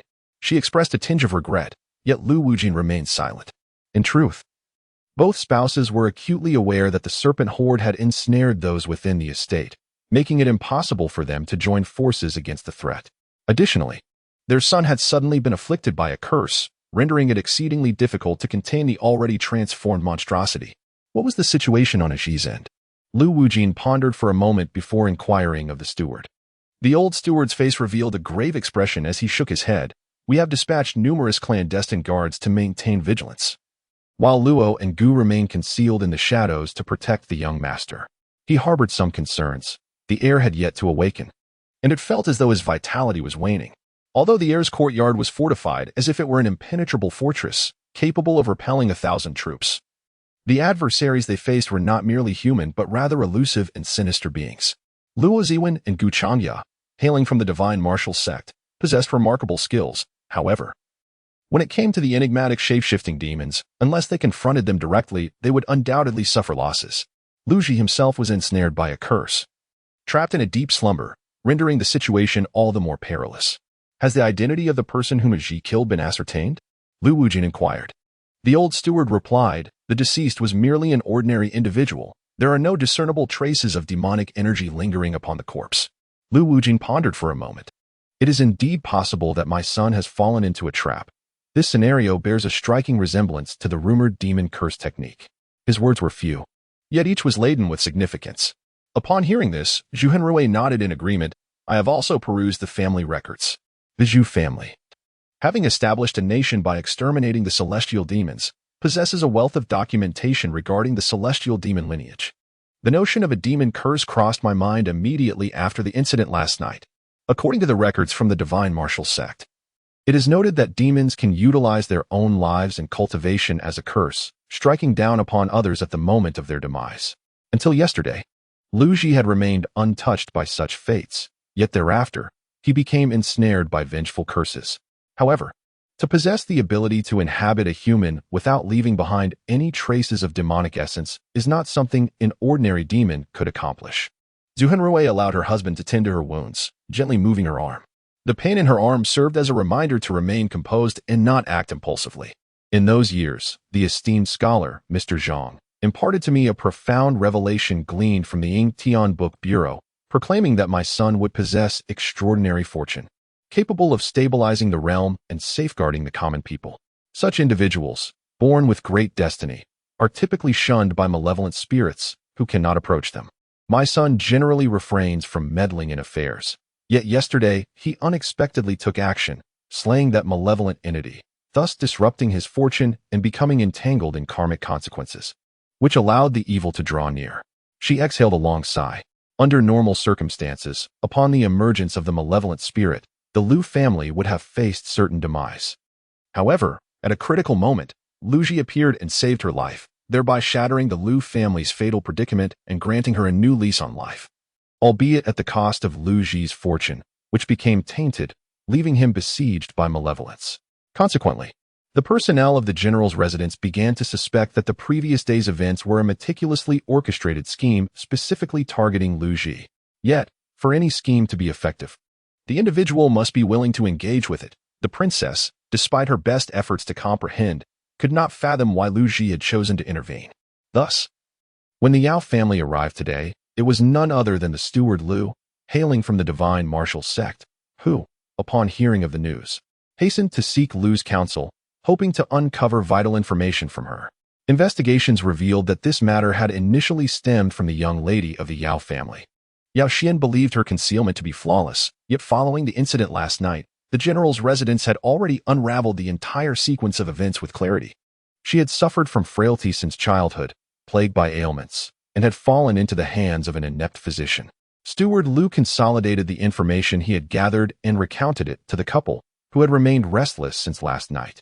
He was deceived by the renowned physician's son while dealing with the Lu family, and ultimately, in his frustration, he recounted the incident of vandalizing the medical hall. He also mentioned the identities of Su Miaojin and her brother, revealing that their mother was a direct sister of the Lu family. Their father, Su Fang, had once attended the Ziguang Academy, earning a reputation as a distinguished scholar in the region. He married the daughter of the eminent local figure Lu Bingzhou, and being a man of talent, he should have excelled in his official career. Unfortunately, the outcome was far from favorable. He failed in several examinations, faced considerable obstacles in his career, and fell into a state of destitution. Ultimately relegated to a role as a literary historian under the jurisdiction of a county magistrate in Jiangning. Not long ago, his wife passed away, leaving Su Wenfang unable to care for his children. In accordance with his late wife's wishes, he sent his son and daughter to live with their maternal uncle in the capital. Coincidentally, the ill-fated carriage that met with trouble was carrying Su Miaojin and her brother. When the Lu family caused a ruckus at the medical hall, it was precisely the carriage of their nephew that collided with the commotion, allowing malevolent forces to take advantage of the chaos. This series of events hardly seems coincidental. Yet, the old servant found no indication of suspicion in the Lu family's demeanor. After recounting the sequence of events, Steward Lu also noted his observations from that day. She appeared entirely oblivious to the matter of the malevolent forces. for 7 centuries. The Great Qing has established its reign, suppressing and exterminating such entities. Many ordinary citizens, apart from a select few, have long forgotten the cruelty and power of these malevolent beings, and have even dismissed the tales of their existence as mere fabrications. As the chief steward of the general's estate, Liu possesses a keen eye for character, and in his view, the Liu family represents a breed of individuals who are utterly self-assured. I shall observe how long the schemers behind this can conceal their true intentions. The princess let out a huff, resolute that once the assault was initiated, there would be no yielding. Her son had fallen victim to the sinister machinations, and this was likely only the beginning. At this juncture, she shifted her tone, yet I fear. Zhu Hanrui hesitated, and only now did her eyes reveal concern for her son after his entrapment. I dread that he may fall under the influence of the malevolent curse, jeopardizing his own fortune. No matter how steadfast she was, she remained a mother. Lu Ji was her only child, a treasure gem she had longed for, and now, with her son ensnared, she found it nearly impossible to remain composed. Legends spoke of the formidable lethality of such curses. Once bound by death to the spell, the afflicted would perish under its torment. To unravel this curse, one of 2 fates awaited. Either the cursed must die, or there exists another means, finding the bloodline of the one who cast the curse, eradicating them entirely, and then using the blood of a close kin to break the spell. Thus, upon discovering Lu Ji's affliction the previous night, the couple promptly sought to rally forces under the pretext of the serpent incident, hoping to locate the lair of the snake demon. Yet, the vastness of the capital made it nearly impossible to uncover the hidden abode of such a creature, and their adversaries were well prepared, leading the couple to return empty-handed in despair. Lu Wujin reached into his garment, retrieving an object wrapped in black silk. Unveiling it, he revealed an exceptionally thick piece of black carapace.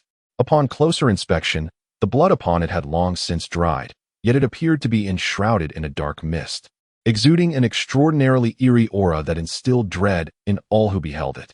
This is the trophy that the princess tore from the serpent which last night. With this object in her possession, she had 2 hunting hounds brought forth at dawn, and they scoured a significant portion of the city, ultimately halting at the site of yesterday's incident in the Western District, where the dogs barked incessantly. It is now certain that the serpent which had appeared in the clinic of the Sun family. However, beyond this, the hounds could not detect her scent any further.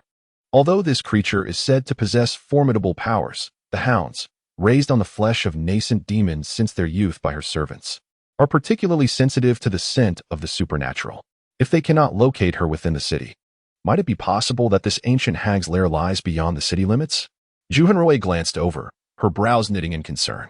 Lu Wujin remained silent, yet his expression bore a weight of gravity. Though the capital city is vast, its territory is ultimately finite, with the serpent witch's scales in hand. Discovering her hiding place is merely a matter of time.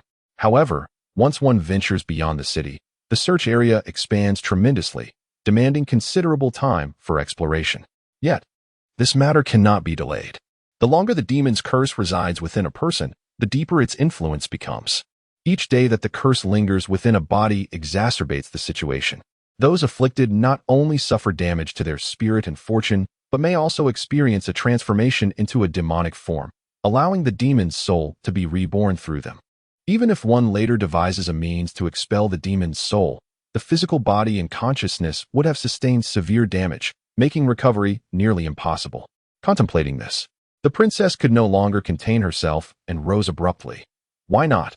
I will summon 5,000 elite troops from my fief to the capital and thoroughly scour the city. In the city, there were no gains, so venturing outside the walls increased the likelihood of discovering the lair of the monsters within a few days as the search intensified. She squinted her eyes, a murderous intent flickering across her face. I refuse to believe that a mere serpent's den can elude my people. For the moment, however, Lu Wujing grasped her hand, shaking his head in a gentle admonition. The emperor will be unsettled. Although the capital was vast, it could not accommodate the 5,000 elite warriors of the princess's fiefdom. These armored soldiers were far superior to the lethargic inner guards of the capital, who had long been dulled by a life of comfort. If the troops were to arrive, it would surely raise suspicions in the mind of Emperor Shinchi, making him wonder if the eldest princess harbored ambitions of usurpation. Beside him stood Chen Taiwei. Upon hearing this name, Zhu Hanrui displayed an expression akin to having consumed something foul, her disdain unmistakable. I believe the emperor has lost his senses. taking heed of an old Taoist priest as if bewitched. Her noble lineage and unyielding disposition, coupled with her command of formidable forces, granted her the audacity to speak her mind, unreserved even when mentioning the emperor. Yet, while Zhu Hanrui dared to voice such sentiments, it remained a matter between siblings. Lu Wujing chose to ignore his wife's rebellious words. Chun Taiwei is inscrutable. The divine martial sect cannot foresee his future. He cautioned her, fearing that Zhu Hanrui's anxiety for Lu Ji's safety might provoke impetuous actions. The current turmoil, with the emergence of the demon race and various factions lurking in the shadows, rendered the situation precarious. Lu Ji's entanglement in sorcery was merely the beginning of the disruption. I understand now. The eldest princess was well aware of the implications of her words and, upon hearing them, nodded with a touch of resignation, finally adding with annoyance, in my lifetime, I have truly despised sorcerers, particularly those who engage in trickery and deceit. Although Lu Wuj did not echo her sentiments, the expression on his face unmistakably conveyed his profound agreement with the princess's sentiments. However, should he fail to locate the whereabouts of the serpent matriarch by the morrow, he could hardly afford to dwell on such matters. While he was known for his prudence, he also possessed his own set of principles. If anyone dared to lay a hand on his only son, it would undoubtedly provoke his ire. The capital may not accommodate 5,000 troops, but 2,000 elite soldiers could certainly find a place. At this moment, Lu Wuj cast aside his previous restraint and coldly stated, given the life of my son is at stake, His Majesty should be able to turn a blind eye and empathize with the feelings of a parent. The eldest princess found his approach commendable and nodded in agreement, subsequently summoning a female attendant to convey this matter. The conversation between the couple was indeed scandalous in nature, prompting the steward to feign blindness and deafness, adopting a demeanor of willful ignorance. Lost in thought, he suddenly recalled something significant. Ah, indeed. The old steward's expression shifted as he exclaimed, I have just remembered something. Upon uttering this, a look of regret washed over his face, clearly feeling immense guilt for having overlooked this matter earlier. When Madame Yu visited, although she did not divulge much, her daughter had discreetly pressed a bamboo tube into the old steward's hand upon departing, insisting that it must be delivered into the hands of the heir apparent. Chapter 68. The great scholar under ordinary circumstances, such matters would hardly warrant mention, and Mr. Lu would not bring them up. After all, Lu Ji's beauty is renowned throughout Deqing. His noble status and extraordinary looks draw countless highborn ladies of the capital to pursue him. It is not uncommon for the women of Deqing to express their affections, as young maidens frequently deliver gifts to the general's residence, many of which may never reach Mr. Lu himself, let alone be specifically mentioned in the presence of the two masters. With the recent upheaval of the demon race returning to the world, the crown princess and Lu Wujing were deeply concerned about the heir's fainting spell. The old steward, preoccupied with the matter regarding the Lu family, inadvertently overlooked the girl who had once presented him with a bamboo tube. Realizing he had nearly committed a grave oversight, he broke into a cold sweat and exclaimed, I have erred.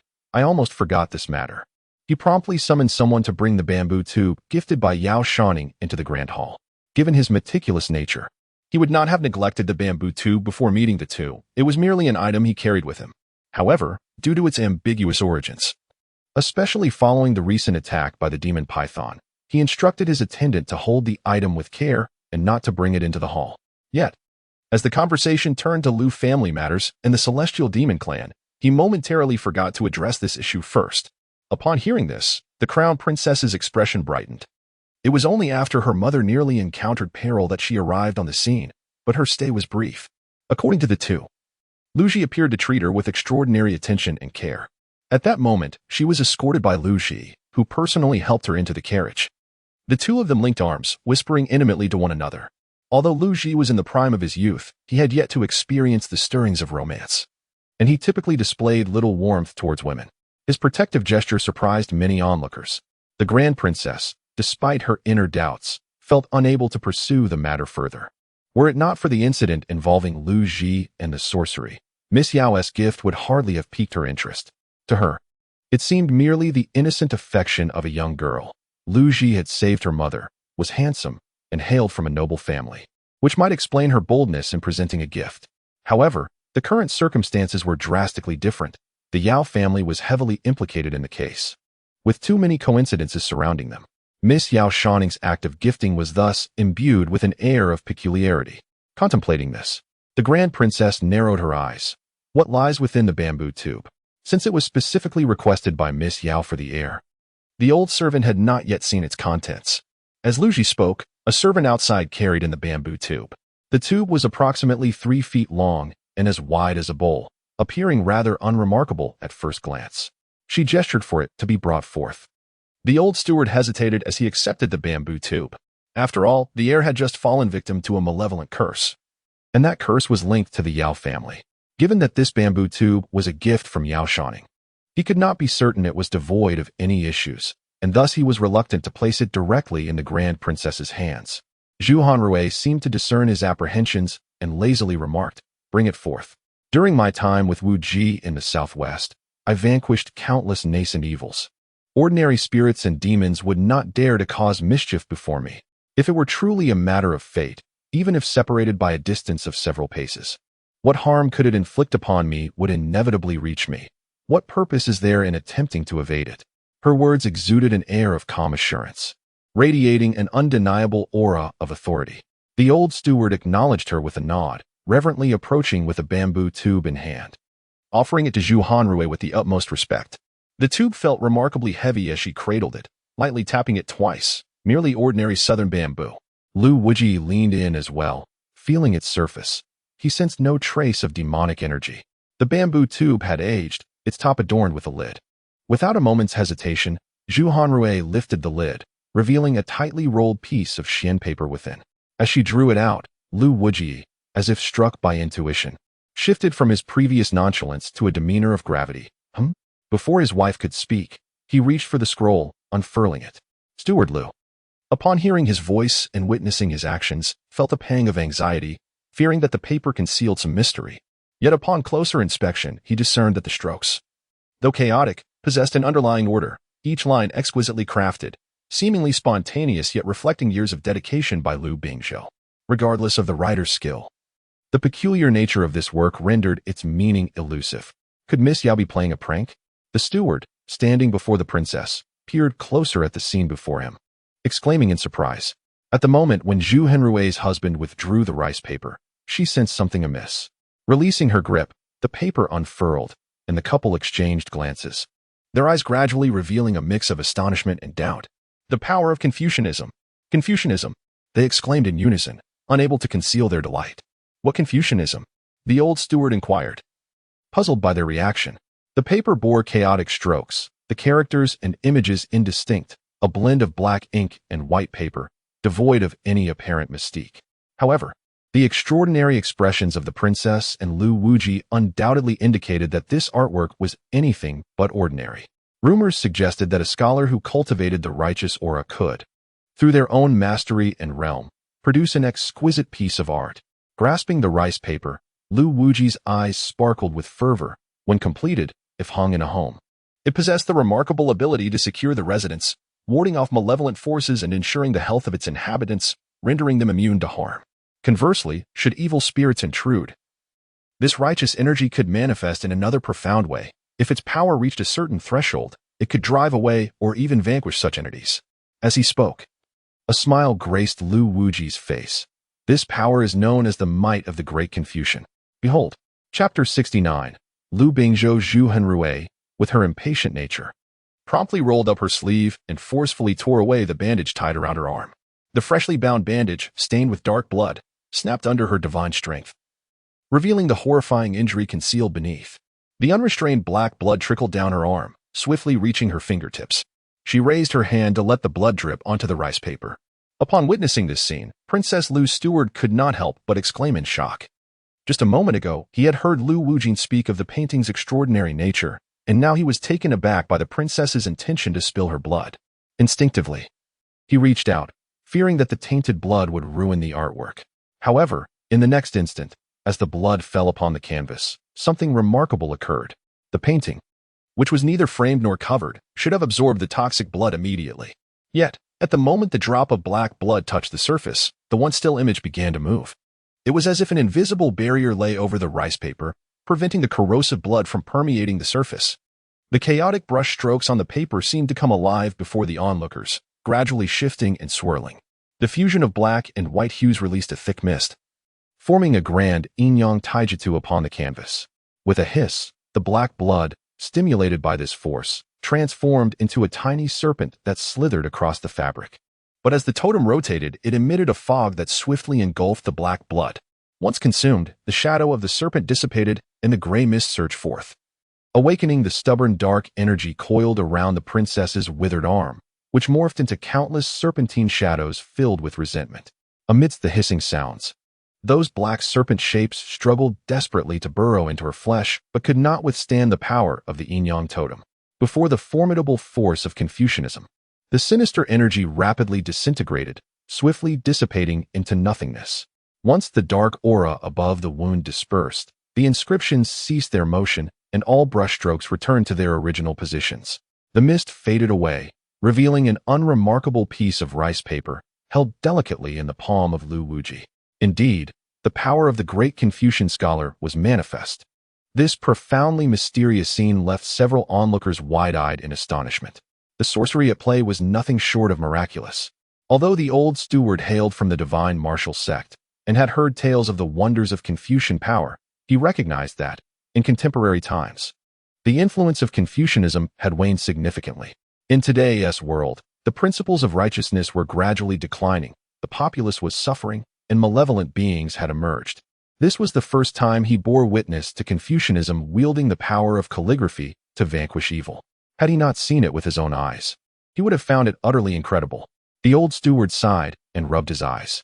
Lu Wuji, suppressing his inner joy, carefully rolled up the calligraphy, fearing it might be sullied. The power of Confucianism held tremendous restraint over malevolent forces, yet it could not withstand human interference and could be subjected to deliberate ruin. This indeed originated from a great Confucian master, and the righteous aura within was remarkably potent. The injury on Zhu Hanrui's arm was inflicted by the serpent Demonis, a creature that had already transformed and was certainly not a mere low-level fiend. After sustaining the wound, it had begun to devour human essence. Despite Zhu Hanrui having employed the sacred medicine passed down from the imperial court, dispelling the demoness aura proved to be a formidable challenge. Unexpectedly, this calligraphy effortlessly banished the terrifying dark energy. With the demon aura cleared from the princess's arm, recovery from her injuries was merely a matter of time. It seemed that the gift bestowed by Miss Yu was perfectly suited to alleviate my child's pressing predicament. Though he expressed a modicum of joy at the timely appearance of this calligraphy and painting, he was nonetheless somewhat careless, remarking that it seemed rather too coincidental. The princess nodded, a glimmer of intrigue flashing in her eyes. The couple possessed the ability to vanquish malevolent creatures, their bodies imbued with a formidable aura. Rendering them fearless against evil spirits, however, they found themselves utterly powerless against such dark arts.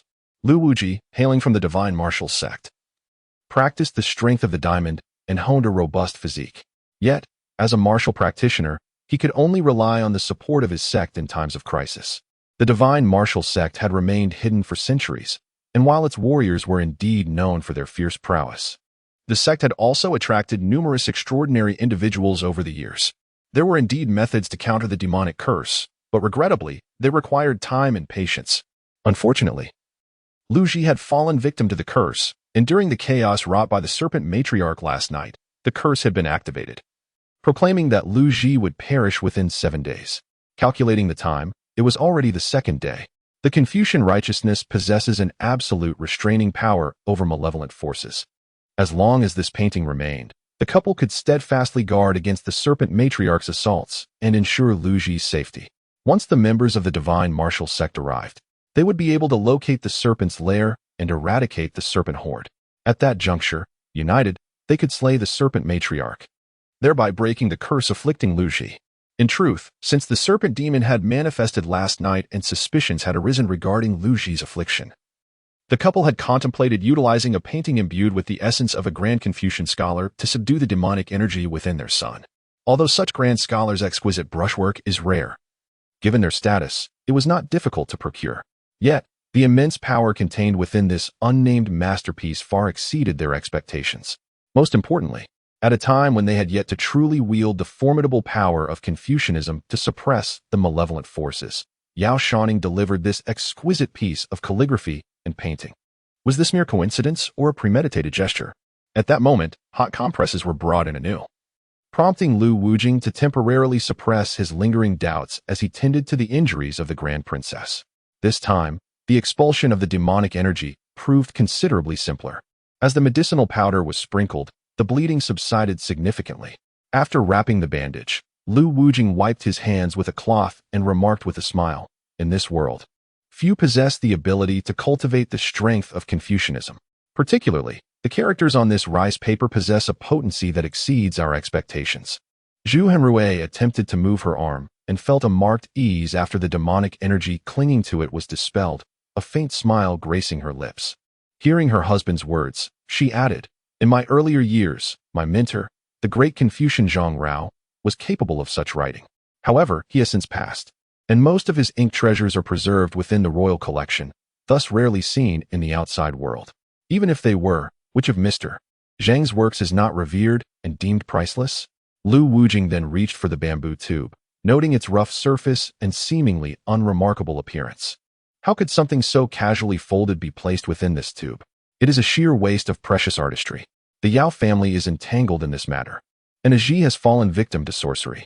Coincidentally, the Lu family has come to visit, and their daughter has presented this scroll of calligraphy, insisting on personally delivering it to my son. The princess furrowed her brow, a look of skepticism crossing her face. "Have you been searching for this painting all along? Merely waiting for this moment?" At this juncture, Steward Lu interjected, "I have indeed heard of a matter." He clasped his hands in a gesture of respect and continued. Yao Huan, originally from Nanzhao, was once an ordinary military officer, yet for reasons unknown, he caught the attention of Lu Bingzhou, who ultimately took him as a son-in-law. Following the incident involving Master Lu last night, the general's residence has thoroughly investigated these circumstances. Moreover, during the time that Princess Chong was out searching for the serpent's lair, Master Lu had ample opportunity to compile relevant information. Speaking of Lu Bingzhou, he is quite renowned in Nanzhao. The Lu family is esteemed there, with generations of scholars among them who have achieved scholarly distinction. Yet, Lu Bingzhou did not pursue an official career. Despite his exceptional talents, he remained confined to Nanzhao. Beyond his scholarly reputation, there is a particular rumor surrounding him. As Steward Lu hesitated, a flicker of uncertainty appeared on his face. Zhu Hanrui raised her eyelids and urged, "Speak." The rumor suggests that he was once a disciple of the renowned Confucian scholar Zhang Rao. Chapter 70. The disciple. Upon hearing this, both the princess and Master Lu were taken aback.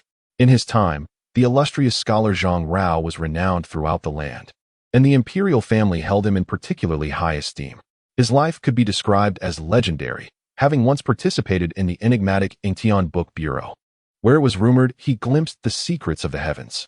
Zhang Ruji, though never entering the realm of officialdom, steadfastly aligned himself with the royalist faction. Embodying a lofty spirit, he emerged as a leader among scholars, yet found himself perpetually confined to the southern Zhao, where he served as the head of Ziguang Academy.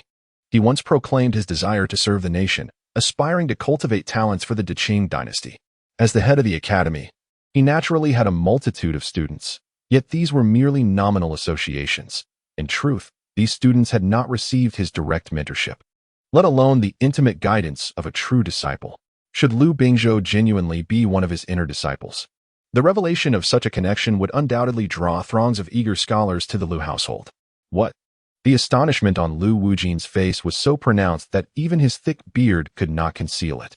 Is this matter indeed true? The news originated from the Xinwu Gate, reported as unverified rumors.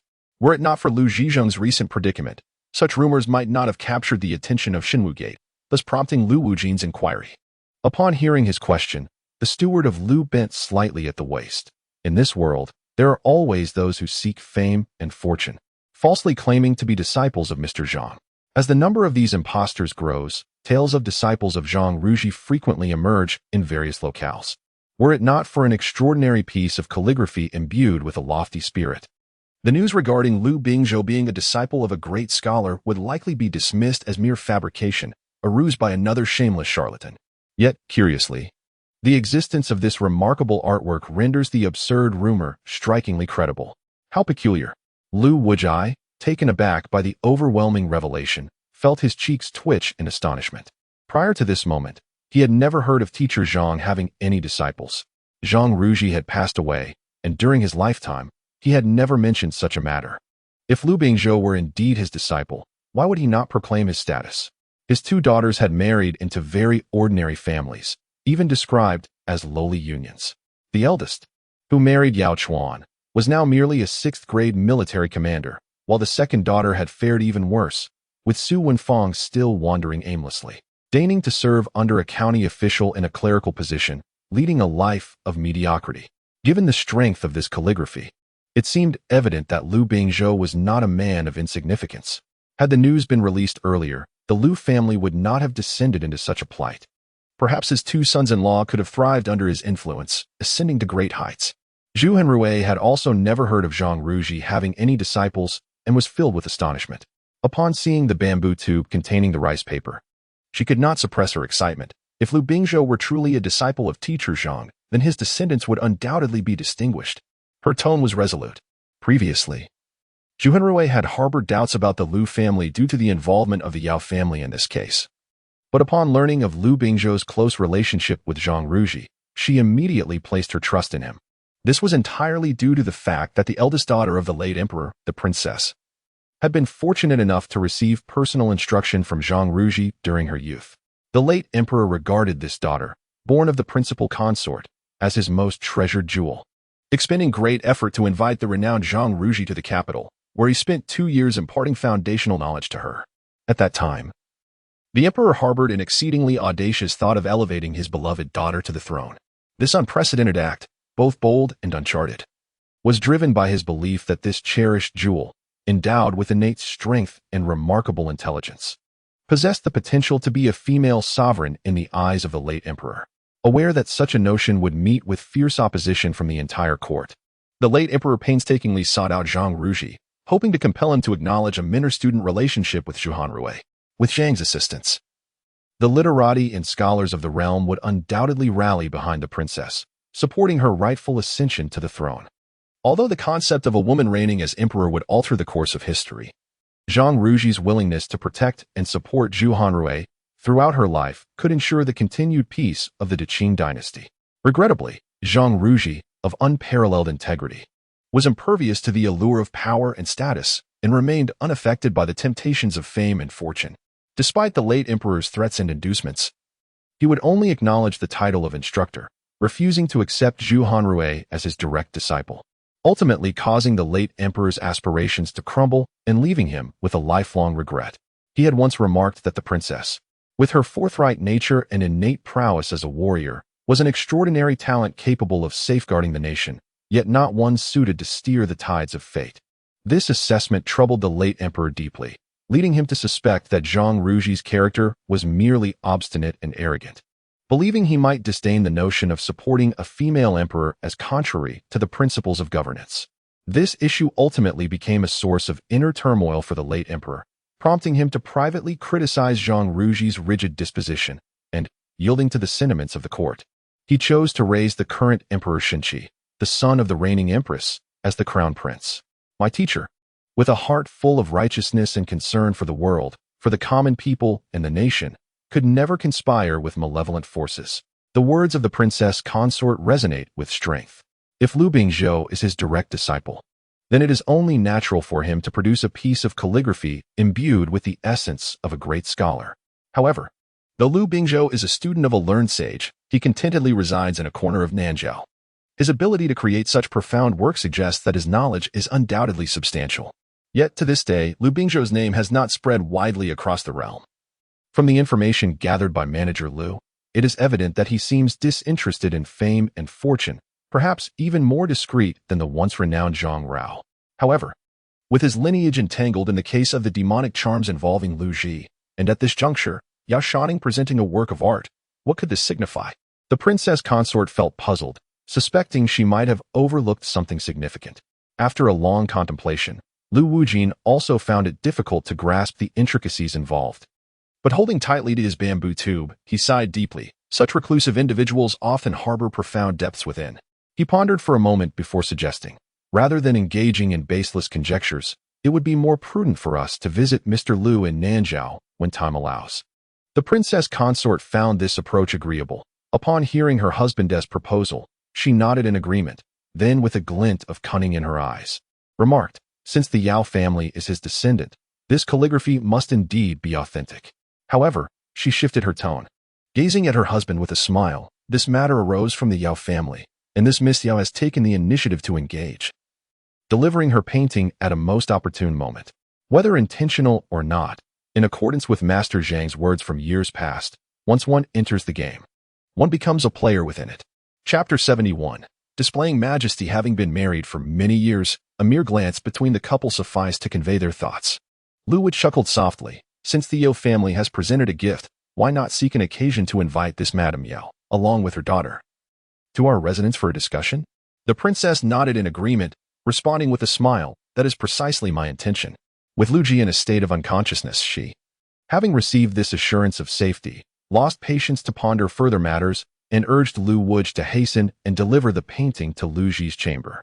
With the formidable presence of this esteemed scholar providing support, although the malevolent forces within Lu Ji may prove difficult to expel, they should at least be temporarily subdued. Manager Lu felt a sense of joy for the young master and, as the general stood to take his leave, he added a directive. Ensure that someone keeps a close watch on this case and the Chu family, as well as discreetly search for the escaped coachman. The suspicions surrounding Lu and the others were momentarily alleviated due to Lu Bingzhou's presence. Thus, the identities of Su Miaojin and her brother, who had been caught up in the fray of the tumultuous market yesterday, were similarly set aside from the suspicions of the princess and her husband. Although it is a mere coincidence, as they possessed the bloodline of Lu Bingzhou in the absence of concrete evidence, the couple is inclined to believe that they are merely pawns in a larger scheme orchestrated by unseen hands. Since these individuals have been exonerated, the mysterious disappearance of the coachman from yesterday becomes particularly suspect. The steward of the estate acknowledged with a nod and hurriedly withdrew. The couple, clutching a bamboo tube, made their way to Lu Ji's residence. At this moment, the courtyard of Lu Ji lay in a state of disrepair, although the steward had dispatched individuals to tidy up. The damaged areas remained unrefurbished. Lu Ji lay there, his eyes tightly shut, lost in a deep slumber. His complexion was pallid, his raven hair cascading like clouds, cluttering his pillow. His lips bore an eerie shade of purple, and his very essence seemed to wane, almost imperceptible. The exquisite features of his face were tinged with an otherworldly aura. Most alarming were the veins that stood prominently against his pale skin, resembling elongated serpents, weaving intricate patterns across his body, akin to a bizarre armor, seemingly intent on ensnaring his very soul. Lu Wuji, suppressing his impatience, opened the bamboo tube and extracted the Xian paper within.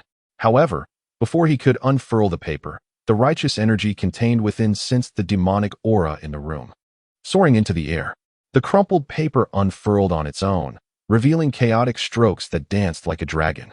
As soon as the characters materialized, an astonishing spectacle unfolded. The characters converged in midair to form a colossal exorcism, which then transformed into golden rays, swiftly descending upon the bed. Just then, as if provoked by the transformed Confucian energy, a tempest erupted upon the once tranquil bed. As the hissing sound echoed beside the ears of the royal couple, reminiscent of a serpent flicking its tongue, a torrent of dark energy surged forth from the seemingly motionless figure of Lu Ji, who lay upon the bed. In the blink of an eye, the couple perceived Lu Ji as if he had risen to sit up. Yet, before they could indulge in joy, they realized that what had appeared to rise was merely a spectral shadow extricated from his being. The swiftness of the apparition created an illusion of Lu Ji's ascent, while the true Lu Ji remained in a deep slumber upon the bed. The moment the shadow emerged from Lu Ji's form, it transformed into an enormous black python, fearlessly charging towards the oncoming golden radiance. The clash of their formidable forces resonated with a thunderous roar, unleashing a tempest of air that collapsed the furniture within the room and caused the walls to vibrate ominously. The royal couple, as if struck by an unseen, towering mountain, staggered backward, only able to maintain their footing by grasping each other's hands for support. The intertwining of gold and black ensued, with the shadow being engulfed by the golden light, yet that very light was also corroded by the dense, dark energy. A sharp, piercing voice echoed, laden with malice. "Old scholar, dare you disrupt my endeavors?" The remnants of dark energy swirled in the air, coalescing once more into the form of a black python, exhaling malevolent energy with flickering red eyes. As the ominous words faded, the characters upon the parchment began to shift, coalescing into the single character, directed toward the lingering dark energy. The python, born of the residual dark energy, could not withstand the onslaught of this Confucian force. Under the purifying might of righteousness, the character radiated with a brilliance akin to that of a miniature sun, embodying the essence of a bane to the malevolent serpent. Beneath the radiant glow, the shadow of the serpent within the dark mist emitted a piercing shriek, before transforming into a slender silhouette that swiftly burrowed into Lu Ji's brow. As the tempest subsided, the malevolent aura receded. The vengeful spirit was scattered, leaving only a remnant soul that, ensnared by the curse, concealed itself within Lu Ji's body, no longer daring to spread recklessly as before. The command of Jin gradually unfurled, morphing into strokes of varying lengths, which then vanished into the rice paper, only to roll back automatically and fall with a soft thud into Lu Wu's palm. The princess and her consort, suppressing their inner astonishment, swiftly moved in unison to the side of the bed. The air above the bed swirled, tousling Lu Ji's hair and garments, producing a gentle rustling sound. Lu Ji, who had previously appeared quite ghastly, now seemed somewhat improved. His lips no longer bore a purplish hue, and the horrid black veins crisscrossing his face dissipated along with the vanishing malevolent energy. In their stead, a slender shadowy mark, roughly the length of a fingernail, materialized at the center of his forehead, forcefully occupying his brow with an eerie and uncanny presence. The couple gazed intently at the mark, observing how the sinuous silhouette appeared as if it had come to life, occasionally manifesting the menacing visage of a serpent's head, flicking its tongue at them. Indeed, it was a demonic curse. Upon seeing this mark, Lu Wu felt an inexplicable mix of joy and apprehension within his heart. The joy lies in the manifestation of the demonic curse, signifying that Lu Ji's malevolent energy has been confined within this realm's seal. Once the issue is resolved, he shall awaken. However, the concern arises with the appearance of the serpent mark, indicating that this curse has entwined itself with his very soul, leaving no possibility for dispelling it. Only by thoroughly uprooting the bloodline of the demon python can he truly liberate himself from this curse. The Grand Princess examined his pulse. Previously faint and elusive, it now surged with vitality as the demonic energy was dispersed and suppressed. The power of a sage is indeed formidable. As her son's condition improved even slightly, Zhu Hengrui felt a sense of relief wash over her. Lu Wu nodded affirmatively and remarked, "Our divine martial sect cultivates one's own blood energy, walking the path of martial arts. We can eradicate the corporeal forms of demons and quell those heavy with malevolence and bloodlust, instilling fear in 100 demons to prevent their invasion. Yet, when it comes to such sinister arts, we cannot rival the strength of Confucianism.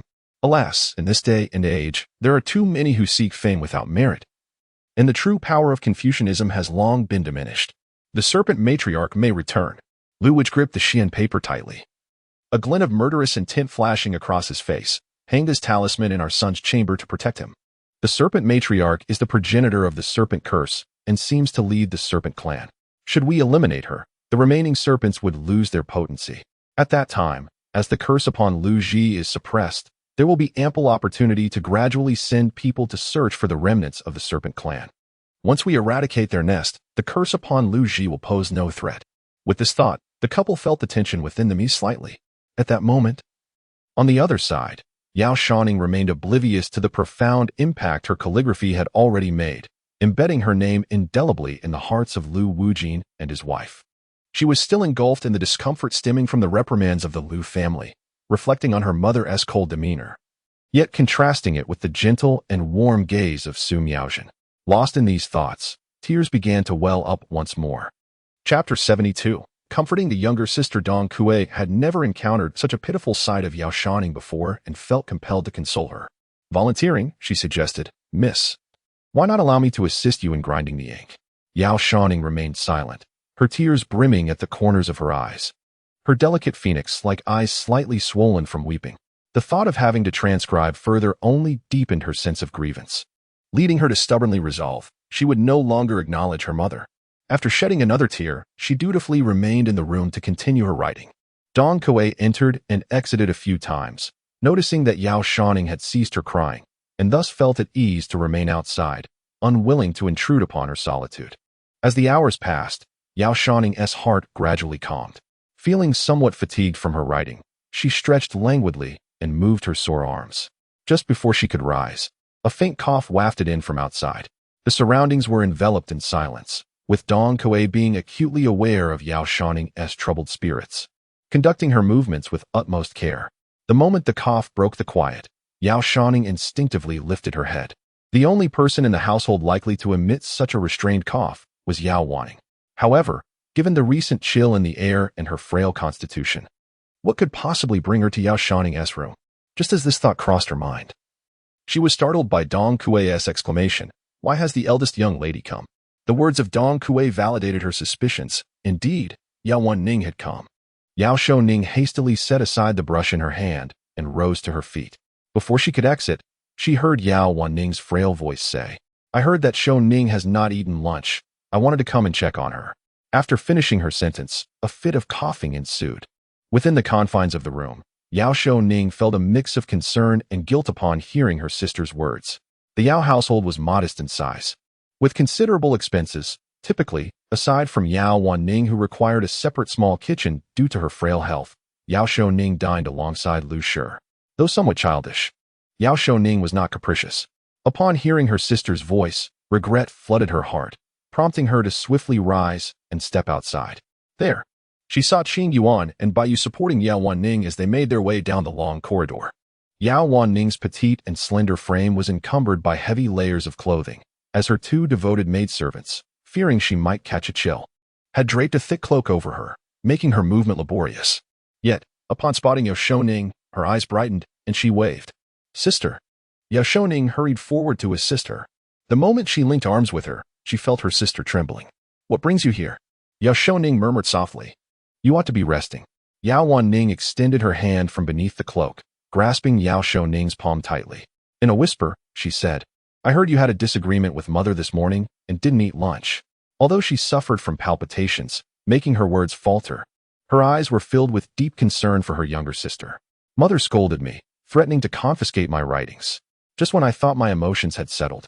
A wave of grievance surged within me at Yao Wanning's concerned tone. She reprimanded me in front of Su Miaozhen, accusing me of being sycophantic. As she spoke, her eyes began to redden, and I longed to embrace my sister and weep.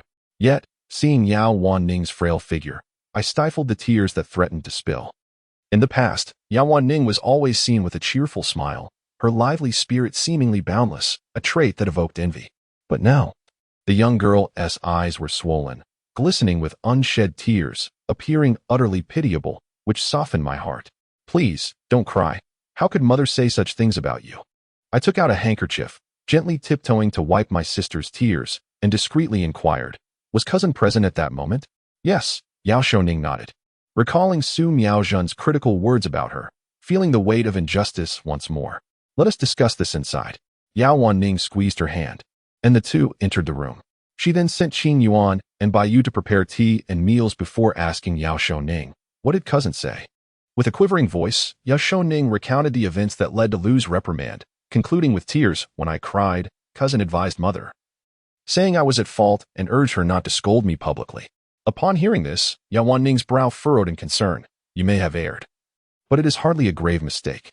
She pressed her lips together, gently pulling her younger sister, who stood a head taller, onto her shoulder. With tender affection, she used a handkerchief to wipe away her tears, her movements delicate. "What harm is there in offering a gift?" She defended fiercely. "The heir is undeniably handsome. It is only natural to admire beauty. Moreover, Lu Ji has saved Lu's life. Presenting him with a gift is entirely appropriate." Yao Shouning initially listened attentively, nodding continuously. However, upon hearing her final remark, she instinctively nodded before realizing something was amiss. "I didn't tease," she quickly interjected. Her intention was merely to dispel Su Miaozhen's suspicions, inadvertently leading Lu to misunderstand her. Now, witnessing Yao Wanning's confusion, she felt compelled to clarify. Yet, before she could articulate her thoughts, she was interrupted. "Enough." Yao Wanning gently tapped her cheek, feeling the soft, smooth texture of the girl's youthful skin, starkly contrasting with her own gaunt visage. "Do not explain. Doing so will only place you at a disadvantage." With patience, she continued, "Lu Ji saved our mother's life. Whether motivated by his beauty or out of gratitude for his rescue, a gift is given, and there is no need for an apology." Yao Shouning's tears clung to her lashes, distinctly separating each strand. Despite her large eyes being slightly swollen, The glimmer of tears lent an air of poignant vulnerability. She paused, contemplating. Is it permissible to say that? Why not? Yao Shouning patiently instructed her. If mother inquires again, simply state that the heir is handsome, and thus you wish to present him with gifts, not only this time, but perhaps even more in the future. Mother would surely be upset. Upon hearing these words, Yao Shouning was momentarily stunned, unable to fathom that such sentiments were expressed by the typically gentle and obedient Yao Shouning. When Lu Shi overheard her praise Lu Ji, her fury flared to an uncontrollable height. Should the conversation persist, it would only exacerbate the situation. Regardless of whether you acknowledge it, mother would indeed be angered. Thus, this assertion serves merely to silence her and prevent further inquiries.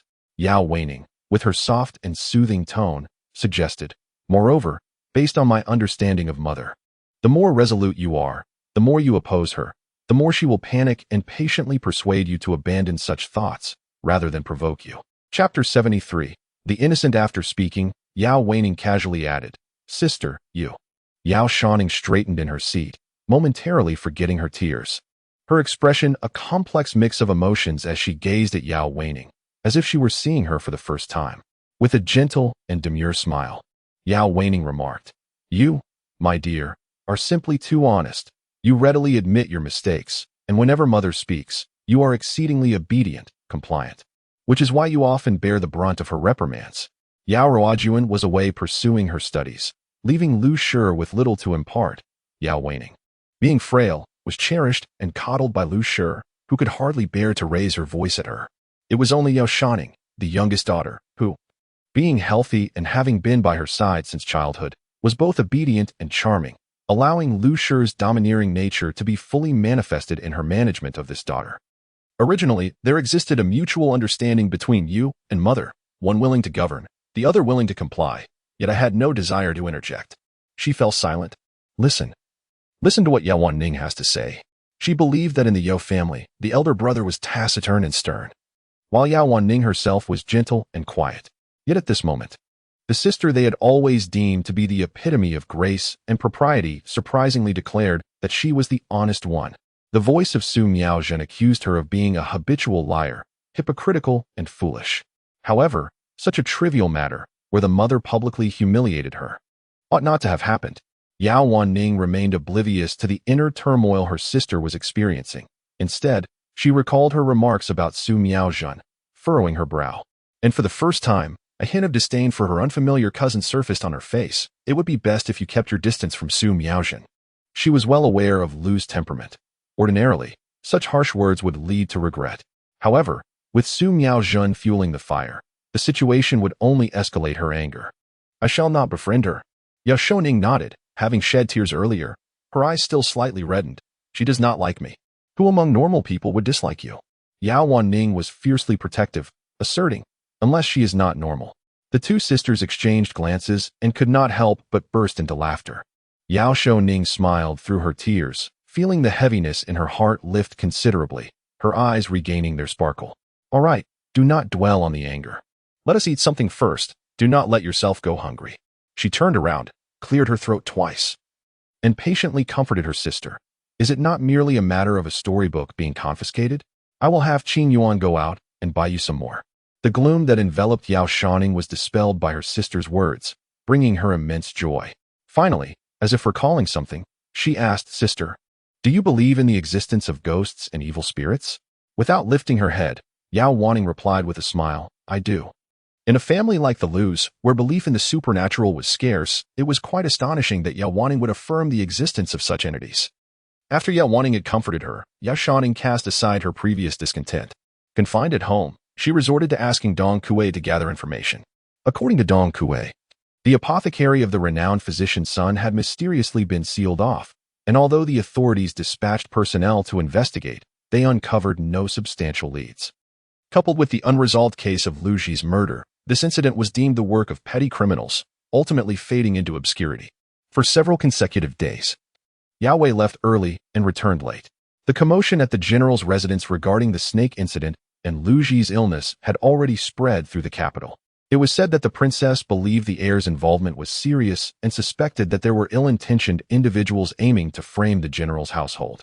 Thus, Under the pretense of cooperating in the investigation, she summoned 1,000 elite troops from her fief to the capital, intent on uncovering the mastermind behind the scenes. The turmoil surrounding the medical establishment implicated the heir, placing Yao Wei under immense pressure from all sides as he desperately sought any trace of a clue. Meanwhile, after being confined by the Liu family for 3 days, Yao Shouning had yet to lower her pride, prompting Liu to become increasingly restless. Once her anger subsided and she regained her composure, she realized that her earlier words may have hurt her daughter. Yao Shouning has always possessed a spirited temperament, often lowering her countenance to appease others. Typically, she does not harbor grudges that extend beyond a single night. However, it has now been 3 days, and according to Dong Kuei, she has been diligently transcribing Xinyan and Jie Xing within her chamber each day, as if genuinely displeased with her mother. In the interim, she even deliberately allowed someone to relay the message that when Xian Rong wished to visit, yet her daughter remained unmoved. This realization gradually stirred a sense of unease within Lu Shi. After much internal struggle, she could no longer contain her anxiety that evening and instructed Granny Chow to personally persuade Yao Shouning to join her in her quarters. Initially, Lu Shi feared that Yao Shouning, still in a tempestuous mood, would refuse to come. To her surprise, Granny Chow swiftly brought her to Lu Shi's side. Lu Shi scrutinized her daughter closely, noting her lustrous black hair, fair complexion, rosy cheeks, and clear eyes, all of which exuded vitality rather than sorrow, causing her heart to lighten. Why had she not come to dine these past few days? Had she truly been angered by her mother? Upon seeing her daughter, Lu Shi felt a mix of joy and guilt, personally unfastening the ties of her daughter's cloak and handing it to Feng Chan. Yao Shouning, carrying a substantial stack of her completed transcription, was taken aback by Lu Shi's words. Didn't you forbid me from leaving the house and instruct me to copy texts? After the altercation days prior, Yao Shouning had already come to terms with the situation, having been consoled by Yao Wanning. She was not one to hold grudges.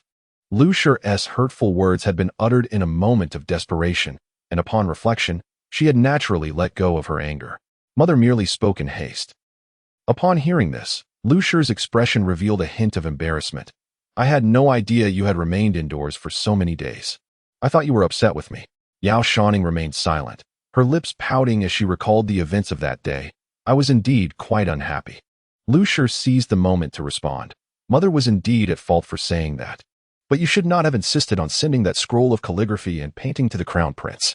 As soon as these words were spoken, a smile finally graced Yao Shouning's face. Upon witnessing her daughter's smile, Lu Shi could not help but smile in return, and the rift between the mother and daughter, which had lingered for several days, vanished in an instant. I had my reasons for sending the crown prince a gift. Yao Shouning recalled the unfinished words from that day. Finally seizing the opportunity to express them, Mother, I suspect that the crown prince is possessed. Lu Shi's eyelids twitched. Such words were quite alarming. Chapter 74, Reconciliation. Initially, Lu Shi felt a surge of anger, but then she remembered the recent reconciliation between mother and daughter and was reluctant to chastise Yao Shouning at this moment, fearing it would create further distance between them. Contemplating this, she suppressed her annoyance, maintaining a painfully rigid smile as she forced herself to listen to her daughter's claim about the crown prince being possessed. Nodding in a perfunctory manner, it is indeed quite a coincidence. The madman sought out mother during the day, and someone was looking for my son at night. She held no belief in the supernatural, nor did she think anyone could genuinely be possessed. Although Yao Shouning spoke with great conviction, Lu Shi found it utterly unconvincing. Believing that Lu Zhizhi, being young and of noble birth, would naturally experience nightmares and ailments after committing murder. Moreover, while it was indeed strange for a snake to enter the household, it was not entirely impossible in the depths of winter. The general's residence is not without adversaries. Just yesterday, I witnessed a confrontation between the officials of the Criminal Justice Department and them, which escalated into a verbal dispute. It is quite possible that the Chu family is deliberately causing trouble, perhaps having thrown numerous snakes into the general's estate. This daughter, having been indulged since childhood, has never encountered the darker facets of human nature. She spends her days engrossed in tales and hearsay, mistaking it all for the arrival of monsters. While she nods vigorously in response to her daughter, she contemplates the necessity of finding a doctor to examine her pulse. Yao Shouning, observing her expression, understood her skepticism and ultimately despaired, abandoning the thought of confiding all matters to Lu Shi. Instead, He selectively recounted a few coincidental events, weaving a tale, half-truths and half-fabrications, regarding Lu Ji's affliction of possession. Yet, even then, the smile on Lu Shi's face only conveyed two words: disbelief. "Mother, it is true," she reiterated, prompting Lu Shi to lose her composure. "Even if what you say is true, what connection does it have to your grandfather's calligraphy and paintings?" Her dominant nature made it a considerable restraint for her to endure Yao Shouning's words. As her daughter continued to dwell on the matter, Lu Shi's irritation flared once more. "Do not be like your grandfather, spouting nonsensical beliefs, truly thinking his calligraphy possesses some mystical power, that it can suppress malevolent spirits, that it can aid young Master Lu in warding off evil and avoiding calamity, that it can bring about immediate recovery? If that were the case, why would we need doctors in this world?" Her chest heaved violently as she took several deep breaths to quell her rising discontent. "I regret having shared that incident from years past with you. It seems that you have been profoundly influenced by those legends, lost in thought throughout the day." Yao Shouning was rendered speechless. In truth, Lu Bingzhou's calligraphy was indeed remarkably profound. Whether it could cure Lu Ji's ailment, she could not ascertain, but it undeniably possessed the power to restrain malevolent entities. After all, during their time in the carriage, she had distinctly heard the voice emanating from Su Miaojin being suppressed by the grand characters inscribed by her grandfather, which subsequently sparked the desire to annihilate those characters. Regrettably, she could no longer confide these thoughts to Lu Shi. Otherwise, the fragile reconciliation between mother and daughter might once again be jeopardized by this singular issue. There should be no lingering animosity between mother and daughter. It was one thing to have a quarrel with Lu Shi, but if her cousin caught wind of any suspicion, it would be truly disastrous. After several brief encounters, Yao Shouning regarded Su Miaojin as an exceedingly perilous individual. She seemed to harbor a profound resentment towards the Yao family, and the mysterious origins of the voice within her left Yao Shouning reluctant to reveal her own vulnerabilities.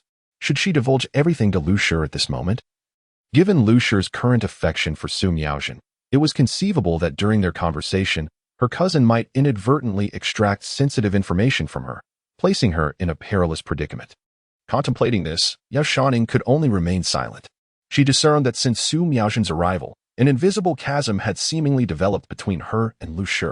The once inseparable mother and daughter now bore their own private thoughts and secrets. Observing her silence, Lu Shi mistakenly believed she had finally subdued her, rendering her free from wild imaginings. Seeing her head bowed, with fine strands of hair cascading down either side of her cheeks, revealing her petite face, adorned with delicate fuzz, she appeared still imbued with youthful innocence. Upon reflection, my heart inevitably softened, realizing that my tone had been rather harsh. "Shouning, it is not that I wish to reprimand you. The tales of spirits and deities are simply untrustworthy. The stories you have perused, filled with gods and ghosts, are mere fables and legends." Upon hearing these words, Yao Shouning found herself torn between her true feelings and the desire to deceive Lu Shi. She lowered her head in silence, only to be interrupted by the sound of footsteps approaching from outside. The voice of Feng Chun echoed in the courtyard, causing Lu Shi to express surprise. The case of the deceased that arose in front of Sunshini's pharmacy remains unresolved, and the news of Lu Shizi's ailment has already spread throughout the capital. He donned a crimson cloak, clutching a large roll of rice paper in his hand, his expression weary. Beneath his eyes, dark shadows were evident, and even his eye bags appeared pronounced, making him look several years older in just a few days. "Father," Yao Shouning, having not seen her father for several days, instinctively called out upon spotting him. Hearing his daughter's voice, Yao Chuan momentarily paused in the act of fastening his cloak. The weariness on his face vanished in an instant as a smile broke forth, revealing a row of pristine white teeth. "Shouning has come." Although he had been returning home late recently, he had heard whispers of a quarrel between his wife and daughter. "You are here just in time. It saves me from making an extra trip later." Having not seen his youngest daughter for days, he felt a pang of concern. Upon seeing her radiant demeanor, he felt the exhaustion that had enveloped him dissipate significantly. "Father, please sit." Yao Shouning hurriedly pulled out a chair for him and gracefully poured a cup of tea from the table, offering it to him. Observing her attentiveness, Lu Shi felt a twinge of bitterness. "I have not witnessed such warmth from you towards me before." Upon witnessing the scene, Yao Shouning poured another cup of tea and presented it to Lu. "Mother, please drink." Lu, charmed by her daughter's attentiveness, accepted the tea and inquired, "The matter of that murder case remains unresolved. hanging over my head like a sword, making it impossible for me to truly relax. Especially with Yu's recent busyness, I find it difficult to even sleep soundly. Yao Hua, having discarded his cloak to Fengchun, settled down and, after draining the cup of tea his daughter had offered, let out a long sigh. There have been no changes. It is merely the upper echelons issuing nonsensical directives, resulting in wasted efforts. Upon hearing this, Yao Shouning's eyes revealed a trace of confusion. Chapter 75. Investigating the case logically. This case involved the heir of the illustrious general of the nation, and the court had mandated that until the matter was clarified, it must not be disclosed to the public. However, Yao Hua, weary of the chaotic commands from the criminal justice authorities and the demon suppression division, felt a rebellious stir within him. Moreover, since his wife and daughter were themselves witnesses to the case, he promptly declared, the identity of the deceased was uncovered just a couple of days ago. The deceased was merely an ordinary individual, which was not difficult to ascertain. On the day the incident occurred, the personnel from the Military Affairs Office had visited the Western City to investigate, and they had already gathered some leads. Who was it? Yao Shouning inquired, her voice tinged with anxiety upon learning that the identity had been discovered. It was simply a bachelor from Zhangjia Alley in the Western City. Yao Hua replied, noticing his daughter's interest and elaborating. This man, surnamed Zhang, bears the single character Qiao as his given name, and he is nearly 30 years old. He remains unmarried, residing alone in an old house he inherited. He possesses little skill and is rather indolent, spending his days devoid of ambition. To sustain himself, he has rented out half of the ancestral home, relying on this income for his daily expenses. Consequently, despite advancing in age, he remains unmarried, embodying the saying that one person's satiety ensures the family's sustenance. His favorite pastime is to wander the streets, seeking the company of others and indulging in the gossip of the neighborhood. Unfortunately, his reputation is not particularly favorable. There are whispers of neighbors accusing him of leering at local women while they attend to their ablutions. However, such rumors are not uttered by Yao Zhua, who fears tarnishing his daughter's ears with such tales. A rather peculiar matter arises when he shifts the conversation. He lost his mother at a tender age, with his father single-handedly raising him. It is said that he was only 6 or 7 when his mother passed away. Given that she has been gone for over 20 years, it is indeed strange that he should suddenly inquire about her in the bustling streets. Upon hearing this, Yao Shouning recalls the ominous dark energy that seemed to surge within him, sending a chill down his spine, and he instinctively wonders if he might be possessed by a spirit.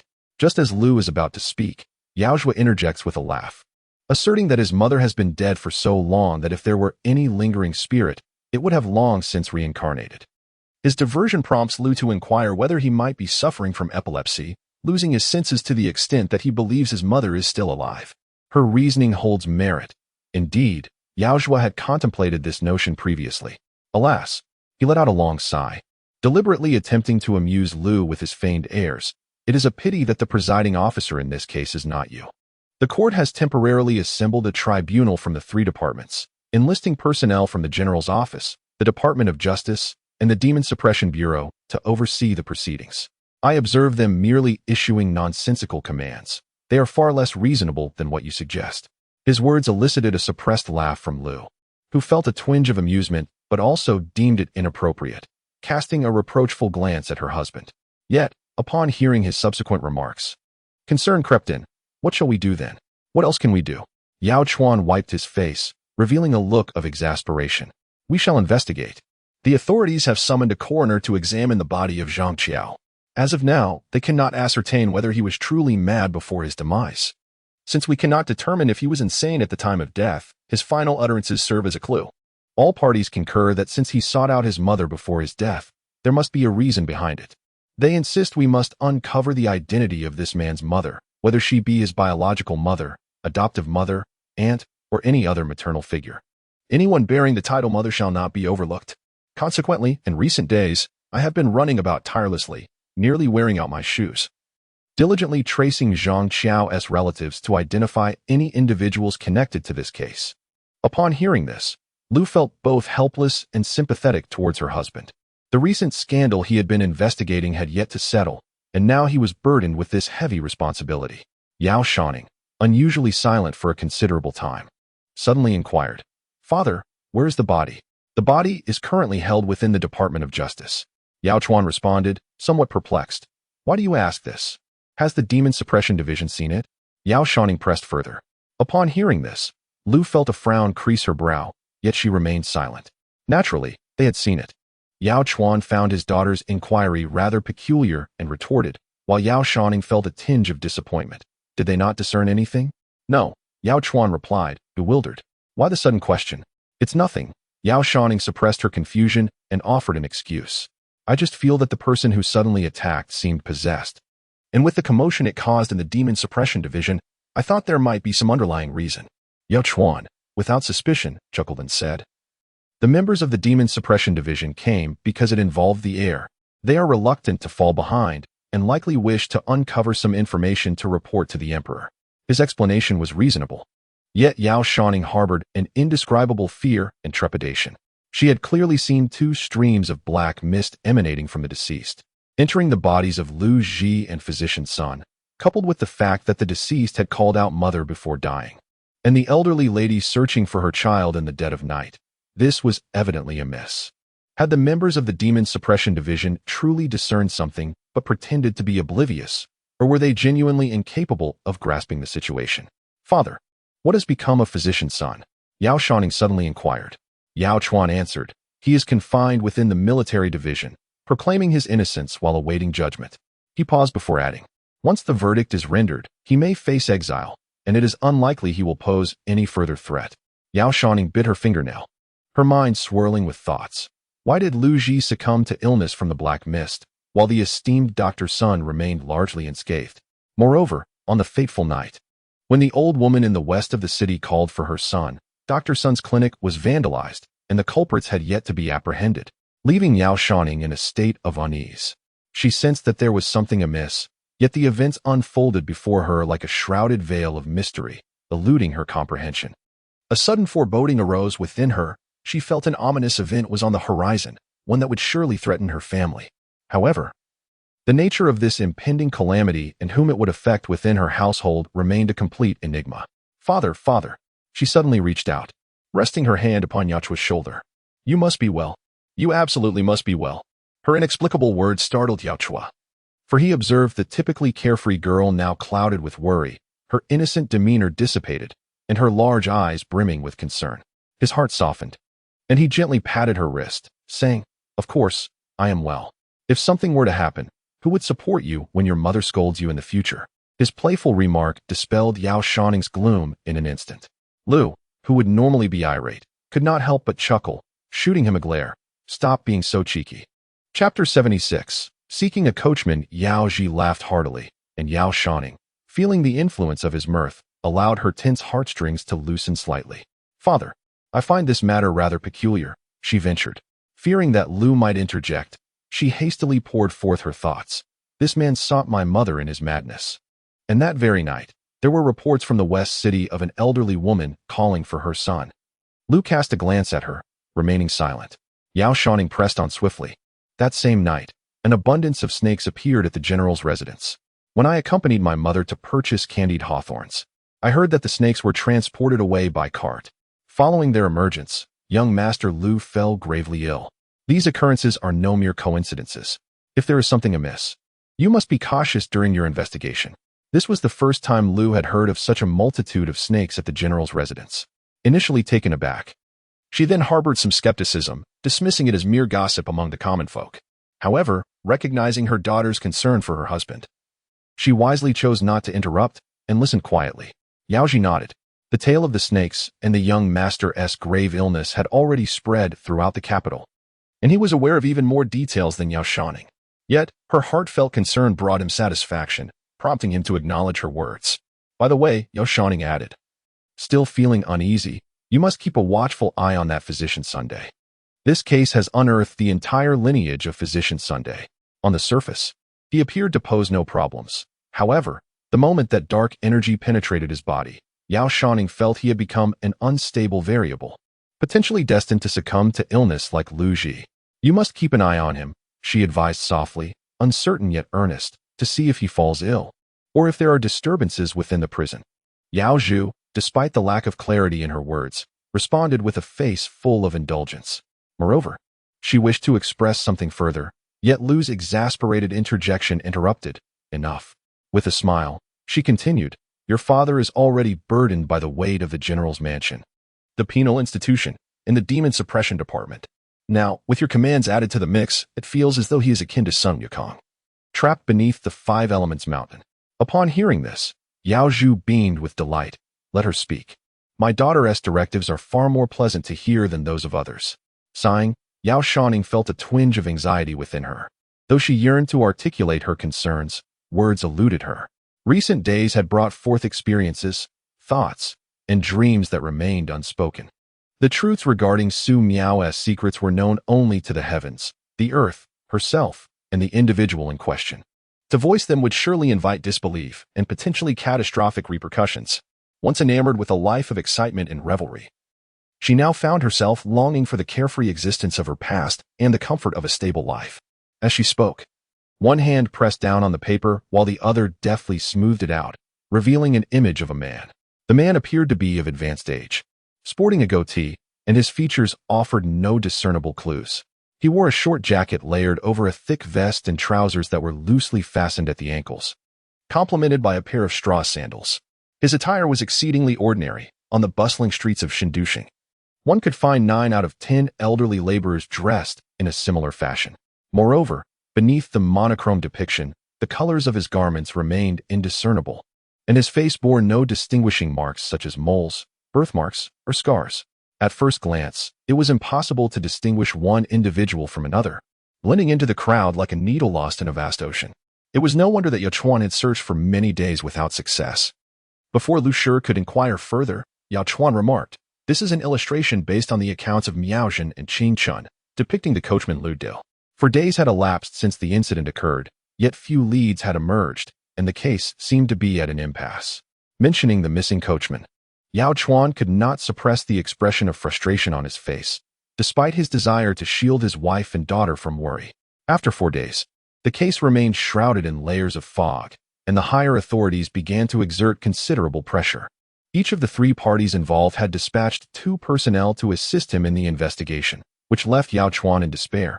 At this rate, it seemed likely that the 3 ruffians causing the disturbance would soon be uncovered, while the elusive coachman remained as elusive as a phantom. He is dead. Upon his first glance, Yao Shouning was struck by this thought, which seemed rather peculiar. The painting was undeniably crude, rendering it nearly unrecognizable. However, the instant she laid eyes upon it, a vision of a man in his 60s materialized in her mind. This individual had a slightly hunched back, long limbs, and was clad in a gray short cloth jacket, topped with a patched blue overcoat. He wore a straw hat and had a pipe tucked into his waist. His face appeared somewhat gaunt, with a sun-kissed complexion, riddled with wrinkles. Numerous brown age spots concealed all his moles amidst the myriad blemishes. In Yao Shouning's perspective, the visage of the old man instantly overlapped with the image on the rice paper, pressed down by Yao Zhi's palm, and soon replaced it, manifesting upon the paper. Initially startled by the scene before her, she quickly grasped something profound, suppressing her inner dread, biting her lip and widening her eyes in a fervent search for details on the old man. His face bore no distinctive features, making it challenging for Yao Zhi to identify him solely by description. Yao Shouning yearned to assist her father in locating this individual swiftly, yearning to bring closure to the case and alleviate his burdens. After a couple of scrutinizing glances, she finally discerned a scar, approximately half an inch long, on the back of the old man's hand, suggesting he had sustained an injury there, leaving behind a jagged mark. Upon confirming the old man's distinctive scar, Yao Shouning instinctively shut her eyes, unable to bear the sight of the bizarre silhouette on the paper, her body trembling slightly. Moments later, the eerie figure in the painting vanished, reverting to its previous crude state. Unaware of his beloved daughter's silent terror, Yao Zhi remarked, "With such a painting, I've searched for 4 days without any leads." Under the pressure from the 3 offices, the personnel from the 5 cities' cavalry command were mobilized, turning the capital upside down. The number of arrests was so great that the jails were overflowing, leading to a considerable waste of manpower. However, after a meticulous elimination process, it became evident that the vast majority of those apprehended were not the carters who had entered the capital from Jiangning, despite a small fraction of individuals still arousing suspicion. With no one able to verify their identities, Yao Zhua, drawing upon his experience as the commander of the cavalry command, instinctively sensed that these individuals were not the targets of his pursuit. The large-scale operation had inadvertently led to the capture of many criminals who had long concealed themselves within the capital, including some notorious thieves who had evaded capture for years. Now caught unexpectedly in the fray, Yao Shouning could not help but find humor in the situation, had he not been embroiled in this case personally. It was conceivable that after the forthcoming imperial examination next year, his achievements in capturing criminals might elevate his official rank, allowing him to ascend from the position he had occupied for a decade. Meanwhile, in Jiangning, officials had already been dispatched to apprehend the family of Lu Da. He felt a sense of helplessness as he glanced at Lu. It seemed that later, the siblings might need to visit the cavalry command's prison to assist in identifying those arrested, to determine if any of the Carters were hidden among them. Yao Shouning, confident in her intuition, quickly suppressed her fear upon hearing this. "Father," she called out, capturing Yao Shuang's attention. "Is it possible that this person has already perished?" Her words startled both Lu and Yao Shouang. How could a living person simply die without reason? Lu instinctively refuted this notion, and upon hearing her, Granny Chow nodded in agreement. "Why do I say this? As you mentioned, the entire city has been mobilized to capture this coachman, with assistance from the 3 departments. In recent years, the state of the nation has declined. Yet after the alliance between the princess and the general's manor, the Lu family has grown formidable. Concurrently, the Chu family is no ordinary clan. And the eunuchs of the Demon Suppression Department are quite formidable as well, with the 3 factions united. Having searched every household in the city for days without a trace of a fleeing coachman is evidently abnormal. He is merely a coachman, not an experienced highwayman. How could they fail to locate a living person for so long?" Although Yao Shouning is young and not well-versed in investigative matters, she has read numerous stories, and, combined with her remarkable intuition, her words resonated with the underlying concerns of Yao Chuan. His expression grew noticeably serious. "Unless he has already perished." Observing her father's demeanor, Yao Shouning felt a twinge of unease and quietly added a remark. Nevertheless, Yao Chuan held an unwavering trust in her, never considering any other possibility. He merely cast a surprised glance at his daughter and sighed. Shouning has matured. It seemed as though she had grown significantly in these past few days. Her words were now reasoned and devoid of the childishness she once exhibited. "This, too, is precisely what worries me." His expression turned grave. What capabilities could a coachman from Jiangning possess? According to Miaozhen, he is simply a poor old man from an ordinary family. Amidst the chaos of that time, fearing the repercussions, it was not a significant issue to seize the opportunity to flee. However, the crux of the matter lay in the fact that he had vanished without a trace. Despite the mobilization of numerous individuals, they remained unable to locate him, clearly indicating that something sinister was afoot. Yao Xian harbored an unsettling apprehension that this individual might have met with his demise. Yet, the mysterious death of a seemingly healthy man rendered the case even more peculiar. Upon deeper reflection, the incident involving an elderly man who had inadvertently collided with a noble and subsequently disappeared at a critical moment suggested the possibility of foul play. As an outsider with no known enemies, who would have the motive to harm him? The case, however, was intertwined with the heir of the formidable general of the kingdom, and further complicated by the death of a key witness, the coachman. No matter how Yao Xian pondered, he felt an unseen hand was orchestrating these events, intent on silencing any potential witnesses. The more he contemplated, the more vexed he became. If that were the case, the investigation would undoubtedly become troublesome. He had been driving the carriage that transported Su Miaozhen and her brother. At the time of the incident, the Lu mother and daughter were also present, which could easily lead to the assumption that the Yao family was implicated. Upon closer scrutiny, Yao Xian realized that the ruckus caused by the local ruffians could not be concealed, and when the truth emerged, he would find it challenging to defend himself. Lu had also deduced the underlying reasons and felt a tinge of worry. However, she chose not to dwell on the matter further, lest it exacerbate Yao Xian's distress. Instead, she remarked, "I hope among those apprehended, there is indeed the escaped coachman." With a sigh, she added, "But what kind of place is a prison?" Miaozhen, though still young, is sheltered within the confines of her chamber. Although Su Qingchun is a man, his demeanor is rather bashful. The criminals apprehended in the prison might indeed frighten these 2 children considerably. As Lu Shi spoke, a look of compassion inadvertently crossed her face. Yao Zhu comforted her, assuring, "Do not worry, I shall keep watch, and nothing shall go amiss. The urgent matter at hand is to swiftly identify the coachman. Conclusively resolving the case would be a blessing." Yet, Lu Shi expressed her concerns, inquiring, What if none among these individuals is the coachman? She paused, contemplating the implications. The living must be seen, and the dead must be accounted for. The longer we delay in our search, the more unfavorable the situation becomes for you. The officials dispatched from the prison to oversee the case have begun to express their suspicions, insinuating that this matter somehow pertains to him, thereby implying he is reluctant to act. However, these thoughts are burdens he cannot share with his wife and daughter. He must bear the weight alone, even without his words. The bond of marriage allows Lu Shi to perceive the underlying distress in his countenance. As she contemplated the potential repercussions, a shadow of worry darkened her features. I too wish to uncover who is orchestrating this from the shadows. Yao Zhu clenched his jaw, draining the tea beside him in one swift motion. I have no desire to meddle in the squabbles of the elite, but when my family is involved, I refuse to let matters slide. Rest assured, everything will be fine. In the end, he adjusted his tone and, casting a glance at his wife and daughter, revealed a smile. I cannot afford to come to harm. I must strive to preserve your dignity, Madame Yao. Otherwise, in the future, my ability to scold will lose its vigor.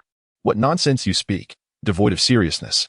Lu chided him, her heart initially laden with worry, yet gradually, amidst his frivolous words, that anxiety was buried deep within. After uttering this, Lu hastily summoned Fengchun to invite Su Miaojin and her siblings, for Yaohua had recently found little time to converse with his family. It was an opportune moment to steal a break from his busy schedule and engage in some casual chat with Lu. By the way, Miaojin has been getting along quite well with Wan Ning lately. As Lu mentioned this, she could not help but cast a glance at Yao Shouning, inwardly lamenting the necessity of fate in human connections. Originally, Yao Shouning had eagerly anticipated Su Miaojin's arrival, yet now that she was truly here, he seemed disinterested, indifferent to her presence, even declaring a reluctance to befriend her. In contrast, it was the usually reticent Yao Wan Ning who found herself quite conversing amiably with Su Miaojin. Lu remarked, both possess a character of virtue and tranquility. Miaojin often visits Wan Ning's courtyard, and I have noticed that Wan Ning's spirits have improved somewhat.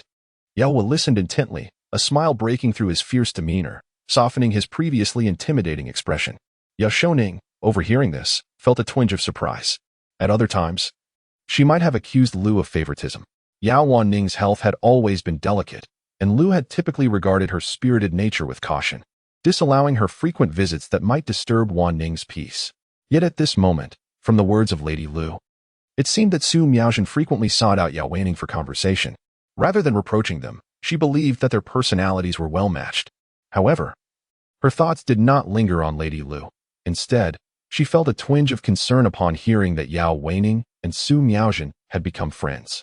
Recently, she had obediently confined herself to her chamber, ostensibly adhering to Lady Lu's directive of house arrest, while in reality, she was processing the changes she had undergone in recent days. To her surprise, within this brief span, the two had grown so close. In the past, upon learning of such a development, Yao Shouning would undoubtedly have felt a pang of jealousy. Yet, after experiencing so much lately, her first reaction was to recall the words Yao Weining had spoken on the day she was confined. Back then, Yao Weining had advised her to keep her distance from Su Miaojin, but now her sister had turned around to cultivate a close relationship with her. Was there some underlying reason for this? Unable to decipher Yao Weining's thoughts, she nonetheless found herself genuinely worried for her sister, particularly in light of the peculiar voice emanating from Su Miaojin. As Yao Shouning pondered these matters, Su Miaojin fortuitously entered, interrupting the conversation between Lady Lu and her husband. "Auntie is looking for me." Before she even crossed the threshold, she called out, and upon entering, she was momentarily taken aback by the sight of the family of three seated within the room. Then she knelt gracefully to pay her respects. "Uncle is also here." Sister Shouning. Although she was still in mourning, she resided in the Yao household and thus did not don the full white attire of grief. Nevertheless, her appearance was notably simple.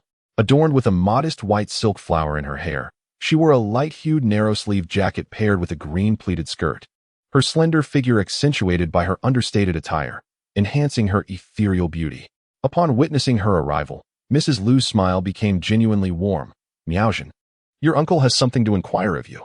Although Mrs. Lu possessed a strong-willed personality and adhered to strict principles, her demeanor transformed when she sincerely grew fond of someone, demonstrating a remarkable flexibility in her rules. The way she interacted with Su Miaojin revealed that, within a brief span of days, Su Miaojin had earned Mrs. Lu's heartfelt regard. The intimacy woven into their conversation could not be feigned, as Mrs. Lu no longer regarded her as a mere stranger. Yao Shouning felt a twinge of wariness. Recognizing Su Miaoxin's undeniable prowess, for her mother was not easily won over, yet here she was, extending a warm welcome to Su Miaoxin. Su Miaoxin nodded in acknowledgement and approached, her gaze immediately falling upon the stack of rice paper pinned beneath Yao Zhi's hand. With her astuteness, she quickly discerned the purpose behind the Yao couple's summons. Miaoxin, this is the portrait of Lu De that was drawn based on your account with Qin Shun from a few days ago. Please check if there are any discrepancies. Yao Zhi inquired with a hint of exasperation. Su Miaoxin examined it closely and affirmed its likeness, noting it was nearly indistinguishable from Lu De himself. Regrettably, despite their confirmation, the authorities had subsequently issued a notice, and to this day, no one had been found. Upon hearing this, Su Miaoxin tilted her head back, a flicker of apprehension crossing her features as she hastily glanced at the portrait before fervently nodding. Uncle, it is indeed him. Did you scrutinize it carefully, cousin? Yao Shouning could not refrain from asking upon witnessing this scene, uncertain if her feelings towards Su Miaoxin had clouded her judgment. She harbored a belief that Su Miaoxin's current trepidation was feigned, as if she were eager to hastily brush the matter aside. Certainly, I have observed carefully.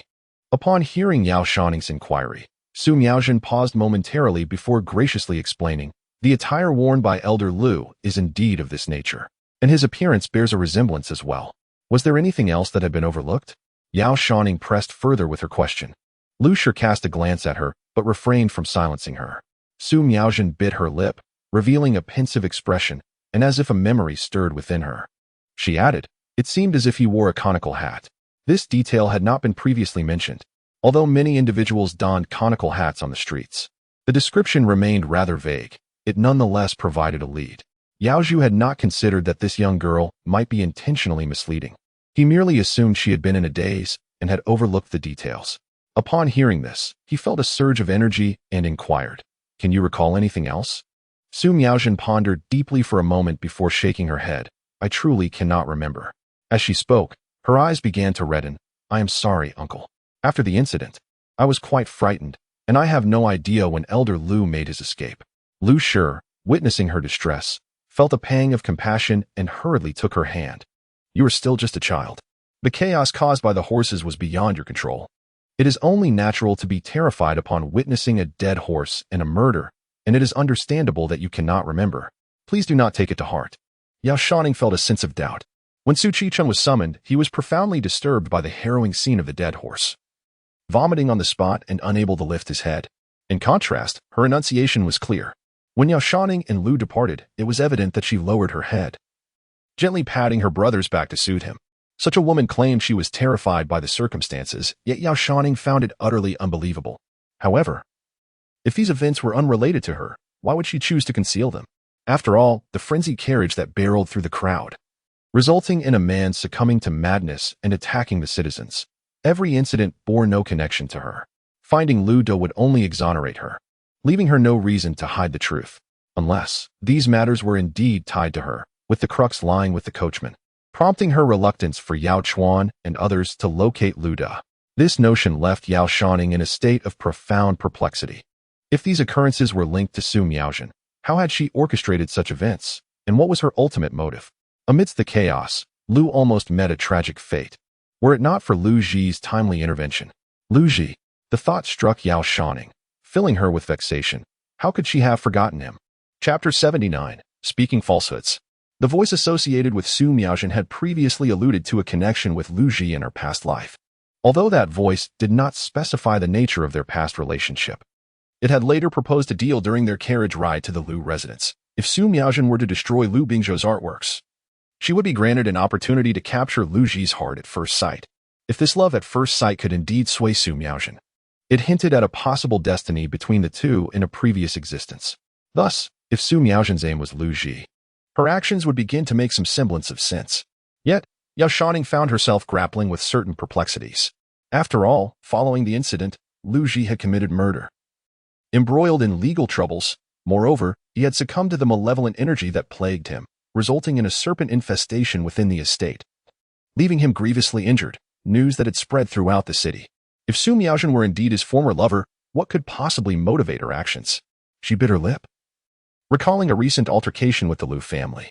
At that time, she had taken the initiative to present Liu Bingzhou's calligraphy to Steward Liu, explicitly instructing him to deliver it into Liu Ji's hands, which had incited Liu's furious wrath, accusing her of sycophancy. Yao Huan, holding the position of 6th-rank commander in the military department, had rendered Liu Ji a life-saving favor. Thus, her gesture of gift-giving had been deemed unreasonable by Liu. The disparity between Su Miaojin and Liu Ji was even more pronounced. One was a royal princess, the daughter of the Grand General of Divine Might, whose uncle was the emperor. The other, a girl whose mother had passed away and whose father had wandered for years, still lacking a proper official post, now residing temporarily with relatives. In the absence of extraordinary circumstances, a connection between her and Liu Ji seemed nearly impossible. Yet now, this case had intertwined the fates of two individuals who were previously worlds apart. Yao Shouning had begun to discern a thread of understanding, especially when recalling the voice that resided within Su Miaojin, which had alluded to the serpent troubles at the Liu residence, claiming to possess a method for driving away snakes, as if meticulously paving a path for her. In her heart, she felt a burgeoning confidence. However, she remained in the dark regarding how the voice had stealthily orchestrated the demise of the coachman known as Liu De, whether Su Miaojin had any involvement in this affair, and the origin of the ominous energy surrounding the deceased. Amidst her turmoil, a tantalizing curiosity began to stir. At this moment, footsteps echoed from outside, revealing Feng Chun accompanied by Su Qingchun. Aunt, uncle, cousin. He exhibited a degree of shyness. Having been at the Yao household for a few days, he felt somewhat anxious. Upon entering, he greeted everyone in the room with a bow, even paying his respects to Granny Chow, before finally casting a nervous glance at Su Miaojin and softly calling out, "Sister, Qingchun, I would like you to take another look at this painting." The matter was pertinent to the case, and Yao Zhu's expression shifted as he bent his fingers and tapped the rice paper, producing a thud sound that made Su Qingchun shudder. Yao Zhu was tall and imposing, with a fierce exterior that starkly contrasted with his father's demeanor, which made him feel exceedingly awkward and even somewhat intimidated in front of this unfamiliar uncle. However, after hearing the words spoken, he steeled himself and stepped forward to examine the rice paper he had pinned beneath his hand. After a prolonged moment of scrutiny, his face turned pale, and he quickly averted his gaze. Su Qingchun's expression left Yao Zhu feeling helpless, prompting him to lower his voice and strive for a more amiable demeanor. "Look at the person in this painting. Does he resemble Liu De?" Su Qingchun hunched his shoulders, tightly closed his eyes, and silently nodded, biting his lip. "Father, what purpose does your question serve?" Yao Shouning, upon hearing this, became somewhat agitated and remarked, "I see nothing distinctive about the man in this painting. He is merely an old, thin man, resembling countless others." Before Yao Zhu could respond, her gaze fixated on Su Qingchun. "Cousin, think carefully. What unique traits does this coachman possess?" Her gaze fell upon the painting, which had now reverted to its former state. Yet the shadow of Liu De was indelibly etched in her heart. She pondered over his height, whether his face bore any distinctive moles, scars, or birthmarks, and the colors of his attire. Liu De stood half a head taller than Qingchun, and she had not observed any particularly conspicuous marks on his face. On that day, he seemed to have worn a brown top paired with a blue cloth jacket. Upon her remarks, Yao Shouning's eyes widened, her pupils constricting in disbelief. Given her youth, Yao Shouning's cunning was rather shallow. She lacked the finesse to disguise her thoughts. Despite her efforts at feigning composure, her astonishment did not escape Su Miaojin's notice, who paused momentarily and inquired with a gentle smile, "What is it, dear Shouning?" Her demeanor was tender, her voice soft as silk, and the slight curve of her lips made her appear gentle and amiable, entirely unlike someone capable of ruthlessness. Yet, in Yao Shouning's mind, the image of Liu De lingered. It was evident that he wore a gray short jacket accompanied by a blue cloth jacket, while Su Miaojin insisted it was a brown top. Was it merely a lapse of memory due to the passage of time, or was she intentionally misrepresenting the facts to mislead the investigators? Deep in thought, she bit her lip, striving to maintain her composure, fearful that any lapse might reveal her unease and arouse Su Miaojin's suspicion. She felt a tinge of curiosity regarding her cousin's remarkable memory. Yao Shouning mustered a faint smile before turning away, no longer daring to meet Su Miaojin's gaze, and asked Su Qingchun, "Cousin, have you thought about it some more? Did the coachman's face exhibit any distinctive features, such as blemishes or scars?" She gazed intently at Su Qingchun, causing his face to flush crimson with embarrassment. Though flustered, he nodded in response to her inquiry. It seems that old Lu indeed had a face full of spots. As one ages, it is not uncommon for blemishes to appear. His statement, however, bore little practical significance. Nevertheless, seeing her keen interest in the matter, Yao Huan, fully aware of Su Qingchuan's trepidation towards him, was more than willing to indulge his daughter's curiosity, allowing her to pose further questions to Su Qingchuan. What about his eyes, cousin? Were they large or small? Were they far apart or close together? These queries had already been posed by the authorities. At that time, Su Qingchuan had been so terrified upon encountering the officials that he had lost his composure, and Su Miaozhen's vague demeanor had rendered her incapable of providing any useful information. Moreover, the individual responsible for the sketching was affiliated with the Beijing military division, and knowing that these two were relatives of Yao Huan, they all belonged to the same bureaucratic realm, merely striving to earn a living, in a world where death is not an uncommon occurrence. The only reason for a thorough investigation was that the perpetrator was the sole heir of the Grand Princess. For the onlookers, the matter was of no personal concern, leading them to turn a blind eye, ultimately delivering a sketch that sufficed for the authorities. As for the clothing, Yao Shouning subtly reminded Su Qingchuan from the recesses of his memory. Is it long enough? Yao Shouning gestured toward his thigh, explaining, I've noticed that Uncle Zheng also favors such attire, claiming it is convenient for driving the carriage. Indeed, indeed. Su Qingchuan nodded, as if awakened from a slumbering memory. I recall that day. Uncle Lu was dressed in a grayish-white top, layered with a blue cloth jacket. Upon uttering these words, Yao Shouning instinctively lifted her gaze towards Su Miaozhen. The words of her cousin did not align with her own recollections.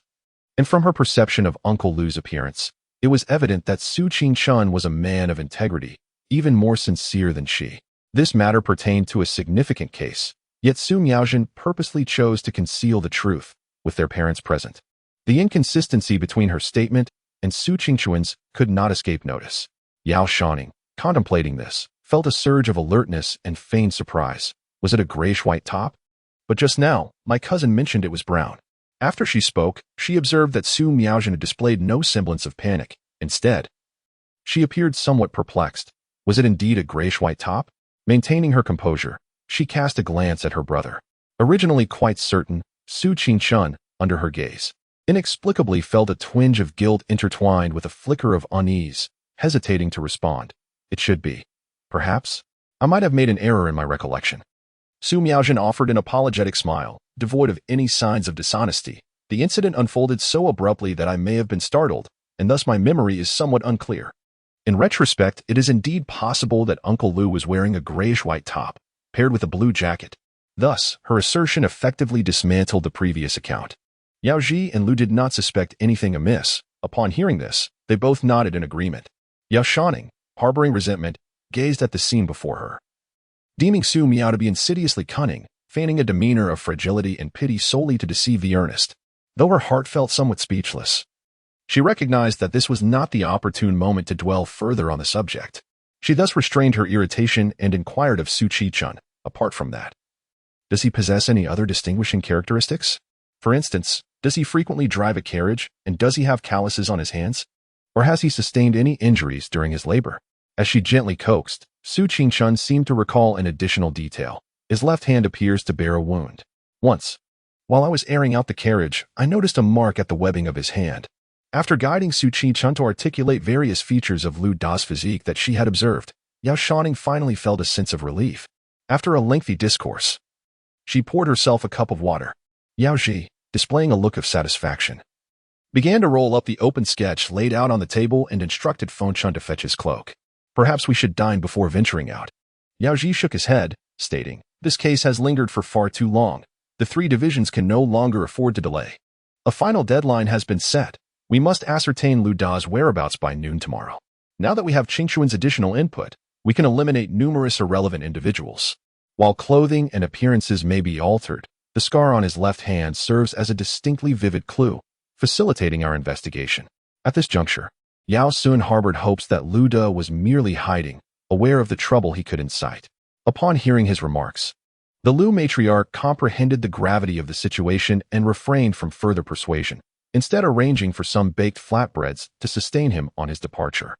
Among the few remaining in the room, Su Qingchuan, having spoken, grew shy and reticent, while the Lu matriarch expressed concern for her husband. Although Yao Shouning was aware of Lu Da's demise and the ensuing troubles for the Yao family, she harbored a vague conviction that the Yao family would emerge unscathed from this ordeal. Despite the unfounded nature of this sentiment, past instances of accurate intuition had fostered her trust in these feelings. Consequently, she felt less anxious, merely using the act of drinking water as an opportunity to observe Su Miaojin. From their limited interactions, it was evident that this cousin was shrouded in enigma. Yet it was unmistakable that she harbored significant issues. Yao Shouning was wary of her and sensed hostility emanating from her. At that moment, the ominous voice associated with Su Miaojin resurfaced, sending a chill through Yao Shouning, rendering her momentarily blank. Just then, Su Miaojin turned her head and, with a smile, inquired, "Sister Shouning, is there something on my face?" The smile she wore at that instant struck Yao Shouning as more terrifying than the nightmarish Hu Miaojin knocking at her door. It was as if a creature clad in human skin concealed malevolent intentions. "No," Yao Shouning replied, summoning all her strength to pinch her thigh sharply. She forced herself to shake her head, relying on her years of deceit to obscure the truth from the Lu family. Honing the ability to maintain an impassive demeanor even in the face of overwhelming terror. Striving to prevent her lips from trembling, I was merely pondering where Lu Da might be concealed. Su Miaojin's gaze was profoundly penetrating, leaving one uncertain as to whether she believed it or not. Yao Shouning contemplated the sound emanating from her, uncertain if she accepted his words. The existence of it was indeed frightening, capable of sensing the hostility of those nearby. Despite his eloquent assurances, she likely remained skeptical, perhaps even vigilant, suspecting that he sought to deceive her. Chapter 81. Prescience. With this thought in mind, Yao Shouning deliberately asserted, "He hails from Jiangning and was entrusted by my uncle to escort you into the capital. It is quite suspicious that he can evade the scrutiny of the authorities in this unfamiliar land." Yao Shouning struggled to suppress his increasingly frantic heartbeat, feigning a fierce demeanor under Su Miaojin's gaze, attempting to display the malice as suggested by the voice. "Does cousin know where he is?" Shouning. Initially, Lu Shi paid little heed to their conversation, but upon hearing her daughter's remark, she sensed something was amiss and admonished her sharply. "Indeed, our family was perfectly fine until you arrived, cousin, bringing this calamity upon us. Be silent." Lu was taken aback by her daughter's impudence, her expression shifting immediately as she reprimanded her. With reddened eyes, she turned and strode out of the room. Dong Kue, startled by the tumult between mother and daughter, felt a pang of concern for Lu's distress. Hastily, she bowed to Lu before hastening after Yao Shouning. It was only after Yao had dashed out of her mother's residence that she finally halted. "Mississippi." Dong Kue, noticing her pause, cautiously called out, assuming she was in sorrow. To her surprise, Yao turned her head, devoid of tears, her demeanor remarkably composed, appearing far from the anger she had just displayed. Instead, her face was ashen, as though she were being pursued by unseen phantoms, her eyes betraying an overwhelming sense of anxiety. You just," Yao sighed, her heart racing with an urgency that almost drowned out her breath. Earlier, in Lu's chamber, she had deliberately seized the moment to vent her frustration. Yet now, stepping outside, a wave of dread washed over her, causing her hands to tremble uncontrollably. The peculiar voice emanating from Su Miaojin felt eerily sinister, as if invisible eyes were scrutinizing her every move. Despite her belief that she had been exceptionally cautious, she found herself at the mercy of it, the entity that sensed her hostility. In that moment, Yao was at a loss, fearing that it would recognize her awareness of its presence, while simultaneously worrying that Su Miaojin had taken note of her. The unknowable demise of Lu Da, coupled with the encroaching dark energy within Lu Ji, filled her with profound trepidation. At that moment, reflecting on the critique of her consciousness, she impulsively vented her frustrations, solidifying the notion of a dog looking down on humanity. The quarrel with Lu merely aimed to demonstrate to Su Miaojin her mother's defense of her, hoping to diminish any animosity towards the Yao family. Unfortunately, she found herself at a loss for whom to confide in, leaving her thoughts bottled up. After the recent turmoil, Yao Shouning dared not reveal any signs of distress, as if even the movements of Dong Kue were being scrutinized by unseen eyes. "My mother is indeed biased," she exclaimed loudly, only to feel a sense of futility in her outburst. Her carefree nature had never encountered such a situation at home, where she hesitated to speak openly and had to feign dramatics. Initially, her grievances may have seemed feigned, but now, reflecting on this, a wave of sorrow washed over her, tears welling in her eyes. This time, she had no intention of provoking Lu, yet Lu's anger surpassed her previous ire. Yao Shouning initially believed her mother would confine her for several days. However, that very night, Fengchun visited her courtyard. Bearing news that might be favorable, the Princess Zhu Hanrui had sent someone to visit Lu, inviting her to bring Yao Shouning and Su Miaozhen to the manor the following day for a gathering. Sister Fengchun settled in momentarily. Upon her arrival, Yao Shouning hurriedly urged Dong Kuei to fetch a stool. Dong Kuei assumed she was inquiring about Lu's temper, and thus, with great eagerness, not only brought a stool but also busied herself with boiling water for tea. Meanwhile, there was little to occupy Lu's time. And given the earlier discord between mother and daughter, Fengchun, having observed it all, readily accepted the invitation to sit down. Has the matter been resolved on father's end? Yao Shouning inquired of her, and Fengchun paused for a moment before responding. This implies that matters on Yao Chuan's side remain unresolved, and the coachman has yet to make an appearance. Why then has the princess sent someone to invite us? Yao Shouning murmured to herself, recalling the exquisite calligraphy she had dispatched not long ago. She harbored a strong intuition that the princess had perhaps discerned the enigmatic nature of the characters and had begun to suspect that Lu Ji's affliction stemmed from the tumultuous events in the marketplace. After all, the commotion surrounding the general's residence and the elderly woman's search for her son had already stirred considerable gossip. It was likely that the princess had uncovered certain truths and thus desired to meet with the involved parties, including the Lu family. With this thought, Yao Shouning felt a twinge of unease in her heart. I am not entirely certain, but the messenger, a female general, mentioned that the princess may wish to inquire about the incident at the West Market on that fateful day, Fengchun said cautiously. Following the occurrence of that incident, Yao Shouning had been in a deep slumber, and Lu had instructed the household not to speak of it too much, fearing that her daughter might relive the nightmare. However, with the princess's impending questions, evasion was not an option, and Lu was concerned that her daughter might be caught unprepared. Hence, she had sent Fengchun to subtly inform Yao Shouning, allowing her to brace herself. Upon hearing this, a look of distress crossed Yao Shouning's face. How is the young master faring? For the past few days, she had been confined to her home. Although Dong Kuei had managed to gather some news, it was, after all, less reliable than information conveyed directly by those within the general's household. The young master had not improved. It was said that after the fright he suffered that day, he had fallen ill with a peculiar malady and now lay bedridden, having summoned several imperial physicians to take his pulse in turns. Recently, the ailment of Lu Jisheng in the capital has become impossible to conceal. He fell ill while attempting to rescue the Lu family, prompting inquiries from the general's residence when they arrived. Lu expressed her concern, and Fengchun, who happened to be present, overheard the conversation. Upon hearing this, Yao Shouning couldn't help but feel anxious for Lu Jisheng. However, there was no use dwelling on it now. Tomorrow, upon arriving at the general's residence, she would learn the truth of his condition. She inquired further with Fengchun, but the latter's knowledge was limited. After a brief exchange, Fengchun took her leave. That night, Yao Shouning was troubled, tossing and turning until she lost track of time and fell asleep. As soon as she closed her eyes, she found herself in a dream, entering a strange abode. The room was enveloped in swirling darkness, filled with a foul wind. In the distance, she could faintly discern a bed upon which lay a figure. The person was motionless, leaving her uncertain whether they were asleep or lifeless. A sense of dread gripped her heart as she cautiously approached. The closer she drew, the denser the surrounding black mist became, accompanied by a hissing sound reminiscent of serpents flicking their tongues. Chapter 82. A terrifying nightmare at her feet.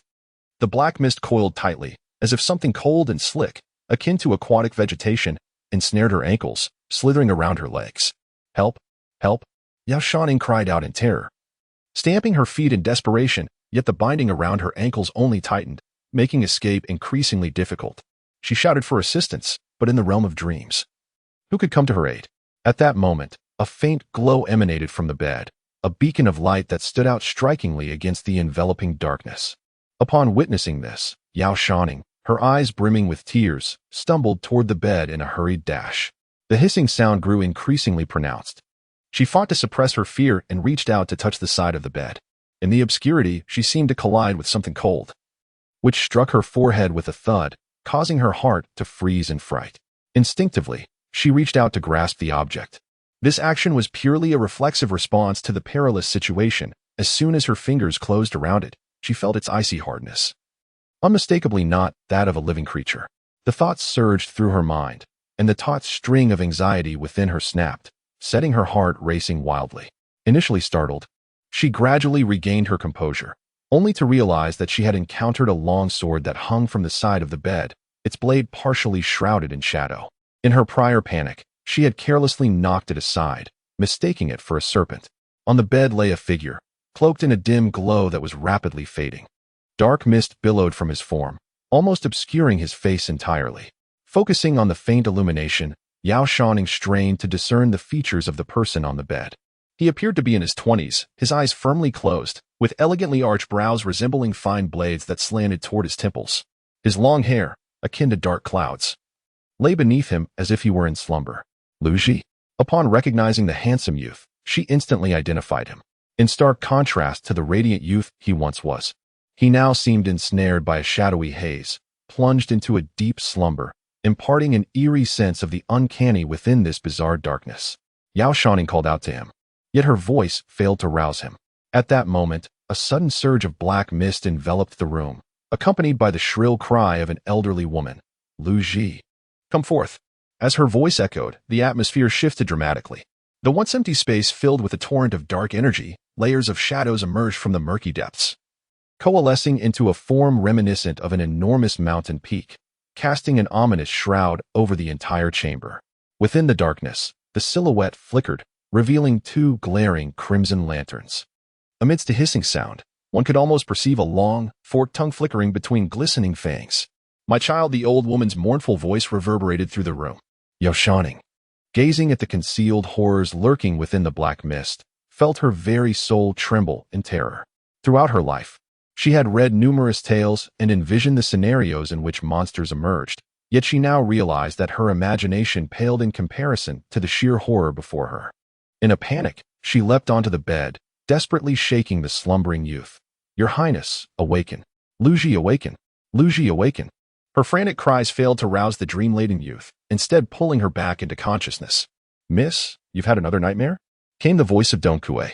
Yao Shouning opened her eyes wide, realizing the room had been illuminated.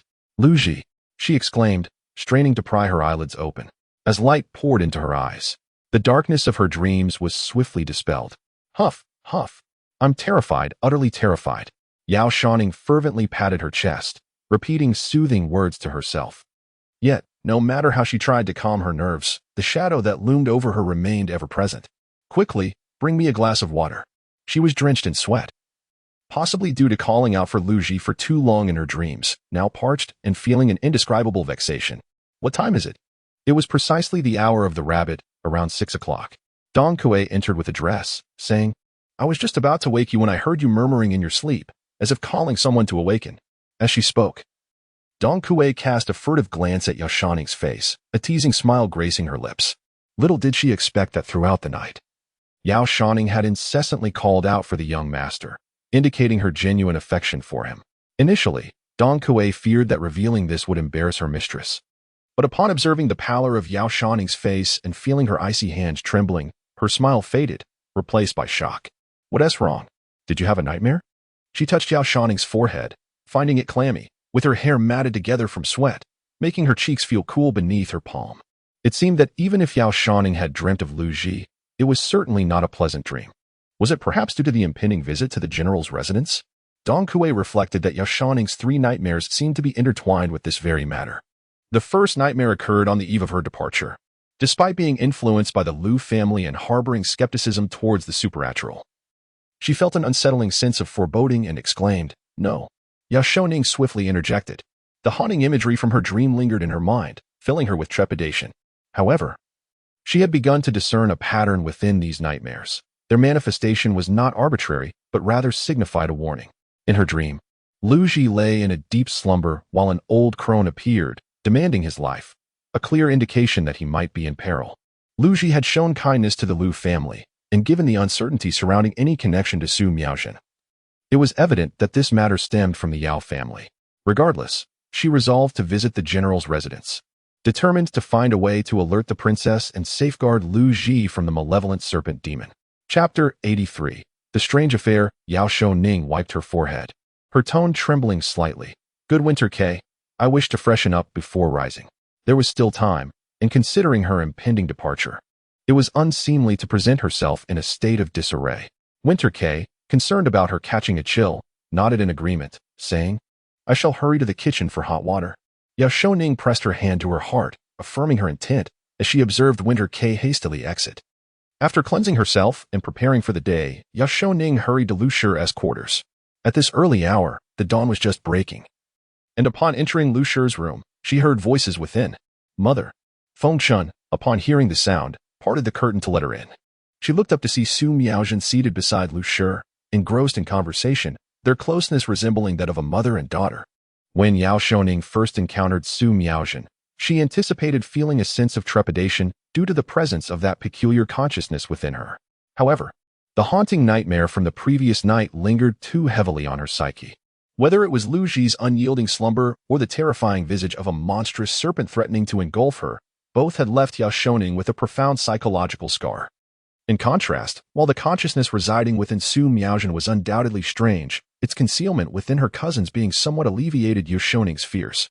When Lu Shi first laid eyes on her, there was a flicker of brightness in her gaze, quickly followed by a recollection of the previous night's indiscretion, prompting her to glance at Su Miaojin instinctively. To her surprise, she noticed that the moment Su Miaojin entered, the smile on her face faltered, and she seemed to lower her head in a display of unease, her body appearing tense. It was evident that Yao Shouning's words from the night before had indeed frightened this poor child, who had lost her mother. Filled with compassion, Lu Shi gently patted her hand before adopting a more serious demeanor. As she called out, "Shouning," the sound of heavy footsteps approached from outside, echoing with urgency. Before the curtain lifted by Feng Chun could be lowered, Yao Shouning turned to see a tall figure striding into the corridor. Father. He appeared as though he had spent the night away, his hair and brow glistening with moisture, eyes bloodshot and weary, bearing the marks of fatigue upon his visage. Upon hearing his daughter's voice, a smile broke through his stern countenance as he exclaimed, "Ah, Shouning is here too." He beamed, instinctively slowing his pace, and straightened his back, promptly masking the weariness that had etched itself across his face. Upon hearing his voice, everyone in the room rose to their feet. Lu quickly released Su Miaojin's hand and took several steps to the entrance, where she soon spotted Yao Xian striding towards her from the courtyard.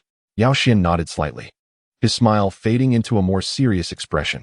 Upon seeing Su Miaojin, his eyes brightened. "Miaojin, you are just in time. I need you to accompany me shortly." "What?" Su Miaojin was momentarily taken aback, a look of resistance flickering in her eyes. She had risen early that day, having learned the previous night in Lu's residence that someone from the general's manor was inviting the Yao family to attend a gathering. This opportunity was incredibly rare for her, and she was determined not to miss it. However, in the next moment, she concealed her emotions and instinctively glanced towards Lu. "Miaojin cannot accompany you," Lu interjected, explaining to her husband. At that time, Su Miaojin and her brother were also key witnesses, and even after I departed, they remained there. "I suspect the princess may wish to inquire about certain matters from Miaojin. You and Shouning should go ahead," Yao Xian replied, shaking his head in a rare refusal of Lu's suggestion. As his words hung in the air, Su Miaojin did not lower her gaze, though the resentment in her eyes was veiled. "We may have located the body of Lu Da. We need Miaojin and Qinchun to assist in the identification." At Yao Xian's statement, Lu gasped in shock. "What?" She turned her head to see Su Miaojin still with her gaze cast down, while Granny Chow, standing not far beside her, wore an expression of astonishment, evidently taken aback by the news. For reasons unknown, Lu recalled that last evening, Yao Shouning had mentioned that the cart driver, Lu Da, might have perished. At that moment, Lu dismissed the notion. For how could life be so trivial as to be extinguished with mere words? Yet, to her astonishment, the night had passed, and Yao Hua would bring such tidings. A peculiar sensation stirred within her, prompting her to inquire, could it be a case of mistaken identity? Lu was no fool. She understood the potential ramifications of Lu Da's demise, her brows knitting together in a semblance of anxiety. Perhaps it is merely a case of someone resembling him, not the same individual. Yao Hua shook his head, weariness etched across his features. The likelihood points strongly towards Lu Da. He lifted his gaze, hesitating momentarily, his eyes falling upon Su Miaojin, his expression a tapestry of complexity. Observing this, Yao Shouning felt a pang of foreboding within her, only to hear Yao Hua continue. The crown princess dispatched 50 attendants and found the corpse not far from a villa outside the city. According to the inhabitants of the estate, this cart driver had stayed at the villa a few days prior. His gaze was peculiar, a sentiment that not only resonated with Yao Shouning, but also caught the attention of the downcast Su Miaozhen. Upon hearing his words, Su Miaozhen was reminded of the 2 days she had briefly rested at a villa before entering the city. However, at that moment, she felt no panic, for she believed she bore no fault. After all, the journey from Jiangning to the capital had been arduous and fraught with anxiety, compounded by Su Qingquan's frail health, making a stay at the villa far from extraordinary. Upon contemplating this, she felt a surge of composure, raising her head to meet Yao Chua's gaze. He continued, recounting a conversation with a man from the village who identified himself as Lu Da, claiming to hail from Jiangning. He had been entrusted by a county clerk to deliver a pair of children to their relatives in the capital. Due to the long journey, the group had grown weary and sought lodging for the night at the village. At this point, Su Miaozhen couldn't help but smile, ready to nod in agreement. When Yao Chua added, the villagers welcomed them, but the following day, Lu Da fell ill and decided to stay another day. Hearing this, Su Miaozhen's smile faltered, sensing that something was amiss. The excuse she had employed for their stay at the village had been that Su Qingquan was unwell. How could it have transformed into the coachman Lu Da's illness? Before she could voice her thoughts, Yao Chua's voice cut through again. After several days, when the carriage departed, the villagers discovered Lu Da's lifeless body. Yao Chua's expression darkened as he restrained his emotions, finally exhaling deeply. According to the people from Han village, Lu Da had not been seen for 2 days prior to your departure. His gaze fixed sharply on Su Miaozhen, his eyes growing increasingly piercing. Thus, the villagers suspect he had perished the very day after his arrival. Chapter 84. Driven to desperation? No. Impossible. Upon hearing this, Su Miaozhen's complexion shifted dramatically, and she shouted. She is wise, and, due to the memories of her past life, possesses a clarity of thought that allows her to quickly contemplate the entire situation, realizing that it is disadvantageous for her. Uncle, it is not like that. Yao Shouning turned to her. It seemed to be the first time since Su Miaozhen's appearance that he had lost his composure. It is not like that. Lu's expression also changed, and in her anxiety, she was about to speak, but Yao Chuan cast her a glance, imbued with a sense of reassurance. Having been married for many years, they shared a tacit understanding. And seeing his demeanor, Lu suppressed her urge to speak, standing silently to one side. You need not be anxious, please tell me calmly. Yao Chuan then turned his head, his expression steady as he fixed his gaze upon Su Miaozhen. He had served in the military for many years, dealing exclusively with those engaged in nefarious deeds, and naturally exuded an imposing presence. Most individuals dared not lie in his presence. Those with a more timid disposition would lose their wits at the slightest change in his countenance. Yet, remarkably, Su Miaozhen remained composed at this moment, and despite Yao Chuan's intention to temper his demeanor, her reaction exceeded his expectations, prompting him to involuntarily raise an eyebrow. Once he finished speaking, Su Miaozhen became aware of her lapse in composure and quickly brushed her hair aside, striving to regain her calm. On the day we arrived at Hanzhuang, Qingquan fell ill due to the arduous journey and the unfamiliar environment as we neared the capital. Thus, we stayed there temporarily. Her hands clenched into fists, pressed firmly against her thighs. Little did we know that upon halting, Qingquan would fall ill, and so we sought a doctor and procured medicine, which delayed us for another 2 days. For reasons unknown, at this moment, Yao Shouning felt a sense of unease. Initially, she had harbored suspicions that the death of Lu Da, the mishap with the carriage, and Lu Zhizhong's malevolence were all intertwined with Su Miaozhen. However, observing her earnest demeanor now, she appeared far from deceitful, at least, based on her own extensive experience with falsehoods. She could discern no traces of untruth in Su Miaozhen's words. I swear, we only resided in Hanzhuang for a mere 3 days. We did not linger any longer. Su Miaozhen raised her hand in a gesture of oath, her gaze fixed intently upon Yao Zhu.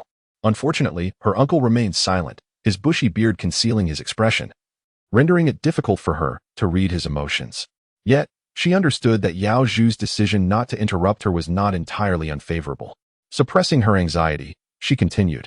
Although Lu Da is of advanced age, he has always been in robust health, exhibiting no signs of discomfort during our journey. He even assisted me in caring for Qingquan for 2 days, busily fetching medicine for him. She swallowed hard before adding, when we departed, it was he who drove us from the village into the city. It is utterly impossible for him to have died there. Su Miaozhen spoke with unwavering conviction, her posture erect. If you doubt my words, uncle, you may summon Qingquan for confirmation. Such matters are impervious to fabrication, and in the wake of Lu Da's death, Su Miaojin felt fortunate to have her brother as a witness on her behalf. In her previous life, she had been wronged and left speechless, harboring a deep resentment for those who tarnished her reputation.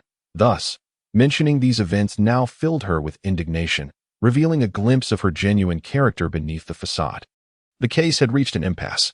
To speak candidly, Yao Huan was naturally inclined to trust his wife's niece. However, the facts lay starkly before him. With a furrowed brow, Yao Huan recognized that the situation was exceedingly detrimental to the siblings, Su Miaojin and her brother. At this juncture, Su Miaojin's assertions diverged sharply from the truth, and the evidence seemed to contradict her claims, leading Yao Huan to perceive her as somewhat obstinate. He exhaled slowly and added, "It is impossible. The soldiers guarding the city must have misinterpreted what they saw." Su Miaojin discerned the implication in his words, sensing that he suspected her of deceit. And she felt a surge of agitation, her voice rising slightly. "Neither Qishan nor I were driving the carriage. Without Lu Dage, how could we have possibly entered the city?" Upon reflection, her statement held a semblance of validity. Initially, Yao Shouning had harbored doubts about her colluding with the deceased Lu De to orchestrate an opportunity to meet Lu Ji. Yet, witnessing Su Miaojin's flushed cheeks, glistening eyes, and her expression of deep sorrow, it appeared she was not engaged in falsehood. If the people of Handuan claimed it was Lu De, they were surely deceiving themselves. Perhaps someone had clandestinely murdered Lu De, aiming to cast aspersions upon the siblings. In her desperation, she finally abandoned her facade of fragility, revealing a hint of sharpness. "They merely take advantage of our misfortune, having lost our mother and come to seek refuge with relatives." Su Miaojin's words struck a chord within Lu Shi, evoking both discomfort and a subtle pang of sorrow. Though Lu regarded Su Miaojin's words as uttered in haste under her husband's pressing inquiries, she could not shake the feeling that they subtly alluded to the dynamics between the couple. Simultaneously, as Lu pondered this, the familiar chime of a prompt resonated within Su Miaojin. "I apologize, Aunt," Su Miaojin exclaimed, realizing her mistake. She should not have reacted with such fervor. However, the unfolding scene mirrored her recollections from a past life, making it exceedingly difficult for her to maintain composure. Guided by the divine revelation she bore, Su Miaojin recognized her grave error and swiftly offered her apologies. "I did not intend to speak those words." With that, she covered her face with her hands, suddenly breaking into soft sobs. "After my mother passed away, following the simple funeral rites, Qi and I were sent away from Jiangning. We traveled with trepidation, believing that upon arriving in the capital to see Aunt, all would be well. Yet, who could have anticipated such events? Uncle Lu has died, and I am truly saddened. Aunt, I did not mean to hurt your feelings with my words." Her pitiable weeping, coupled with her careful choice of words, stirred within Lu a wave of guilt over her late sister, who had allowed her stubborn temperament to create a rift between them, leaving no room for reconciliation before their untimely separation. The surge of compassion that followed softened Lu's heart, and despite her previous resolve, she could not bear to harbor anger towards Su Miaojin. In that moment, the once unyielding Lu transformed into a gentle embrace, pulling the tearful Su Miaojin into her arms, soothing her in tender whispers. At the sight of this, Yao Shouning was rendered speechless. Chapter 85. A sense of restraint Dong Kuei had accompanied her for many years. A mere glance into her eyes revealed the thoughts occupying her mind. However, in the presence of her husband and the lady of the house, it was unwise to disclose Yao Shouning's secrets. One young lady wept profusely, her tears resembling delicate blossoms, her voice soft and tender, evoking deep sympathy, while another, in the carriage, clung to Granny Chow, wailing like a mischievous child, naturally eliciting the lady's compassion for the former. At this moment, Lu Shi found herself in a predicament. On one side stood Su Miaojin, silently shedding tears, seemingly bearing immense grievances, and on the other, her husband, who understood the gravity of the situation, causing her some distress. In recent days, her interactions with Su Miaojin had left her with a favorable impression. She found her gentle in demeanor, articulate in speech, and possessing a soft voice. This was the first time Lu Shi witnessed her in such a state of anger. In a moment of desperation, she had expressed her frustration, only to quickly realize her mistake and hastily offer her apologies. Lu Shi deemed her a good child, akin to Yao Ning. After a moment of contemplation, Lu Shi spoke. "Miaojin, do not be anxious." She offered her a comforting word and swiftly exchanged a glance with Yao Chu. Yao Chu sighed, allowing his earlier sternness to dissipate, his expression softening. "Miaojin, this matter is not intended to cause you distress. Ultimately, Out of consideration for his wife, he softened his stance, unwilling to further pressure the woman before him. However, I must make it clear that the questions I posed earlier, once they reach the official quarters, will be subject to inquiry by others. As the conversation progressed, his expression grew solemn. The case involved the heir of the illustrious General Dingwa SHNW, prompting the emperor to personally intervene.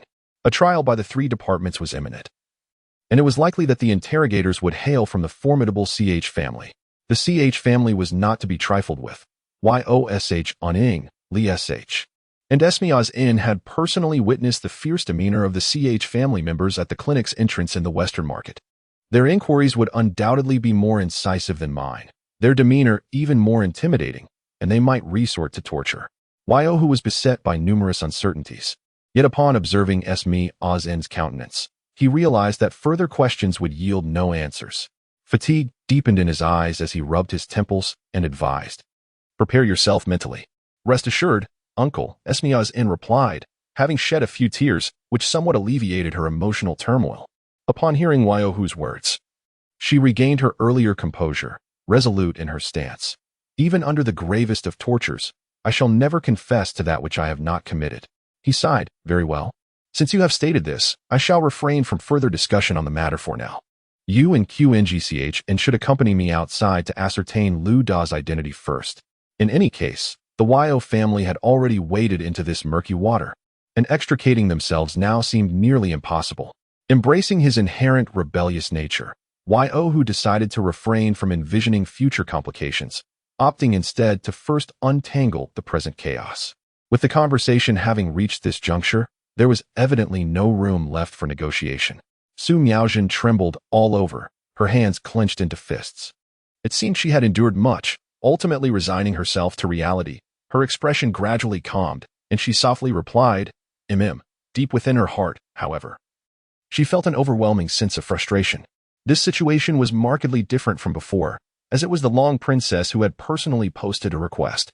With the insight of divine revelation, she was aware that Lu Ji was currently afflicted by demonic poison, lying in a deep slumber, and that the general's residence was under siege from the vengeful serpent demon, the Shi clan, making this a time of great turmoil.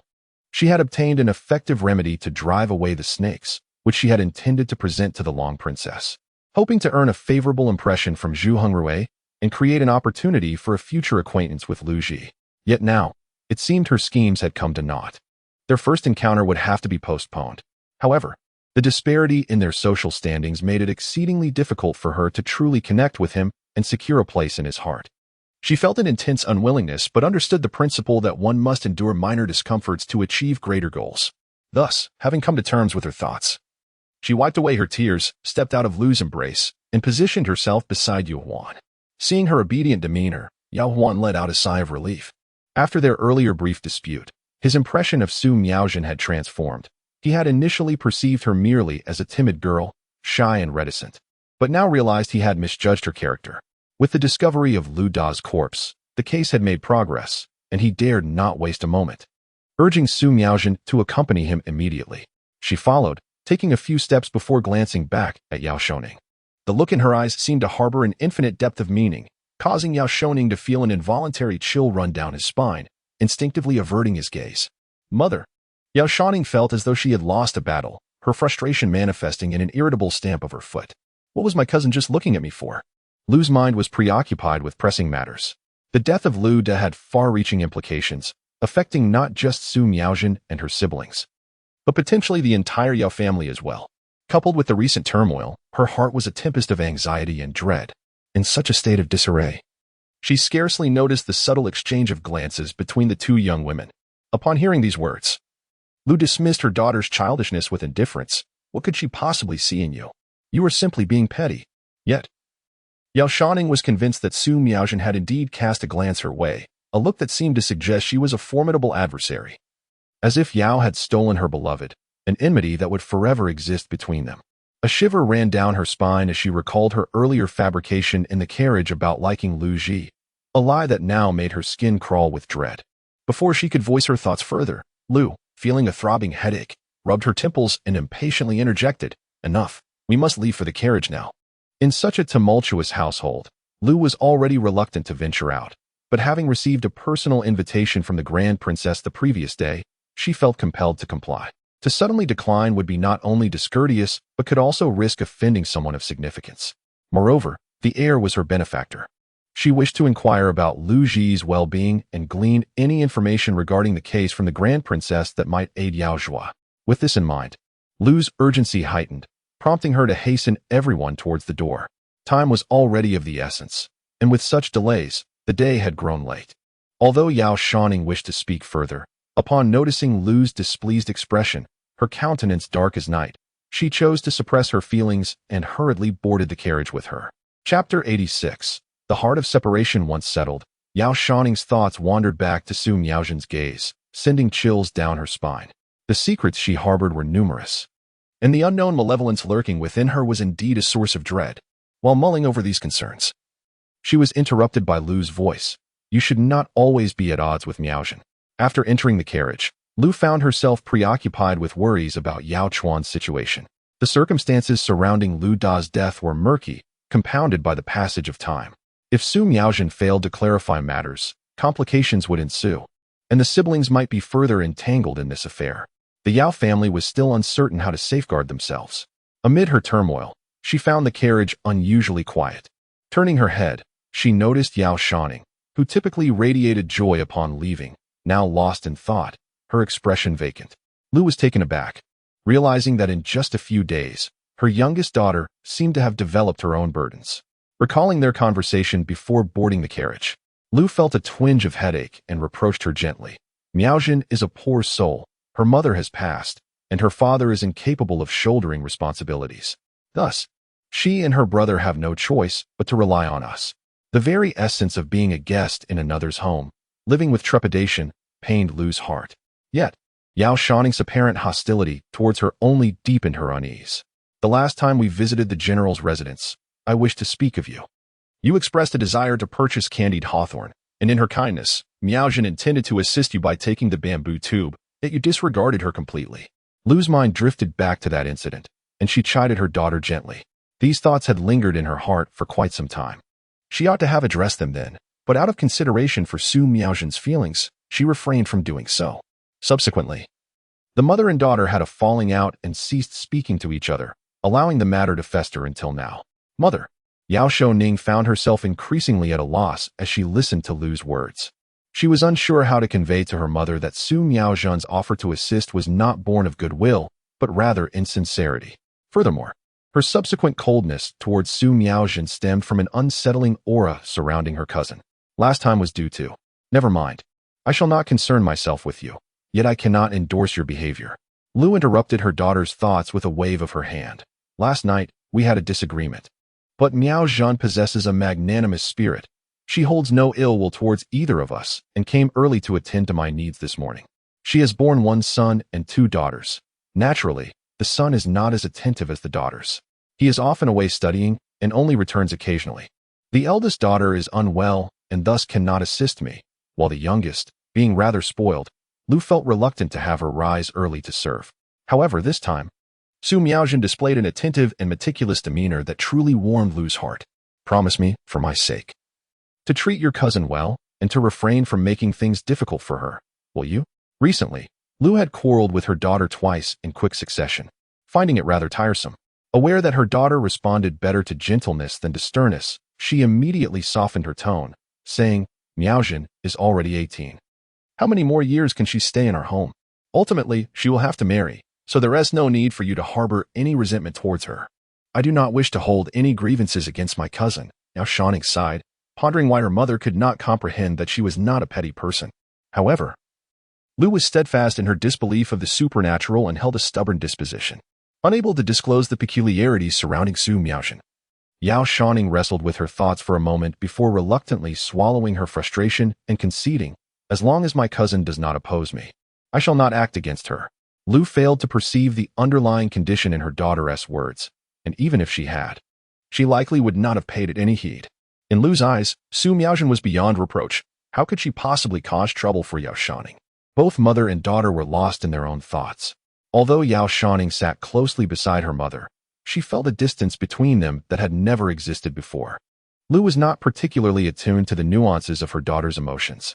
After their conversation, upon hearing Yao Shouning's assurances, she assumed that the conflict between the two girls had been resolved. She promptly dismissed the matter from her mind and turned her concerns to Yao Hua instead. At this juncture, she could only hope that the corpse discovered by the general's residence the previous night was not Lu Da's, but belonged to someone else entirely. Both women harbored their own thoughts in silence as the carriage entered the inner city, soon arriving at the back gate of the general's residence. The princess had long since dispatched someone to await their arrival in the outer courtyard, and as soon as Lu and her daughter arrived, they were ushered into the inner courtyard. During her last visit, Madame Lu merely presented gifts, not even stepping through the main gate, but conversing with Steward Lu from outside. This time, upon entering the general's residence, she immediately sensed something amiss. The guide was a female attendant of the princess, who introduced herself as Lady Shi. Approximately in her 30s, with her hair completely styled atop her head, dressed in masculine attire. Her demeanor exuded a spirited elegance, distinctly unlike that of an ordinary lady of the court. Following closely beside Madame Lu, Miss Yao observed that the deeper they ventured into the estate, the more peculiar it became. The general's residence, belonging to Lu Wujing, was a gift from the late emperor, merged with that of the princess. The late emperor cherished his sole legitimate daughter as a precious jewel, thus placing immense importance on all matters concerning her. Upon entering the inner courtyard's main hall, the entrance gate appeared as if it had been cleaved in half. The signboard above had been forcefully struck, leaving only half of the character barely hanging on. The ground, once meticulously laid, lay cracked and uneven, with repairs yet to be fully completed. The gardens and rockeries were shattered, and beneath the trampled flowers and grasses, the overturned mud was exposed. Some trees had been severed, and though the fallen branches had been cleared, the marks of their breakage lingered. Madame Yao, Miss Yao, please tread carefully, Lady Shi advised, stepping aside and gesturing with an inviting hand to caution the mother and daughter. A recent incident occurred here, and it has yet to be completely restored, thus the path is rather uneven. Upon hearing this, Miss Yao involuntarily recalled the disturbance mentioned by Steward Lu during her previous visit regarding the snake incident. She shuddered, and before she could speak, Lady Shi called out, "Sister Du." The mother and daughter lifted their heads, instinctively following the sound of her voice. In the distance, at the entrance of the main hall, stood a woman of approximately 40 years, dressed in formal attire befitting an official. Her expression was somewhat solemn, as if she were awaiting the arrival of a few guests. Upon seeing them, she clasped her hands before her chest and nodded slightly in greeting, acknowledging Madame Yao and Miss Yao. The two hastened their steps, and as they reached the courtyard, she revealed a faint smile, stating, "The princess has instructed that upon your arrival, you are to wait for a moment." At that moment, Yao Shouning's gaze fell upon the column to her left, which towered over 10 feet high and was roughly as thick as two people embracing. It was painted red and inscribed with gilded characters. Yet, the top of the column appeared as though a portion had been torn away. The entire shaft seemingly subjected to some tremendous force that had eroded much of the paint and gilding, leaving behind a mottled and tragic imprint.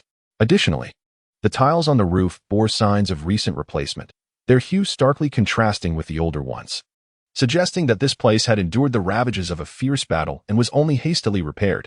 Indeed, the general's residence had previously been troubled by serpents, and Yao Shouning was aware that it was due to Lu Ji inciting the serpent deity clan of Nanan Ridge, thus inviting malevolent disturbances. However, prior to this moment, her imagination had conjured an image of mere serpent swarms disturbing the peace of the general's residence. Yet, the scene before her clearly indicated a terrifying external force had wrought destruction, far beyond the trivial antics of a mere serpent infestation. As these thoughts crossed her mind, Yao Shouning felt a surge of unease. Suddenly, a resounding clang echoed beside her, and an extraordinarily bizarre scene unfolded before her eyes. The light extinguished, as if day had abruptly transformed into night. Accompanied by a sound reminiscent of tiles crashing to the ground, a rustling noise emerged from above, as if something was slithering on the rooftop. A serpent. This notion flickered through Yao Shouning's mind. With a hissing cry that pierced the air, a chill ran down her spine. Above her, a terrifying shadow, as dark as a mountain, slowly rose from the roof, seemingly merging with the night itself. As the shadow writhed, countless tiles cascaded down, the incessant sound of their shattering the silence of the night. "Who?" A deep, female voice thundered, accompanied by the jarring noise of falling tiles. The dreadful shadow coiled around the crimson wooden pillar, a black serpent descending in a sinuous motion, while splinters of wood rained down like droplets. The shadow drew ever closer. Just then, the lights within the room flickered on, revealing a robust woman clad in armor, wielding a silver spear, emerging slowly from the darkness. Miss Yao, Miss Yao. Yao Shouning found herself ensnared between two opposing pressures. Just as the atmosphere of imminent battle reached its peak, a commanding female voice shattered the illusion, resonating in her mind and forcibly pulling her from the mirage. In an instant, night transformed back into day, and the hissing and the clattering of tiles vanished completely. The oppressive atmosphere, akin to receding tides, swiftly dissipated. Before her appeared not the scene of splintered wood falling amidst dark shadows, nor the lingering stench of blood. Instead, a lady-in-waiting adorned in a jade-colored embroidered robe scrutinized Yao Shouning with an inscrutable gaze, calling out to her, "Miss Yao?" This was the sister due spoken of by the previous Lady Sure. Yet, she clearly stood beyond the entrance of the main hall. How could she materialize before her? Just as Yao took a step back, Lu grasped her hand tightly, indicating that it was Lu who had urged her forward when she had momentarily succumbed to the illusion. "My dear child, why are you so distracted?" Lu expressed her concern, gently squeezing Yao's palm. "You're so cold. Are you unwell?" Ever since Yao entered this main courtyard, her demeanor had been somewhat off, as if she were lost in thought, oblivious to her surroundings. "Mother, I am fine." Yao Shouning deflected her fears by conversing with Lu. Just moments ago, she had again encountered an illusion. However, drawing from her previous experiences, coupled with the remnants left behind, she was confident that what she had just seen were the traces of a battle that had occurred earlier. The chaotic snake incident at the general's residence of the state of Digua had, in fact, not involved mere small serpents, but rather the terrifying giant python from her dream the previous night, although Yao had not truly witnessed the python's true form before being forcibly awakened. The mere thought of the oppressive presence of that serpent during her trance made her heart race violently. Upon grasping the intricacies of the situation, as she cast her gaze upon the weathered columns and the newly replaced glazed tiles, Yao Shouning was engulfed by an indescribable terror. The matron's surname Du regarded her with an oddly inquisitive expression, as if curious about her previous stupor. Fortunately, she refrained from posing any questions, and after confirming that Yao Shouning was unharmed, she invited the mother and daughter to enter the hall. The princess would arrive shortly, and they were requested to take a seat for a brief moment. Yao Shouning hesitated for a moment, then, in tandem with the matron Du's words, lifted her skirts and ascended the steps. As she passed alongside the crimson columns, a sense of trepidation washed over her, as if remnants of the illusion still lingered. With a colossal black shadow creeping ominously from above, almost fleeing, she hurriedly crossed the threshold, distancing herself from the wooden pillar. Uncertain whether it was the formidable figure in her vision, brandishing a spear against the black python demon that imparted a semblance of security, or the warmth emanating from the already lit charcoal stove within, Yao Shouning felt enveloped by a gentle warmth that dispelled the chill that had gripped her. The servants of the general's residence served hot tea to the mother and daughter, which Lu graciously accepted, her gaze carefully surveying the room's arrangement. Logically, this place should be exceedingly secure, as she had observed the vigilant guards stationed around, providing a formidable defense that rendered the general's residence akin to an impregnable fortress. Yet, ever since witnessing that illusion, Yao Shouning felt a persistent unease gnawing at her. Coupled with the haunting nightmare from the previous night, tranquility eluded her.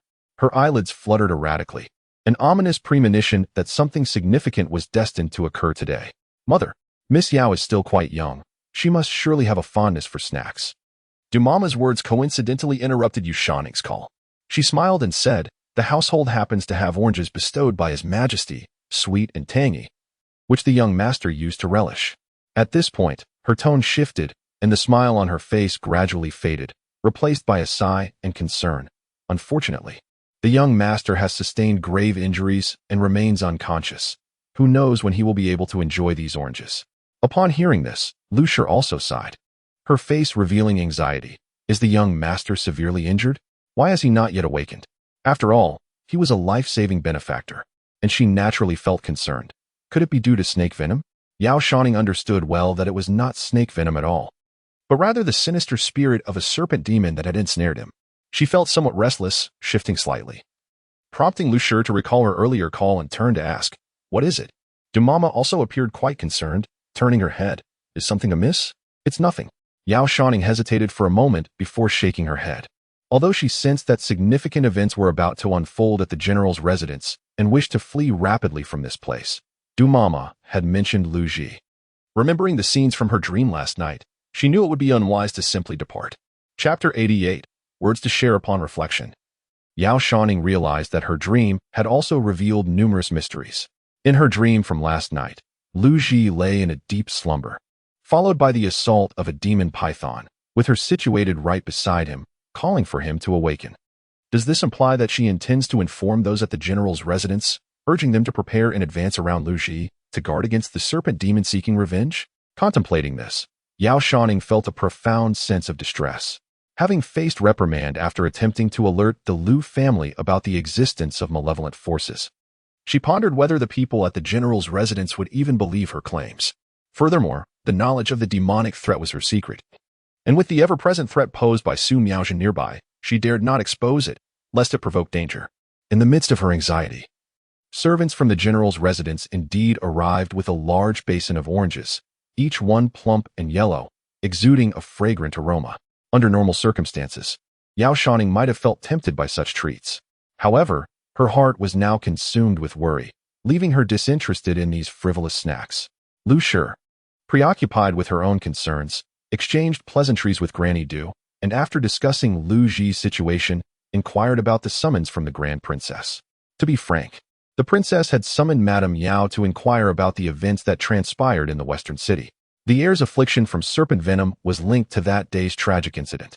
Granny Du, speaking half-truths, suggested that in a moment of desperation, Lu Ji had killed a man to save another, thus falling into a trap and suffering retaliation, leading to the serpent infestation and his subsequent injury.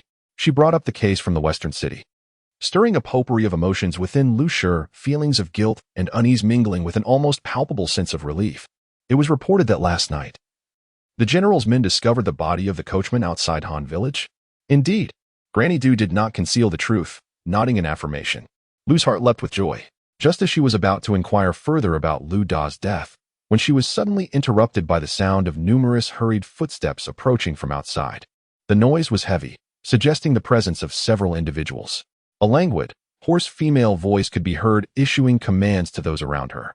Du Momo and the female officer, Shi, displayed expressions of deference, and the conversation they were engaged in naturally came to an abrupt halt. Yao Shouning's thoughts were disrupted. She raised her head, feeling a surge of anxiety, pondering how she might discreetly alert the princess to the impending events. As the voices drew nearer, her unease intensified. Although the tones did not exude malice, she recognized that they belonged to the woman who had emerged with a spear in the illusion. The princess. This thought flickered through her mind, and soon after, she witnessed a woman clad in a crimson robe hastily enter through the main door.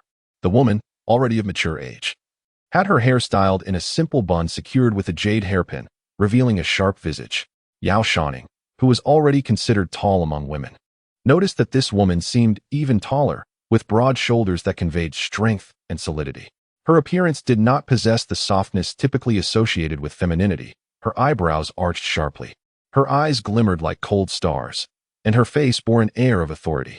Before her arrival, it was unclear whether she had engaged in vigorous activity, as she clutched a wrinkled handkerchief in her hand, and the perspiration on her brow had yet to dry completely. Servants promptly presented a heavy cloak, which she donned with a delicate lift of her toes. "Your Highness," Du Momo, Shi, and the others bowed simultaneously, and upon seeing the princess, Lu hastily rose to her feet.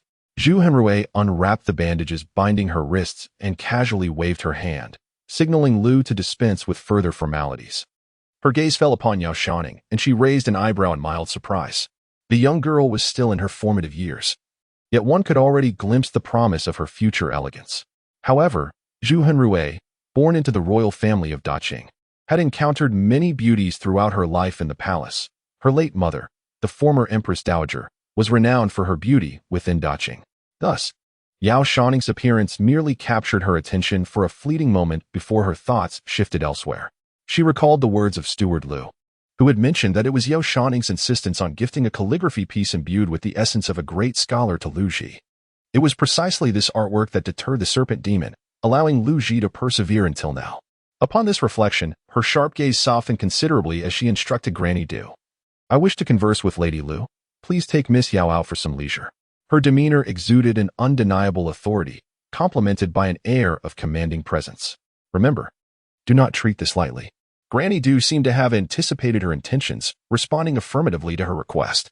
Lady Lu, however, displayed a flicker of hesitation. In truth, she also had inquiries for the princess, particularly concerning the shadow cast over her heart by the death of Lu De. This matter bore significant implications for the safety of the Yao family, and without her daughter at her side, she could express her concerns more freely. Nonetheless, she was deeply apprehensive that Yao Shouning might develop a fondness for Lu Ji, leading her to wander about the estate and potentially engage in inappropriate behavior. Thus, she was inclined to keep her daughter close.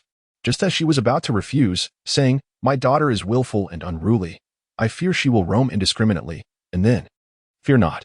The princess raised her hand slightly, halting Lu's words. "I have a fondness for those who are straightforward. Expressing oneself candidly is truly the best approach. Moreover, the general's residence is vast, with people everywhere. She cannot trespass into forbidden territories. That said, should she manage to enter, it would indeed be a matter of fate." Lu, possessing a naturally strong disposition, found herself confronted by an even more formidable woman. With Zhu Hanrue's words having reached this point, any further refusal on her part would appear ungrateful, especially in the presence of the princess, where refusal was simply not an option. Reluctantly, she released her grip on Yao Shouning's hand, and, half as a warning and half as an instruction, said, "Stay close to Granny Du and refrain from wandering about. Do not provoke unnecessary troubles." In truth, Yao Shouning had no desire to leave. She too wished to converse with the princess. However, it seemed that in the presence of adults, her voice was not one to be heard. Moreover, she had an unsettling feeling that the princess's gaze was piercing, as if she were already aware of impending events at the general's residence. Now witnessing Lu's agreement, Yao resigned herself to the situation, following the arrangements. Ever since the episode she witnessed in the illusion, her eyelids had been twitching, filling her with a foreboding sense that something untoward was about to transpire at the general's residence. As time progressed, that feeling intensified. At this juncture, she wished fervently to remain in place, close to the princess, and dared not to stray. Even without Lu's admonition, she would remain closely beside Granny Du to avoid any further complications. "Mother, you need not worry," she nodded obediently, responding as required. Chapter 89. A glimpse of the truth. Seeing her obedient demeanor, Lu felt a sense of relief, though apprehensive that her daughter might feign compliance. She turned to Granny Du, saying, "My daughter is quite unruly. I hope you can keep a close watch on her." The Grand Princess, observing the expressions of the mother and daughter, took note of their interaction. Granny Du smiled in agreement and invited Yao Shouning to exit through a side door with her. Upon realizing she wouldn't have to leave through the main entrance, Yao Shouning involuntarily exhaled a sigh of relief. She harbored numerous questions, yet hesitated to voice them for fear of arousing suspicion among the general's household and jeopardizing her own secret. As they walked, Granny Du engaged her in conversation. Initially, Yao Shouning remained cautious, speculating whether the hints exchanged with Lu Ji had drawn the general's household's attention to her. However, as Granny Du's inquiries turned to trivial family matters, she felt there was little to conceal and responded candidly. When asked about her siblings, Yao Shouning nodded. Granny Du chuckled, stating, "The eldest son is studying at Gu's academy, and the eldest daughter is rather reserved, seldom venturing out. You seem quite cheerful, Miss Yao. It must be rather dull at home?" Given the involvement of the Yao family in a case, the general's household was undoubtedly well informed about their circumstances. When Granny Du referred to the eldest daughter's reserved nature, it was a subtle nod to Yao Shuning's illness. Now that Miss Su has arrived, she can provide you with some company. With Su Miaozhen absent from this gathering, Yao Shouning found it increasingly difficult to hide her disdain for her. However, the grievances among cousins need not be divulged to outsiders. She immediately replied that she would not be bored, for she would often peruse stories and similar literature. Her elder brother frequently procured some for her, and occasionally her mother permitted her to venture out for shopping, leisure, and visits with friends. Despite her youth, she believed she had concealed her feelings adequately. Yet, her deliberate avoidance of any mention of Su Miaozhen was sufficient for Granny Du to discern the discord between them. Indeed, that was the case. Granny Du's gaze flickered as she nodded, remarking that the Grand Princess held her in great esteem and might very well invite her to the estate for gatherings. Yao Shouning suspected that this was merely a polite expression. Granny Du smiled knowingly at her apparent disbelief, yet she obediently nodded in acknowledgement. Then, Looking upward, she pointed out, "We have arrived." Following the direction of her finger, Yao Shouning beheld a serene lake in the distance. The surface of the water was pristine, and on the opposite side, a garden, concealed within, lay in view of the corridor bridge where they stood. The garden's entrance was arched, and through that threshold, one could faintly glimpse its scenic beauty. "Let us enter the garden for a short respite. Shortly, the Grand Princess and Madame Yao will conclude their conversation and join us to discuss certain matters." At that moment, however, Yao Shouning's thoughts had strayed from her conversation with Granny Du, for her eyes were drawn to a distant courtyard where ominous dark clouds billowed skyward, sending a shiver down her spine. The incessant twitch of her eyelid intensified, and from Granny Du's words and demeanor, it was clear she had not brought her here without reason. She was likely acting on the Grand Princess's instructions. "What was the princess discussing with my mother?" Suppressing her heart's unease, she inquired. "Last night, the body of the coachman who had driven Miss Su was discovered, and the princess surmised that Madame Yao must have numerous questions weighing on her mind. This implied that the princess had summoned the Liu family today not only to converse, but also to willingly address Liu's confusions. Yet, the Yao family was clearly indebted in this situation, and given the princess's esteemed status, why would she condescend to such lengths? Did she perhaps have ulterior motives? A warning bell rang in Yao Shouning's mind, sending chills down her spine as she further questioned, "Mama, where exactly is this place?" Duke Mama turned to look at her. Noting her tightly pursed lips and the pallor that had drained from her youthful face, her eyes betraying a palpable fear. From her demeanor, it seemed she had already surmised who resided within the garden. But why was she so fearful? Duke Mama, puzzled, nevertheless replied, "It is the residence of the heir." Indeed, it was the dwelling of Lu Ji. She had suspected that Lu Ji had fallen under some sinister influence. After Zhang Qiao's death, the black mist that emerged from his corpse had infiltrated Lu Ji's body. The tale of being grievously harmed by a serpent spirit and falling into an eternal slumber was likely a falsehood. Presently, it appeared that dark smoke was billowing upward from the garden, shrouding it in ominous clouds, creating an atmosphere of great peril. Yao Shouning felt a twinge of regret and wished to retreat, yet it seemed as if an unseen force was compelling her to stay, suggesting there was some deeper mystery at play. "What have you brought me here for?" she asked, steeling herself. Duke Mama smiled and replied, "The calligraphy and painting you gifted are currently displayed here." Yao Shouning lifted her gaze to her companion, only to find her eyes deep and meaningful, as if hinting at an undisclosed secret regarding the paintings. However, having reached this point in their conversation, Yao Shouning hesitated repeatedly, ultimately suppressing her unease, and reached out to grasp Granny Du's hand. "Granny, I feel a bit frightened," she confessed in a delicate whisper, her fingers tightly holding on to Granny Du's hand. This gesture momentarily startled Granny Du. As a trusted attendant to the princess, she had accompanied her in battles, witnessing the valor of female warriors and the cunning of treacherous beings. She commanded considerable respect within the general's household, and both servants and maids regarded her with a mix of fear and reverence. Few dared to exhibit such affection or closeness to her. The hand she held was soft and delicate, akin to fine jade. The timid young girl, barely 15 or 16, expressed her fear, holding on tightly, which conveyed both trepidation and an unspoken trust. "Do not be afraid," Granny Du replied, her gaze softening, sincerity evident in her demeanor.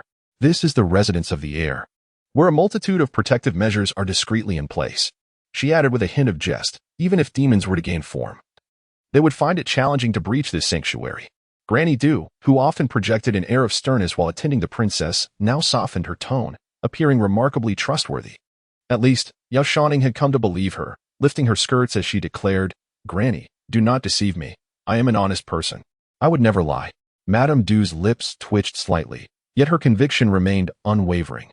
"Follow me. Should any danger arise, I shall protect you first." Yao Shouning nodded and accompanied her across the bridge, heading towards the garden. As they drew nearer, they observed that numerous bamboo plants had been cultivated along the walls of the garden, yet for reasons unknown, these bamboo groves had been ruthlessly felled, their stumps reaching skyward, sharp and jagged like a multitude of soaring bamboo swords. Upon entering the garden, the two held hands, and noticing the perplexity on Yao Shouning's face, Madame Du took the initiative to explain, "Recently, a snake disturbance occurred at home. The princess deemed the dampness of this bamboo grove a likely cause for attracting serpents, thus ordering its removal to make way for other flora." As she spoke, Yao Shouning's ears caught a hissing sound emanating from above, nearly drowning out Madame Du's voice. An ominous premonition intensified within her, prompting her to exclaim, "Be careful." No sooner had the words escaped her lips than a serpent's head, thick as a wrist, emerged from the garden gate overhead, swiftly descending towards the two like a bolt of lightning. Madame Du, engaged in conversation with Yao Shouning, appeared oblivious to the impending threat. The serpent's head, the size of a fist and shaped like an inverted triangle, opened its mouth to reveal a venomous glint, its demeanor menacing.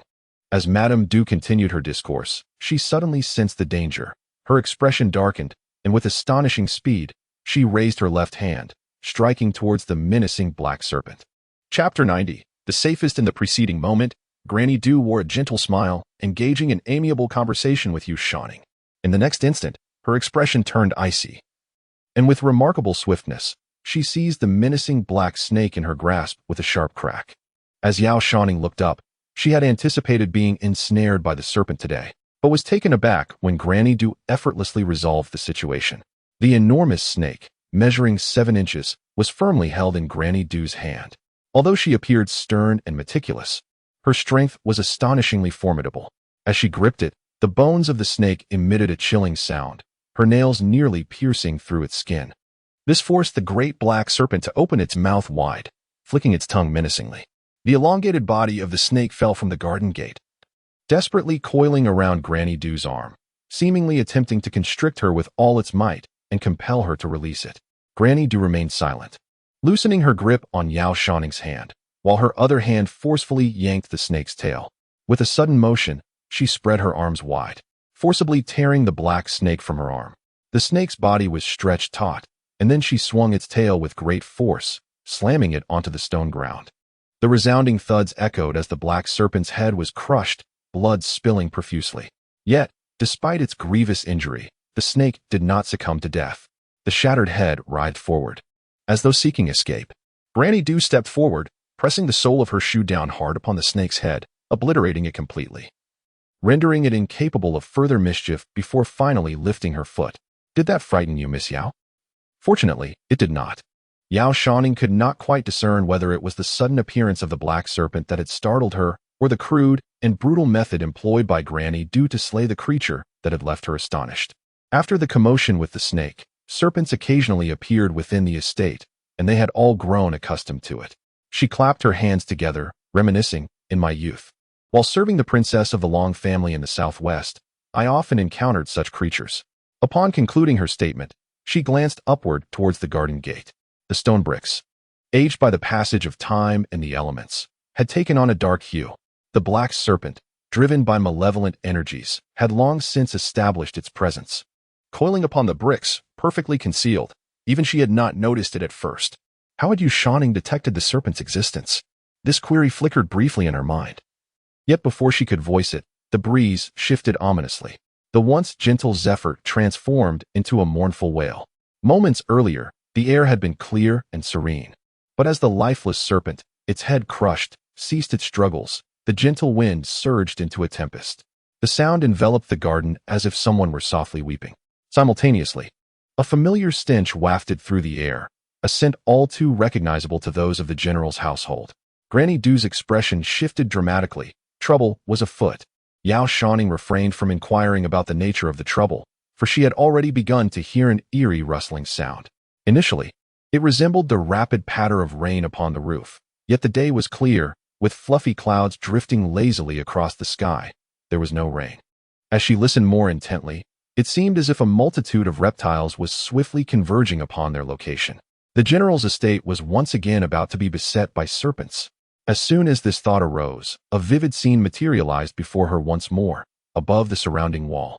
In the corners, a multitude of vividly colored serpents emerged incessantly, entwining and overlapping as though a terrifying tide of snakes surged into the garden. At that very moment, the bamboo grove within the garden also stirred. The bamboo, sharpened to a sword-like form, began to shift rapidly, forming an immense array of swords that ensnared the encroaching serpents. Countless sharp shoots burst forth from the ground, impaling the slithering serpents. Flesh and blood flew, accompanied by an overwhelming stench. These serpents appeared undaunted by death, gathering into a sea of snakes, and began to assault the bamboo sword formation. Soon, countless vibrant venomous snakes coiled around the bamboo, and a portion of the bamboo swords could not withstand the onslaught, producing a resounding crack of breaking. The rustling of the serpents, their hissing, the sounds of the bamboo piercing flesh, and the breaking of the bamboo array intertwined to create a chilling cacophony. Miss Yao. It was the first time Yao Shouning had witnessed such a bloody and surreal spectacle. As she stood there, dumbfounded and at a loss, she suddenly heard the urgent call of Granny Du beside her, shattering the scene before her eyes. You must hurry inside. The smile had vanished from Granny Du's face, replaced by an expression of grave seriousness, as she pointed forward. Go in, to the young master's room. A hint of anxiety lingered in her eyes, clearly aware of the gravity of the situation, yet fearful that revealing it might frighten the young lady before her. Be careful, Granny. She recalled the scene she had previously witnessed, shivering slightly, her face paling. After a moment of hesitation, she cautioned, I sense many snakes approaching. I am aware, replied the gentle gaze of Madame Du. However, I fear them not. Such incidents had transpired numerous times within the general's residence as of late. Yet, the fact that Yao Shouning could keenly discern the arrival of numerous serpents caused Madame Du to regard her with newfound respect.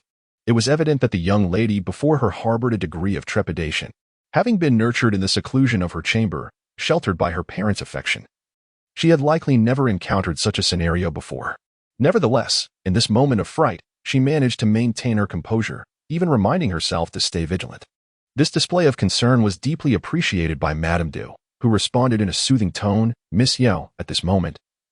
The young master's courtyard is the safest place in the garden. Today, these serpents, driven mad by that witch, are once again attacking recklessly. The commotion will surely alert the princess. With the black-armored guards stationed here, once the princess arrives, she will certainly drive that old witch away once more. Yao Shouning understood that her presence here was merely a burden. Moreover, based on her earlier observations, the bamboo grove before her concealed a world of possibilities. Once activated, it could ensnare the serpents within its confines, allowing for a brief respite. Madame Du had also mentioned that the courtyard of Lu Ji was guarded by black armor. And being within the general's residence, the princess would undoubtedly arrive promptly upon hearing the commotion. Madam, take care of yourself, and do not get hurt, she urged, suppressing her inner turmoil. After speaking, she swiftly turned and ran in the direction indicated by Madame Du, not daring to pause for even a moment. A sharp sound pierced the air behind her as a cannon soared into the sky. The main courtyard of Lu Ji was relatively easy to locate. Such garden layouts were often quite similar. Along the way, she noticed servants methodically carrying weapons outside, clearly alerted by the earlier cannon fire, signaling the imminent arrival of the snake horde. Yao Shouning hastily lifted her skirts and swiftly entered Lu Ji's main courtyard. Chapter 91. Making choices. Most of the people in the courtyard had already rushed outside to fend off the snakes. The black-armored soldiers were likely hidden in the shadows, rendering the entire courtyard eerily quiet. Directly facing the entrance was the grand hall's door, with the courtyard's central area adorned with pristine, neatly arranged jade tiles. On either side were the side chambers, which, though originally opulent, now exuded an unsettling stillness due to the absence of servants. She dashed into the inner courtyard, her footsteps making faint sounds that reverberated in the silence, each noise resonating distinctly in her ears. This stillness isolated her from the hissing of the approaching serpents and the clamor of those combating them, instilling in Yao Shouning a profound sense of contradiction. She felt momentarily safe, yet the quietude seemed like a prelude to an impending storm. The servants within Lu Ji's residence had been drawn away by the commotion outside, and the elite guards mentioned by Grandma Du were nowhere to be seen. She swallowed nervously, surveying her surroundings. The area was impeccably clean, yet many spots bore the marks of recent repairs, suggesting it had suffered considerable damage not long ago, perhaps even more severe than that of the main courtyard where the princess had previously resided. The grand hall's doors stood wide open, while the corridors connecting the left and right side chambers were shut tight, fastened with wooden planks, and all maids and servants had retreated. Yao Shouning felt an overwhelming sense of familiarity within the room, as if she had once graced this place with her presence. A premonition whispered to her that lurking behind the ajar door was an impending danger, prompting an instinctual desire to flee. Yet, alongside this sense of peril arose a subtle intuition, one that even Yao Shouning found difficult to articulate. As if some unseen force was guiding her to recognize that within this crisis lay the potential for a different unfolding of events. Perhaps her choices could alter many lives. including her own and the fates of others. How should she decide? The serpent woman was here seeking vengeance. Should she enter? The scene she had witnessed in her dreams the previous night might soon manifest before her very eyes. Lu Ji lay in a deep slumber, while the monster revealed its true form, poised to devour. Conversely, should she choose to leave, she might evade the serpent woman's wrath. Yet Lu Ji could very well perish at the hands of the creature. That was a living soul at stake. And Lu Ji had become embroiled in this extraordinary affair solely because he had saved her mother. In both sentiment and reason, she could not turn a blind eye.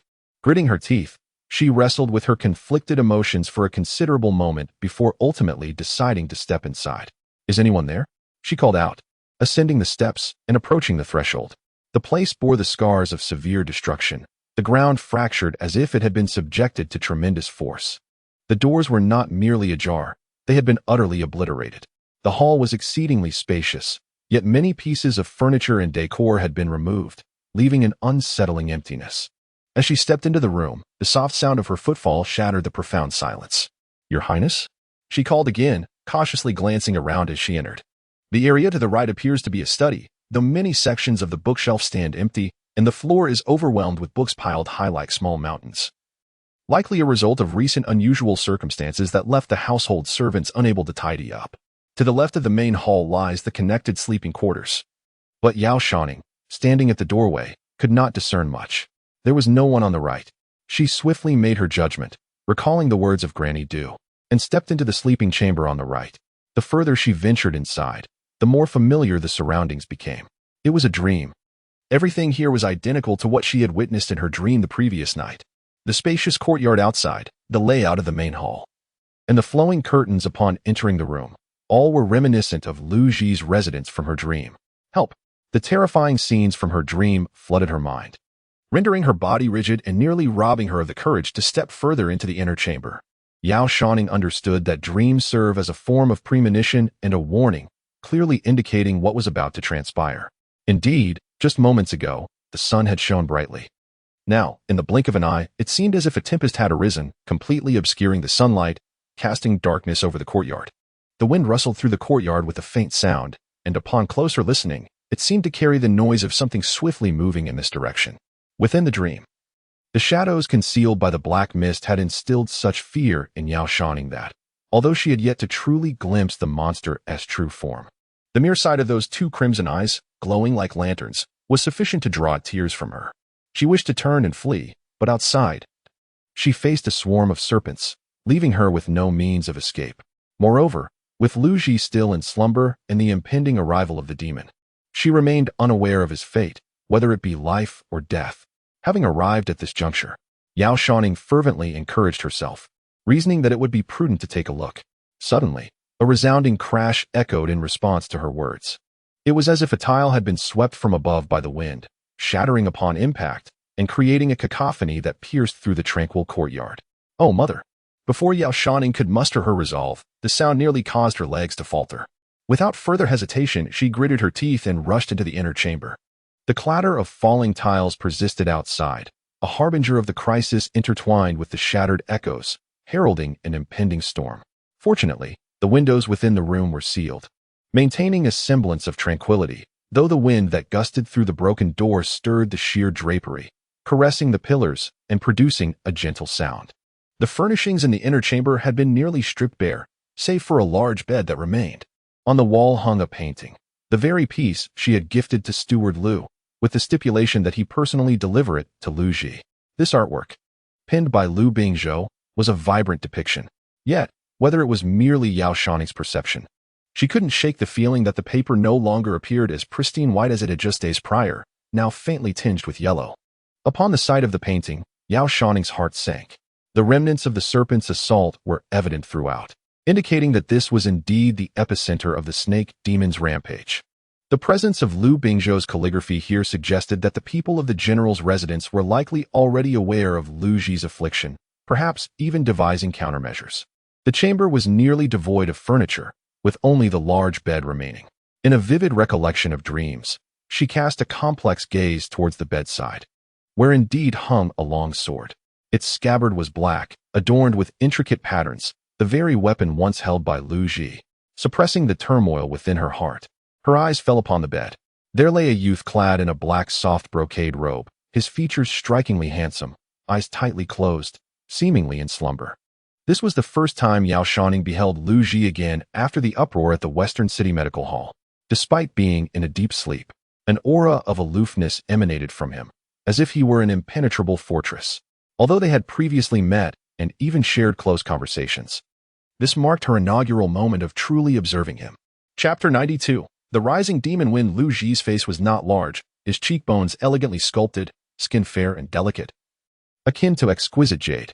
His brows were slender and elongated, eyes shut, with long eyelashes that resembled a natural eyeliner, slightly lifting at the tips. The only flaw in his beauty was the faint stubble emerging above his tightly pressed lips and at the chin. Ever since he had succumbed to the curse of the celestial demon, he had remained in a state of perpetual slumber, although servants in the general's residence attended to him.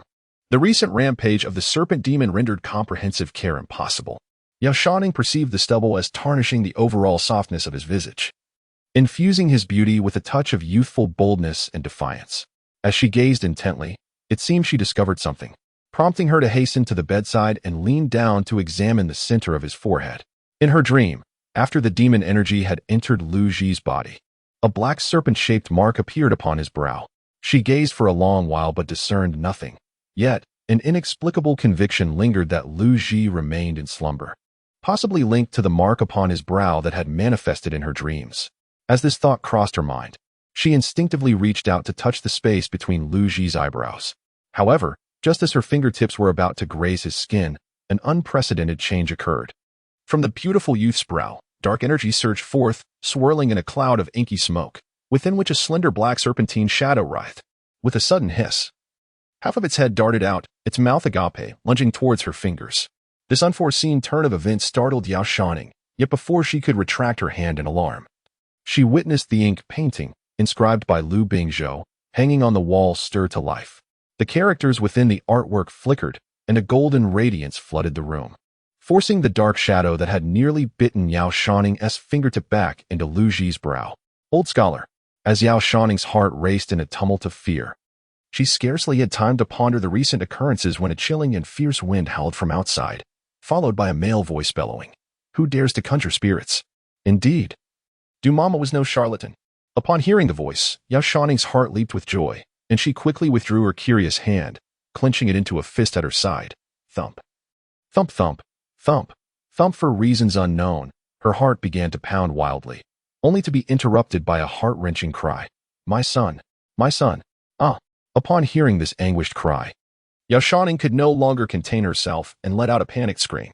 Whether it was in dreams, where she heard an old woman calling for her child, or the past conversations of merchants in the inner city, nothing could compare to the piercing sound of that call echoing in her ears at this very moment.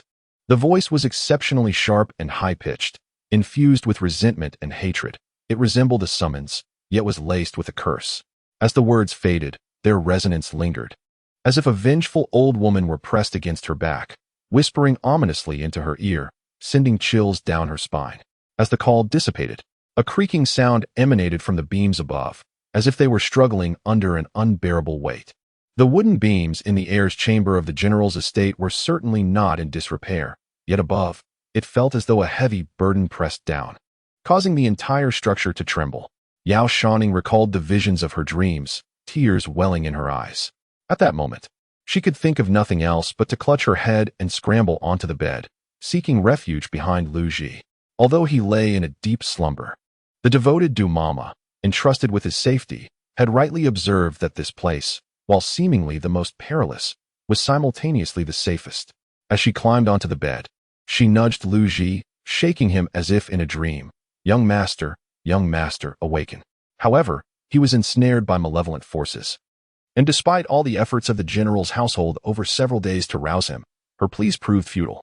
Instead, with the arrival of that sinister old woman, another suppressed malevolent spirit within him began to awaken once more. Only the shadow weaved and coiled within the center of the brow, tracing an 8 shape, its ends biting into one another, exuding a dense, dark aura. Yet, it seemed to harbor a profound fear of the characters inscribed on the wall by Lu Bingzhou.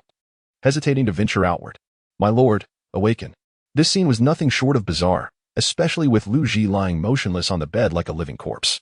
The swirling snake-like imprint only intensified Yao Shouning's trepidation.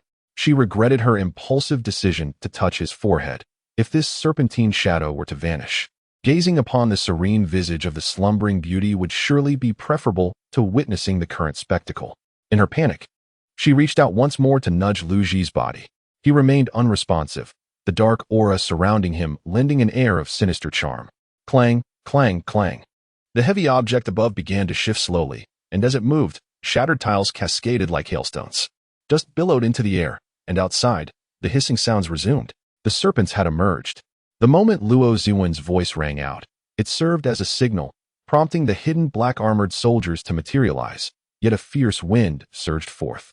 The incessant clattering of falling tiles echoed around, many areas now vacant, yet shadows continued to loom overhead. Yao Shouning looked up to behold a tapestry of inky patterns, each roughly the size of a palm, reminiscent of scales. As the shadows shifted, countless shards of tiles and wooden beams tumbled down. The whistling of arrows pierced the air, accompanied by the incessant hissing of serpents. The sounds of battle erupted outside, heavy objects crashing against wooden beams, the clattering of long railings resonating continuously. Interspersed with the cold laughter of an old woman, the wind howled with increasing ferocity, and the once firmly shut window began to tremble gently.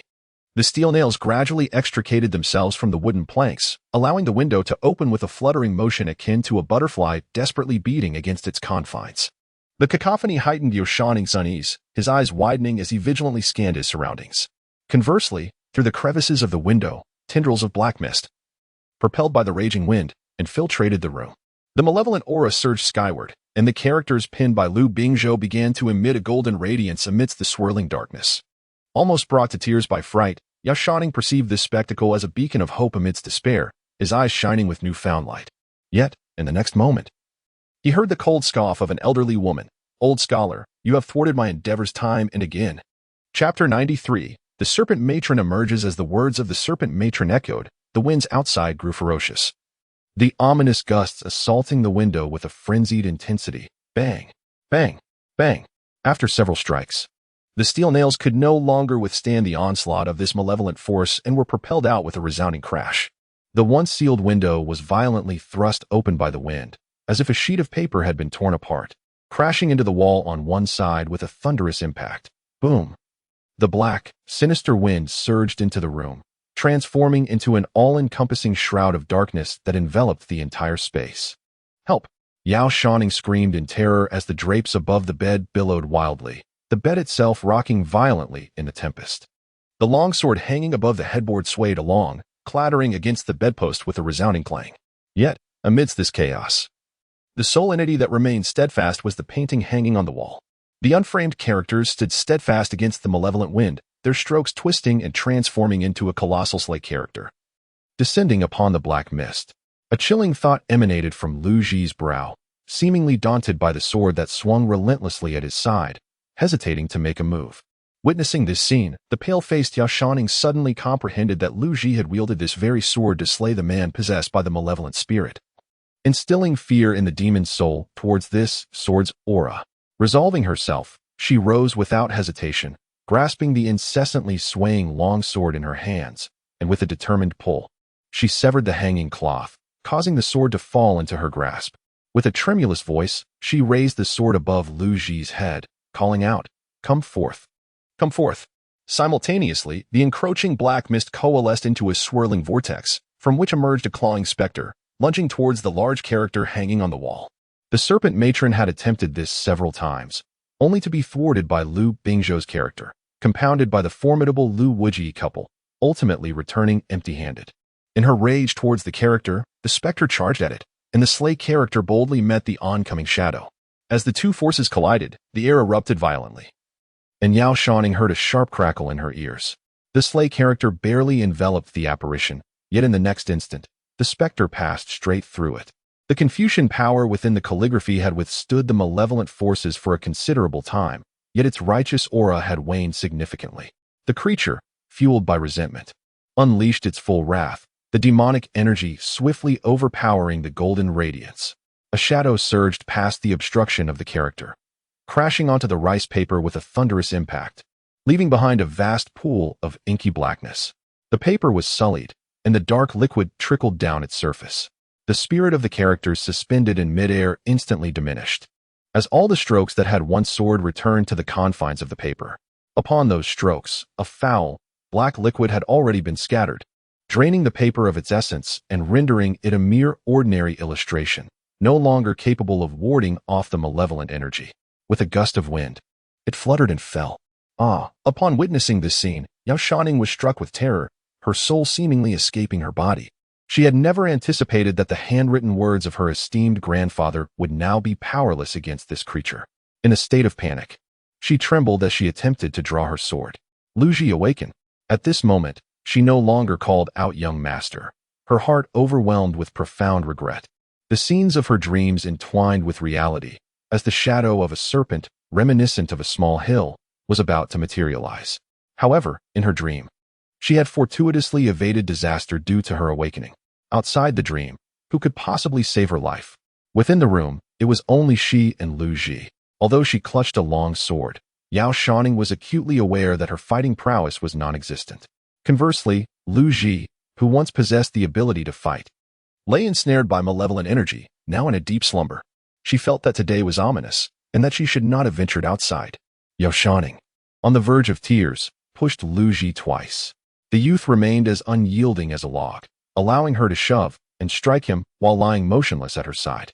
A sinister, echoing laughter emerged from the vortex, and the oppressive darkness within the room thickened, almost instantaneously reaching a point where visibility was utterly lost. Hiss, hiss, hiss. The sinister hissing of the serpent swarm echoed in waves, filling the room with an unusual stench. Thick, swirling black mist coalesced on the ground, transforming into snakes of varying sizes that slithered frantically towards the bed.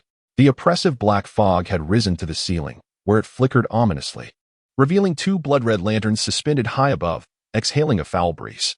After enduring a harrowing nightmare, Yao Shouning instinctively understood the nature of the black mist. My child, your mother has come for you. I seek vengeance on your behalf. As she beheld the mountainous head of a python materializing within the black haze, accompanied by the grotesque utterances of a creature capable of human speech, she was seized by terror, fearing that her life might soon be claimed by the serpent's maw. Lu Ji, save my mother. I shall accompany you to death, she thought, desperately hoping that despite her cousin's bizarre predicament and the ensuing calamity, the people from the general's residence would spare the Yao family from entanglement. Amidst her chaotic thoughts, she noticed the serpents, born of the black mist, hissing and flicking their tongues as they advanced towards the bed. In a surge of panic and resolve, she attempted to draw her long sword to ward off the serpents. Yet, to her dismay, the sword remained inexplicably bound within its scabbard, as if held fast by some strange magnetic force. With all her might, she struggled to unsheath it. But to no avail. Begone, begone, Yao Shouning cried, brandishing the sword at the serpents that had reached the edge of the bed. The sword, seemingly imbued with a potent malevolence, swept through the air, causing the serpents to rear back, hissing in retreat. She trembled all over, then knelt beside Lu Ji, pressing the long sword against him, while simultaneously drawing it with a swift motion. To her surprise, the sword, which had remained firmly lodged in its sheath until now, was drawn with a resounding clang. However, her attention was entirely captivated by the serpents surrounding the bed, their cold gaze fixated upon her. As a result, her reaction was a beat too slow. The moment the blade was extracted, the chilling edge cut into her palm, causing blood to spill forth, dripping onto Lu Ji's forehead. Under normal circumstances, being pampered and sheltered, such a wound would have caused her great anguish. Yet, in this moment, terror had rendered her spirit flighty, leaving her indifferent to her injury. Her mind was wholly ensnared by the shape-shifting giant python demon within the room, completely oblivious to the blood seeping from her palm, gradually merging into Lu Ji's brow. There, a dark energy surged, and the sinuous black serpent within stirred, initially fierce, but upon the blood's influx into Lu Ji's body, it seemed to sense something amiss, transforming into a state of alarm. However, its consciousness waned as the malevolent entity emerged, intent on swiftly ending Lu Ji's life.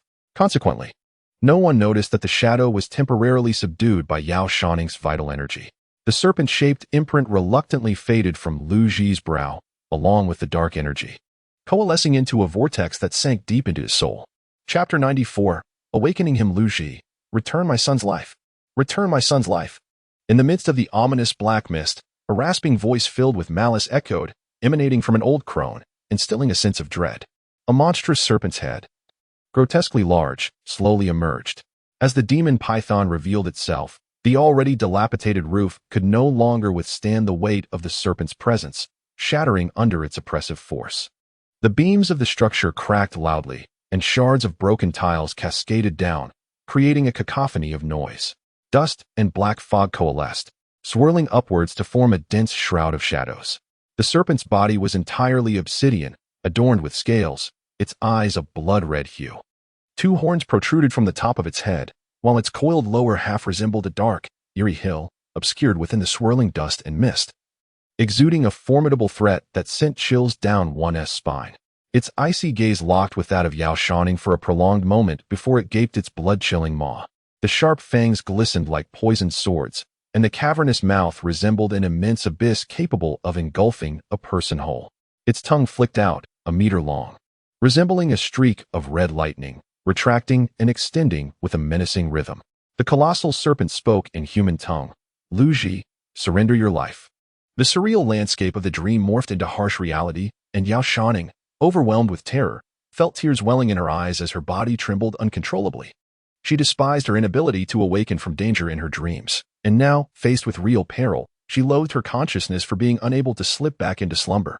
The sword she held felt as if it weighed 1,000 pounds, utterly incapable of posing any threat before the terrifying python. As the serpent loomed closer, an imminent danger pressing down upon her, in a moment of sheer desperation, Yao Shouning instinctively reached out her hand, attempting to shake Lu Ji awake. Lu Ji, wake up. Lu Ji, wake up.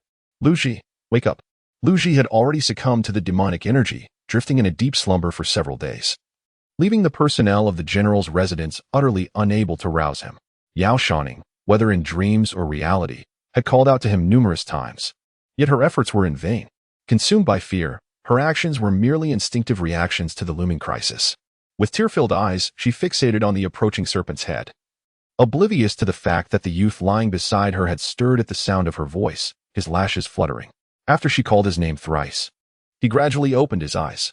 The serpent's forked tongue drew near, its foul breath filling the air. Yao Shouning screamed, yanking the blanket from Lu Ji's body and enveloping her head within it, curling up like an ostrich beside him.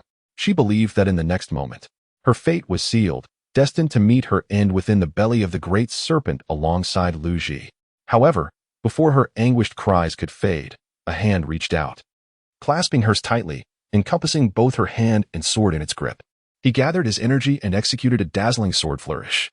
The sound of the sword leaving its sheath echoed, revealing a blade that seemed to emanate a faint azure light. Monster, seeking death. The boy's voice, long silent, emerged hoarse yet resolute as he gripped the longsword, which sang a clear note in response.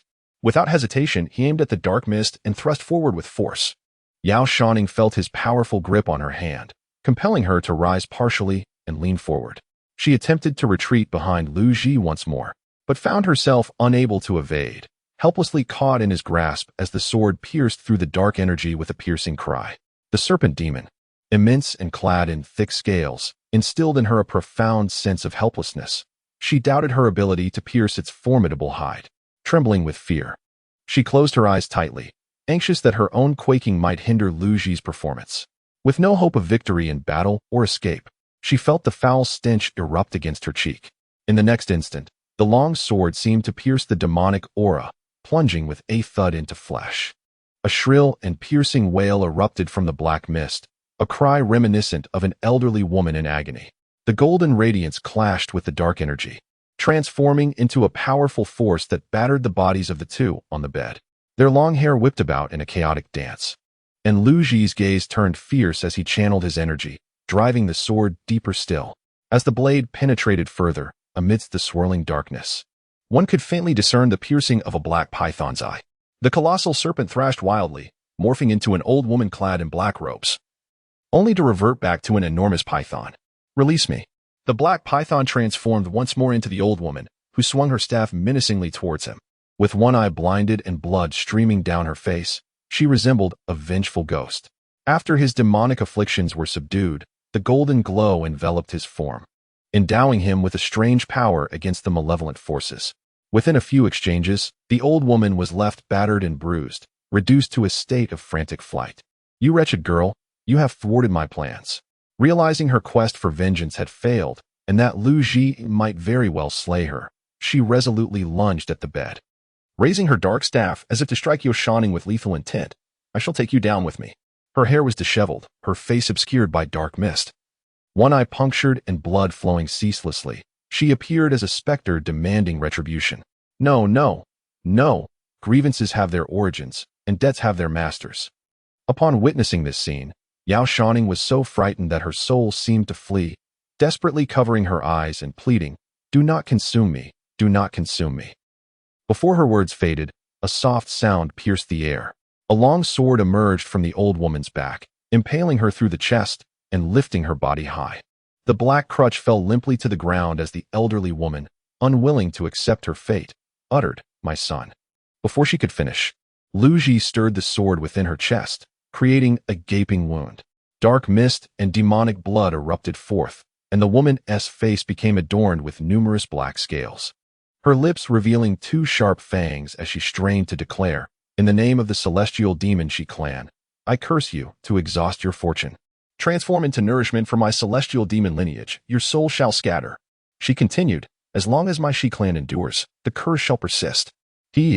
With that, her body disintegrated into a cloud of dark mist. With the demise of the demon matron, the chaos outside finally subsided. "Your Highness." The voices of Duan Changya and Luo Zuan resonated, accompanied by the anxious cries of the Grand Princess. "My son." The soldiers from the general's residence, at long last, arrived belatedly. Yao Shouning, who prided herself on not being timid, found herself trembling with fear at the events that had unfolded. Upon seeing her, the Grand Princess first sent the matron do away with her daughter and proceeded to inquire about certain matters. She mentioned her father, Lu Bingzhou, seemingly expressing gratitude for the calligraphy piece that Yao Shouning had gifted. Chapter 95. He has lost his mind at that moment. Lu was utterly confounded, however. Upon hearing the Grand Princess mention Lu Bingzhou's calligraphy, a flicker of unease crossed her heart. She had glimpsed that piece of calligraphy while in the carriage, finding nothing remarkable about it. Nor could she comprehend why her daughter's reckless actions garnered the Grand Princess's approval. Lu was consumed by confusion. Yet her thoughts were preoccupied with the case of Lu Da, anxious about how Lu Da's demise would adversely affect the Yao family and Su Miaojin and her brother. Thus, she did not pursue further inquiries regarding the calligraphy and instead turned her attention to the details of the case. Zhu Hanrui appeared somewhat taken aback, but, noticing Lu's genuine concern, proceeded to recount the events surrounding the discovery of Lu Da's corpse. It was evident that this matter involved malevolent forces. Although Su Miaojin was entangled in it, she was merely an unwitting victim of enchantment. The malevolent beings were adept at ensnaring human hearts, and this incident was directed at Lu Ji. Due to Lu Bingzhou's involvement, the Grand Princess had already absolved the Yao family of suspicion. One would have expected Lu, hailing from a family of esteemed scholars, to grasp the underlying reasons. However, she seemed entirely oblivious, consumed instead by worry for the Yao family and the siblings, Su Miaojin. Since she was eager for knowledge, the Grand Princess decided to disclose the information to her. Indeed, Lu Da had met his end a week prior. His body discovered by the people of Han Village. Preliminary examinations indicated that he had been deceased for several days. With each word, Lu's apprehension deepened. The Grand Princess's revelations were undoubtedly detrimental to Su Miaojin, and the Yao family could hardly escape suspicion. Just as her fear escalated, an ear-splitting sound pierced the air, followed by the thunderous explosion of a firework that erupted in the sky. As the sound faded, Zhu Hanrui, who had been conversing with her, suddenly turned pale. The lady-in-waiting who had accompanied the Lu mother and daughter stepped out briefly and returned with a pallid complexion. "Princess, the snakes have arrived. They are headed towards Shuyuan." Lu had heard of the serpent disturbances at the general's residence but had not taken it to heart. As she had previously remarked, although snakes may lie dormant during winter, it did not mean they would not reappear. Perhaps the general's household had offended someone, who then retaliated by releasing snakes into their abode. She was also concerned for her daughter. With the serpent commotion, she wondered where her daughter was with Nurse Du and if she might be frightened. Out of courtesy, she inquired, "Might I assist in any way regarding Shuyuan?" "You cannot be of any assistance," Zhu Hanrui retorted brusquely, throwing off her heavy cloak with fervor. "Bring me a spear." The lady-in-waiting exchanged a glance with Lu and quietly informed the princess the signal must have been sent out by Nurse Du. What? Upon hearing this, Lu was suddenly alarmed. Her daughter had left with Nurse Du earlier, and if the latter had signaled in the face of the serpents, it undoubtedly meant that her daughter was in peril as well. Lu could no longer remain seated. Her thoughts of Lu Da's case vanished as she became solely consumed with worry for her daughter. The attendants brought a spear roughly 10 feet in length, warning that the snake situation at Shuyuan was dire and advising Lu to stay behind for her safety. After conversing with Lu, Zhu Hanrui was almost certain that Lu possessed no scholarly composure. She was merely an ordinary individual, and the sight of a swarm of snakes would likely send her into a faint. Lu's anxiety was palpable upon hearing that Yao Shouning might encounter a snake. She became frantic. This daughter, accustomed to a life of luxury, had never faced any significant troubles. Now, in the unfamiliar confines of the general's residence, the prospect of a snake encounter was truly alarming. Determined to accompany the princess and her entourage, she consoled herself with the thought that snakes were merely commonplace creatures, albeit unsettling. The sheer number of people in the general's household would surely protect her from harm. However, upon arriving at Lu Ji's courtyard, she was confronted with a horrifying sight, a multitude of snake corpses, some hanging from the walls, others coiled upon the rafters, and a few severed into pieces. Blood pooling on the ground.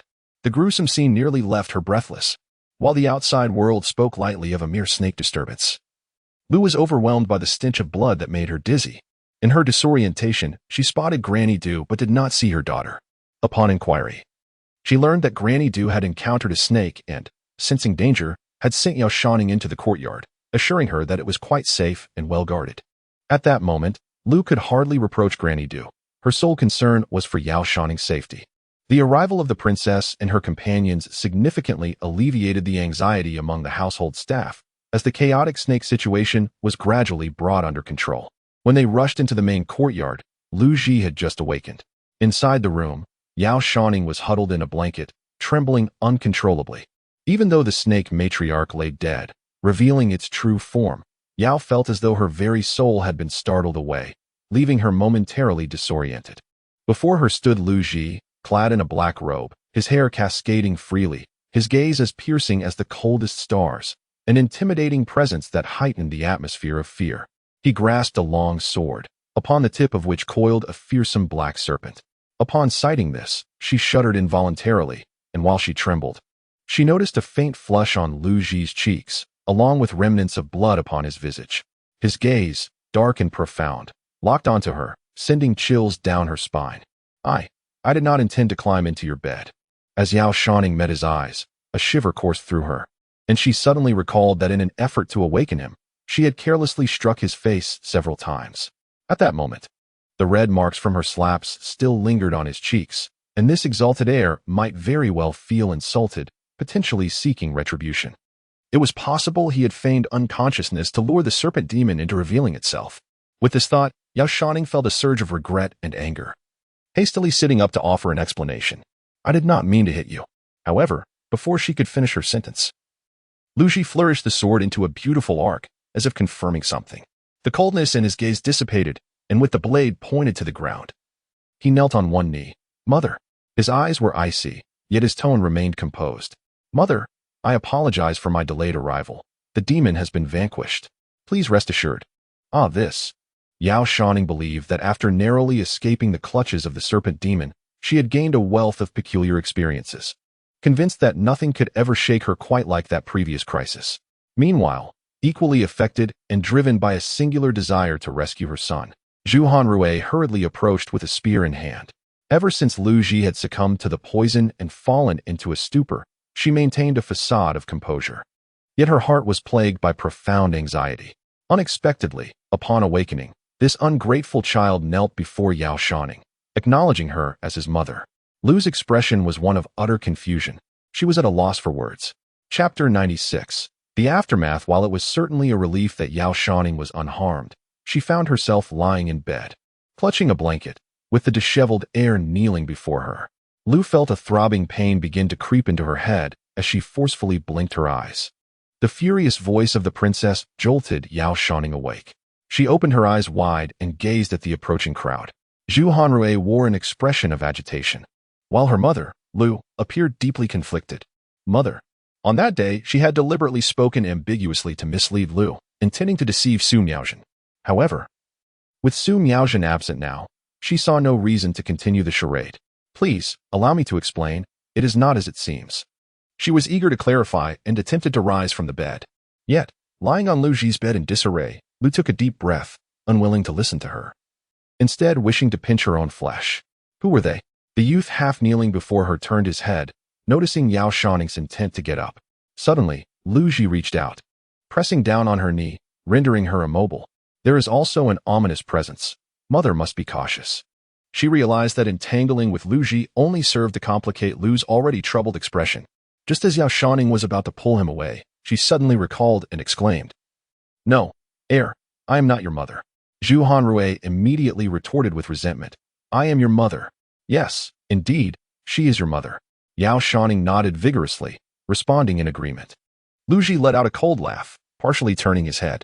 His jaw was sharp, his lips tinted with a cherry hue, and his phoenix eyes narrowed slightly, exuding a chilling gaze filled with menace. "Silence. Speak again, and you shall regret it." Zhu Hanrui, well aware of his temperament, recognized his growing displeasure. As if her words had struck a sensitive chord, anger simmered within her, yet she found no outlet for it. Gripping her spear tightly, she fiercely thrust the tip into the adjacent wall, causing a resounding crash as it pierced through, stones clattering to the ground. "Be cautious. The demonic energy here is intense." The serpent matriarch had only recently perished, and this demon had already taken form, the malevolent aura still lingering, indeed potent for him. However, to the eyes of Lu Shi, it appeared as though the heir of the general's residence had lost his sanity, taking his own daughter hostage. "Shouning! Shouning!" Lu Shi exclaimed in desperation, tears welling in her eyes. "Let us speak calmly. Do not harm my daughter." Lu Ji rose, brandishing his sword, crossing it over his chest, and coldly regarded the intruders. "Who are you? Are you in league with the demons?" Zhu Hanrui felt a jolt of anxiety. Her earlier joy at her son's awakening had suddenly diminished. "I am your mother." She gritted her teeth, instructing Luo Ziwen. "You are courting death." Upon hearing her insistence on being called mother, Lu Ji snorted disdainfully, channeling his energy into his sword, transforming it into a beam of light aimed at Princess Chang.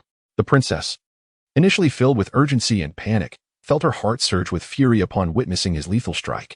She swiftly pulled the long spear embedded in the wall, determined to teach this rebellious child a lesson.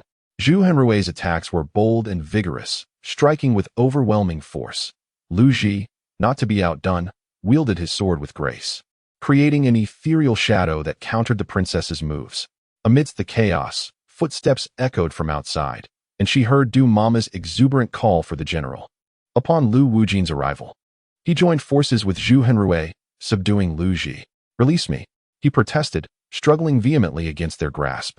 Lu Shi, witnessing her son's turmoil, finally managed to regain her composure and, evading the incessant bickering of her family, hastened toward the bed. "Are you unharmed?" she inquired, reaching out to touch her daughter, her heart racing audibly, even catching the attention of Yao Shouning.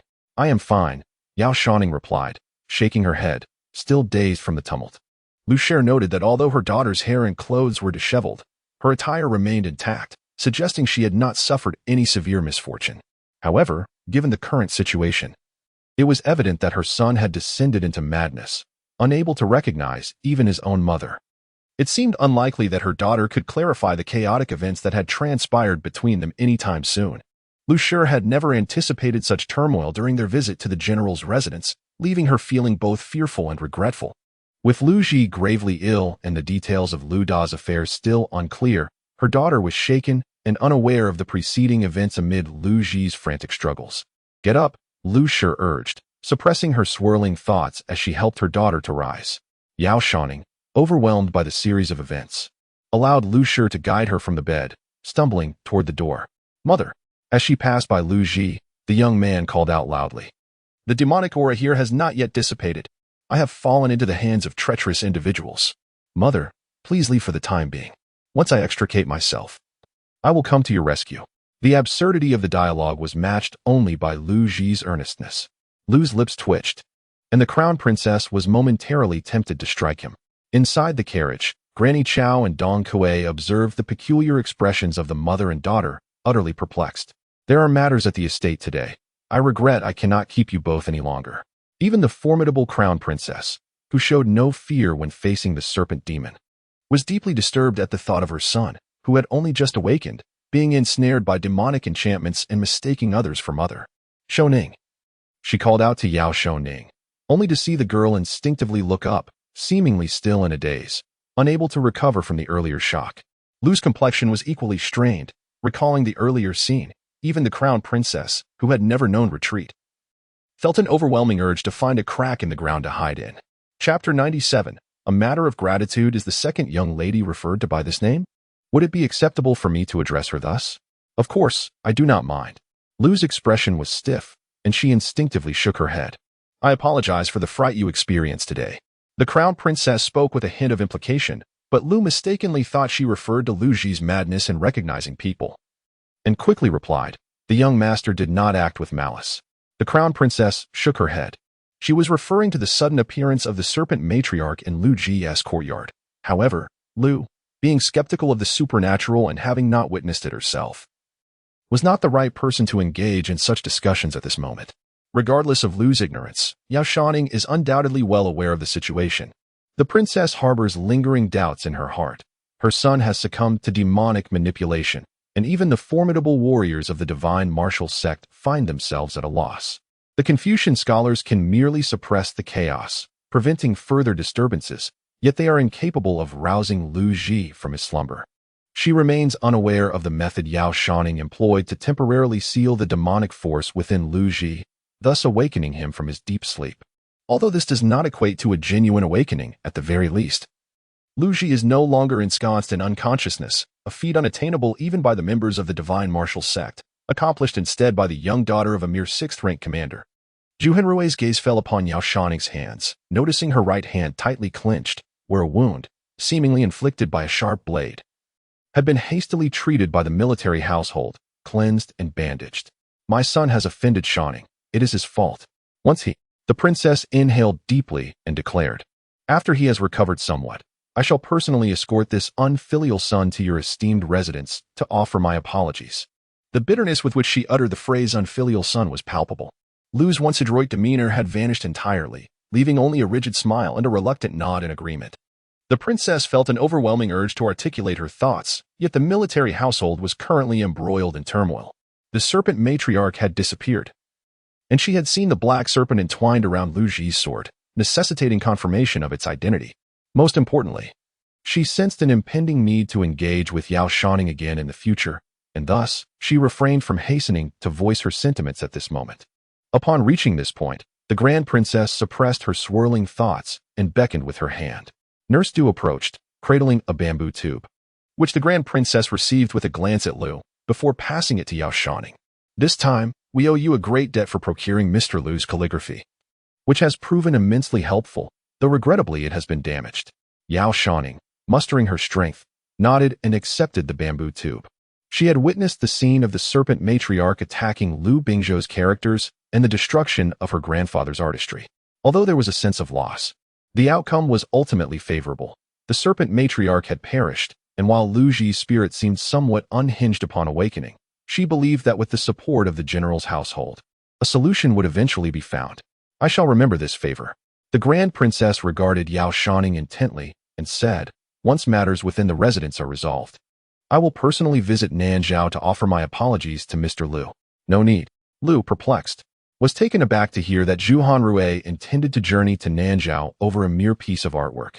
Just as she was about to voice her surprise, the grand princess raised her hand, silencing any further remarks. The mother and daughter exchanged glances, both exhaling in relief. Yao Shouning felt fortunate to have escaped peril. Had she not urgently roused Lu Ji, she might have met her demise alongside him at the jaws of the serpent. The memory of that harrowing moment sent shivers down her spine, causing her to tremble and momentarily forget Lu Ji's madness. A wave of dread washed over her, her teeth chattering audibly. Lu was also lost in contemplation of the events that had unfolded within the general's residence, her thoughts lingering unspoken. She broke the silence, initially intending to inquire how Yao Shouning had come to follow Granny Du to the heir's residence and found herself entangled on Lu Ji's bed. However, as soon as she began to speak, Yao Shouning tightly grasped Lu's arm, trembling uncontrollably. Mother, I just saw a monster. A huge snake. What nonsense. There are no monsters. Lu had heard rumors of serpents causing trouble at the general's residence, but hadn't anticipated the situation would be so dire. When she arrived, the snake swarm was violently assaulting the courtyard, leaving the ground littered with serpent corpses. Lu speculated that her daughter must have been frightened by the sight of these snakes attacking the heir's residence. Reflecting on this, she suppressed her urge to reprimand and spoke gently. It seems a black snake was also present on the heir's sword. Tentatively, she probed. Did you see this black snake and become so afraid that you leaped onto the heir's bed? I did not. Yao Shouning was about to refute. But halfway through, she recalled the scene from earlier. She indeed encountered the snake, felt a surge of panic, and thought of calling out to Lu Ji in her dream, which compelled her to jump onto his bed, shaking him desperately. The snake was the same serpent, yet what she perceived differed from Lu's observation. Regrettably, Lu was quite obstinate and would likely not believe her words. Rather than disclose the truth and face scolding, it was more prudent to acquiesce to her narrative and remain silent. Upon reaching this thought, Yao Shouning felt an indescribable awkwardness within her. She lowered her eyelids and nodded slightly, as Lu lovingly embraced her. Nestled in Lu's arms, she listened to her gentle words of comfort, feeling the caress of her long hair, and noticed the bandaged wound on her hand, which revealed Lu's heartfelt concern. In the past, she had always spoken her mind candidly and never concealed anything from her mother, though such honesty often resulted in reprimands. However, she had not anticipated that her selective dishonesty at this moment would elicit such tender treatment from Lu. Yao Shouning sensed an incongruity, but this thought flickered fleetingly in her mind, as she soon redirected her focus to her own dreams. Everything that transpired today aligned perfectly with the visions of the previous night, except for the final moments when she awakened Lu Ji, who killed the serpent woman. And his ensuing madness, elements that were not merely figments of her dream, all else had come to fruition. It was only at this juncture that Yao Shouning began to confront this matter earnestly. Chapter 98. The eldest son returns. Yao Shouning possessed the gift of foresight. Although she had long been aware of her awakened abilities, she had never felt such conviction as she did at this moment. The entirety of her dream served as both prophecy and admonition. In the depths of her consciousness, her call to Lu Ji, along with the sword hanging above the bed in her dream, acted as harbingers. Through her dreams, she glimpsed the events of the future, and the choices she made could potentially alter many outcomes.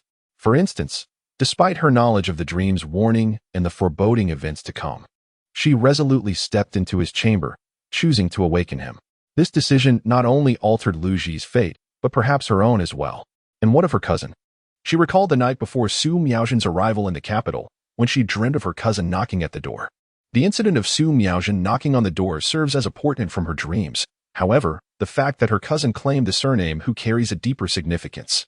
Yao Shouning recalled a tale she had heard at the Wangjiao tea house about a fox spirit that took human form, knocking at midnight, who also identified herself as a Miss Hu, ultimately leading to the demise of a young man from the Wang family. The premonitory dream she had, coupled with the concealed voice emanating from her cousin, led her to ponder whether her cousin might be possessed by a fox spirit. Her mind wandered, filled with speculation. Had she been ensnared by the dream and momentarily forgotten that her cousin's surname was Su, allowing her to enter her chamber, what consequences would have ensued? The choices within the dream could very well shape her future. Perhaps it was due to her recent encounter with the malevolent that Yao Shouning felt her precognitive abilities had intensified. Regarding the ominous dream of Su Miaozhen's midnight visit, she had a nagging intuition that had she been deceived by Su Miaozhen and failed to unveil her true identity, she might not have perceived the presence of that voice, remaining blissfully ignorant, just as in the dream. Consequently, she would have been oblivious to the existence of malevolent forces, unable to see the dark energy infiltrating Lu Ji's beings, thus averting the subsequent events and leading a life that was both confounding yet tranquil. In recent days, Yao Shouning harbored a sense of resistance towards her abilities. At her tender age, confined within the walls of her chamber, her thoughts were limited to the prospect of marriage, engaging in trivial whispers with old friends, and indulging in the mundane affairs of daily life, occasionally attending operas or reading romantic tales. While life seemed dull, it provided her with a certain stability and ease.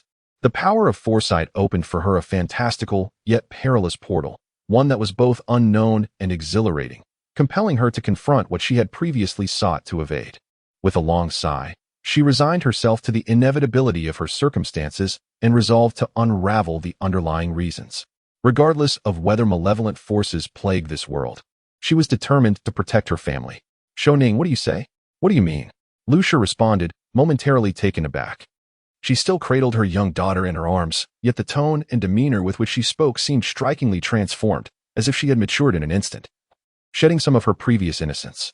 Lucia instinctively held her tighter and reiterated her earlier statement. I have instructed Granny Chow to purchase some sulfur to sprinkle around your courtyard. The fright experience today was not solely borne by Yao Shouning. Lucia too was shaken. She muttered, it is indeed peculiar. Even after the winter solstice. How can there still be so many snakes in the general's residence? I fear we may have offended some unscrupulous wanderer who seeks to frighten us with their petty tricks. Upon entering the general's residence, Granny Chow and Dong Kuei were led away by the household staff to a different area for respite, leaving the circumstances surrounding the mother-daughter pair shrouded in mystery. Yet, from their expressions, it was evident that they had been considerably alarmed, their words hinting at an encounter with a throng of serpents. As soon as the carriage came to a halt, Yao Shi was informed by her servants that the eldest son had returned home. Due to the recent heavy rains, Yao Ruojun had been stranded at Jushan Academy, and it had been a considerable time since Lu Shi had seen her son, making her heart ache with longing. In the midst of this joyous occasion, she scarcely thought of anything else, casting aside recent troubles and the fright experienced within the general's residence, as she lifted her skirts and strode inside. Along the way, she encountered Lu Qi, the personal servant of Yao Ruojun. According to him, not long ago, the eldest son had been trapped in the academy, deeply concerned for his family. Lu nodded, sending him off to find her son. Before she could even settle into the room, Yao Ruojun approached her. It had been nearly half a month since mother and son had last seen each other, and upon their reunion, Lu felt her eyes well up. He had lost some weight. She couldn't shake the feeling that her son, confined within the academy nestled in the mountains, must have suffered from a lack of provisions during their prolonged separation. Surely he had endured considerable hardship. Yet, upon closer inspection, Yao Shouning observed that his elder brother appeared radiant and serious. He had not lost weight. Rather, he seemed to have gained a bit. Upon hearing this, Yao Ruojun coughed softly twice. Due to the heavy rains in the mountains, I have been unable to practice swordsmanship or martial arts, as my days have been consumed with studying and meals. Reluctant to dwell on this topic, he inquired instead, I heard from Wan Ning that something happened at home recently? As he spoke, his expression grew increasingly grave. Lu sighed, recounting the recent incident when she had taken Yao Wan Ning for medical treatment, only to encounter a quack doctor. Being candid with her son, Lu also mentioned her frustration at being deceived, which prompted her to seek out someone to vandalize the shop of the swindler's son. Little did she know, in the midst of this endeavor, she would face a runaway cart that sent pedestrians into a panic, nearly leading to her own misfortune. It was the heir of the Grand General's residence who saved me. She recounted the events succinctly, then added, however, it seems that the heir has fallen ill due to this incident. She cast a glance at Yao Shouning, recalling the young man who had valiantly wielded his sword to rescue her not long ago. At that time, he had exuded an air of authority and composure. Yet now he appeared to be gravely unhinged, seemingly unable to recognize even his own mother. Clutching his daughter and calling her mother, he nearly brought the princess to tears, which left her feeling both absurd and somewhat melancholic, intermingled with a sense of dread regarding potential repercussions from the general's household. However, she deemed it unwise to divulge such matters publicly. Thus she vaguely remarked, his illness is quite serious, which is why my sister and I have come today to express our gratitude.